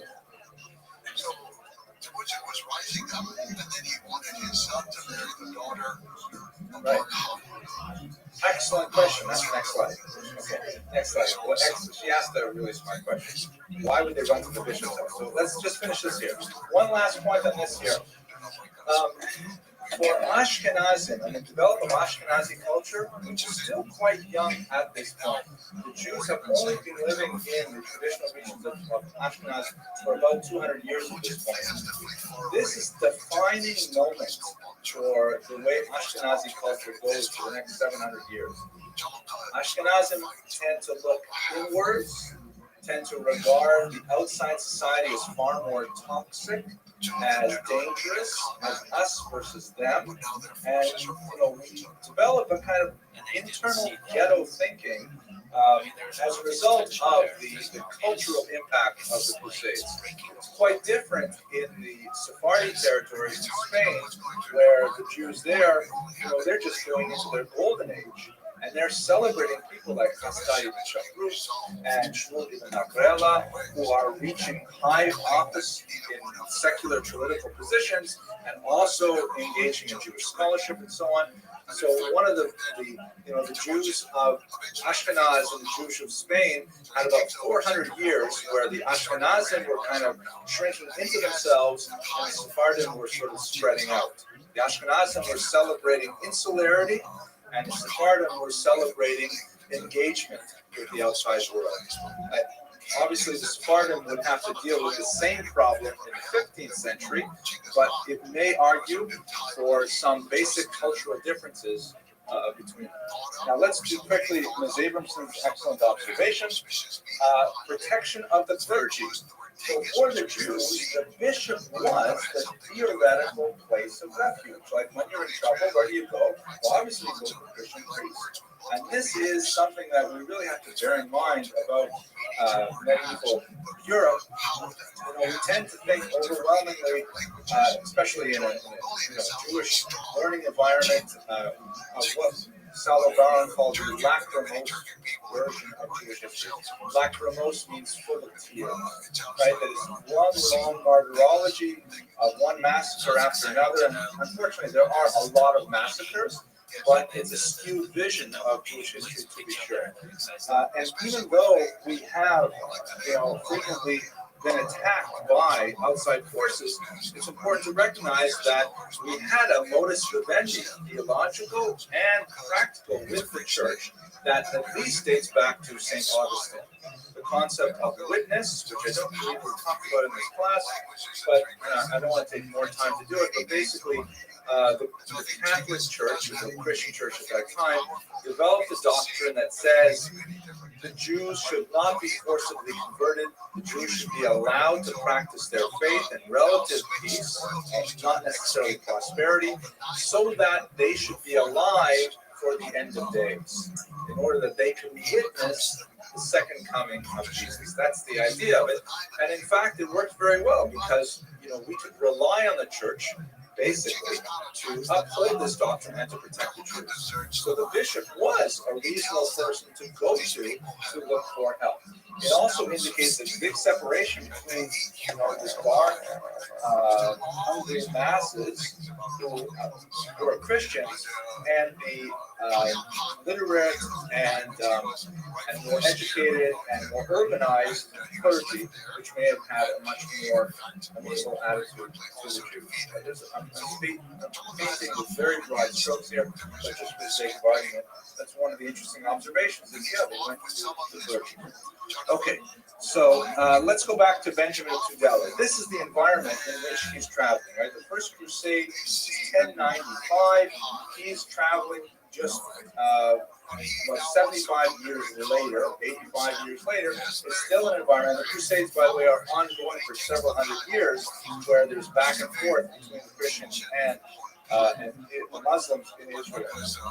So when he gets to Israel, coming from the north, it's clear he goes to Asia Minor, to left into Israel. He encounters Akko and Haifa first. He right away runs to all the biblical places he can find. Talks about the way the tombs look and things like that. And he's also quite interested in the whole makeup of the population of Israel. It's sad because he lists all these biblical towns and he says there is only one Jew living here. There are only 3 Jewish families in this place. Tiny little pockets of population. I don't think he says there are more than a few hundred Jews in Jerusalem, for example, at this time. Although when you get to Babylon, he talks about 40,000 Jews living in individual locations. He's also very interested in the so-called Samaritans, known in the Talmud as the Kutim, or Kusim. These are people whose conversion was suspect. They had been in Israel for generations upon generations, but the rabbis of the Mishnaic period felt that perhaps their conversion to Judaism was not sincere. They were descendants of insincere converts. And for quite a few generations, the rabbis are not sure exactly what to do with the Kutim. Are they Jews or are they not Jews? Do they count in a minyan or don't count in a minyan, and so on and so forth? Ultimately, rule, you know what? They're not Jews. They're not. They're close to us, but they're not exactly Jews. They're known in English as the Samaritans. And during this time, when the status of the Samaritans were in doubt, the Jews and the Samaritans were at each other's throats over 1,000 issues. You may have heard the phrase in English, the Good Samaritan. Right? So most people don't understand where that comes from. It's a passage in the Gospels where Jesus describes a man who, if I remember correctly, was like beat up by robbers and he's left bleeding in the street, and a Kohen walks by him and says, a Jewish guy is beat up. And the Kohen walks by and says, look, I don't want to touch him, he might be dead, I'll get defiled. I'm paraphrasing. The Levite walks by and says, I don't know this guy, I have no connection. He walks right by. The Israel, regular Jew, walks by and says he wants to have nothing to do with it. And then, of all people, a Samaritan comes by and helps him.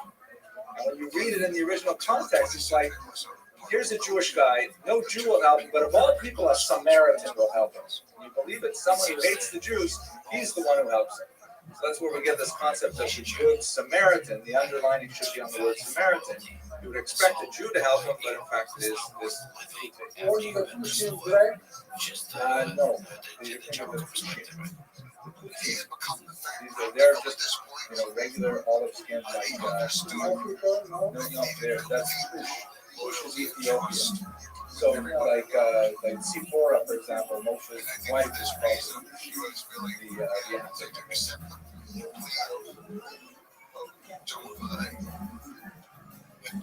the Japanese connection. No, I've never heard that. The Japanese might be right. Maybe that was just a formality that he knew would be rejected. That's so weird. Or maybe when Oh, samurai. Samurai. Oh, look at that. That's fascinating. I would never have done that. Anyways, the Samaritans then and now actually they practice their rituals on Har Gerizim, which is near Shechem in modern Israel, and they practice sacrifices just like they would in the temple. He criticizes their pronunciation of Hebrew. They don't use the letter A, Chet, or Ayin. They say everything with an olive. He makes fun of that. And then he goes on, he tells us a little about Jerusalem, describes that there are 400 nights. It was held by the Crusaders at the time. There are 400 nights that are there, that there are hospitals there for the veterans who are wounded and so on. And he has a very beautiful and detailed, moving description of the city of Jerusalem. He talks about the hotel, he talks about the stables of King Solomon, and exactly as we have today. It's quite fascinating. He also describes Kever Rachel and the Ma'arat HaMachpelah. The latter is especially fascinating. He describes how for a bribe you could get down into the actual caves, and there were inscriptions on each of the graves and so on.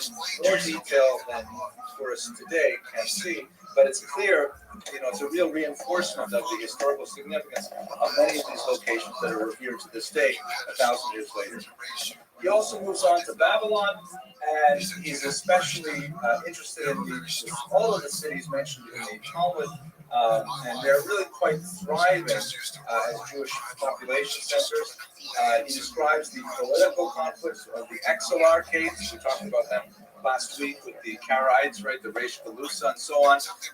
He talks about the honor showed to the Reish Galusa by the non-Jewish population, that they're required by state law to, non-Jews must stand in the presence of the head of the Jewish community and so on. And he describes quite a bit of interesting data about how the Jewish community is organized, that the Reish Galusa is the one who confirms the appointment, the ordination of local rabbis, that he's responsible for collecting taxation and dispersing it for social welfare and so on. And also that the Reish Galuta, as the descendant of King David, actually receives foreign donations from far-off populations as well. A tremendous amount of really great, interesting demographic data. Shushan is a particularly interesting town. There he describes a Jewish machlokas, a Jewish controversy, over the bones of the conquerors Daniel, which apparently were buried originally on one side of this river, and the Jews living on that side of the river were very wealthy. So the Jews on the other side of the river maintain the only reason they're wealthy is because they have the privilege of living in proximity to the bones of the prophet Daniel. So therefore they petition successfully to have the bones transferred to their side of the river. And they had an agreement where every year they would move the bones of the prophet from one side of the river to the other in order to, spread the wealth, distribute the wealth, I guess, something like that. So they would move, and so this went on for quite a while. So the Persian Empire, emperor himself was traveling through. He saw what was going on. He also revered the bones of Daniel, but he thought it was disrespectful to exhume him and transport him like that. So he said, no, we're going to do this differently. He had him encased in a glass coffin and suspended from the middle of the bridge between the two settlements. So that way, it was like equal distance, it was fair, and they could both share in the riches, but fishing from the bridge was prohibited from them on, because that was considered, inappropriate. That's why they have those signs here in Florida, fishing from bridge, in memory of Also interesting, he has the first reference of any kind to the false Messiah David Alroy. Fascinating individual. We just know little snippets of him, but apparently he was something of a wonder worker, a Jew who claimed to be the Mashiach, who would lead all the Jews back to Israel. He was a bit of a irritant to local status quo in many ways. You know, he was challenging traditional centers of power. So he was actually captured by the Persian king and imprisoned, and then miraculously somehow escaped. And then when he escaped, he kept on maintaining that he was in fact the Messiah. And he practiced various wonders, like he had the original invisibility shawl. Remember Harry Potter? He would put the shawl around him and he would disappear. It was also useful as a mode of transport because he could lay it on water and walk on his own carpet on the water, and people were totally amazed at this. Ultimately, both the Exilarch, the Reish Galusha, and the head of the yeshiva disavowed him and said he is not the Mashiach, we don't want anything to do with him, he's a troublemaker, and so on. And so the king's forces put out a fatwa, and he was assassinated in his bed one night. This is like the first reference we have to the kind of antinomian religious life of the Jews at the time. And he finds all kinds of other interesting, bizarre Jews. We talked about Karaites. He also finds a group of Jews in the island of Cyprus who observe Shabbat from Saturday morning at dawn till Sunday morning at dawn. Completely out of step with everybody else. I wonder what that would be like. Saturday morning at dawn. Yeah, you would free up Friday night, but you would mostly Shabbos. Yeah, like when would you tell it? Anyway, it didn't last long. Obviously, we want our Saturday nights. So there are some descriptions towards the end of his itinerary. Far off lands that he probably never visited, like China and so on. The language changes as he talks about them, but he does have some interesting references to Eastern Europe, places like Kiev and Prague. He apparently visited, and some everything, kinds of material there that are fascinating to the scholars of the period. So, just to conclude, I wanted to show you this last map, which gives you a sense of what's going to happen in the very near future after Benjamin Tudel's travels. You begin to see Ashkenaz growing and changing as the Jews from Germany in particular begin to make their move towards the east. Benjamin Tudela is perhaps one of the most famous of the wandering Jews, but he is certainly not the first and far from the last. As Jewish populations begin to move from the central regions of like Speyer, Brems, and Mainz into Eastern Europe, where they have an entirely new economic reality awaiting for them there. And we'll return to that in a later lecture. So with that, I'd like to conclude for tonight. Thank you very much for your attention. You have a great week. They don't specify that, so they don't say exactly where something happens. So we know exactly where it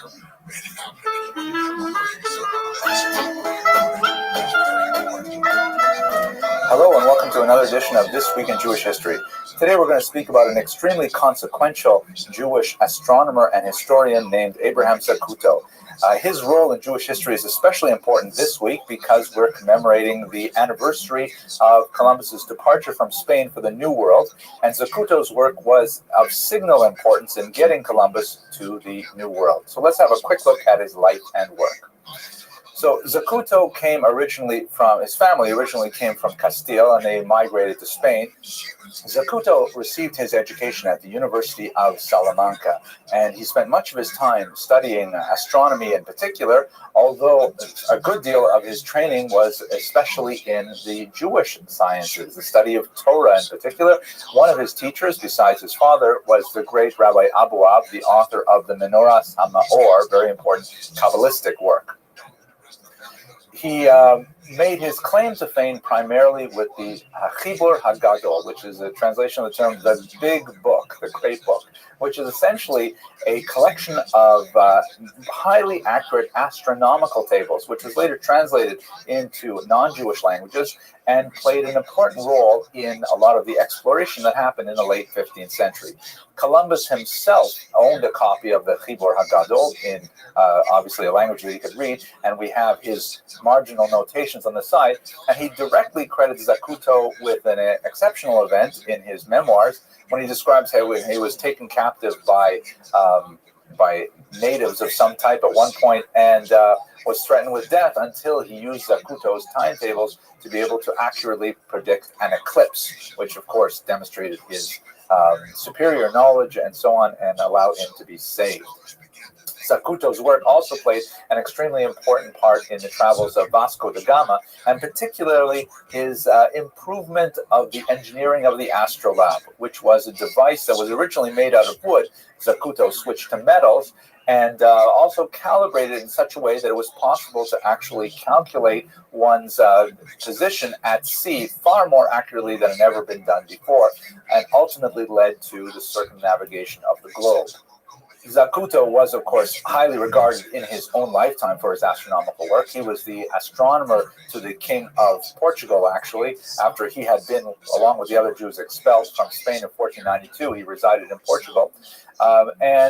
He is justly credited with the many great discoveries of that great age of exploration.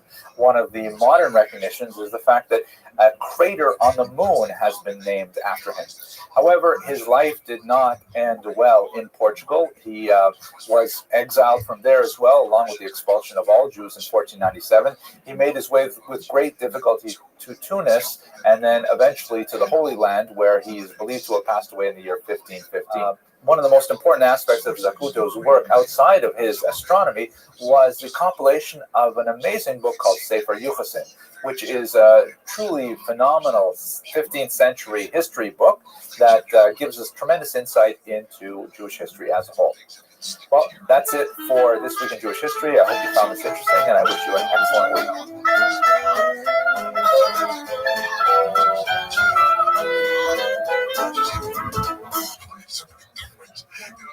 Little things like this that move around that you're not sure why, but it's a document that I have great faith in. It was not published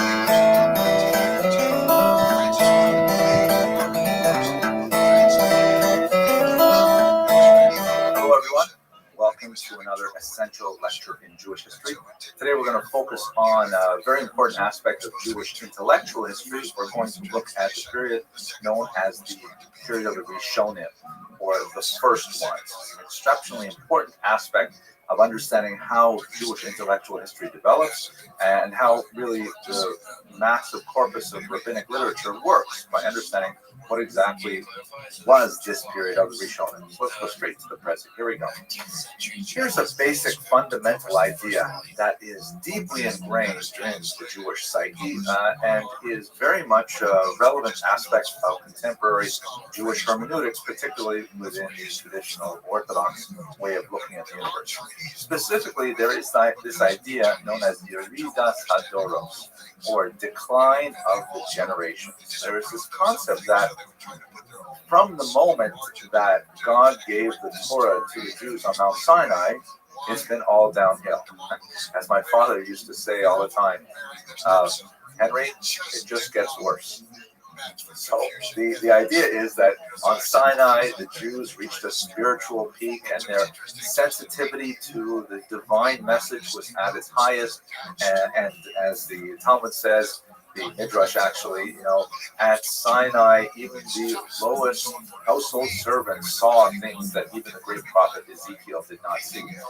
But ever since then, we have been slowly losing that ability to be sensitive to the divine message. We have been losing our level of spiritual ability to understand the meaning of these classical texts and so on, and we've been struggling to try and tread water all the way along. That does not mean that our intellectual skills have diminished, and in fact, This is not time to go off on a great digression here, but when it comes to halachic decisions, that is, decisions referring to Jewish law, one must follow contemporary opinions, even though the earlier opinions, have this weight of being from an earlier generation. That said, it's not exactly a steady slope downward. It's kind of like stepped plateaus. And the Jewish religious and intellectual tradition generally recognizes several key periods of Jewish spiritual decline, and they correspond to, let's say, the following 4 periods that I've outlined on this slide. There is a period known as the period of the Amoraim, or the speakers. This refers to the era in which the Talmud was written, roughly the 3rd through the 6th centuries, give or take 100 years. Following the period of the Amoraim are the Geonim, which is a difficult term to translate. It's based on the word pride, so I've given the definition here of prides, but really it means like glorious ones or great ones, that kind of thing. You may have heard the term the Gaon of Vilna, or the Vilna Gaon. That's the correct usage of the term. It's a title for Rabbi Eliyahu of Vilnius. But that term is used anachronistically. Meaning he was so great, he was like one of the Gaonim, even though he lived, over a century later, or almost a century later. No, actually over a century. Then we have the period that we'll talk about today. That is of the Rishonim, the first ones. The word Rishon in Hebrew means first. And that spans roughly 900 to 1500, although there's some kind of pedantic dispute over exactly when that period begins and when it ends. And then finally, the period of the Acharonim, the later ones, which goes up to roughly the year 1900. And it has not yet been determined what do we call contemporary 20th or 21st century thinkers, but that's kind of like the nature of Jewish history. The arc of Jewish history, as they say, is long, and these things will be decided over time. So let's focus in on point number 3, the period of the Rishonim. The names, if you've had any familiarity with the Jewish religious tradition, you'll certainly recognize them. There are perhaps a few dozen, maybe 100 at most, authors who correspond to this title of Rishonim. But to choose 3 of the most famous, there are, of course, Rashi, Rabbi Shlomo Yitzhaki, who lived in the 11th century. Here is an extremely accurate picture of Rashi. I'm just kidding. We have no idea if this is accurate, but it's a representation that's often used in an iconic form. And I'll speak in the next slide a little bit about what was the kind of work that Rashi did. Secondly, the incomparable Maimonides, known by the acronym of his name, Rabbi Moshe ben Maimon. He lived in the following century, the 12th century. Here is another equally accurate rendition. I really like this one, especially kind of like the view of the background. We have no idea if the Rambam looked like this, but nevertheless, this is sort of like the iconic image that you'll see all over Israel and things like that. And finally, not a single individual, rather a school of Rishonim known as Tosafot, which means literally additions, and that's referring to their contribution as additional to the work of Rashi. So if we look, for example, here at a page of Talmud, this is a great page which was taken off the web. It's colorized here. Let's walk through it very quickly, and we'll see where they fit in. So the sort of coral color number 1 in the center is the Mishnah. This is the first page of Tractate Brachot, and we spoke about the Mishnah in an earlier essential lecture. Then directly below it in the center of the page, number 2 in yellow, that is the Gemara or Talmud per se. That is the commentary on the Mishnah. And then the blue on the right, number 3, that is the commentary of Rashi.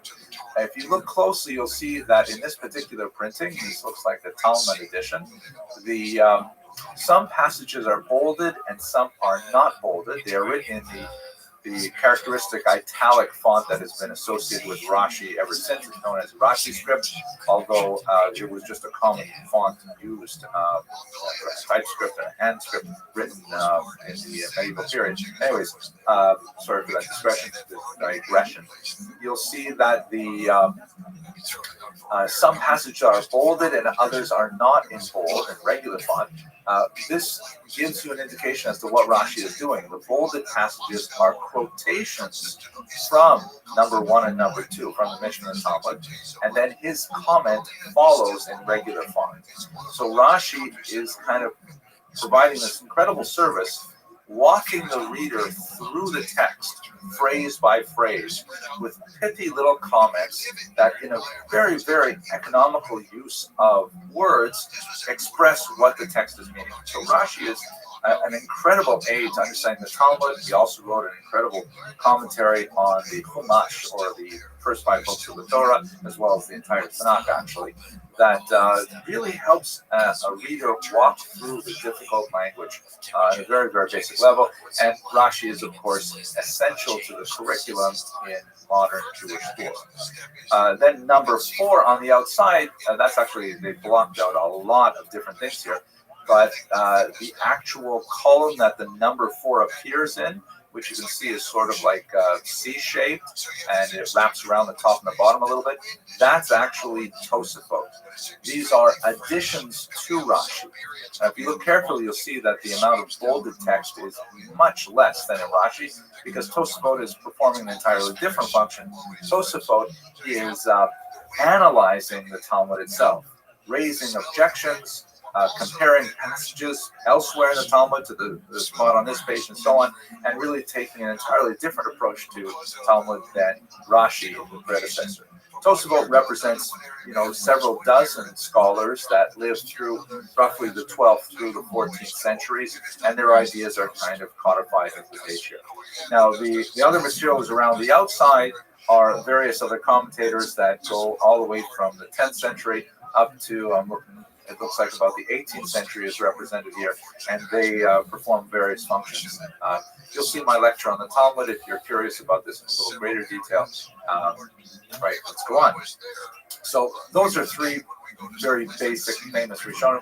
There are dozens more. Now, what exactly did the Rishonim do? What is characteristic of this period in Jewish intellectual history? Well, the first thing I've already alluded to in the previous slide, some of the Rishonim were incredible explainers. They took texts, often ancient texts like the Torah and the Mishnah, and they basically rendered them in more readily understandable Hebrew. Many of those texts are written not in Hebrew. They're written in Aramaic, for example. The Talmud is written in Aramaic. So there was a lot of confusion about the language itself.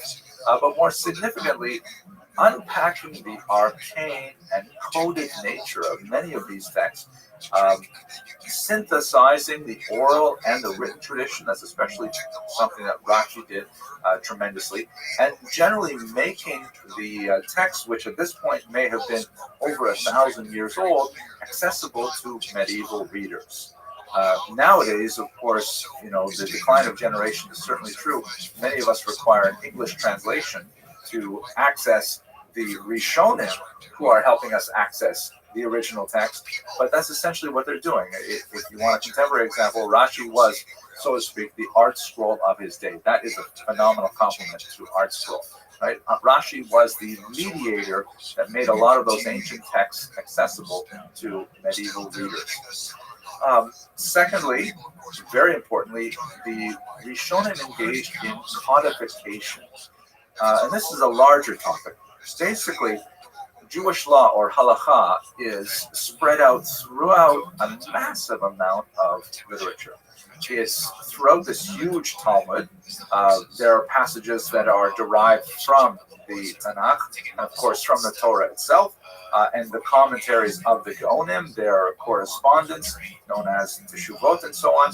And a lot of this material, is just too much for most people to keep in their heads. So therefore, a lot of the Rishonim, most famously perhaps Maimonides, brought all of this together and said, look, we're going to reorganize this, and we are going to space it out, give it chapter headings, give it subject headings, so that you can look up in these massive compendiums of Jewish law exactly the law that you want to determine.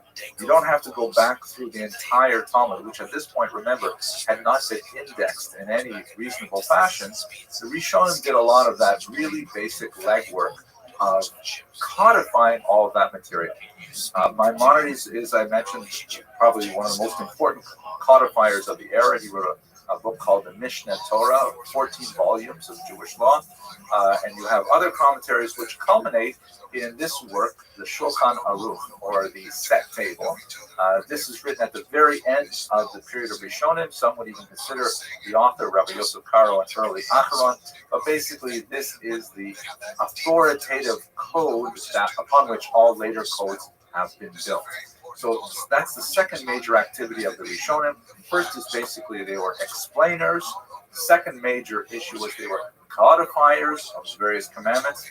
And the final area that you find the commentators working on is they are analyzers. For example, one of the areas in which the Rishonim express themselves was in the area of Minyan HaMitzvot, the counting of the commandments. The Talmud has a passage that says there are 613 commandments, Taryag Mitzvot. That's a lot more than the Big Ten, right? Judaism has a huge amount of commandments. And, like thou shalt feel guilty. I'm joking. I should say that. Why am I saying this? So they have all these commandments, but nowhere in the Talmud or in any other text were they ever actually listed. And so many of the commentators in the Rishonim period began to say, okay, well, let's get them all down. What are those 613 commandments? And so Maimonides and others compiled these lists. There were some disputes over this is not actually a commandment, this is actually a suggestion, things like that. But basically, one of the major activities is counting the mitzvot. And in particular, this book, here's a Hebrew edition, English edition, published in the 20th century by Feldheim, the Sefer Achino, an amazing work that's written by a later Rishon, probably one Rabbi Aaron of Barcelona, who lived in the 15th century. This is a great book. If you want a general introduction to traditional Judaism, basically what he did was he anonymously wrote this book as a bar mitzvah present. I mean, oh my gosh. When I was growing up, bar mitzvah presents were fountain pens. My sons generally got things like iPods. But back then in the 15th century, this was Taka, an amazing birthday present. It's basically... it goes through every parsha of the Torah, the 5 books of Moses as they're divided over the weeks of the year. And in each of those parshiot, the author lists the commandments, or adding up to 613, describes how they are performed, a little bit of historical background, and then really interestingly, he talks about why we have this commandment. This is an area of activity that most of the Rishonim shy away from, at least in print. They don't talk about, the commandments are there. God says do it, and that's all there is to it. But the Chinuch was very interested in giving over to his son, as a bar mitzvah present, some inkling as to why these commandments exist. And it's really fascinating reading, especially when you get to the arcane and strange commandments, like, for example, you shall not mix linen and wool together, things like that. Fascinating reading, and definitely very worthwhile.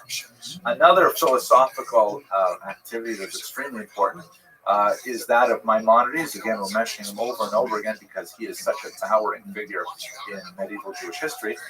This is a picture, an illuminated manuscript of his Moreh Nevuchim, his Guide for the Perplexed, in which the artist has depicted here Maimonides seated on the right, wearing tefillin, instructing his students in philosophy. And this is something that only a few of the Rishonim really engaged in, an area which is known in contemporary Hebrew as machshava, as thought, which basically expands on this idea of the why. Why did God create the world the way it's created? Why do we have these obligations? How does it all work, and so on? And the Moreh Nevuchim, or the Guide for Perplexed, is one of these great philosophical works, for which, of course, Maimonides was heavily criticized by other Jews, and in fact, his first book was even burned in the 13th century. Not a particularly high point in Jewish intellectual history. Now, that's basically a quick overview of the Rishonim. We understand them a little better, especially when we contrast them with the later period, the Acharonim. The Rishonim have a pride of place, again, going back to that concept of Yeridat Hadorot, the decline of the generations. because they come earlier than the Acharonim. And their activity, particularly in codification, in explaining the text, and so on, give them a huge pride of place in the traditional yeshiva curriculum even today. Acharonim, picking up afterwards, generally spend a lot of energy trying to explain the Rishonim, synthesizing their work, and in some cases, adapting their ideas, which are expressed in theory, to novel situations that occur in the contemporary period. Changes in social norms, changes in economic realities, changes in technology in particular, are very much the activity of the Acharonim, trying to understand, for example, what does electricity mean when it comes to Shabbat? Can one use distance communication to fulfill a mitzvah like hearing the shofar? All kinds of interesting things like this. That's more the domain of the Acharonim, and particularly the later contemporary thinkers, 21st and 20th century as well. So that's a quick overview of who the Rishonim are and what they engage in, and it's an especially fascinating part of Jewish intellectual history. Thanks very much for watching.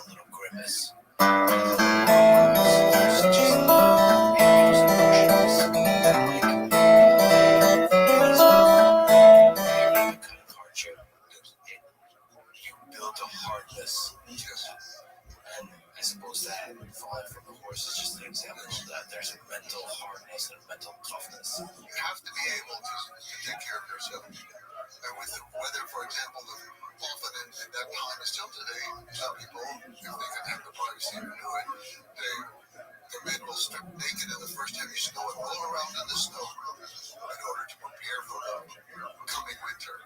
And the valley where I live, a lot of wrestlers come there to train in the summertime for the competition. And the water is very cold coming down from the mountain. And every day, when there's a break, they go down, they do not get in the water, never.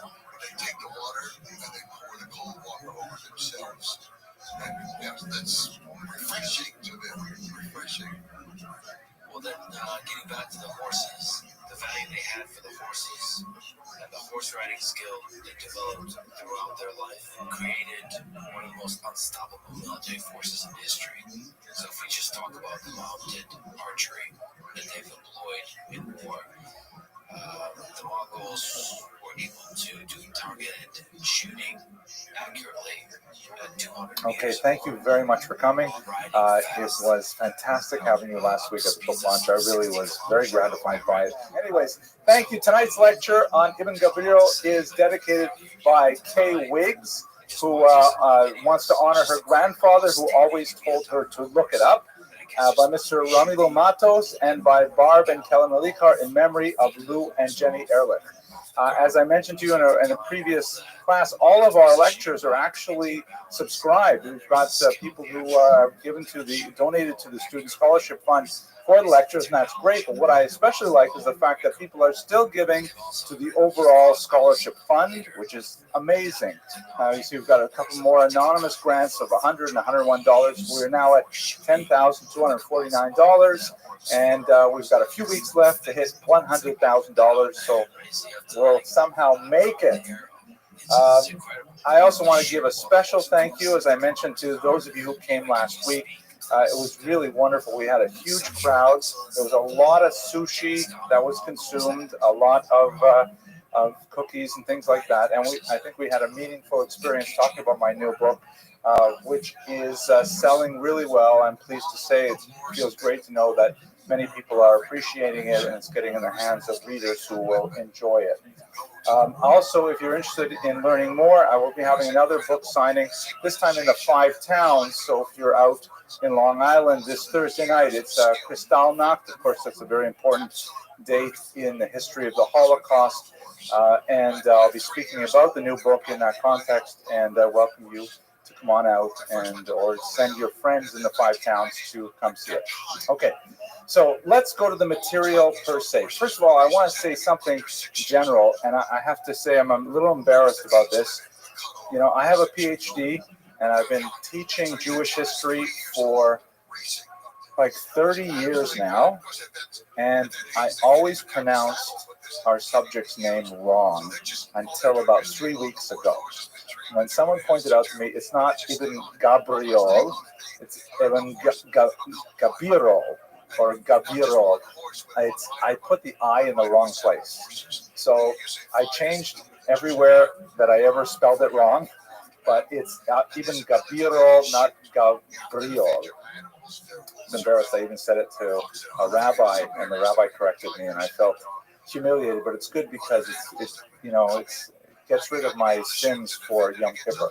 Anyway, so we're going to look at Ibn Gabirol. That's our subject for tonight. A fascinating figure who lived a rather troubled life. He's, of course, directly within the period that we've been focusing on for the entire semester, looking at Al-Andalus, and we will continue with Al-Andalus right up until for a couple more weeks, and then we're going to look at the Jews in Christian Spain up until 1492. His dates are roughly 1021 to 22. He was born in Malaga, and then he died in Valencia, although he spent most of his life in Saragossa, which is kind of central to the Iberian Peninsula. His life was rather short. There's some debate over exactly when he died, but quite likely he died before he reached the age of 40, which in Jewish thought is generally considered a misa meshuna, a strange death. To have to die before the age of 40 is definitely out of the norm. He tremendously prolific. He refers in his own writings to having authored 20 books.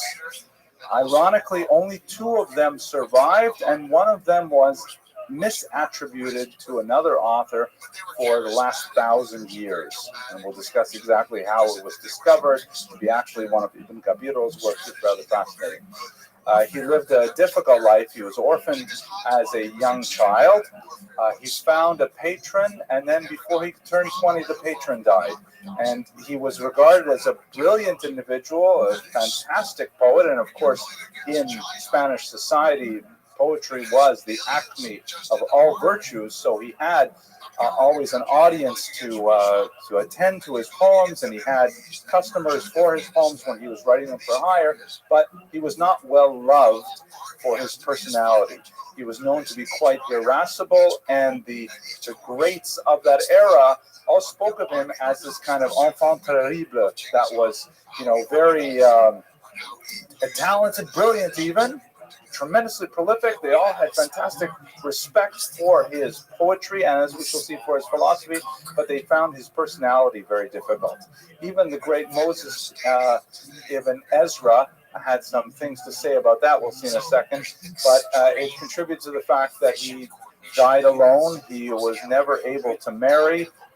He was never able to form that kind of relationship with a person, as far as we can tell. And even his supporters, like Shmuel HaNagid, who we discussed earlier, wanted to keep him at arm's length because of his difficult personality makeup. Moshe Ibn Ezra writes, although he was a philosopher as far as intellectual attainments were concerned, yet his anger always got the better of his understanding. He was unable to control his temper and was easily led to ridicule great men and to subject them to contempt in his writings.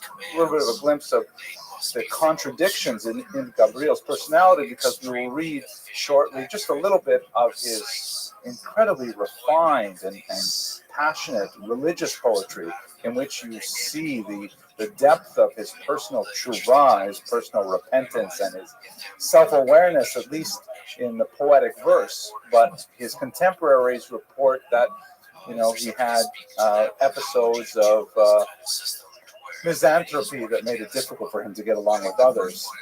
Here's a reference from his own poetry. He writes, "When my anger is roused, the heavens rumble with my thunder. I am not like the man who speaks mellow words and bows and scrapes in humility." A little sense of there's some fire burning there in his personality, a sense of where he comes from. Here's my favorite, though. Check this out.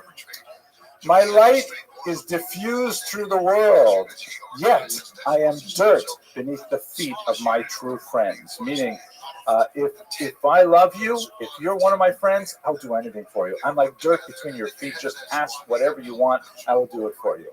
"Dust to those who keep faith with me." Meaning, you won't find a more loyal or true associate than I. but to my enemies. I am a sky raining fire on their heads. And this is in a letter he writes to his former friend. Now that you have failed me, I untie the bonds of friendship. I blot thy name from my speech and will never stoop to mention it again. So this is a person you don't want to cross. You can see why he would be regarded in this rather negative way. You get a sense of his personality from just a few snippets of the kinds of things that he wrote about this. It's ironic. Let's go straight to the mistaken identity because it's so. There is a great historical irony here in that the contrast between his elevated ethereal writings and his personal inability to control his anger are expressed in this really being outside of the major corpus of great Jewish writers in the area where he was most brilliant, which was his philosophy, not so much his poetry, in my humble opinion. He's kind of like shunted away from Jewish trajectory for a couple of reasons. The first is the disappearance of, without question, his most famous work, which was called Fons Vitae. Here's a cover of one of them. Fons Vitae means the source of life in Latin. The ironic history of this magnum opus, his philosophical masterwork, is that it did not. He wrote it originally in Arabic, as we've seen many of the Jews in Al-Andalus wrote their great works in Arabic. Maimonides, of course, writing in Judeo-Arabic. So he's written this book, and he was also. There was a certain level of hubris in his writing in that he wanted to so distance himself from the Judaic tradition that he did not cite any Jewish sources other than the Bible in Fons Vitae. It's written as if, it's just reason and scripture without, any of the rabbinic works, the Midrash, the Talmud, any of the Kabbalistic mystical writings. They're not present in Fons Vitae. It's just quoting scripture, and he's expressing a Neoplatonist philosophy, which I'll describe to you in a couple of slides from now. The Arabic original did not survive the vicissitudes of history. It was not picked up by Jews in any significant way as a core text, like, let's say, Maimonides' writings, but it was, as we saw with Ibn Ezra last week, translated into Latin in the 12th century by one John of Spain. The only thing that we had hanging around that was sort of like it was a 13th century Hebrew version, which only took extracts of it by someone named Shem Tov Ibn Yosef, and it was copied and copied and copied, and the author's name, Ibn Gabiro, was eventually changed to Latin Avicebrol or Avicebron. And so for many, many centuries, until the 1850s, it was believed that this work, which is in Latin, Fons Vitae, was originally written possibly in Latin or maybe in Arabic by some Christian, perhaps, but there was no idea that it was associated with a Jew. There was no association with traditional rabbinic texts, and so it was simply lost. And for 800 years, it became incredibly popular with Christians. St. Thomas Aquinas is very much involved with Fons Vitae. It was a core text, and it's a runaway popular book with Christians, but Jews are basically forgotten about it. It was in the 19th century. Here's a publication which it is associated now with Ibn Gabiro, but at the time it was famous. It was still Avicebron, like what it says there. Until a 19th century French scholar named Solomon Monk found an abbreviated version of Makor Chaim, which was the Hebrew title, Makor Chaim, the source of life, and he read through it and he said, gee, that sounds a lot like Fons Vitae, and he was able to match them up and then finally associate once and for all, and it's widely accepted now that Ibn Gabiro is the author of this core Christian text. And in fact, if you look at many of the covers of the medieval versions of it, you see like huge, pictures of Jesus by a well and things like that. That's the way that Christians appreciate Ibn Gabiro without realizing that the Jew is actually at the authorship of this important work. So it is ironic that Despite his boastful words, which were not out of place in general in Arabic Jewish culture, he was largely forgotten to his own people in his philosophy. That is not the case, however, with his poetry. And in fact, it is through his poetry that he's lived on. Very prolific poet with over 300 poems that have survived. He was very precocious. As a young man at age 16, he wrote his first famous poem, which rendered all 613 commandments in verse. And we should recall that the Andalusian poets had a special affinity for acrostics, where they spell out words in the first letter of each line and things like that. And it's amazing when you see that the meter works, the rhyme works, and the letters are all absolutely essential to the entire poem, that you could not add another line, you could not take away a line without ruining the entire puzzle. And it's a work of tremendous intellectual gymnastics to be able to put all of these things together into a poem. At age 19, he wrote, following an example set by Sadia Gaon out east, he wrote a poem detailing the rules of Hebrew grammar in 400 verses. Again, an amazing feat of intellectual mastery of both the subject matter and the expression that is associated with Gabiro. But his poetry is primarily religious, philosophical in nature. And what I mean by that is that he has a very complicated philosophical outlook that we'll explore in the next unit shortly, that he renders into poetic verse. In other words, he expresses this complex metaphysical notion of the universe in verse. I'll read you just a couple of passages from what is, without doubt, the most famous of his works. It's this huge poem that takes up about, 60 pages in this thick book here of Hebrew English poetry. It's called Keter Malchut, the Crown of Glory. It has been adopted into the Yom Kippur liturgy for Sephardim, and it is a very beloved piece of work because it goes through, again, with these complicated acrostics, this philosophical overview of the entire universe. It's very astrological in nature. He goes through the creation of all the planets and what they're for and what they exert upon the world. He goes through the organs of the human body and what they're all about and how God fashioned them and so on. And you get this tremendously majestic view of everything that God created. And then he connects it to personal repentance in a way that makes it so perfect for Yom Kippur.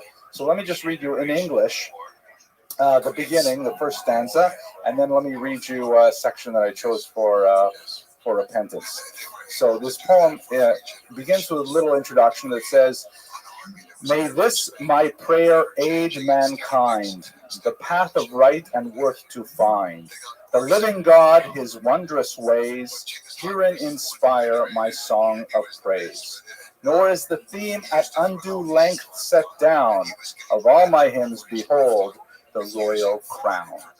By the way, the translation is masterful by the great Israel Zangwill, very important Anglo-Jewish poet and novelist. Okay, so here's where it actually begins. "Wonderful are thy works, as my soul overwhelmingly..." These are hard words.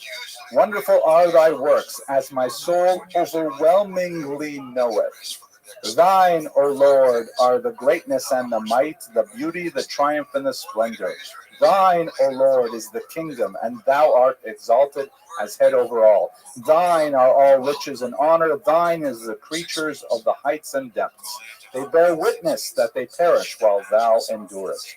Thine is the might in whose mystery our thoughts can find no stray. So far art thou beyond us. In thee is the veiled retreat of power, the secret and the foundation." In the Hebrew, I'll read you just a little bit of it, you hear the echoes of verses in Tehillim and Psalms and passages from the Bible. So it all has a familiar air to it based on that literary technique we discussed earlier called shibuts, where he'll ornament. He'll bring in passages from biblical things. So when you're reading it and you have strong biblical literacy, then you understand, far greater depth and allusions that are inherent in it. So it says, "L'cha Hashem hagdula v'hagvura v'hatiferet v'hanetzach v'hahod. L'cha Hashem hamlamlacha v'hamitnaseh l'chol larosh v'hoshe v'chavod. L'cha brui mala umata ya'idu ki hema yovedu v'ata sa'amod." Sorry, I said that Ashkenaz were in ta'amod. "L'cha hagvura asher b'sodah mil'u rayonenu la'amod ki atzamta mimenu ma'od. L'cha chavyon ha'oz hasod v'hayesod." So if you're familiar with Hebrew and if you're regular in the synagogue, you'll recognize many of those passages as being taken directly from the liturgy or from Tanakh and so on, and they inform every line of this massive poem. So as I mentioned, it goes through this beautiful cosmic overview of everything in creation, how God created it, and you walk away on Yom Kippur. Here it is, you're not eating, and you're reading this massive poem, and you're feeling the greatness of God's existence. Okay, so here's a passage just to give you a sense of how deep his personal tshuva is, how we've seen how others have referred to him, how he regrets his own misbehavior. He says, "Oh my God, I know that my sins are too great to tell, and my trespasses too many to remember. But as a drop from the sea will I make mention of some and make confession of them." He will, by the way, go through a long series of acrostics of all different kinds of sins, which we see in the Ashkenazic liturgy as well. Al-Chet, prayers and things like that, is the same idea. "Perhaps I shall silence the roar of their waves and their crashing, and thou wilt hear from heaven and forgive. I have trespassed against thy law. I have despised thy commandments. I have abhorred them in my heart, and with my mouth spoken slander. I have committed iniquity, and I have wrought evil. I have been presumptuous, I have done violence, I have plastered over falsehood, I have counseled evil.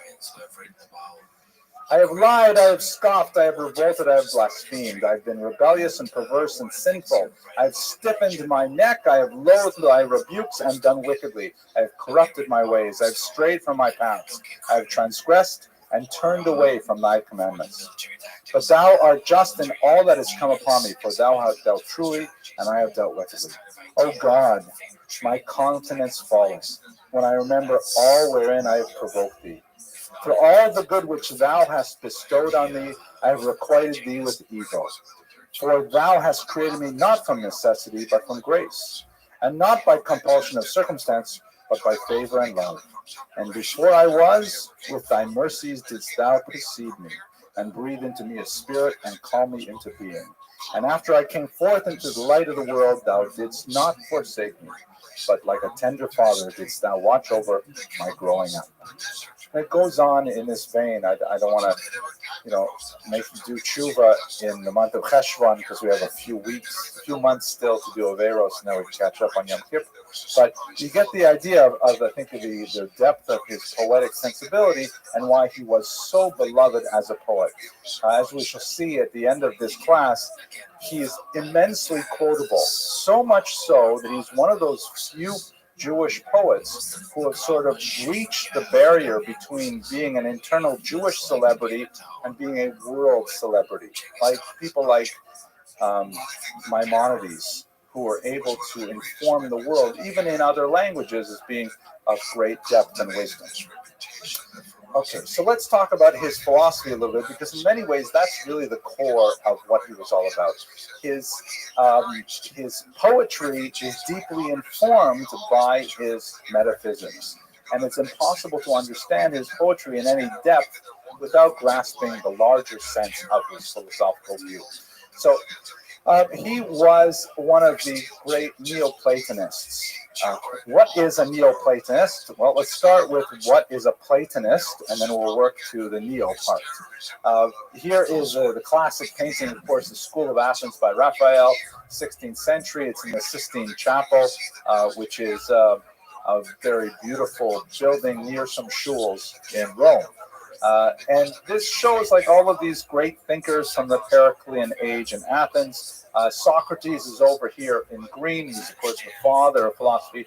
I'm not an art historian, so I don't really know why Socrates is off to the side. I would have put him like, and he's looked in profile too. You'd think he would be more central, but definitely the most important figures are central to the image. You see here Plato and Aristotle, two figures who had an incredibly large influence on Jewish thought, coming from the other side of the barrier, as it were. Plato here shown on the right, the elder who was the student of Socrates, and his student Aristotle over here. And Plato and Aristotle differed in so many things. You can see that Plato in this picture here is pointing to the heavens, as it were, saying that what is true is above. And Aristotle, on the other hand, he's saying, no, it's on the earth. Empirical studies are what's important, and so on.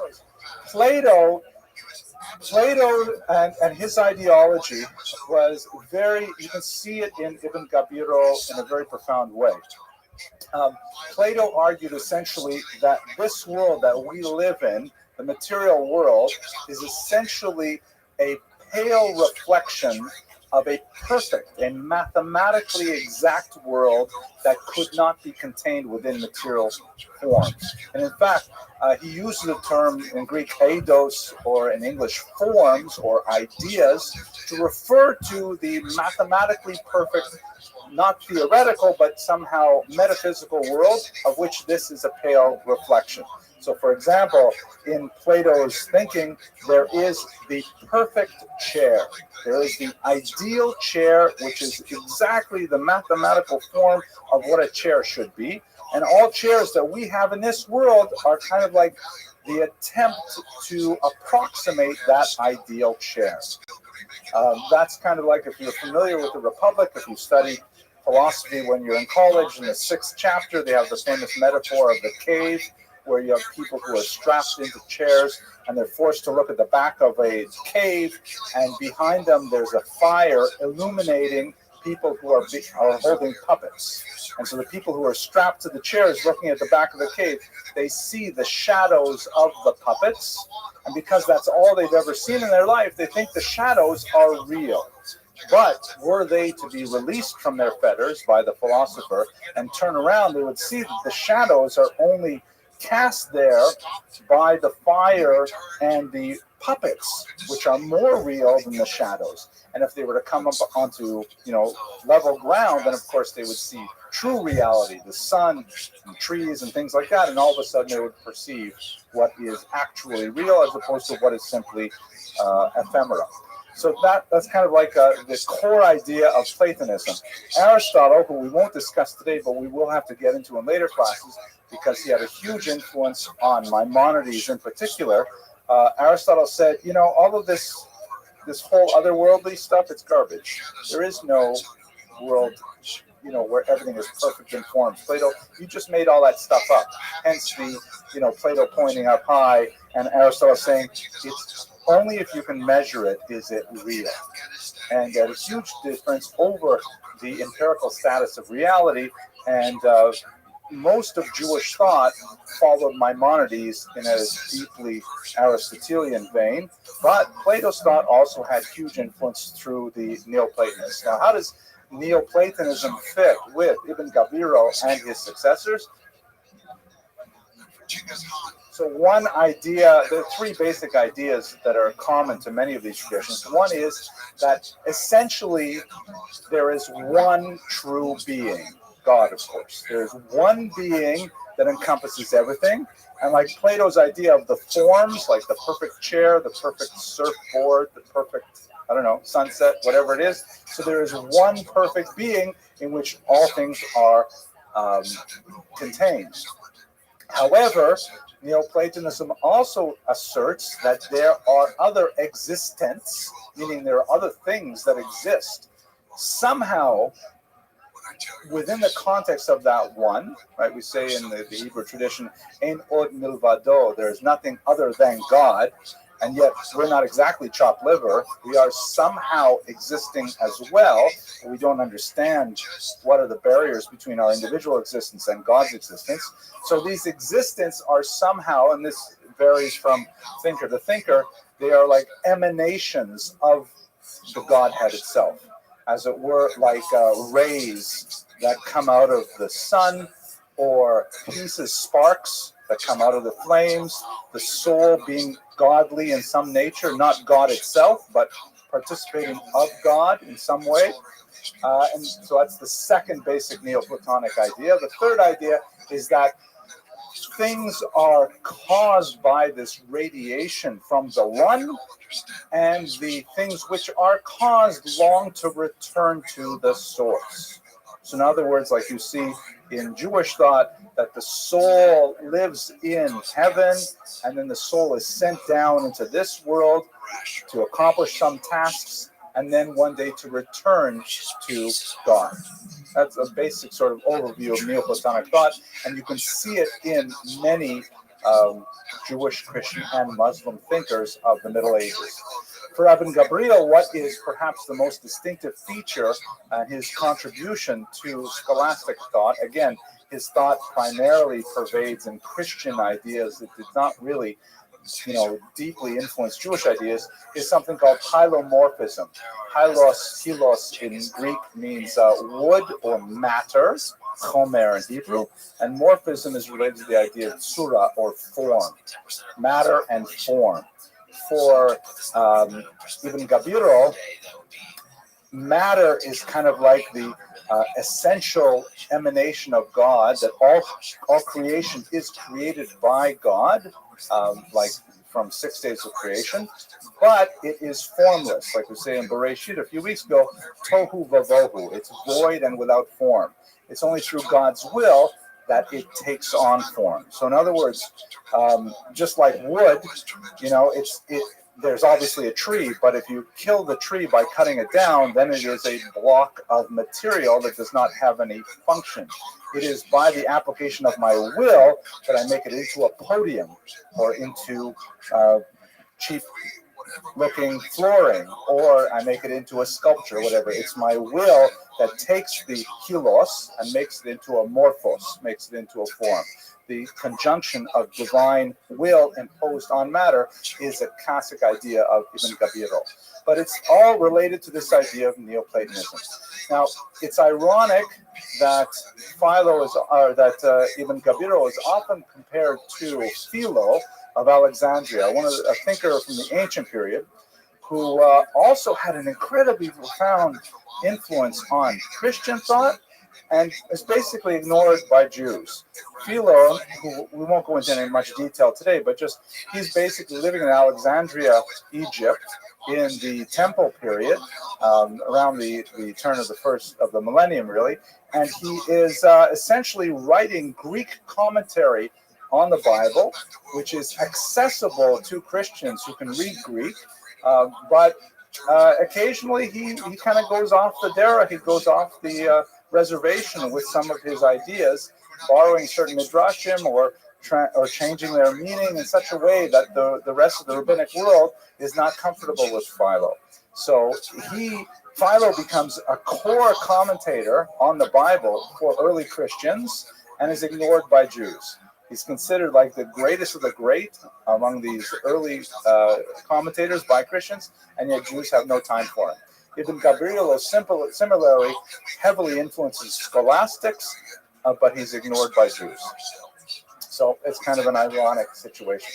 Now, he also wrote, besides his metaphysics, which talks about, the large ideas of what is the universe made of, who is God, how do we relate to God, these kinds of very, esoteric ideas. He also spoke to a topic that's much more germane for Jewish thinking, and that's his ethics. Meaning, if metaphysics is all about beyond physics, the construction of the universe, ethics, also a preoccupation of the Greek philosophers, is how we humans interrelate. And that's really important for Jews. We spend a ridiculous amount of time and energy and rabbinic thought on ethics. So this book actually did survive. Jews did continue to recopy it in Ibn Gabriel's name, and we have it to this day. It's called Mivchar HaPninim, which means the choice of pearls, and it's essentially a sequel to his Makor HaChaim, saying, okay, if this is how the universe is constructed, what are the implications for human behavior?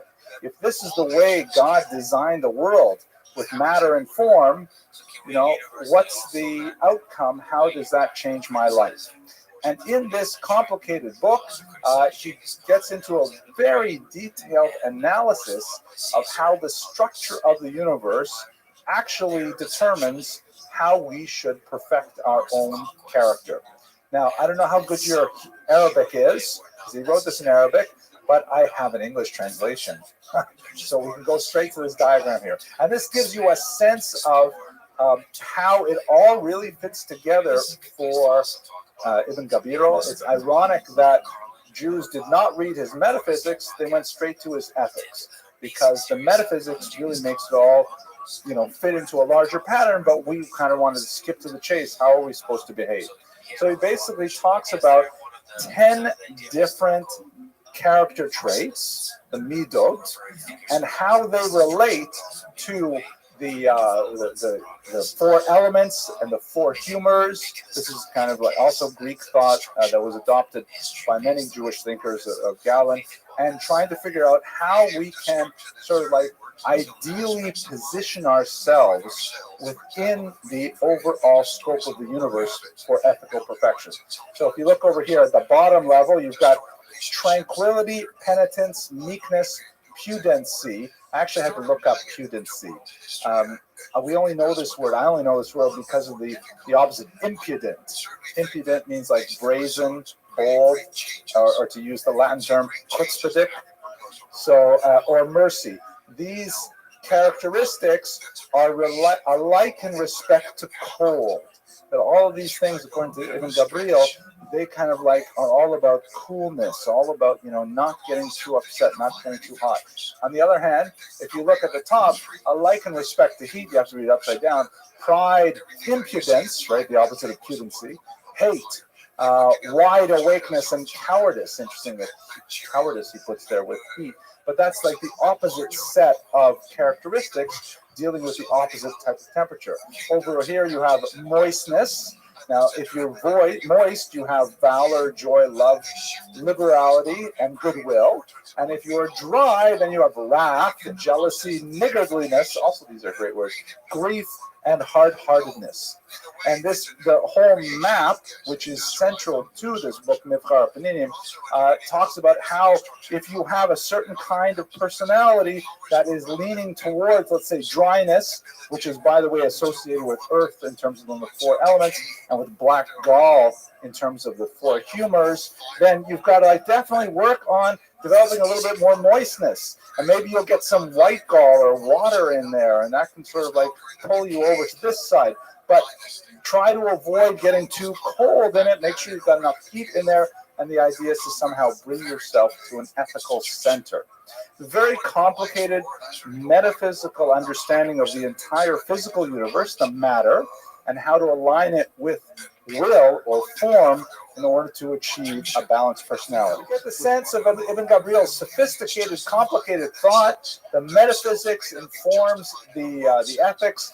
And when you go back and read something poetic like Keter Malchut, then you see that, oh my gosh, he's taking all of these complicated, weird ideas and bringing them into a poetic expression.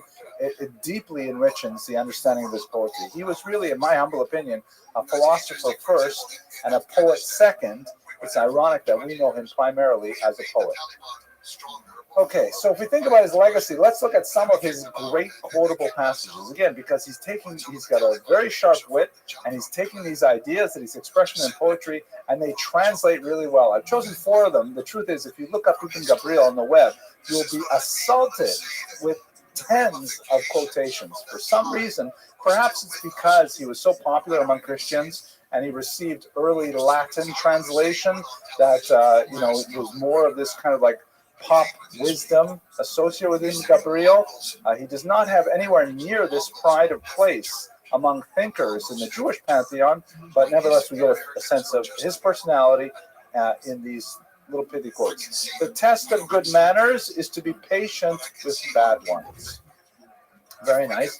Again, ironic in the sense of what even Moshe Ibn Ezra has to say about him, but a useful one.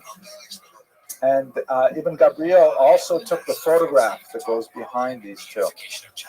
Okay, I made that up. Okay. If you want to keep something concealed from your enemy, don't disclose it to your friend. Right? I remember when I was studying in England, they told me there's something called an Oxford secret. You ever heard that expression, Oxford? Apparently, an Oxford secret is something you only tell one person at a time. Right? I mean, it's obviously not a secret at all, but if you want to keep something concealed, don't disclose to your friend. Okay, here's another one. A wise man's question contains half the answer. From the question itself, you understand half of what's going on. And then finally, okay, man is wise only while in search of wisdom. When he imagines he has attained it, he is a fool. Beautiful, yeah, it has kind of that quality to it. I agree. Okay, so it turns out that even with my jokes, I've spoken a little bit faster than I anticipated tonight. We've come to the conclusion of the lecture. Ibn Gabriel is one of these fascinating characters. He died very young. He was a comet that streaked across the sky. His poetry, which he began to write at a very young age, had a phenomenal influence on the liturgy, particularly even today among Sephardim. His philosophy, ironically, is basically lost to Jewish thought for about 900 years, but was picked up by the Christian scholastics, most notably St. Thomas Aquinas, and it is there they achieved a fame that far eclipsed his stature among Jews. Nevertheless, the value of his extremely powerful poetic expression, the depths of his remorse and his tshuva as expressed in Keter Malchut and other poems, continues to influence the liturgy today, and I think he's definitely a very fitting individual to include in our pantheon.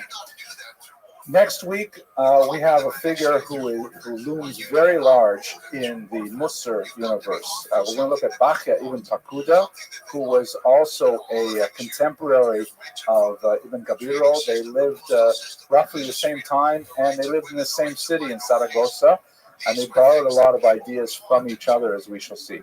But Bachya is known most prominently for a very famous work called Chovos HaLevavos, The Obligations of the Heart, a tremendous classic of Jewish thought that I'm looking forward to learning with you next week. Thank you once again for your attention and your endurance, and we'll wrap it up for the night. Thank you. Hello, everyone. I hope you enjoyed that lecture. I had a lot of fun with it. The internet version is a little bit shorter because I told too many jokes that I regretted, and I decided to cut them out. So you have to come here and visit live. And I want to say a special shout out to that couple that came all the way from Tekoa, Israel, to hear the lecture live. It was great to have you in the audience. Anyways, I want to close with a couple of calls to action. First of all, if you have been reading my book, I'm really grateful to all the people who have written nice things to me privately, and I'm especially surprised that so many have actually read it in one sitting. That makes me a little nervous. Maybe I should write bigger books. This is not quite large enough if you can read it in one sitting, but I'm glad that you're finding it meaningful. Here's the thing. If you're sending me personal words of congratulations, things like that, and feedback, corrections, that's fantastic. But maybe you would consider writing a little review, like on the Amazon site. They give you an opportunity to put reviews there, or testimonials will help get this book into the hands of people who would appreciate it. And I certainly would be, really very happy to see other people reading the book and learning from the Torah of the possession already. The second thing that's kind of cool, I just got an email today, and it's a shout out if you're watching it right now, from a Spanish language publisher who wants to translate some of my stuff into Spanish, which I think would be especially great for Sephardic Jews. I'm not going to divulge the name and things like that yet until we actually agree on things, but I am very excited. I think that would be absolutely fantastic. And well, that's about it. Okay, next week we have a fantastic lecture on Rabbeinu Bachya on Chovos HaLevavos. Oh my gosh, what an amazing book, amazing sefer, and I look forward to learning with you then. Have an excellent week. lots of talk, policy papers. Oh my God, we can produce it. Where's the vision? So we're going to have peace, we're going to have a better life. Thank you very much for coming. We have an amazing topic tonight, something that, I know about these things for a long time, but I never get around to really studying them until I prepare for these classes. And I'm just so amazed with the range and depth and breadth and fascinating elements of Jewish history. It really is tremendous. Tonight's topic, we're going to look at the incredible Rabbeinu Bachya, also known as Rabbi Bachaye. We'll talk about the pronunciation of his name shortly, who is the author of a classic, a very creative and pioneering work in Jewish history, the Chovos HaLevavos, the duties of the heart. Very important work that, I hope I can say everything I need to say within the next 60 minutes or so, maybe a little less. I have to start with a joke. Last week was not so successful. I think I had fun, but when I viewed them again, I ended up cutting out so much of the Ibn Gabiro lectures. If you like the jokes, feel privileged because the rest of the internet is not getting them. It's only for you guys, but let's try this one, okay? This is actually a joke that I've told maybe 3 or 4 times, and I never managed to get it right, although I have to say it's probably one of my favorite jokes in the whole world. It has a tremendous depth to it. I just don't know why I can't get the punchline right. So it goes like this. You have to understand a little bit of cultural background. This is one of the famous cycle of Chelm jokes. Chelm in Ashkenazi cultural mythology is a town that is filled with fools. And there are all kinds of jokes and stories about Chelm Jews that are sometimes uncomplimentary. Sometimes they show a strange kind of subversive wisdom, like the famous joke. This is a bonus joke, not the one I was planning to tell, about the Chelm family is sitting around the breakfast table one morning, and the father is getting his breakfast ready. He drops a piece of bread on the floor, and they look down, and he's shocked. And he calls everyone over. His wife and his kids come over, and they look, and it landed butter side up. And they don't know what it means. Oh my gosh, I dropped the bread. Look, it landed butter side up. They had no idea what to do. They didn't know, should they move it? Should they touch it? They decide to go talk to the rabbi, because whenever something is deeply troubling like this, you got to go to the rabbi. So they went to the rabbi, and the rabbi says, "Are you sure?" He said, "Yes, we all saw it. We brought in witnesses, kosher witnesses, not related to each other, the whole thing."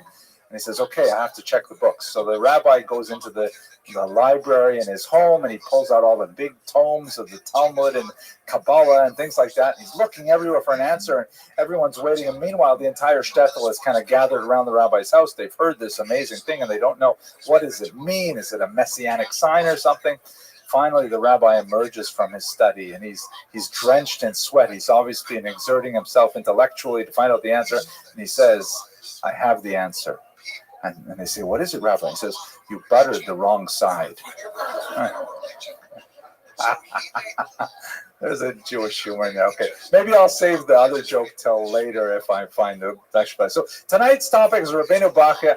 Absolutely amazing topic. It's such a creative and foundational thinker that has received so little treatment in the literature. It's surprising how few lectures, for example, there are on YouTube about this topic. I'm glad to be contributing this one. Okay, so some good and welfare just before beginning today. Our lecture is sponsored by an anonymous donor who is supporting our students for refuah shalema, which is the Hebrew term for a complete healing for Mordechai ben Batya. You should have refuah shalema, you should have a complete healing, and we should know no more tsar. Another very quick kind of cool piece of information for the internet audience. I'm going to put a little kind of thing at the end of this lecture with more information, but I'm delighted that I was asked to lead a tour into Portugal and Spain this summer. It's a riverboat tour that's going to go from the shoreline of Portugal into Spain. It has all kinds of road trips on the other side, and really, it looks fantastic. It looks so cool. Watch the internet version. You'll see some of the pictures from the trip at the end of it. Also, very important, good and welfare. Next week, I have parent-teacher interviews. So that is a very high priority. I love learning history with all of you, but I got to make sure that I'm there for my parent-teacher interviews, not because I really want to, but because my wife will kill me if I don't show up.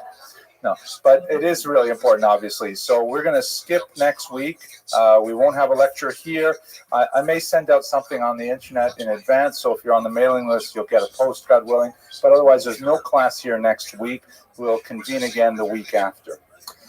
And here's one last good and welfare thing. So this is more for the internet than this audience, but I get, I shouldn't do this first thing in the morning, but sometimes when after I finish dubbing and things like that, I turn on my YouTube and I look at the comments and I try to respond to some of them. And every now and then, maybe about 5% of the comments are really nasty anti-Semitic ones. YouTube does a really good job of immediately deleting the ones that are really offensive, but sometimes they get through and then it kind of ruins my day for about 15 minutes and I have to forget about it. So this one bothered me a little bit. This one was in last week's lecture. I've wiped out the name. It says, since most Jews in the United States, rather GINOs, I had to look that up. It stands for Jews in name only.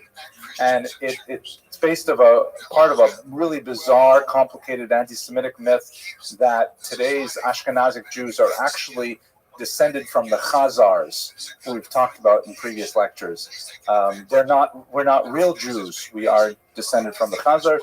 Are leftists. They hate history and are constantly trying to revise it. This makes it hard to raise money for true history. So I'm not exactly sure what he's getting at, but I think he's throwing a little jab at the fact that we have not met our $100,000 goal for scholarships yet. So the way to deal with these guys, I'm going to delete him later. But in the meantime, support our students, all of you on the internet. It doesn't matter how much. Go online and deal with people like this and say that we don't care, we want to keep learning, and we will help our students get through their undergraduate degree. Okay, enough good and welfare. Let's go straight to the actual material. So who was Rabbeinu Bachya? One of the most difficult things about this particular topic is that we know so little about Rabbeinu Bachya. In fact, these are the 2 volumes. This is kind of like the classic printing of Rabbeinu Bachya in the late 20th century version. And this is everything we really know about him. There's hardly any material about him in the medieval world. We barely know when he lived or where he lived, and most of the information that we get is based on internal literary evidence alone. Even though he was clearly a scholar of towering proportions, and his creativity literally started a major genre in Jewish literature, nevertheless, we know very little about his life. When he was born, when he died. We have a hint, one word, as to what he did for a living. Let's have a look at what we do know, most of which can be expressed on just the title page of this one book.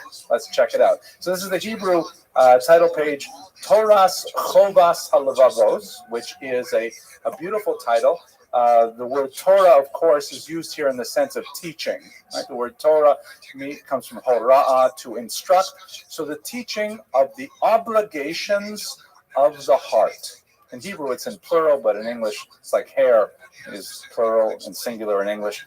So the obligation of the heart, and what the whole book is about, refers to how, and we'll return to this, so much of Jewish literature is all about the obligation of the limbs. Where do you have to be at a certain time? What do you have to do? Where do you have to go? What do you have to eat? What do you have to not eat? It's all about physicality. It's all about the body. What do you do with your body? That's the mitzvah. But there's very little discussion in a concerted way about what do you do with your heart. How are you supposed to focus your heart? That's what we'll be engaged in for most of today's hour. But at any rate, that's the title, Teachings of the Duties of the Heart.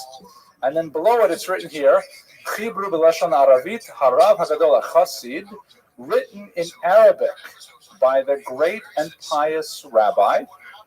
The Arabic original is extant, and we have new translations made directly from the Arabic, although overwhelmingly we have relied on the 12th century Hebrew translation that we'll look at in the next slide.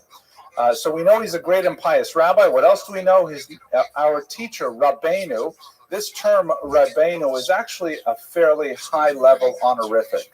Very few people in Jewish history received the term Rabbeinu, especially until the modern era. The Hasidic movement, I think, co-opted it such that just about every Hasidic leader becomes a Rabbeinu. But before the 19th century in particular, Rabbeinu was reserved for really unique individuals. Like, for example, Moshe Rabbeinu, right? Moses, our teacher. Not too many people at that level. So we know he is an important person. Rabbeinu Bechaye. Now, this is the hard part. The name that we have transliterated into Hebrew is spelled Beit Chet Yud Yud. The nekudot, the vowels, of course, are arbitrary, and no one's exactly sure how to pronounce his name. The customary pronunciation is Bachia, but it's not a regular Hebrew spelling at all. Bachia would be something like Beit Chet Yud Hey, maybe, but people say Bachia. Some people also say Bechaye, which is also not exactly right. This would be a shva, so it would be like Bechaye, which is kind of weird. No one's exactly sure how to say his name, but we have certain conventions. And we know his surname, son of Yosef. The family name is apparently Pikuda, or Pikuda. And he is finally, we know he was Hadayan HaSafaradi, the Sephardic judge, or judge from Spain. Now, how do we know that these encomiums on the title page are true? It's because they're taken from the 12th century translation of Ibn Tibbon, which is the closest to Rabbeinu Bachia that we have. Okay, here's the bottom part of it. It says, translated into the Holy Tongue by Rabbi Yehuda Ibn Tibbon. And there's some fascinating things Ibn Tibbon. It's a fascinating thing. Ibn Tibbon was the progenitor of a multi-generation family of translators in Provence, in particular in France, who were rendering Sephardic Arabic classics into Hebrew. Again, this is a period when in the 12th century, when the Almohads come in and the Al-Andalus period of the golden era begins to wane with the Orthodox Muslim persecution of the kind of cosmopolitan environment. And so Arabic readers are fleeing from Spain, including Maimonides, we saw before. Yehuda Levi leaves and others. The Alfasi, ironically, moves to Spain at this point. But this is a period when Sephardic Jewish culture in Spain is in decline, and it's now being transmitted to a new generation in Christian Europe. So Ibn Tibbon and his children and his grandchildren were all well-versed in Arabic, and they rendered almost all of these great classics, the Moreh Nevuchim, the Guide for the Perplexed, the Kuzari that we spoke about a few weeks ago. It all came from Ibn Tibbon's translation house. This, amazingly, is the very first work of Sephardic Arabic literature that Ibn Tibbon chose to render into Hebrew. It's my contention, I haven't read it anywhere else, but I think it's true. It's my contention that he chose this over Maimonides. Well, actually, Maimonides would be difficult because I don't think he wrote the guide at that point, but he chose him over Yehuda Levi, he chose him over so many other authors because Chovot HaLevavot was so unique and original. It was a path-breaking work, and that's why Ibn Tibbon chose to start what ended up being a massive translation project with this particular work. And then, just to make it a little more complicated, it has a modern translation by Pinchas Yehuda Lieberman. So I didn't actually bother taking a typical sample page, but if you can sort of see when I hold up mine, there's on the top there's a few paragraphs in one Hebrew font. Can you zoom in on this there, David, just for fun? Let's see how close you can get. I don't know, how does it look? Yeah, can you read it okay? What if I do like this? No. Anyways, okay. So the on the top there's the Hebrew translation of Ibn Tibbon. But because Ibn Tibbon, as he mentions in his introduction, you know, he wants very much to try and preserve the language of Rabbeinu Bachya as precisely as possible. He renders Arabic terms in Hebrew characters with little comment. And so you have all these obscure philosophic terms that make sense to Arabic readers but don't make sense to Hebrew readers. It's very difficult. So there's been a tradition of retranslating Ibn Tibbon, often by people who don't read Arabic but read Hebrew well, and they render it into an easier Hebrew, which I tended to read much more. It takes a little longer because it takes more words to explain the concepts, but the more modern Hebrew, in this case is a 20th century translation, is just a little bit easier to access. There is also a very fine English translation as well. It's been published by Feldheim. Another edition that I consulted online, an English edition. But that's the problem with working with a translation, is that you know, translations themselves are already a step back from the original. But that's how we access Chovot HaLavarot. And that's where I should go on to the next slide at this point. So where did he come from? Zaragoza, also spelled with S's, but this is apparently the official spelling. You can see it's in northern Spain, close to the Pyrenees Mountains. We really don't know anything about him, and in fact, there's huge question marks about exactly when he lived. We know certainly he had to have lived before Ibn Tibbon, because Ibn Tibbon published the translation in 1160. We also notice that there's some strong similarities in a couple passages between the work of Ibn Gabirol that we spoke about last week. So that means that one borrowed from the other, or potentially they were contemporaries sharing the same source. Some of it is kind of bizarre. Like, you remember that square we looked at with the 5 different or the 4 different character traits and the 4 different elements and things like that. So that appears also in Rabbeinu Bachya. The scholar Diane Lobel, who we'll speak about in a second, she estimates that based on a Geniza fragment written by Ibn Ezra, who refers to Rabbeinu Bachya as the previous generation, more or less we can ballpark the authorship of this book around 1080. So that's as close as we get in terms of knowing anything about his life. Everything else is going to be internal scholarship, internal literary evidence. Okay, so at this point, we have to pause and have a little bit more of a philosophical discussion about what is this book, why is it so distinct and special. This is an amazing 19th century painting by Karl Schleicher. The title is Eine Streitsfrage aus dem Talmud, and it translates as a controversy question out of the Talmud, or meaning a machlokas from the Talmud. I just like the word Streitsfrage. You know, it sounds like a controversy, like ich habe eine Streitsfrage für dich. You know, I got a problem with you, buddy. My wife says, by the way, that when I speak German, I sound like I'm angry, and she wants me to tone it down somehow. German is one of our secret languages that we speak when we don't want our kids to figure out what we're saying. And they figure it all out. They know everything. Anyways, okay, so this is a picture my grandmother, Allah Shalom, used to own, and I always liked it when I was a kid because it shows, you know, rabbis engaged in a Talmudic discussion. Now, besides that very short art history moment, what exactly is Jewish philosophy? Let's back the statement up a little bit and say, what exactly is philosophy? If we look at the Greek tradition of philosophy, and as Whitehead put it, all philosophy is footnotes to Plato. Philosophy is basically an attempt to understand the universe starting from zero. No assumptions. You build logic. From logic, you take premises, develop syllogisms. You have proposals, hypotheses, thesis, antithesis, synthesis, all kinds of different models to try and create an understanding of the fabric of reality. You can break it up into different schools or different disciplines, you know, epistemology, metaphysics, things like that. But ultimately, philosophy begins with the search for wisdom, and that is in fact what the word philosophy means. Sophia in Greek means wisdom. Philo means I love. I love wisdom, philosophy. And what characterizes Western philosophy, drawing from Plato, is the Socratic idea that we know nothing.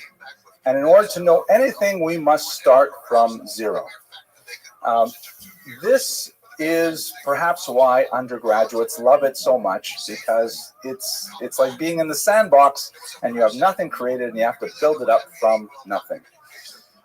On the other hand, is it fair to say that this is a Jewish activity? With some rare exceptions until the modern era, I would say no.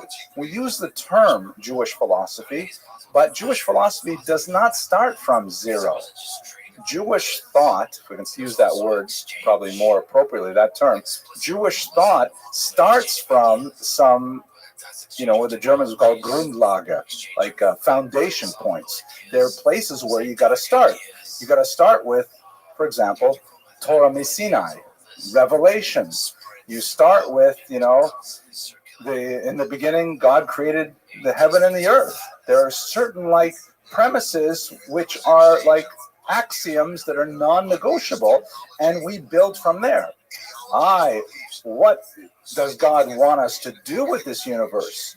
What is the practical outcome of our understanding of this universe? That goes into Jewish thought, and we're very good at that. That's why we have such a profoundly deep legal tradition, because we explore the material and real implications of the foundational principles with which we were given. I'll tell you a true story. I heard this from a student who's at a particular law school in the Midwest, and it's near a local yeshiva. And every year in Law 1, there's a whole bunch of boys from the yeshiva who are studying, they're in law school, and they're sitting usually at the back in their white shirts and, dark pants and things like that. And the professor, who's a fairly well-known professor, he does a survey class. At the end of the class, he says, and before everyone is dismissed, I would like all of the young men from the rabbinical seminary to please come down and speak with me privately. So after all the other students file out, and the 20 or so guys from the yeshiva come down, apparently the professor says to them, he says, listen, you leave me alone, and I'll... Right?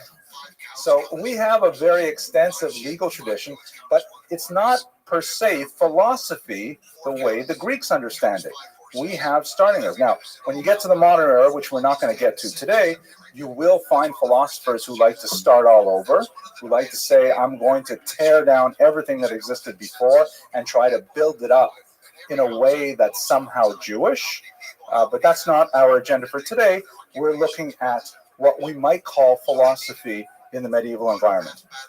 And that's why I think that Chobos Lavavos is so unusual in our tradition, because it is really the first work that synthesizes the disparate material of internal spiritual ethical life in a single study. Let me explain what I mean.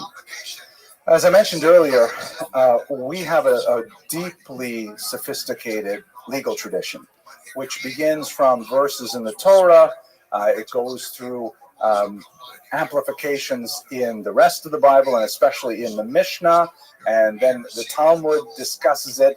The rabbis discuss it in responsa, which form legal precedents. Later, this goes into the codes and so on, which are, by the way, just about now being prepared. In 11th century, 12th century, you begin to say the early codes, like Maimonides' Mishnah Torah and so on. And that's kind of like a Jewish way of thinking about, what's the tachlis? What's the bottom line? How am I supposed to behave given these conditions? But the idea of just, that's not the sole material in the religious tradition, of course. There are scattered here and there these gems of spiritual insight that may be collected in a few places, a little bit like Pirkei Avot. Every now and then you'll see a glimmer of kind of the internal spiritual life, but it seems to be overwhelmed. Just like there are stars in the sky, but they are overwhelmed by the blackness the expanse between those stars. What Chovat HaLevavot did was it said, wait a second, we should think systematically about our internal lives with the same kind of discipline and rigor that we speak about our halachic lives.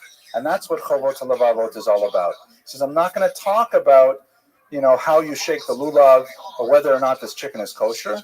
I'm going to talk about how you should orient yourself to God, how you should focus your mind, how you should, be disciplined with your relationship to the universe as a whole. It's a deeply mystical and fascinating work, and it is completely path-breaking. It is totally new, and it starts a whole genre, which, depending on who you ask, would probably be best called Musar literature. The whole idea of personal development starts with Chovos Levavos, not earlier. My wife and my daughter had a little text argument. By the way, for those of you who use texting, I have to say it is the best way to have domestic disputes.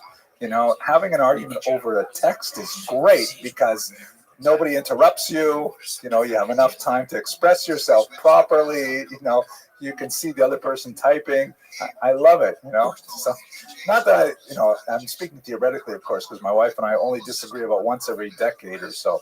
But anyways, my daughter, who is a very dedicated Chabadnik here in Crown Heights, she shared a piece of Torah with my wife on WhatsApp, and actually it was a family WhatsApp, and my wife wrote back and said, "Oh, that's a nice piece of Musar," and my daughter wrote back and said, "No, it's a nice piece of Hasidus," right? But it's just different words for the same kind of thing. It all starts with Chovos Levavos. It all starts with Rabbeinu Bachya, who first said, let's just think together about how we live spiritually as opposed to halakhically. And we have to see a little bit about what's in there. Now, our task is to approach this from a historical perspective. I really would like to give you an introduction to the contents of the book, but from a historical perspective, if we don't know more about him than the title page, how do we learn, how do we flesh out the historical context? So you've got to do an intellectual biography based on the material in the text itself, which is much harder. This is an older printing, obviously, of Chovos Levavos, with the gate metaphor, which is quite symbolic and traditional in Jewish bibliography. Many chapters, including those of Chovos Levavos, are named after gates. So one of the real, now obviously, I remember what I want to say here. Obviously, his source base is overwhelmingly Jewish in nature. He's citing verses from the Torah, passages from the Talmud, the Midrash. He is clearly well versed in all of Tanakh. He's clearly bringing verses from all over the Torah, and that's fairly typical. Of course, we say it's typical because we base it on him. But what's surprising, and this is uniquely Sephardic, is something that has been known for about a century.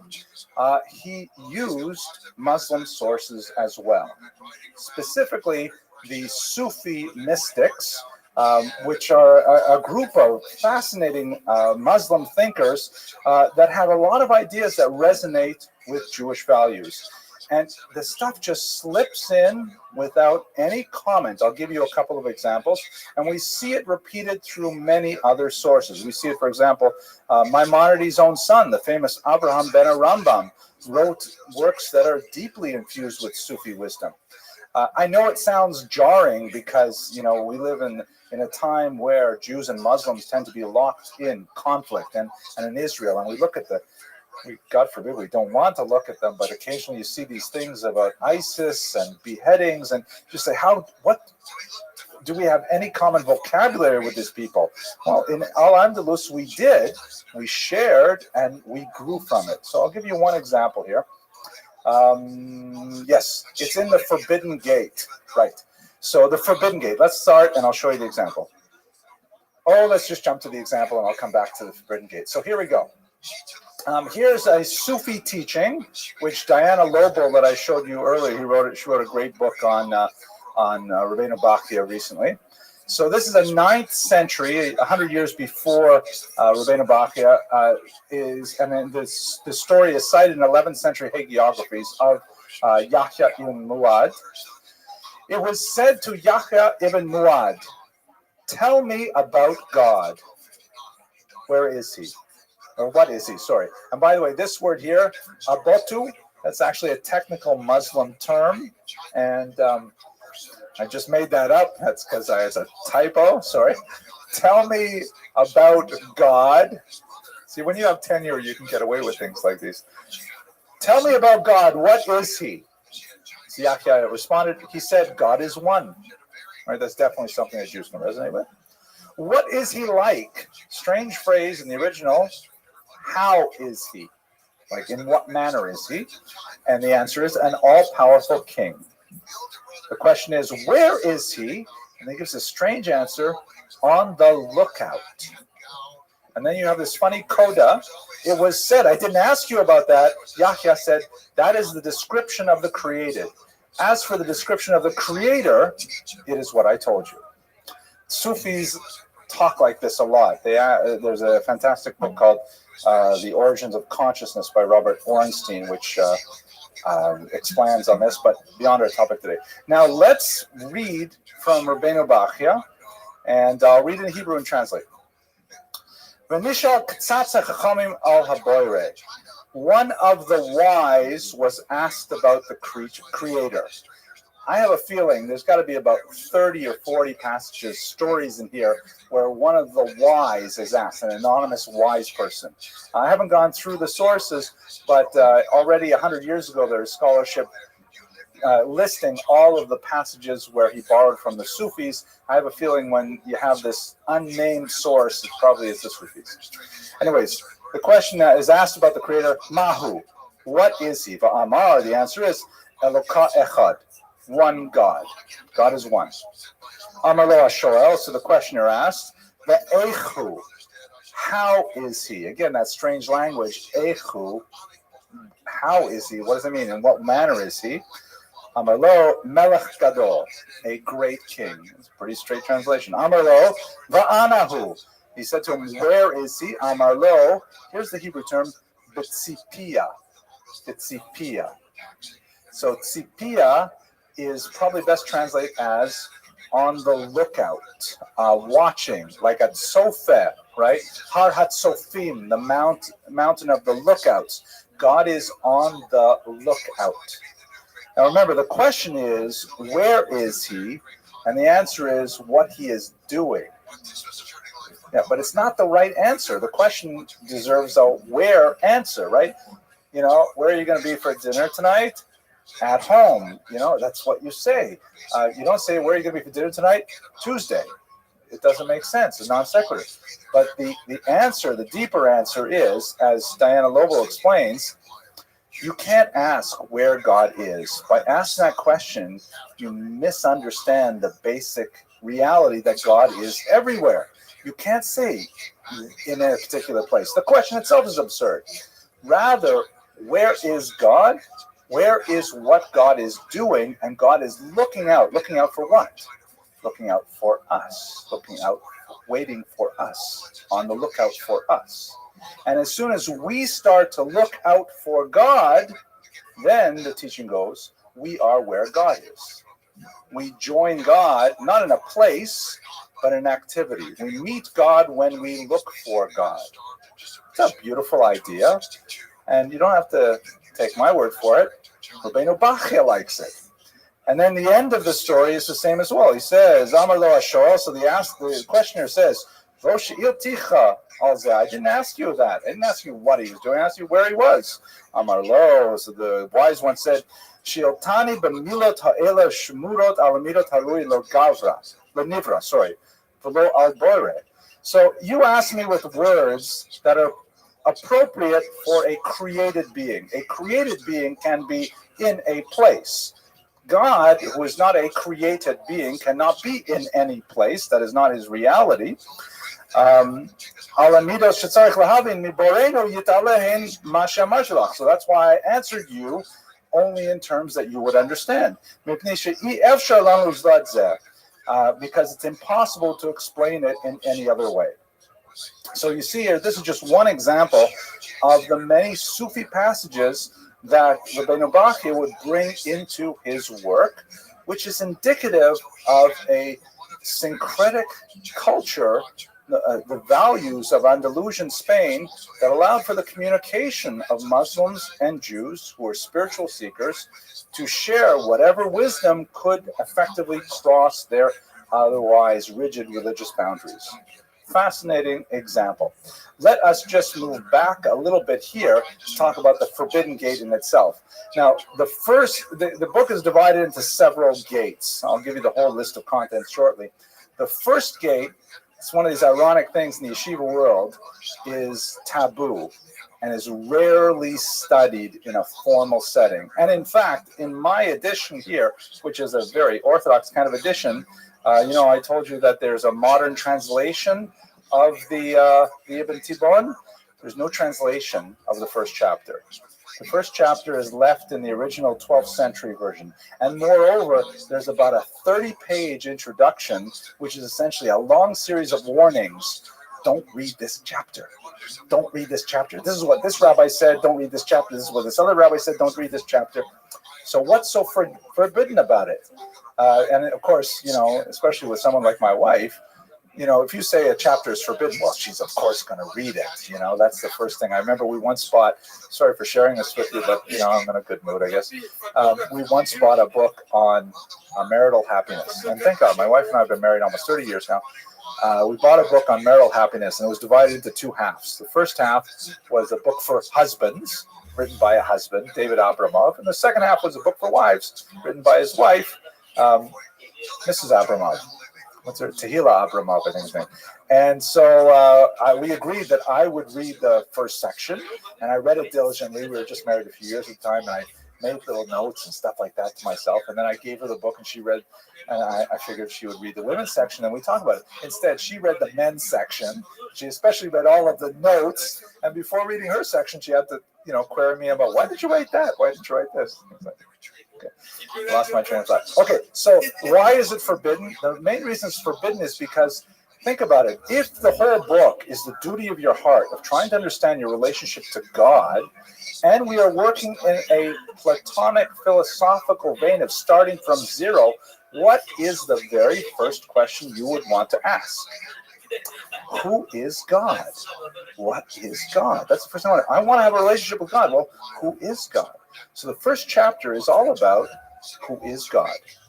And that's a very hard question to answer, even with the occasional Sufi thought. In fact, it descends into what scholars tend to call negative theology, because the only way you can effectively define God in a philosophical way is by nots. God is not limited. God is not born. God is not. If God is infinite, what else can you say about him? There is no positive attribute that you can add to God that does not intrinsically limit him from being other things.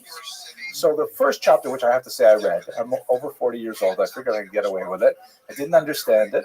But the first chapter is basically all about who is God. Now, the warnings are well placed. The Rabbeinu Bachya asks a lot of philosophical questions that in many yeshivas are simply taboo. You can't ask these questions. Maybe not like in an Esha Torah kind of place, but if you are raised from childhood with a simple faith, emunah pshuta, in belief in a creator, then even opening up these kinds of questions can be very painful and difficult. Like you say, wow, I never thought of that. And then all of a sudden you got 5 years of going off the derech, trying to figure out, you got to get back to Yiddishkeit. So it's a very difficult thing, and that's why most yeshivas actually leave this section alone. Similarly, the opening sections of Maimonides' Yad Chazakah, the Mishnah Torah, the section on Yesodei HaTorah, the whole book, Guide for the Perplexed, all kinds of difficult philosophical books like these are kind of like adored and revered, but not studied, at least not formally. You got to study it privately with the rabbi who really knows, and so on. That's what the Forbidden Gate is all about. Now, I wanted to say one other cool thing about Sufism here that I really find fascinating. So how is it possible that such a frum Sephardi Dayan, a Sephardi judge, could borrow from the Muslims and incorporate it into Yiddishkeit. And as I began to say a little earlier, it's all about that syncretic nature of Andalusian Jewry that was so special. If you think it's so unusual, however, I would like to say that maybe not. Maybe this is actually something about Jewish culture that we still enjoy today. We'll have more to say about this, God willing, about how it transitions to Christian Europe. But I would like to draw to your attention a popular song that you may have heard. In fact, if you walked outdoors anytime over the last 6 or 8 months, you probably heard Despacito. Very popular Latin song. The word Despacito, I will not sing it. It means, it's a very catchy tune. It's almost all in Spanish. And Despacito means slowly. And if you're not thinking about the Spanish and not listening to the words, then it sounds like a catchy sort of pop tune. But if you happen to watch the video, which I do not recommend, kids stay far away from this one, it's a Latin love song. It's totally inappropriate. It doesn't get any close to appropriate. Despacito. Nevertheless, check out this video. David, we can leave it running, but I'm going to actually cut this out of the internet version. I'll put the link in because of copyright versions. If I put a video in a video, I get in trouble. So here is a Jewish take on Despacito, and let's pause to discuss it afterwards. Wow. You know, Mi ka'amcha Yisrael goy echad ba'aretz. You know, these Jews are so amazing. We take this schmutzig song that's totally not okay, and we like the word Despacito, we like the tune, and then we just totally transvalue it. We eat the fruit and we throw away the peel. Now just think for a second, 100 years from now, you may have, you know, in the back of some library in the digital archive, someone might come across this Latin pop song that they sang in 2016. But then you go to a Jewish day school and the kids will be singing the Hebrew version of it with these lyrics, and it'll be alive and fresh and moist. It'll have like real chiyus to it. This is what Jewish culture is all about. That we, because we live as a minority, because we live in a multilingual, multicultural environment, we're able to kind of like grab things that have value, transvalue them into a Jewish system, and ultimately, once it's digested, it becomes Jewish, like egg rolls. I haven't had supper yet. So that's what I'd like to think is happening with Rabbeinu Bachya using Sufi sources. Here's a Sufi teaching of great deep spiritual depth, great value, very profound. And he says, you know what, I can take that. And he brings it into his work, and now it's become a Jewish classic. I don't know Muslim history well enough to wonder how many Muslims are actually studying those Sufi teachings. But if you go, for example, to the shul just down the street here, 2 blocks over, I happen to notice they have 30 copies of Chovas HaLevavos on the shelf. So Rabbeinu Bachya's work, it's still being alive and studied just 3 blocks away, across the street in the Baal Shem Tov library, everywhere. That is something about being the eternal people that is incomparable. Okay, let's go on. Oy vey, so much to say here.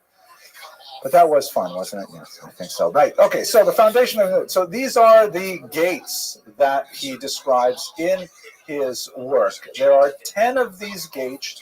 Each one of them builds on the other. The idea is he describes kind of like a passage through each of these gates as you slowly climb to a higher madrega, higher level of self-awareness and of ethical perfection and of spiritual purity and oneness with you know, God's purpose here. The first gate we've talked about, the forbidden gate, it's actually called the gate of unity, which is Shar HaYichud, which is referring to the unity of God.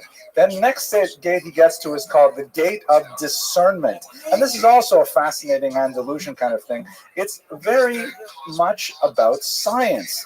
He says, if you want to know God, you know, what did God give us to know about God?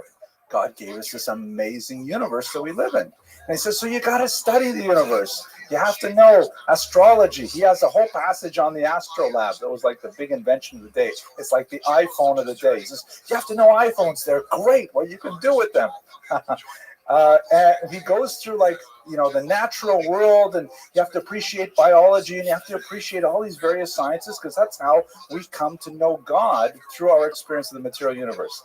This is one of my favorite passages. He goes through, for example, human development. He talks about how amazing it is that, children develop inside their mother's wombs, and they don't need to breathe, and they don't need to eat, and things like that. And he goes through how children grow. Let me just translate this one part. I actually pulled my wife aside to read this to her. Who, the child, who over mitkufat hayaldut el tchuvut hanarot, and then the child moves from the stage of childishness to being an adolescent. V'horav ena mohasimbo, and his parents are not disgusted with him.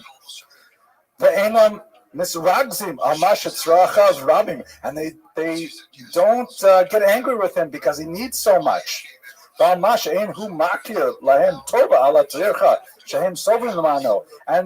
don't get angry that he doesn't recognize how much they've sacrificed for him. You have a feeling that he probably wrote this when he was the parent of teenagers. And the fact that they give him everything he needs, and the fact that they protect him from all harm. The fact is, the parents even worry about him more now that he's an adolescent. Until he becomes adult.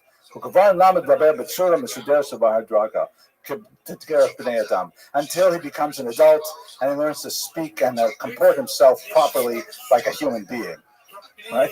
So I'm sorry, I found that more funny than you did, I think. But the idea is like, that's one of the evolutionary stages. It's so amazing. God created this universe that parents don't throw out their teenagers.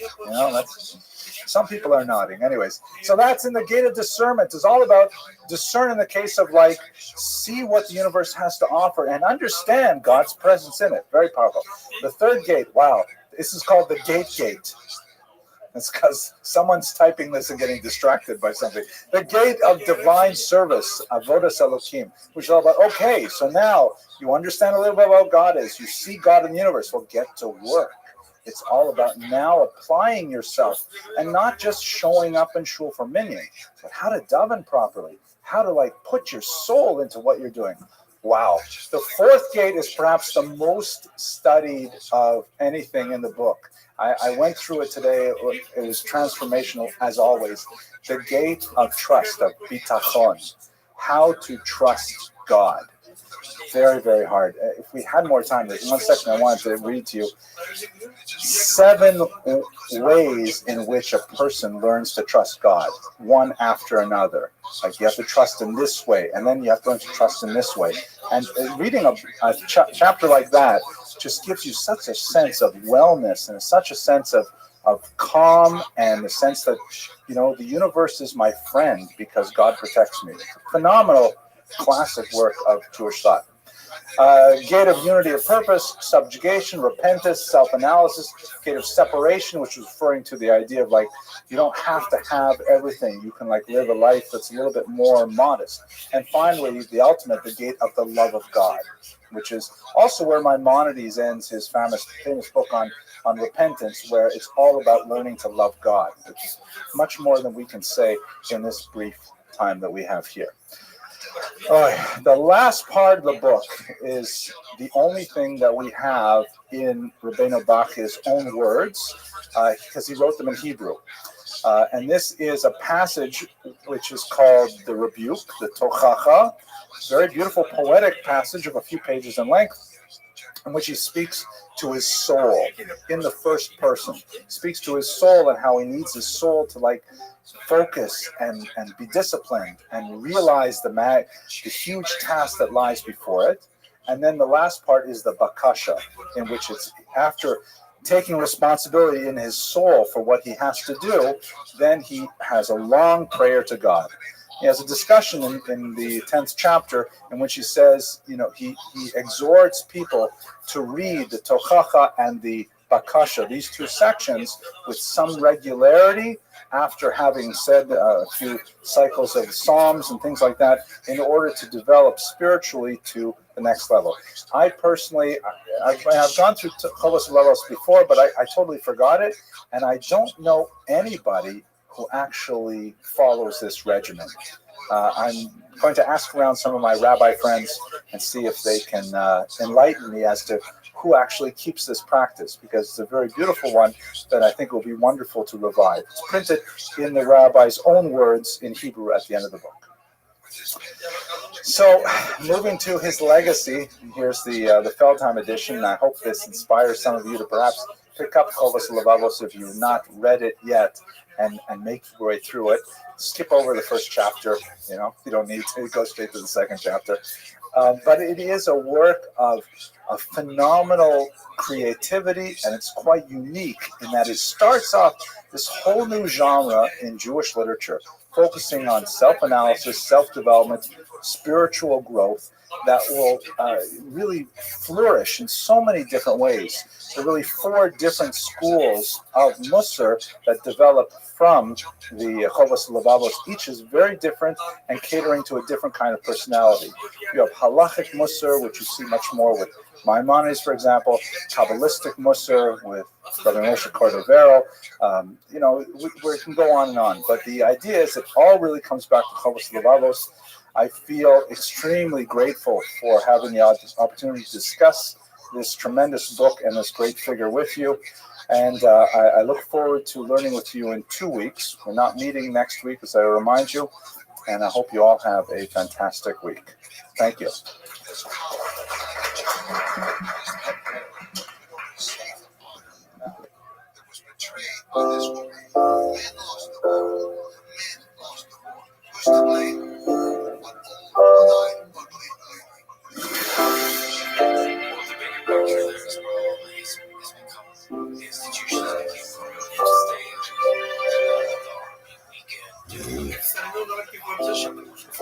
Hello, everyone.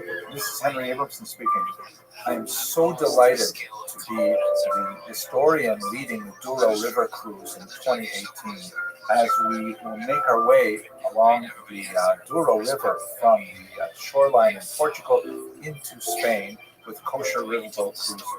This promises to be an absolutely fantastic experience, both from a cultural level as well as an educational level, and of course, and in terms of creature comforts, the boat that we'll be traveling on, I don't even think we can use the word boat. It has to be like a ship or maybe a vessel or something like that.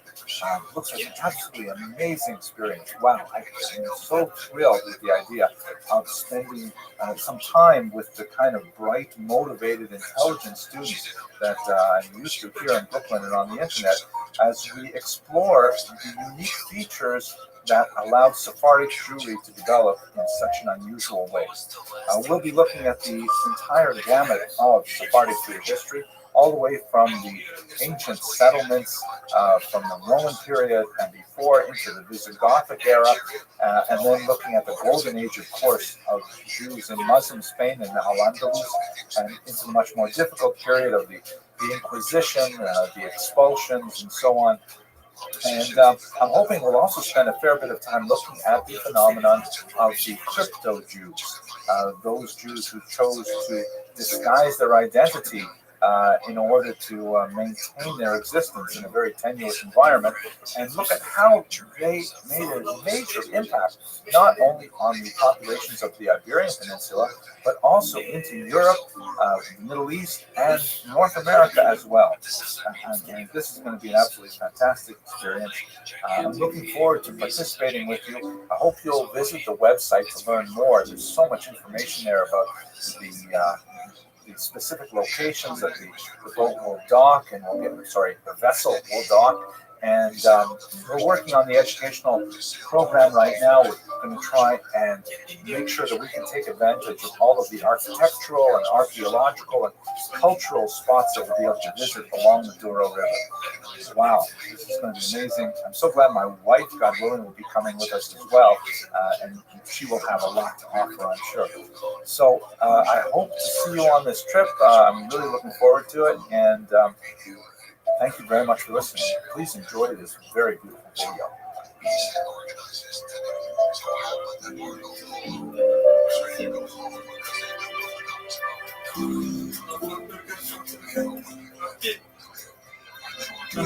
small before they didn't know what's going to happen. The second focus, one generation, and they didn't know what was going to happen. And also, just before that, I've been a bad time because, Khan had tried to invade Japan a second time, and he had failed the second time. And the second time, I think again he had a practical purpose, and that was he had this whole huge song army that now he's to do in life, does some slaughter. So he's got what's he gonna do? They're not reliable, they're not safe. So he sends a bunch of them up into the Amur River. We have a great topic tonight. We're going to talk about Abraham Zacuto, also known as Zakut or Zechut, a fascinating individual, an early astronomer, and in many ways the last great Iberian Jewish scientist. And so much of our talk is going to talk about science in this period, the very unique role that Jews played in transmitting science to the Christian world in particular, and we'll have some reflections on what the decline of Judaism in the Iberian Peninsula really means. Today is the first of 3 lectures that's going to look at the expulsion. We're just going to touch on it briefly today as sort of in passing for Zacuto's life. Next week and the week after, we're really going to focus on the details of the expulsion. And I have to say, the more I study it, the more it amazes me at its cruelty and the inexorable quality of the unfolding of the expulsion that really seemed to the Jews of the time to be a split in time, something that divided the pre-expulsion and the post-expulsion time, much like we view the Holocaust today. But I'm going to set that aside. Most of our discussion on that topic will be next week. Let me start with the joke, and I will tell you that I have tried to tell this joke 4 times in public now. I've yet to succeed. I happen to think it's a hilarious joke, but I just can't quite get the timing right for other people. So you will be my 5th guinea pigs. Here's how it goes. It's situated in the town of Chelm. I started telling you the joke this last week, and then we got off topic. I told you a different joke. This is a joke I meant to tell you 2 weeks ago. It's situated in the town of Chelm. You'll recall that's like in Eastern Europe. It's sort of like the fictitious place of foolish Jews, and you remember the joke about the bread, and he drops the bread. That's how it goes. So this joke is about a horse thief. So there's this horse thief in Chelm, and he's one night he's going to this Jewish man's barn, and he finds a horse there, kind of an old, worn-out horse, but he's not going to complain. And so he takes the horse and he's leading it outside of the barn. And as the horse is going out, the horse kicks and he knocks over some rakes and things like that, makes a big ruckus. And so the Jew living in the next door house, he opens up his door. He says, "What's going on? What's going on there?" The thief manages to rush into the woods with the horse, but the Jew doesn't give up. He starts looking around, going out to the glade of trees there, and he says, "What's going on? Who's out there?" And so finally, the thief ties the horse to a tree, and he says, "It's me." And the farmer says, "Who's me? Who's me?" And so the horse thief comes out, and the farmer says to him, "Chaim? My horse, Chaim? What happened to you?" He says, yes, I'm Chaim, your horse. I am Chaim, your horse. And he, on the spot, he thinks very quickly, and he says, it's a terrible thing, but in my previous life, I was not very honest, and I stole from people, and so as a punishment, I was reincarnated as a horse. And I was sent to work for honest Jews like you and to pay off my debt. And as of today, my debt has been completely, made equal, and now I've been transformed into a human being again. And the farmer, credulous Chelmite that he is so amazed with this story. He says, "This is fantastic. I have to bring you inside, meet the Rebbitzin. Come on in." He sits them down at the table. They feed him and they clothe him. They ask him what it was like being a horse. He makes up a whole story, things like this. And at the end of the night, he says, "Listen, so you'll sleep over?" And he says, "No, I really do have to go. I can't stay. I have many places I need to go and many amends that I need to make." So they say goodbye to him. He goes out into the forest and he unties the horse from a tree and takes him off. A couple days later, the farmer decides that he's got to buy a new horse. So he goes into town to replace the horse. Goes into the horse market. He's looking at one horse, another horse, and all of a sudden he sees one horse that looks suspiciously familiar. Goes up to him. He sees it's the same coloration, about the same posture, same height. Checks its teeth. Even checks the ear where there's a little nick from an earlier injury. And he looks the horse in the eye and he says, "Chaim, it's only been a few days. What did you do wrong this time?" Not that funny, right? But okay, I tried. I'll keep practicing until I get that joke right. Thank you for laughing. I appreciate your very polite audience. Okay, thank you to Mr. Sklar for our lecture for tonight. He's a live participant in the lectures, and it's great to have him here.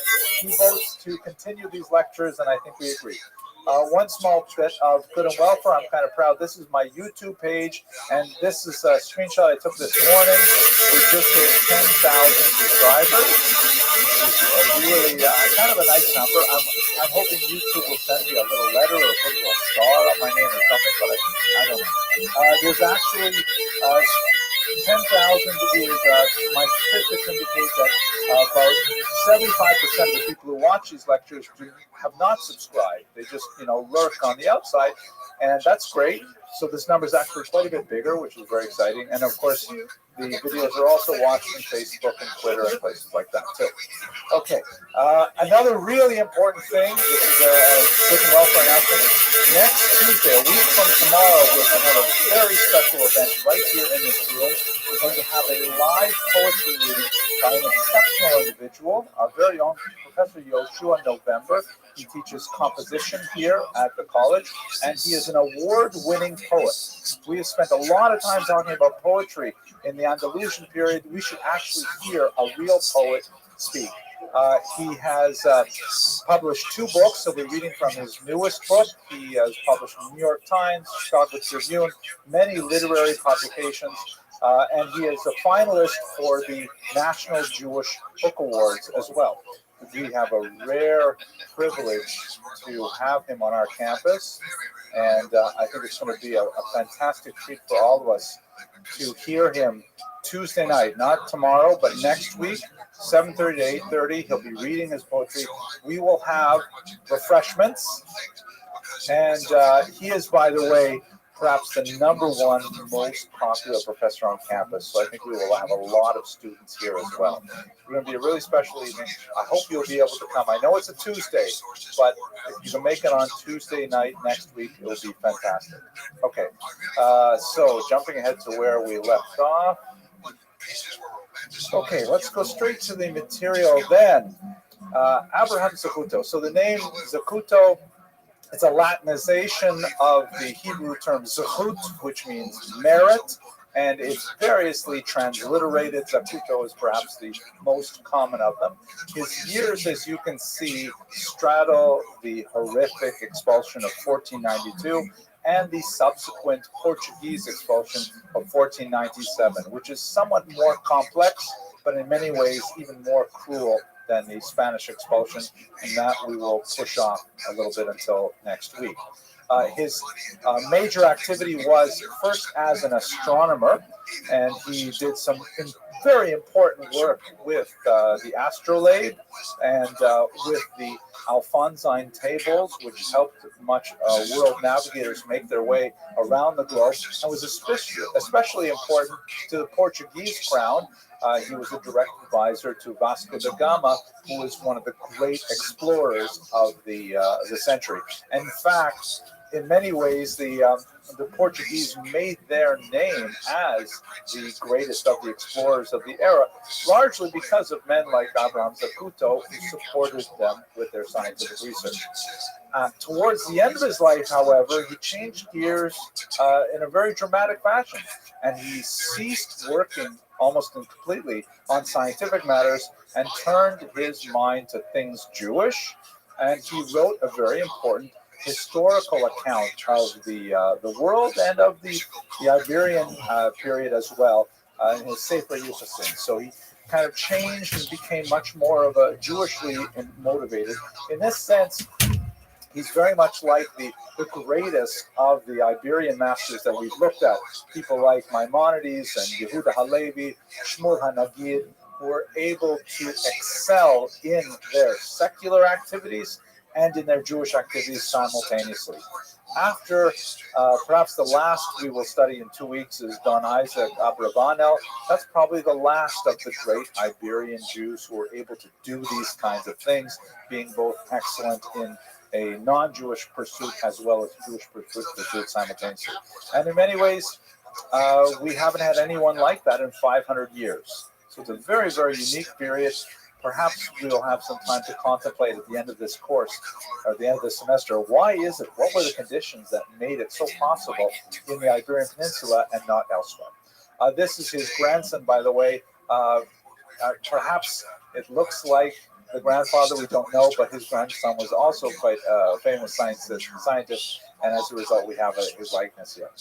His activity was primarily in astronomy and astrology. And if you'll recall, what we spoke about in the lecture about Ibn Ezra, these two terms were kind of interchangeable at the time.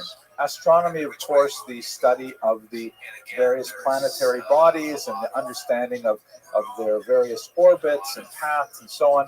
And astrology, a little bit more of on the woo-woo side of science, where you look at the impact of those planetary bodies on human life.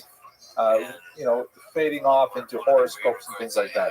We did see with Ibn Ezra also a little bit earlier than this, but also very much kind of straddling the scientific and the, maybe we could say, superstitious elements of approaching the stars, although there is a very hoary tradition of respecting the influence of planetary bodies on human affairs throughout the Talmud and later.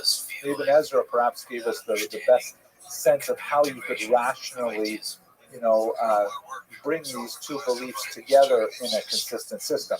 But you'll also see the same thing happening with Abraham Zaputo. At this time, in one of the several articles where I wrote about science at the time, there was one particular noble person, I forget his name, but he had the cataract removed from his right eye, and it was done successfully by a Jewish doctor. And so he wrote to the Jewish doctor saying, that worked out fantastically well. I'd like to have the left cataract removed as well, please.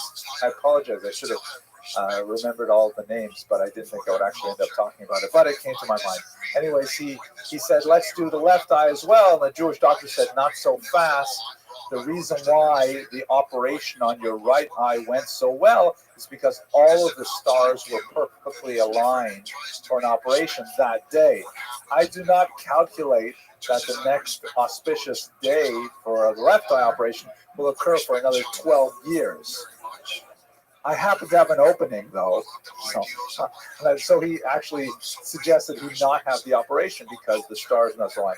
But you see in this example sort of like the uneasy coexistence of a pre-modern sensibility with much more advanced scientific techniques happening simultaneously. He studied at the University of Salamanca. He was born in 1452 in that region, and he actually taught astronomy there as well, working in their famed library. This is actually quite likely the actual room that he stood in as he spoke about astronomy and astrology to his students there. This is, again, one of those very special periods of time in which, in the pursuit of knowledge, the pure pursuit of knowledge, there was no or little distinction paid to the religious background of the person who was sharing that knowledge with students. It is a very bright but very fleeting moment in world history. We see so few elements of this throughout the last few centuries, but this is one of those brief periods when, because of his demonstrated knowledge, he was able to actually rise and teach Christians in a secular environment like the college. In fact, he enjoyed the patronage of the church, largely because of a work he wrote called Hachibor Hagadol, the Great Collection, or the Great Book, which is essentially a Hebrew compilation of astronomical teachings. He viewed himself as a descendant, an intellectual descendant of Maimonides, and that he was improving on Maimonidean theorems for how the astronomy could be calculated and the planetary bodies could be tracked. Maimonides definitely did take a big step forward from the Talmud in terms of understanding things such as the appearance of the moon, the renewal of the moon, the calculation of the seasons. And this is, by the way, something which is essential to Judaism. It's one of those ironic things that one of the first Jewish publications that are ever put out, especially when a community moves to a new region, one of the first things they put out is this listing of all the Chinese restaurants, and then immediately after that, immediately after that, they put out a calendar. Calendars are crucial because we are bound to the calculation of the Passover holiday, Yom Kippur, all kinds of things like this. So this is a long pursuit of Jews, is understanding exactly how to determine the calendrical cycle of the year for ritual purposes. Let us recall, if you'll permit me just a slight kind of like footnote on this, the Jewish calendar is extremely complicated. The Christians follow basically a solar calendar, which is a little complicated because it doesn't work out to exactly 365 days a year. Hence, you have to have a leap year. There are actually more than one calendrical variations. Europe moved away from the old Julian calendar to the Gregorian calendar, which was losing a day every 10 years, I think it was, or every century. I think it was every century. Russia, by the way, only got on board with the Gregorian calendar in the 20th century. Yeah, so they actually have an 11-day gap where nothing happened in Russian history because they had to catch up. The Muslims follow a lunar calendar, which goes according to the 12 lunar months, but that means it's only 359 days a year. And so that means that the seasons are constantly shifting. You know, if you go over a 10-year period, you'll see that holidays that were in the fall one year will be in the summer another year, and so on. The Jewish calendar basically follows a lunar pattern, just like the Muslims later adopted, but there are certain key pegs in time that are mandated by Scripture. The holiday of Passover is called Chag HaAviv, the holiday of spring. So you cannot have Passover occur anytime except the spring. And in order to make that happen, we have a complicated 19-year cycle of leap months. That an entire month is added to make sure the Passover always falls out in the springtime. Hence, our fascination with the calendar goes back a long, long time, and we actually excelled in these kind of astronomical calculations. The bishop of Salamanca was so taken with Abraham Zacuto's works that he asked them to be translated. They were actually rendered into Castilian, which was like one of the local languages, Romance languages of the period, and also into Latin. And the bishop ordered that all of these Jewish writings should be stored permanently in the library of the cathedral. Rather impressive. The language stuff is also very interesting because this is a period of great linguistic flexibility and transition when the Jews had a tremendous advantage because they were historically quite, I was going to say the word polyglottish, but that doesn't sound very nice, does it? They were multilingual. Polyglottish sounds terrible. It sounds like something that's a condition. You have to go see a doctor. Oh my gosh, I'm feeling so polyglottish today. Okay. Let us look to this subject of what exactly is science and take a little bit of a broader perspective on Sephardim and science. Here's one of the most interesting things that he did, by the way. He also engineered a massive technological revolution by taking the astrolabes, which up until this point were made out of wood, and he designed them out of copper, which not only made them far more durable. We even actually have astrolabes from the 15th century as a result of his innovations, but they're also much more accurate because wood, of course, is subject to the vagaries of moisture and time and things like that. Just to remind you what the astrolabe was for, this is a remarkably important device that was incredibly popular in the 15th century. Everybody was writing about it, including Ibn Ezra, who wrote a treatise on how to use these devices and so on. It's basically an instrument that can measure distances over long distances.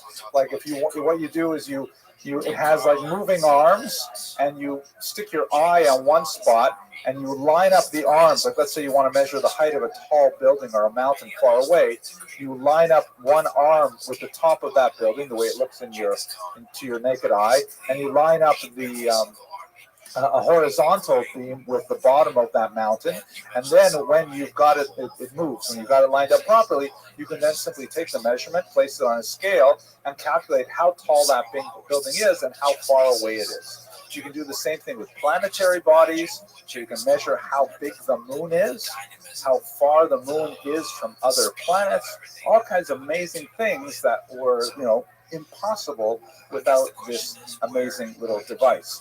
And it allowed for finally easy navigation of the seas without local landmarks, or to move away from shore for any distance, because you could keep your bearings with the stars. So making it into copper, later into bronze, was exceptionally important in terms of the durability of this device. And he was associated very closely with it, as were many Jews of the time. But what exactly is science? We've already talked about the way that astronomy and astrology kind of melded together. There's basically, at this time, we're still working with the medieval trivium and quadrivium, the definition of the classic ideas of what is the essence of scientific knowledge. The trivium, or three items, were grammar, rhetoric, and dialectics. These are kind of like the basic humanities that you just had to know if you were going to be an educated person. It's ironic that of the three, we basically only study a little bit of the first one, and that primarily at the primary and secondary levels. Like, how many people really know how to use a comma well? Not too many of our freshmen, I'll tell you that. We really work them hard on the commas. And apostrophes, forget about it. Rhetoric, we only have one course in rhetoric. It is a required course, thank God, the principles of public speaking. But this is a subject that people used to spend years and years studying how to speak effectively, how to argue effectively, and it's largely gone the wayside. And dialectics, which is basically logic, you only study this if you're going to go into math, or if you're going to go into philosophy, things like that, maybe into law. So we've really, the trivium has been watered down significantly. We also have, however, the quadrivium, which is 4 other cool things people should learn. Arithmetic, of course, mathematics, music, which we have also basically lost. It's very rare for people to actually study music at a higher level. Third is geometry, which is related, of course, to arithmetic, but much more in the physical sciences. And then finally, astrology / astronomy, because these two things were not clearly defined from each other. You'll note that this is the period of time, I'm talking about 13th, 14th century, the Renaissance, when the idea of wisdom being too big for any one person to handle is just beginning to take hold. You still have what you call the Renaissance man, people like Da Vinci, Michelangelo, who are doing it all. But the idea that, maybe we should break this out, maybe we should specialize, because you're just not going to be able to find people who can manage all these things. To be a doctor, a magister, at this time, was someone who really could handle all world knowledge, basically. You could grasp it all. You have to divide into these sections, but this is going to be fading, and shortly thereafter we'll have our faculties of arts and science that will specialize in various things. One of the most important roles that Jews played was in bringing, as we saw in an earlier lecture when we talked about literature, bringing Greek wisdom through its Arabic translation into the Christian environment. It's Arabic into Latin, Greek into Arabic into Latin. And many of the figures who played a role in this transmission of Greek wisdom through Arabic transmission into the Christian environment were converts, such as this individual, Petrus Alphonsus, who is also known as Moshe Asfaradi, Moses the Sephardi, who was a Spanish Jew who moved to Europe, to Christian Europe, and converted to Christianity, and then made a career essentially out of translating what he remembered from when he grew up in Andalus, what he remembered of Arabic science for Christian readers. You can see in this piece of art here, he's having a debate with Moses himself. Moses, of course, is depicted as Jewish. This is a hat which the Jews were required to wear after the Fourth Lateran Council of 1215. It's called the Judenhut, the Jewish hat. You can see it's related to the witch's hat and to the dunce cap, things like that, which because it's obviously a silly hat, makes people look absurd, that kind of thing. Petrus, on the other hand, although he's wearing a turban, which is meant to look kind of like Middle Eastern, sort of exotic, he still has a much more dignified bearing even than Moses. Moses here, these hand gestures, by the way, are really complicated in medieval art. They actually tell a whole story based on how the hands are depicted. Moses is here. Moses is trying to explain a complicated subject, and Petrus is making it very simple with a declarative finger in the air. This is like an aggressive gesture in medieval art. I'm telling you, buddy, like a strong kind of pointing gesture. In many homes, even to this day, of course, pointing is considered rude. My wife doesn't like when the kids point like that. So, anyways, this is like Petrus Alphonsus is like one of these many, many Jews who are not especially learned. He was not like the brightest kid in yeshiva, but he knew a lot because, the general level of literacy of Jews was quite high in multiple languages. He had a smattering of logic, a smattering of the sciences, and he made his way into Christian Europe, where people are still living on, with mud floors and sleeping with their animals in their barns to keep warm and things like that. And he knew so much that he was immediately a celebrity. When you had real people like Ibn Ezra come into the north and offer the same kind of information on a much more sophisticated level, than people like Petrus Alphonsus were out of a job.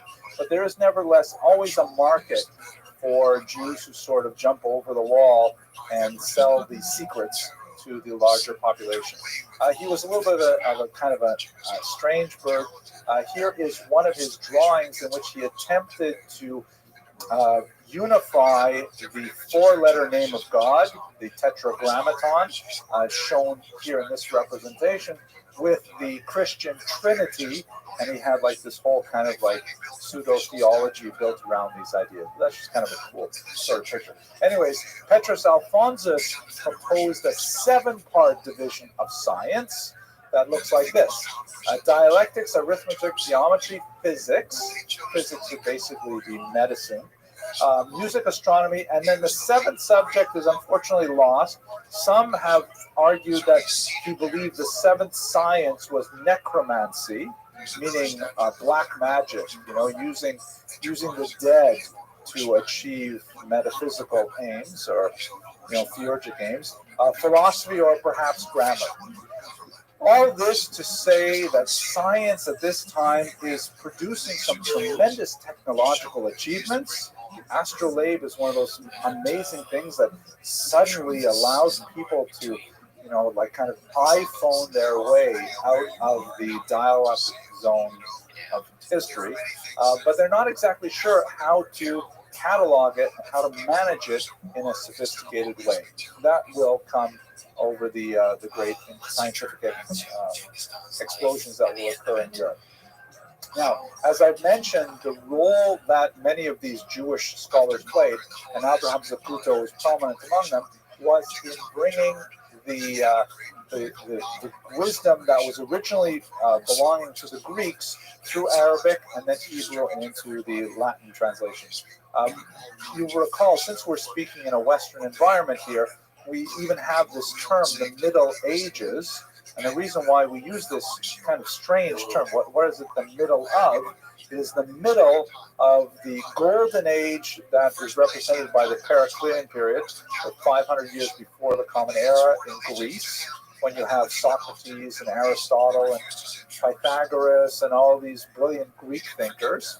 And then you have this, it does pretty well under the Romans, and then when Rome is sacked in the 5th century, it goes downhill really fast, and all of Europe is plunged into the Dark Ages.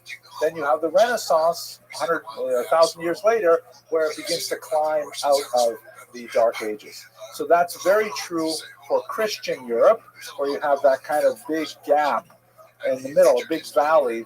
And the Middle Ages is like between those two peaks. For the Muslim culture, however, you can't really say they have a Middle Ages, right? Islam starts in the 7th century. They spread tremendously fast over North Africa, the Middle East, into Spain. They have tremendous successes in culture, in literature, in sciences, and they eventually take the Greek wisdom and they do tremendous things with it. And so they've got kind of like an uphill climb. And then when they get to the 15th century and 16th century, that's when they start their decline. They don't catch up with the Industrial Revolution that explodes in Christian Europe. But they don't have a Middle Ages. And also, when you look at Jewish history, I mean, how do you put a Middle Ages into Jewish history? When the Christians were in the middle of theirs, we had Rashi, and we had Tosfos, and we had all these tremendous thinkers, Maimonides. How can you call that a middle of anything? That's a peak in many ways for us. But nevertheless, the Christians were catching up when the Jews were bringing this wisdom to them in the Latin tongue. How was this done? Primarily through duo translations, in which you would typically have two figures, a Jew and a Christian, who would transmit this knowledge into a Latin text for Latin reading public. The Jew would know Arabic, sometimes Greek, and would know a Romance language that would be a vernacular, and the Christian would know the vernacular and Latin. You also had some individuals who would know all three, but the majority of these translations were done by Jews in partnership with Christians. And they would do this orally, by the way. So basically, the Jew would be holding an Arabic text, and he would translate it into Catalan or Castilian or something like that, which was not in itself considered a suitable vehicle for scholarly transmission. It would be like translating it into Yiddish, and people would say, Yiddish, what kind of a language is that? We're not going to be able to publish anything in Yiddish. Of course, that turned out not to be true either, but it was considered a joual. It was considered like a koine, a street language, a jargon. And so the Jew would translate it into the local language, the Christian would understand it, and then would render it into Latin for a reading public. And there's a tremendous amount of this going on. All kinds of books are being published with these dual translations. The Jew, by the way, rarely got credit for it. Usually the translation was only written in the name of the Christian translator, but in the introductory essays, they would often at least thank the Jew who was involved in transferring it over into the Castilian. This changed to a certain degree in the 13th century with Alfonso X of Castile, who said, okay, enough of this. Why don't we just use the vernacular? And he ordered the production of many works in Castilian, which began the explosion of vernacular languages throughout Europe, really, including a few hundred years later, even Yiddish becomes a written language. But just to point out how ironic that is, my grandmother, Alaa Shalom, who was born probably around 1910, we're not exactly sure because, the record, but she does remember when she was a little child, she fell off a train when they were fleeing the Germans in World War I. So we're guessing she was about 4 years old when she fell off the train, and that's how we get the year 1910 for her. At any rate, she, in English, didn't have a word for the Yiddish language. she would speak of it as Jewish. I'm speaking Jewish. And that's how she referred to it, because it wasn't considered, in her mind, it wasn't considered a real language, even though she had newspapers and she had Shalom Aleichem and she had many other things. It was just not considered real. Anyways, I'm getting off topic. Alfonso X was especially important for creating what was called the Alphonsine tables. I don't exactly understand what these things mean, but they're a whole series of astronomical tables that somehow allow scientists to figure out exactly the movements of the planets and the stars by cataloging them through these tables. Jews were heavily involved in creating the Alphonsine tables, and Abraham Zachuto in particular was responsible for perfecting them in the 15th century. Okay, what happens with Zacuto? As I mentioned, we're just going to skip over the expulsion for now because it's way too complicated, and we'll dive into it with a very sad story next week when we look at Abraham Senor, one of the senior figures of the Jewish community in Spain, who ultimately decides to convert to Christianity and remain. But Zacuto is one of these illustrious figures who, despite his great scientific and philosophical achievement, is not allowed to remain in Spain. So he flees, like many Jews do, to neighboring Portugal, and he continues his excellence in his field in that part of the peninsula. He's appointed to be the royal astronomer to King João II. I really like pronouncing that name, João. And it's sometimes in certain texts it's rendered as John, just to make it easy. But it's João? João?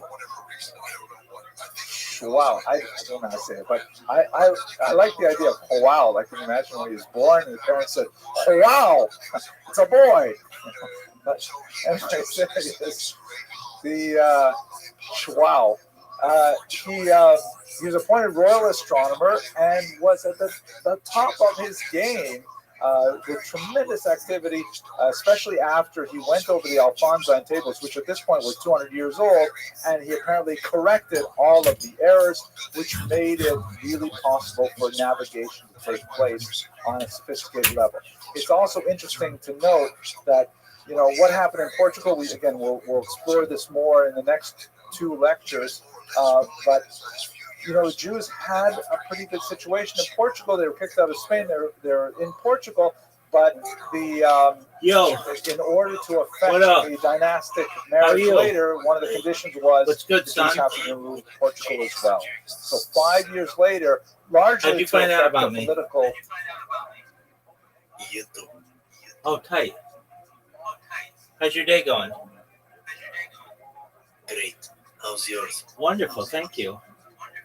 Do you mind if I tell you about myself? No, I don't. Tell me. I'm Rabbi Rothschild. I stream my life 24 hours a day, 7 days a week, 365 days a year for world peace. I've been doing so since the pandemic. We've seen the death of a queen, the birth of AI, the coronation of a king, and everything in between. I have more data archived on the internet than any person ever, which may make me an influential person someday. And if that happens, I'm going to make you, your friends, your family, all financially independent if you're not already. I want to make sure that we're able to give you enough money to have generational wealth, and I want you to be able to start charities and philanthropic organizations your own. How does that sound? It sounds great because of the Serbia protests we have. Word, dog. All right. What? So what's new with you? We fled to Hungary. Okay. Are you slinging dick like it's going out of style? What? Are you slinging dick like it's going out of style? I don't understand. Please say it again. Are you having a good time? Are you having a good time? In Hungary? Yeah. Yes, kind of. Kind of, okay. Are you in Budapest? Yes, currently I'm in Pest in a panel building. Oh, tight. How's the Danube? it's very fast. You can't swim in it. It's not like the Saba at home. Oh, okay. Very well. What are your hobbies? Well,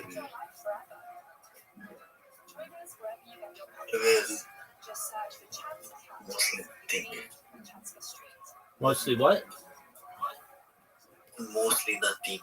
Okay. But when you do something, what do you like to do? What? What are your hobbies? Like, do you like to golf? Do you like to run? Do you like to play with animals? What do you like to do? I like to go ride bicycle with my friends. Oh, bicycling. Okay, very cool.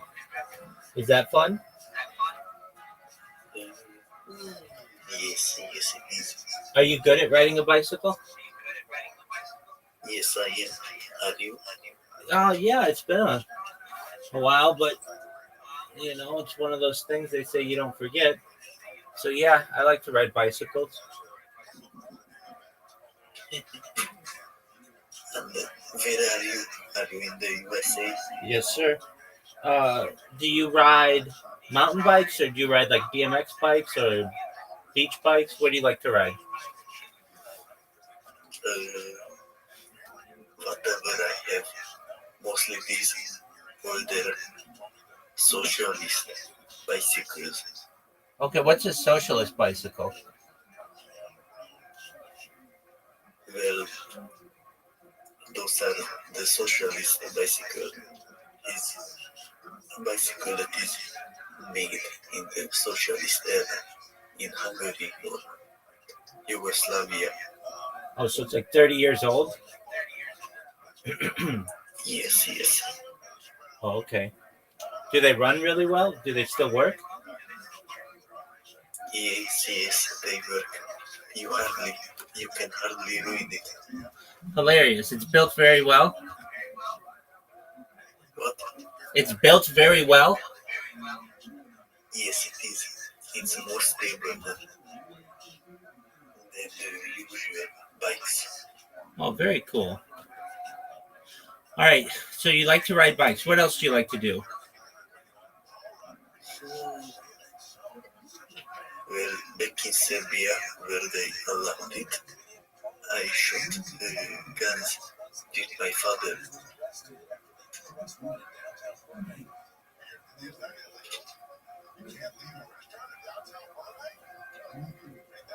Can you repeat that? Well, back in Serbia, where they allowed it, I shot guns with my father. Oh, okay. You like shooting guns?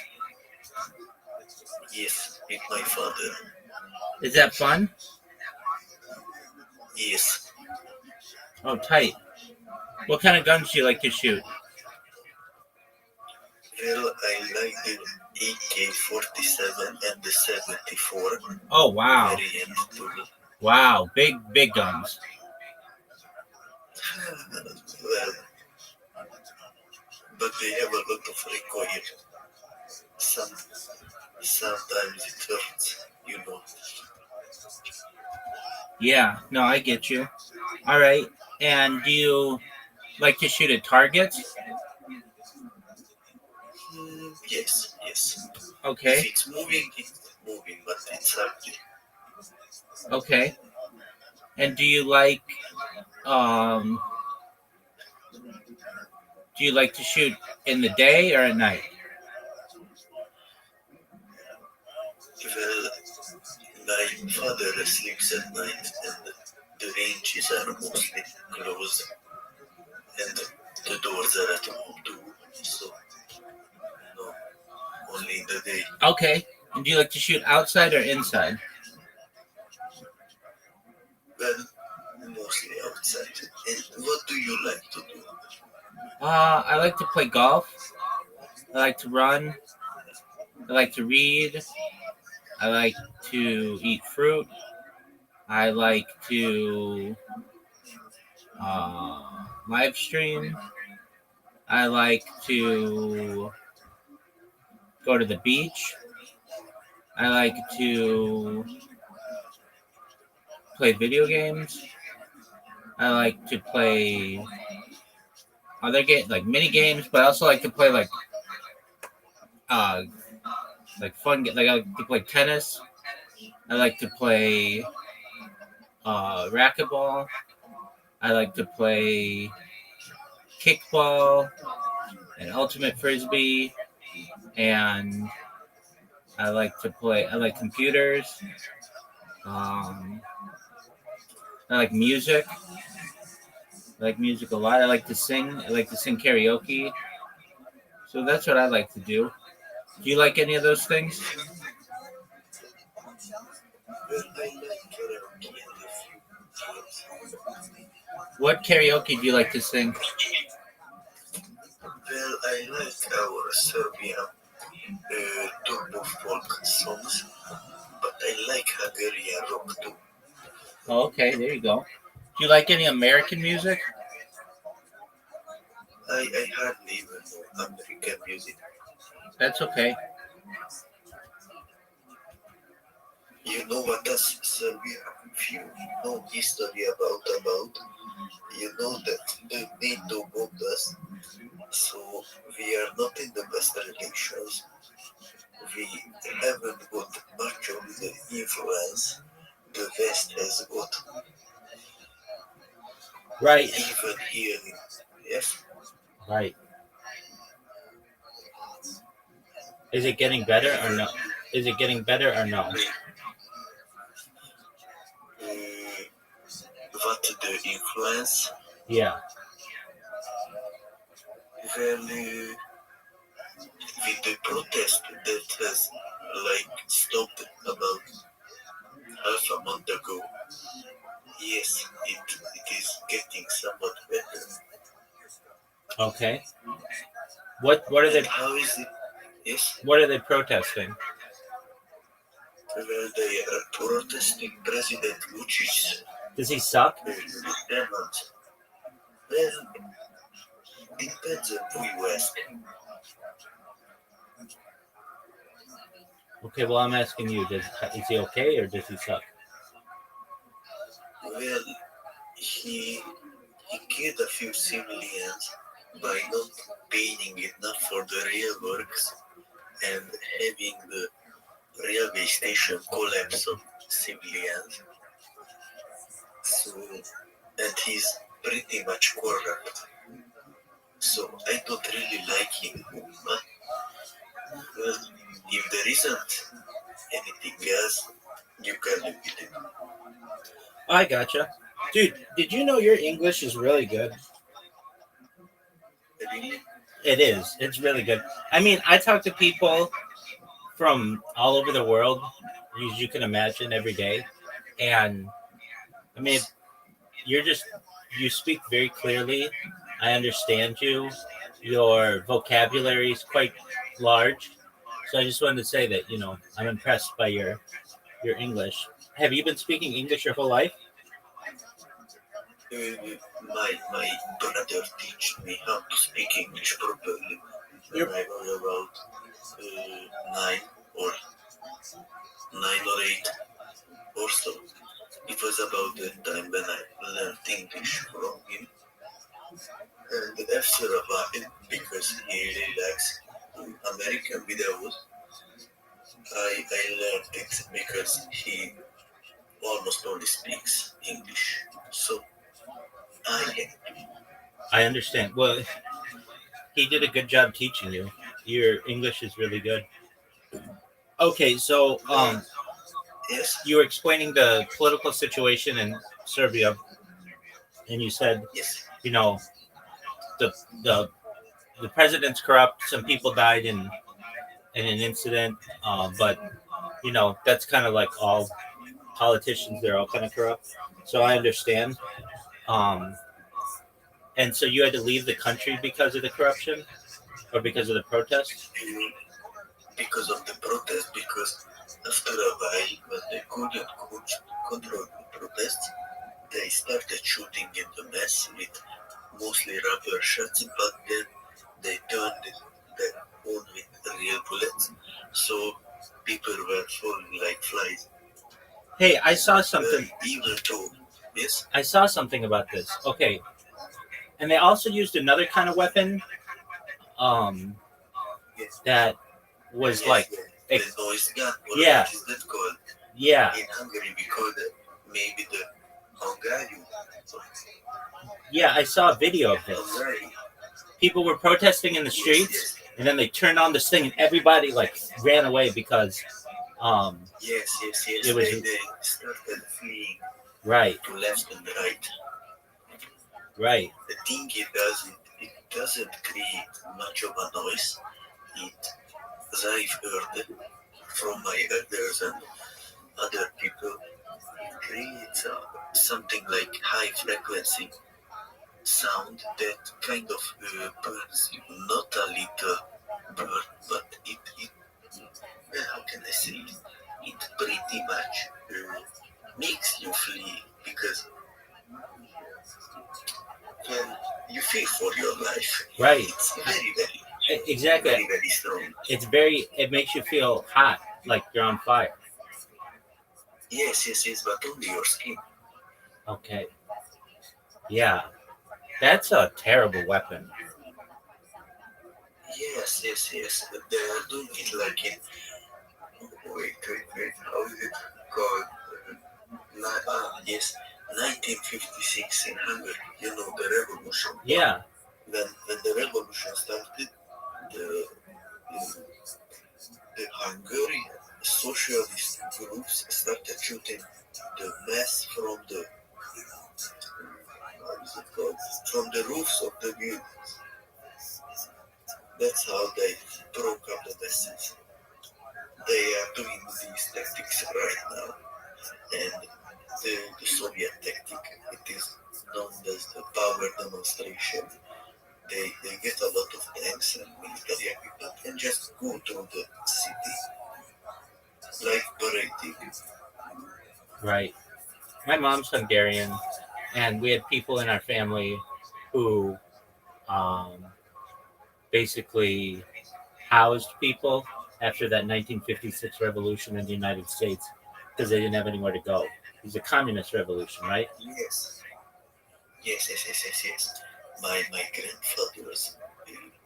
My grandfather's brother died in the revolution of the maybe he was shot after he thrown a Molotov at the tank. Well, I don't really know my grandfather how he remembers. That's when he fled to Yugoslavia through Szeged. Okay. Do you speak Hungarian? No, my grandparents did, but I don't. I know a few words, but that's it. I learned Hungarian. It is a very hard language, but because I was born in the Vojvodina, Serbia, or in Hungarian, the Vajdaság, I learned it by nature. Even so, Hungarian kind of became my first language because the Serbian was a very hard. Very well. It was more harder for me. Wow. And so you were just scrolling on YouTube and you saw me? No. I intentionally go up and search up talks and then go on live filters and then talk to random people. I like that. Oh, that's tight. That's smart. Well, you should know I'm always live. I'm always live in here. So if you ever want a friend, I'm here for you. Like I'm live 24 hours a day. So if you're ever bored, this is your new home. How you be here? I'm always here. Yeah. Every night. For the last 3.5 years. Oh. I have more data online than any person ever. You really saw everything, didn't you? Yeah. Have you ever seen the movie The Truman Show or the television show Big Brother? Truman, I saw it in English because there are no translations to Hungarian or English. Of course, there is. It is a show. Yes, I saw it. Yeah. About. So that's kind of like my life is. That's kind of like what my life is. So basically, everyone watches you. Exactly. Like all day. Exactly.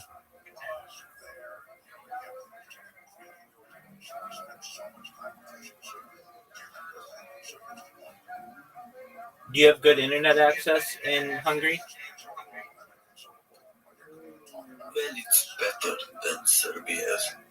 I can't say I was born there. I like it. I love Serbia. I want to go, but still, this internet is superior because Wi-Fi here is just goes like some race car. Good. Back it downloaded. But Serbia, man, dark ages. I see. Everything.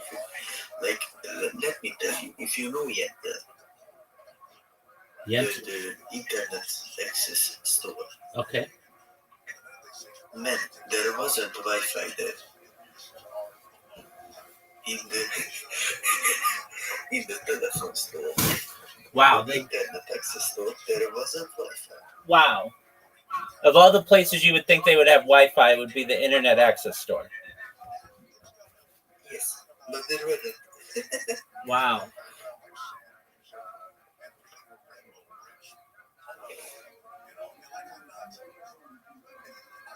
So, it's quite rare. So you like the internet more. How are the people in Hungary?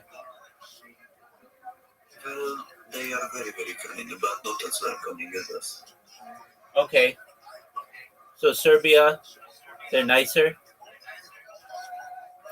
Well, what can I say? I am more used to the Serbian people. Of course, they ain't happy always because, well, if you know history, there was things that happened there. Really, really sad things, but still there. Well, almost always drunk, but they have great stories, great friends, family,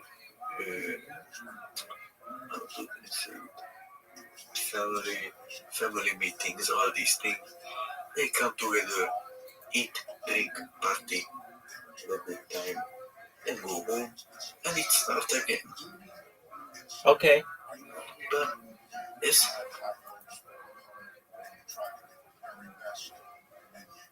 Hungarian people aren't that much of a welcoming type of people. They are more kind, but sometimes they just say no, like get out now. I don't want to see you. Serbia is no. You come in, okay. You are a guest by automatic. I see. You are automatically a guest. Here you go, eat, have a shot, into the something. Go enjoy. Sorry, I started speaking Hungarian halfway. Do you like the food? The Hungarian food? Yes, I love it. There is Serbian food. I like really, but what can I say?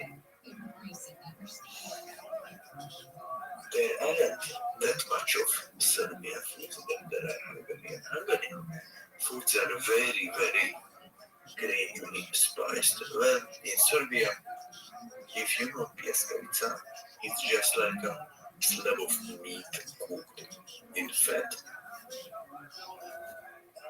Well, I love it, but still, Hungarian foods like, but what I'll say is like the regional foods of like the entirety of Eastern Europe, except like maybe Slovakia and Czechia. But like there is going to be everything you can imagine.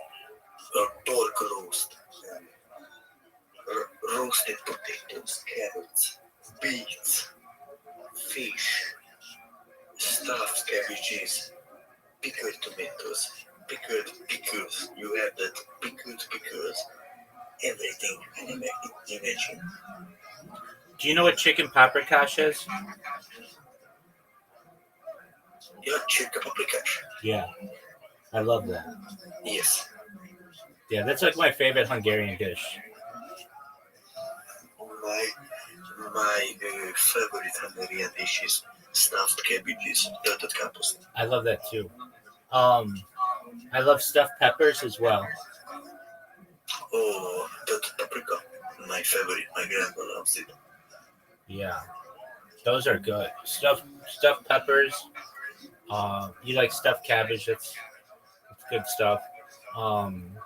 Yes. In Serbia, it's called sarma. Sarma. Yes, sarma. Is it good? It's the same. Okay, I gotcha. What else do they have? I mean, it's been my grandfather, who's Hungarian, uh, hasn't been alive in a long time. So I'm trying to think of what he would eat. Um, in addition to some other foods. Um, oh, they make this. What do they call it? It's like a dessert. Tell me just how it looks. Keefly. Kifli is bread. Okay. Kifli is about bread. It's a little bit circular because bread is skinnier. Kifli is like a half moon, not full moon. Yeah, exactly. But they put stuff in it, like cinnamon.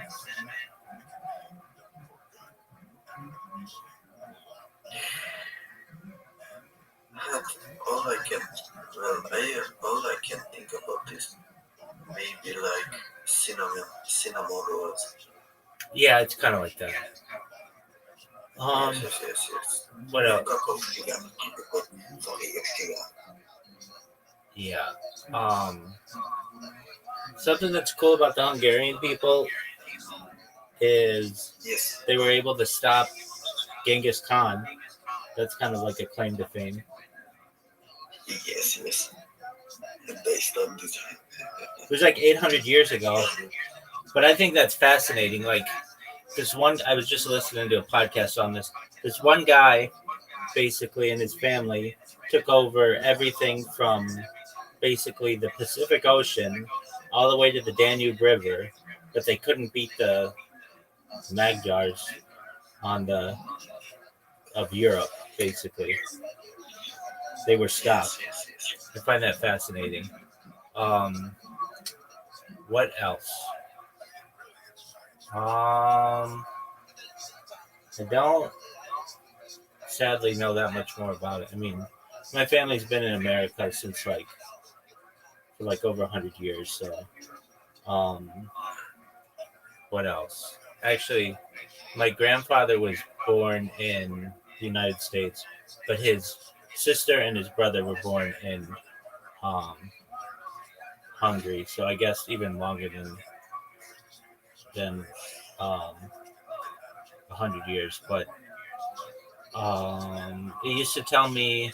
I always used to want him to tell me stories about life in Hungary, and he was always like, "Well, we were really, we were poor, so it was like there weren't any grand stories or anything." But during I want to say World War I, so between 1914 and 1918, they saw their first plane, something like that, and that was like a big deal to see a plane. And Yes. Back then, planes were pretty rare, except when you lived in a war zone. But if you lived in a war zone, what can I say? Either you were already recruited and going to the trenches, or well, you can say bye bye to your house. right. What else? That's basically all I know. I really don't know that much about Hungary. Well, I know, I know, I know Budapest is two cities, or was two cities until it was merged into one. There's Buda and Pest, Yes. and they're like on opposite sides of the Danube, but they've kind of been merged. Yeah, the Danube River. Right? Is the Danube really big? Yes, it is very big. So it's like, I don't know, like 13 times already. What, 13? But I mean, yeah. Yes, yes. So since I am here, like about a month, but still, it's very, very big. And you know what's scary? It goes pretty fast. And because of the large amount of bridges and all this rubble, and I don't know what the shit you can find in the river, but all you can find, it makes like very, very strong waves. And even if you can't see it because the normal mind sees a whirlpool and okay, it is there. No, there is like, I don't know, like brick wall, like let's say it is there. It creates, how do I say it, like relevant power, and that creates a whirlpool. You just can't see it because it isn't sucking you in as the water goes to it. It basically just makes a small circle, but it still just goes and takes you down. It's scary how much people drowned in the Danube over even like 10 years.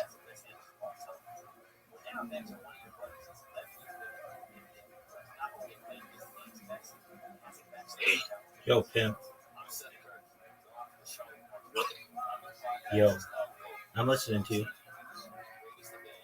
Oh, no, I'm done about the Danube. So it is very fast and very, very deadly.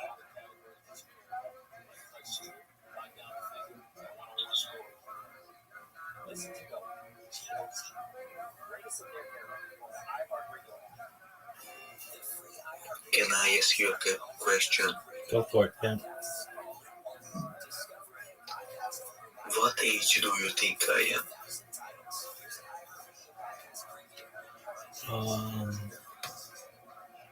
28.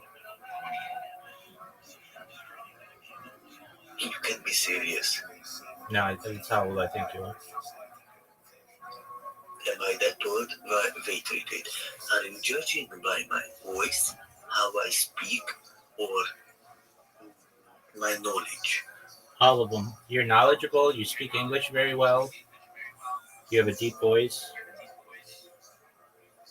Deep voice, maybe because it's like almost 4 a.m. That could be. How old are you? Well, let me tell you something. I'm 13. You're 13 years old? I am 13 years old and I am proud. Oh, okay. My friend, you can't be in here if you're 13. You have to be 18 to be in here. Oh, sorry. That's okay. Take care, my friend. Bye-bye. Bye-bye. 13 years old. He's a good guy. Sounded like he'd been through. Wow. He said he started speaking English when he was 9. I thought, like, well, it's like, it says like 20 years of speaking English. 13 years old. Very mature. But not mature enough to be 18 to be in here.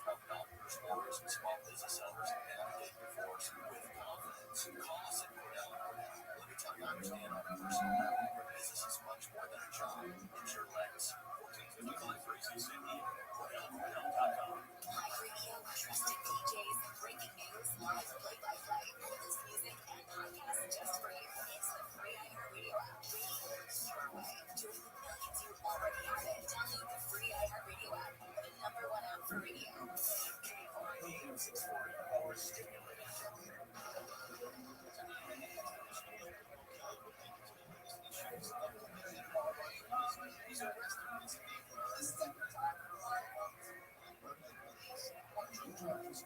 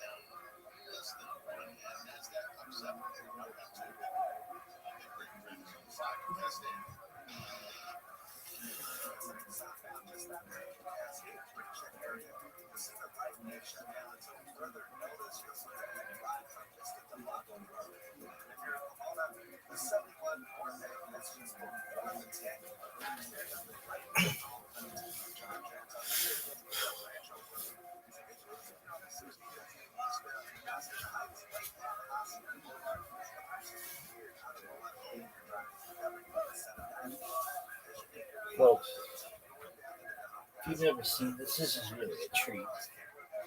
This motherfucker makes beds. Well, Martha Stewart. This motherfucker, he's got hospital corners.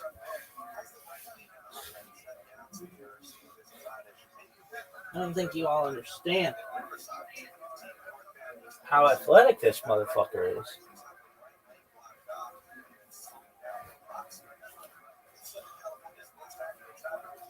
Look at this.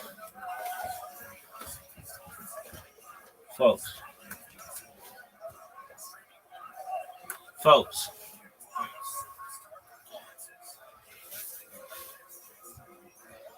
Folks. Folks, I just want everybody, if you're witnessing this, you're witnessing greatness. Rabbi doesn't make beds very often.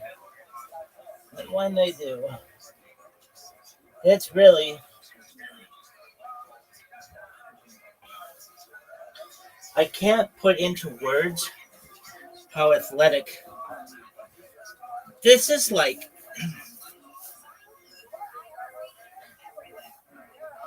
if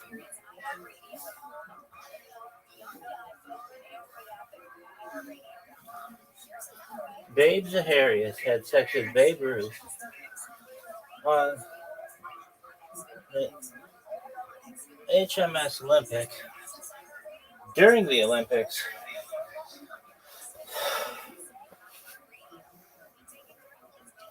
this is like Jackie Joyner Kersey having sex with Reggie Jackson during the Motown 25 reunion of the Jackson 5. This is like,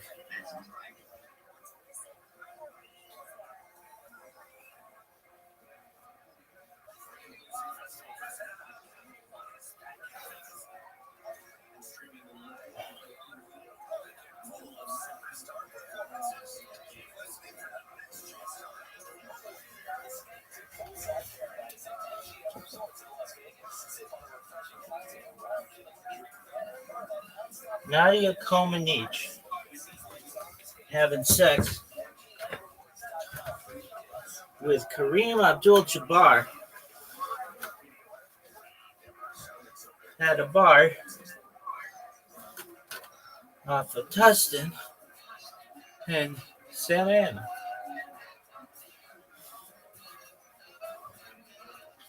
Did you see this athleticism?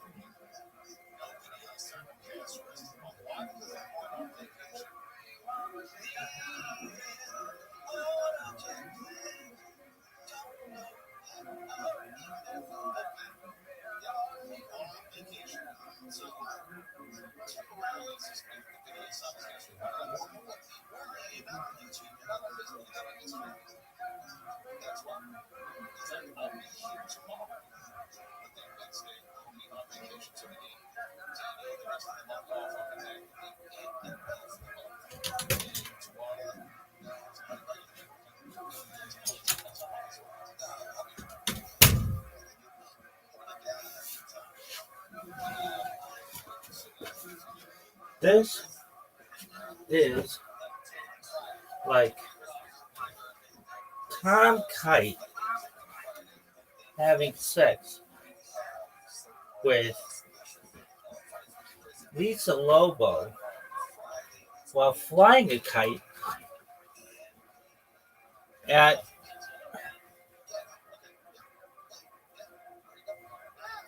a New Mexico State Lobos game. Which kind? All of them. They just have some kind of, what do they call those things? Where jamboree kind of deal?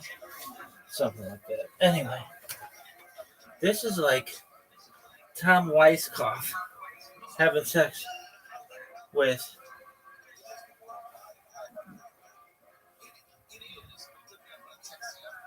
Kelsey Plum while eating a plum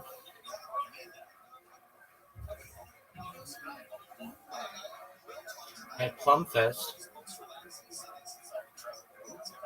14.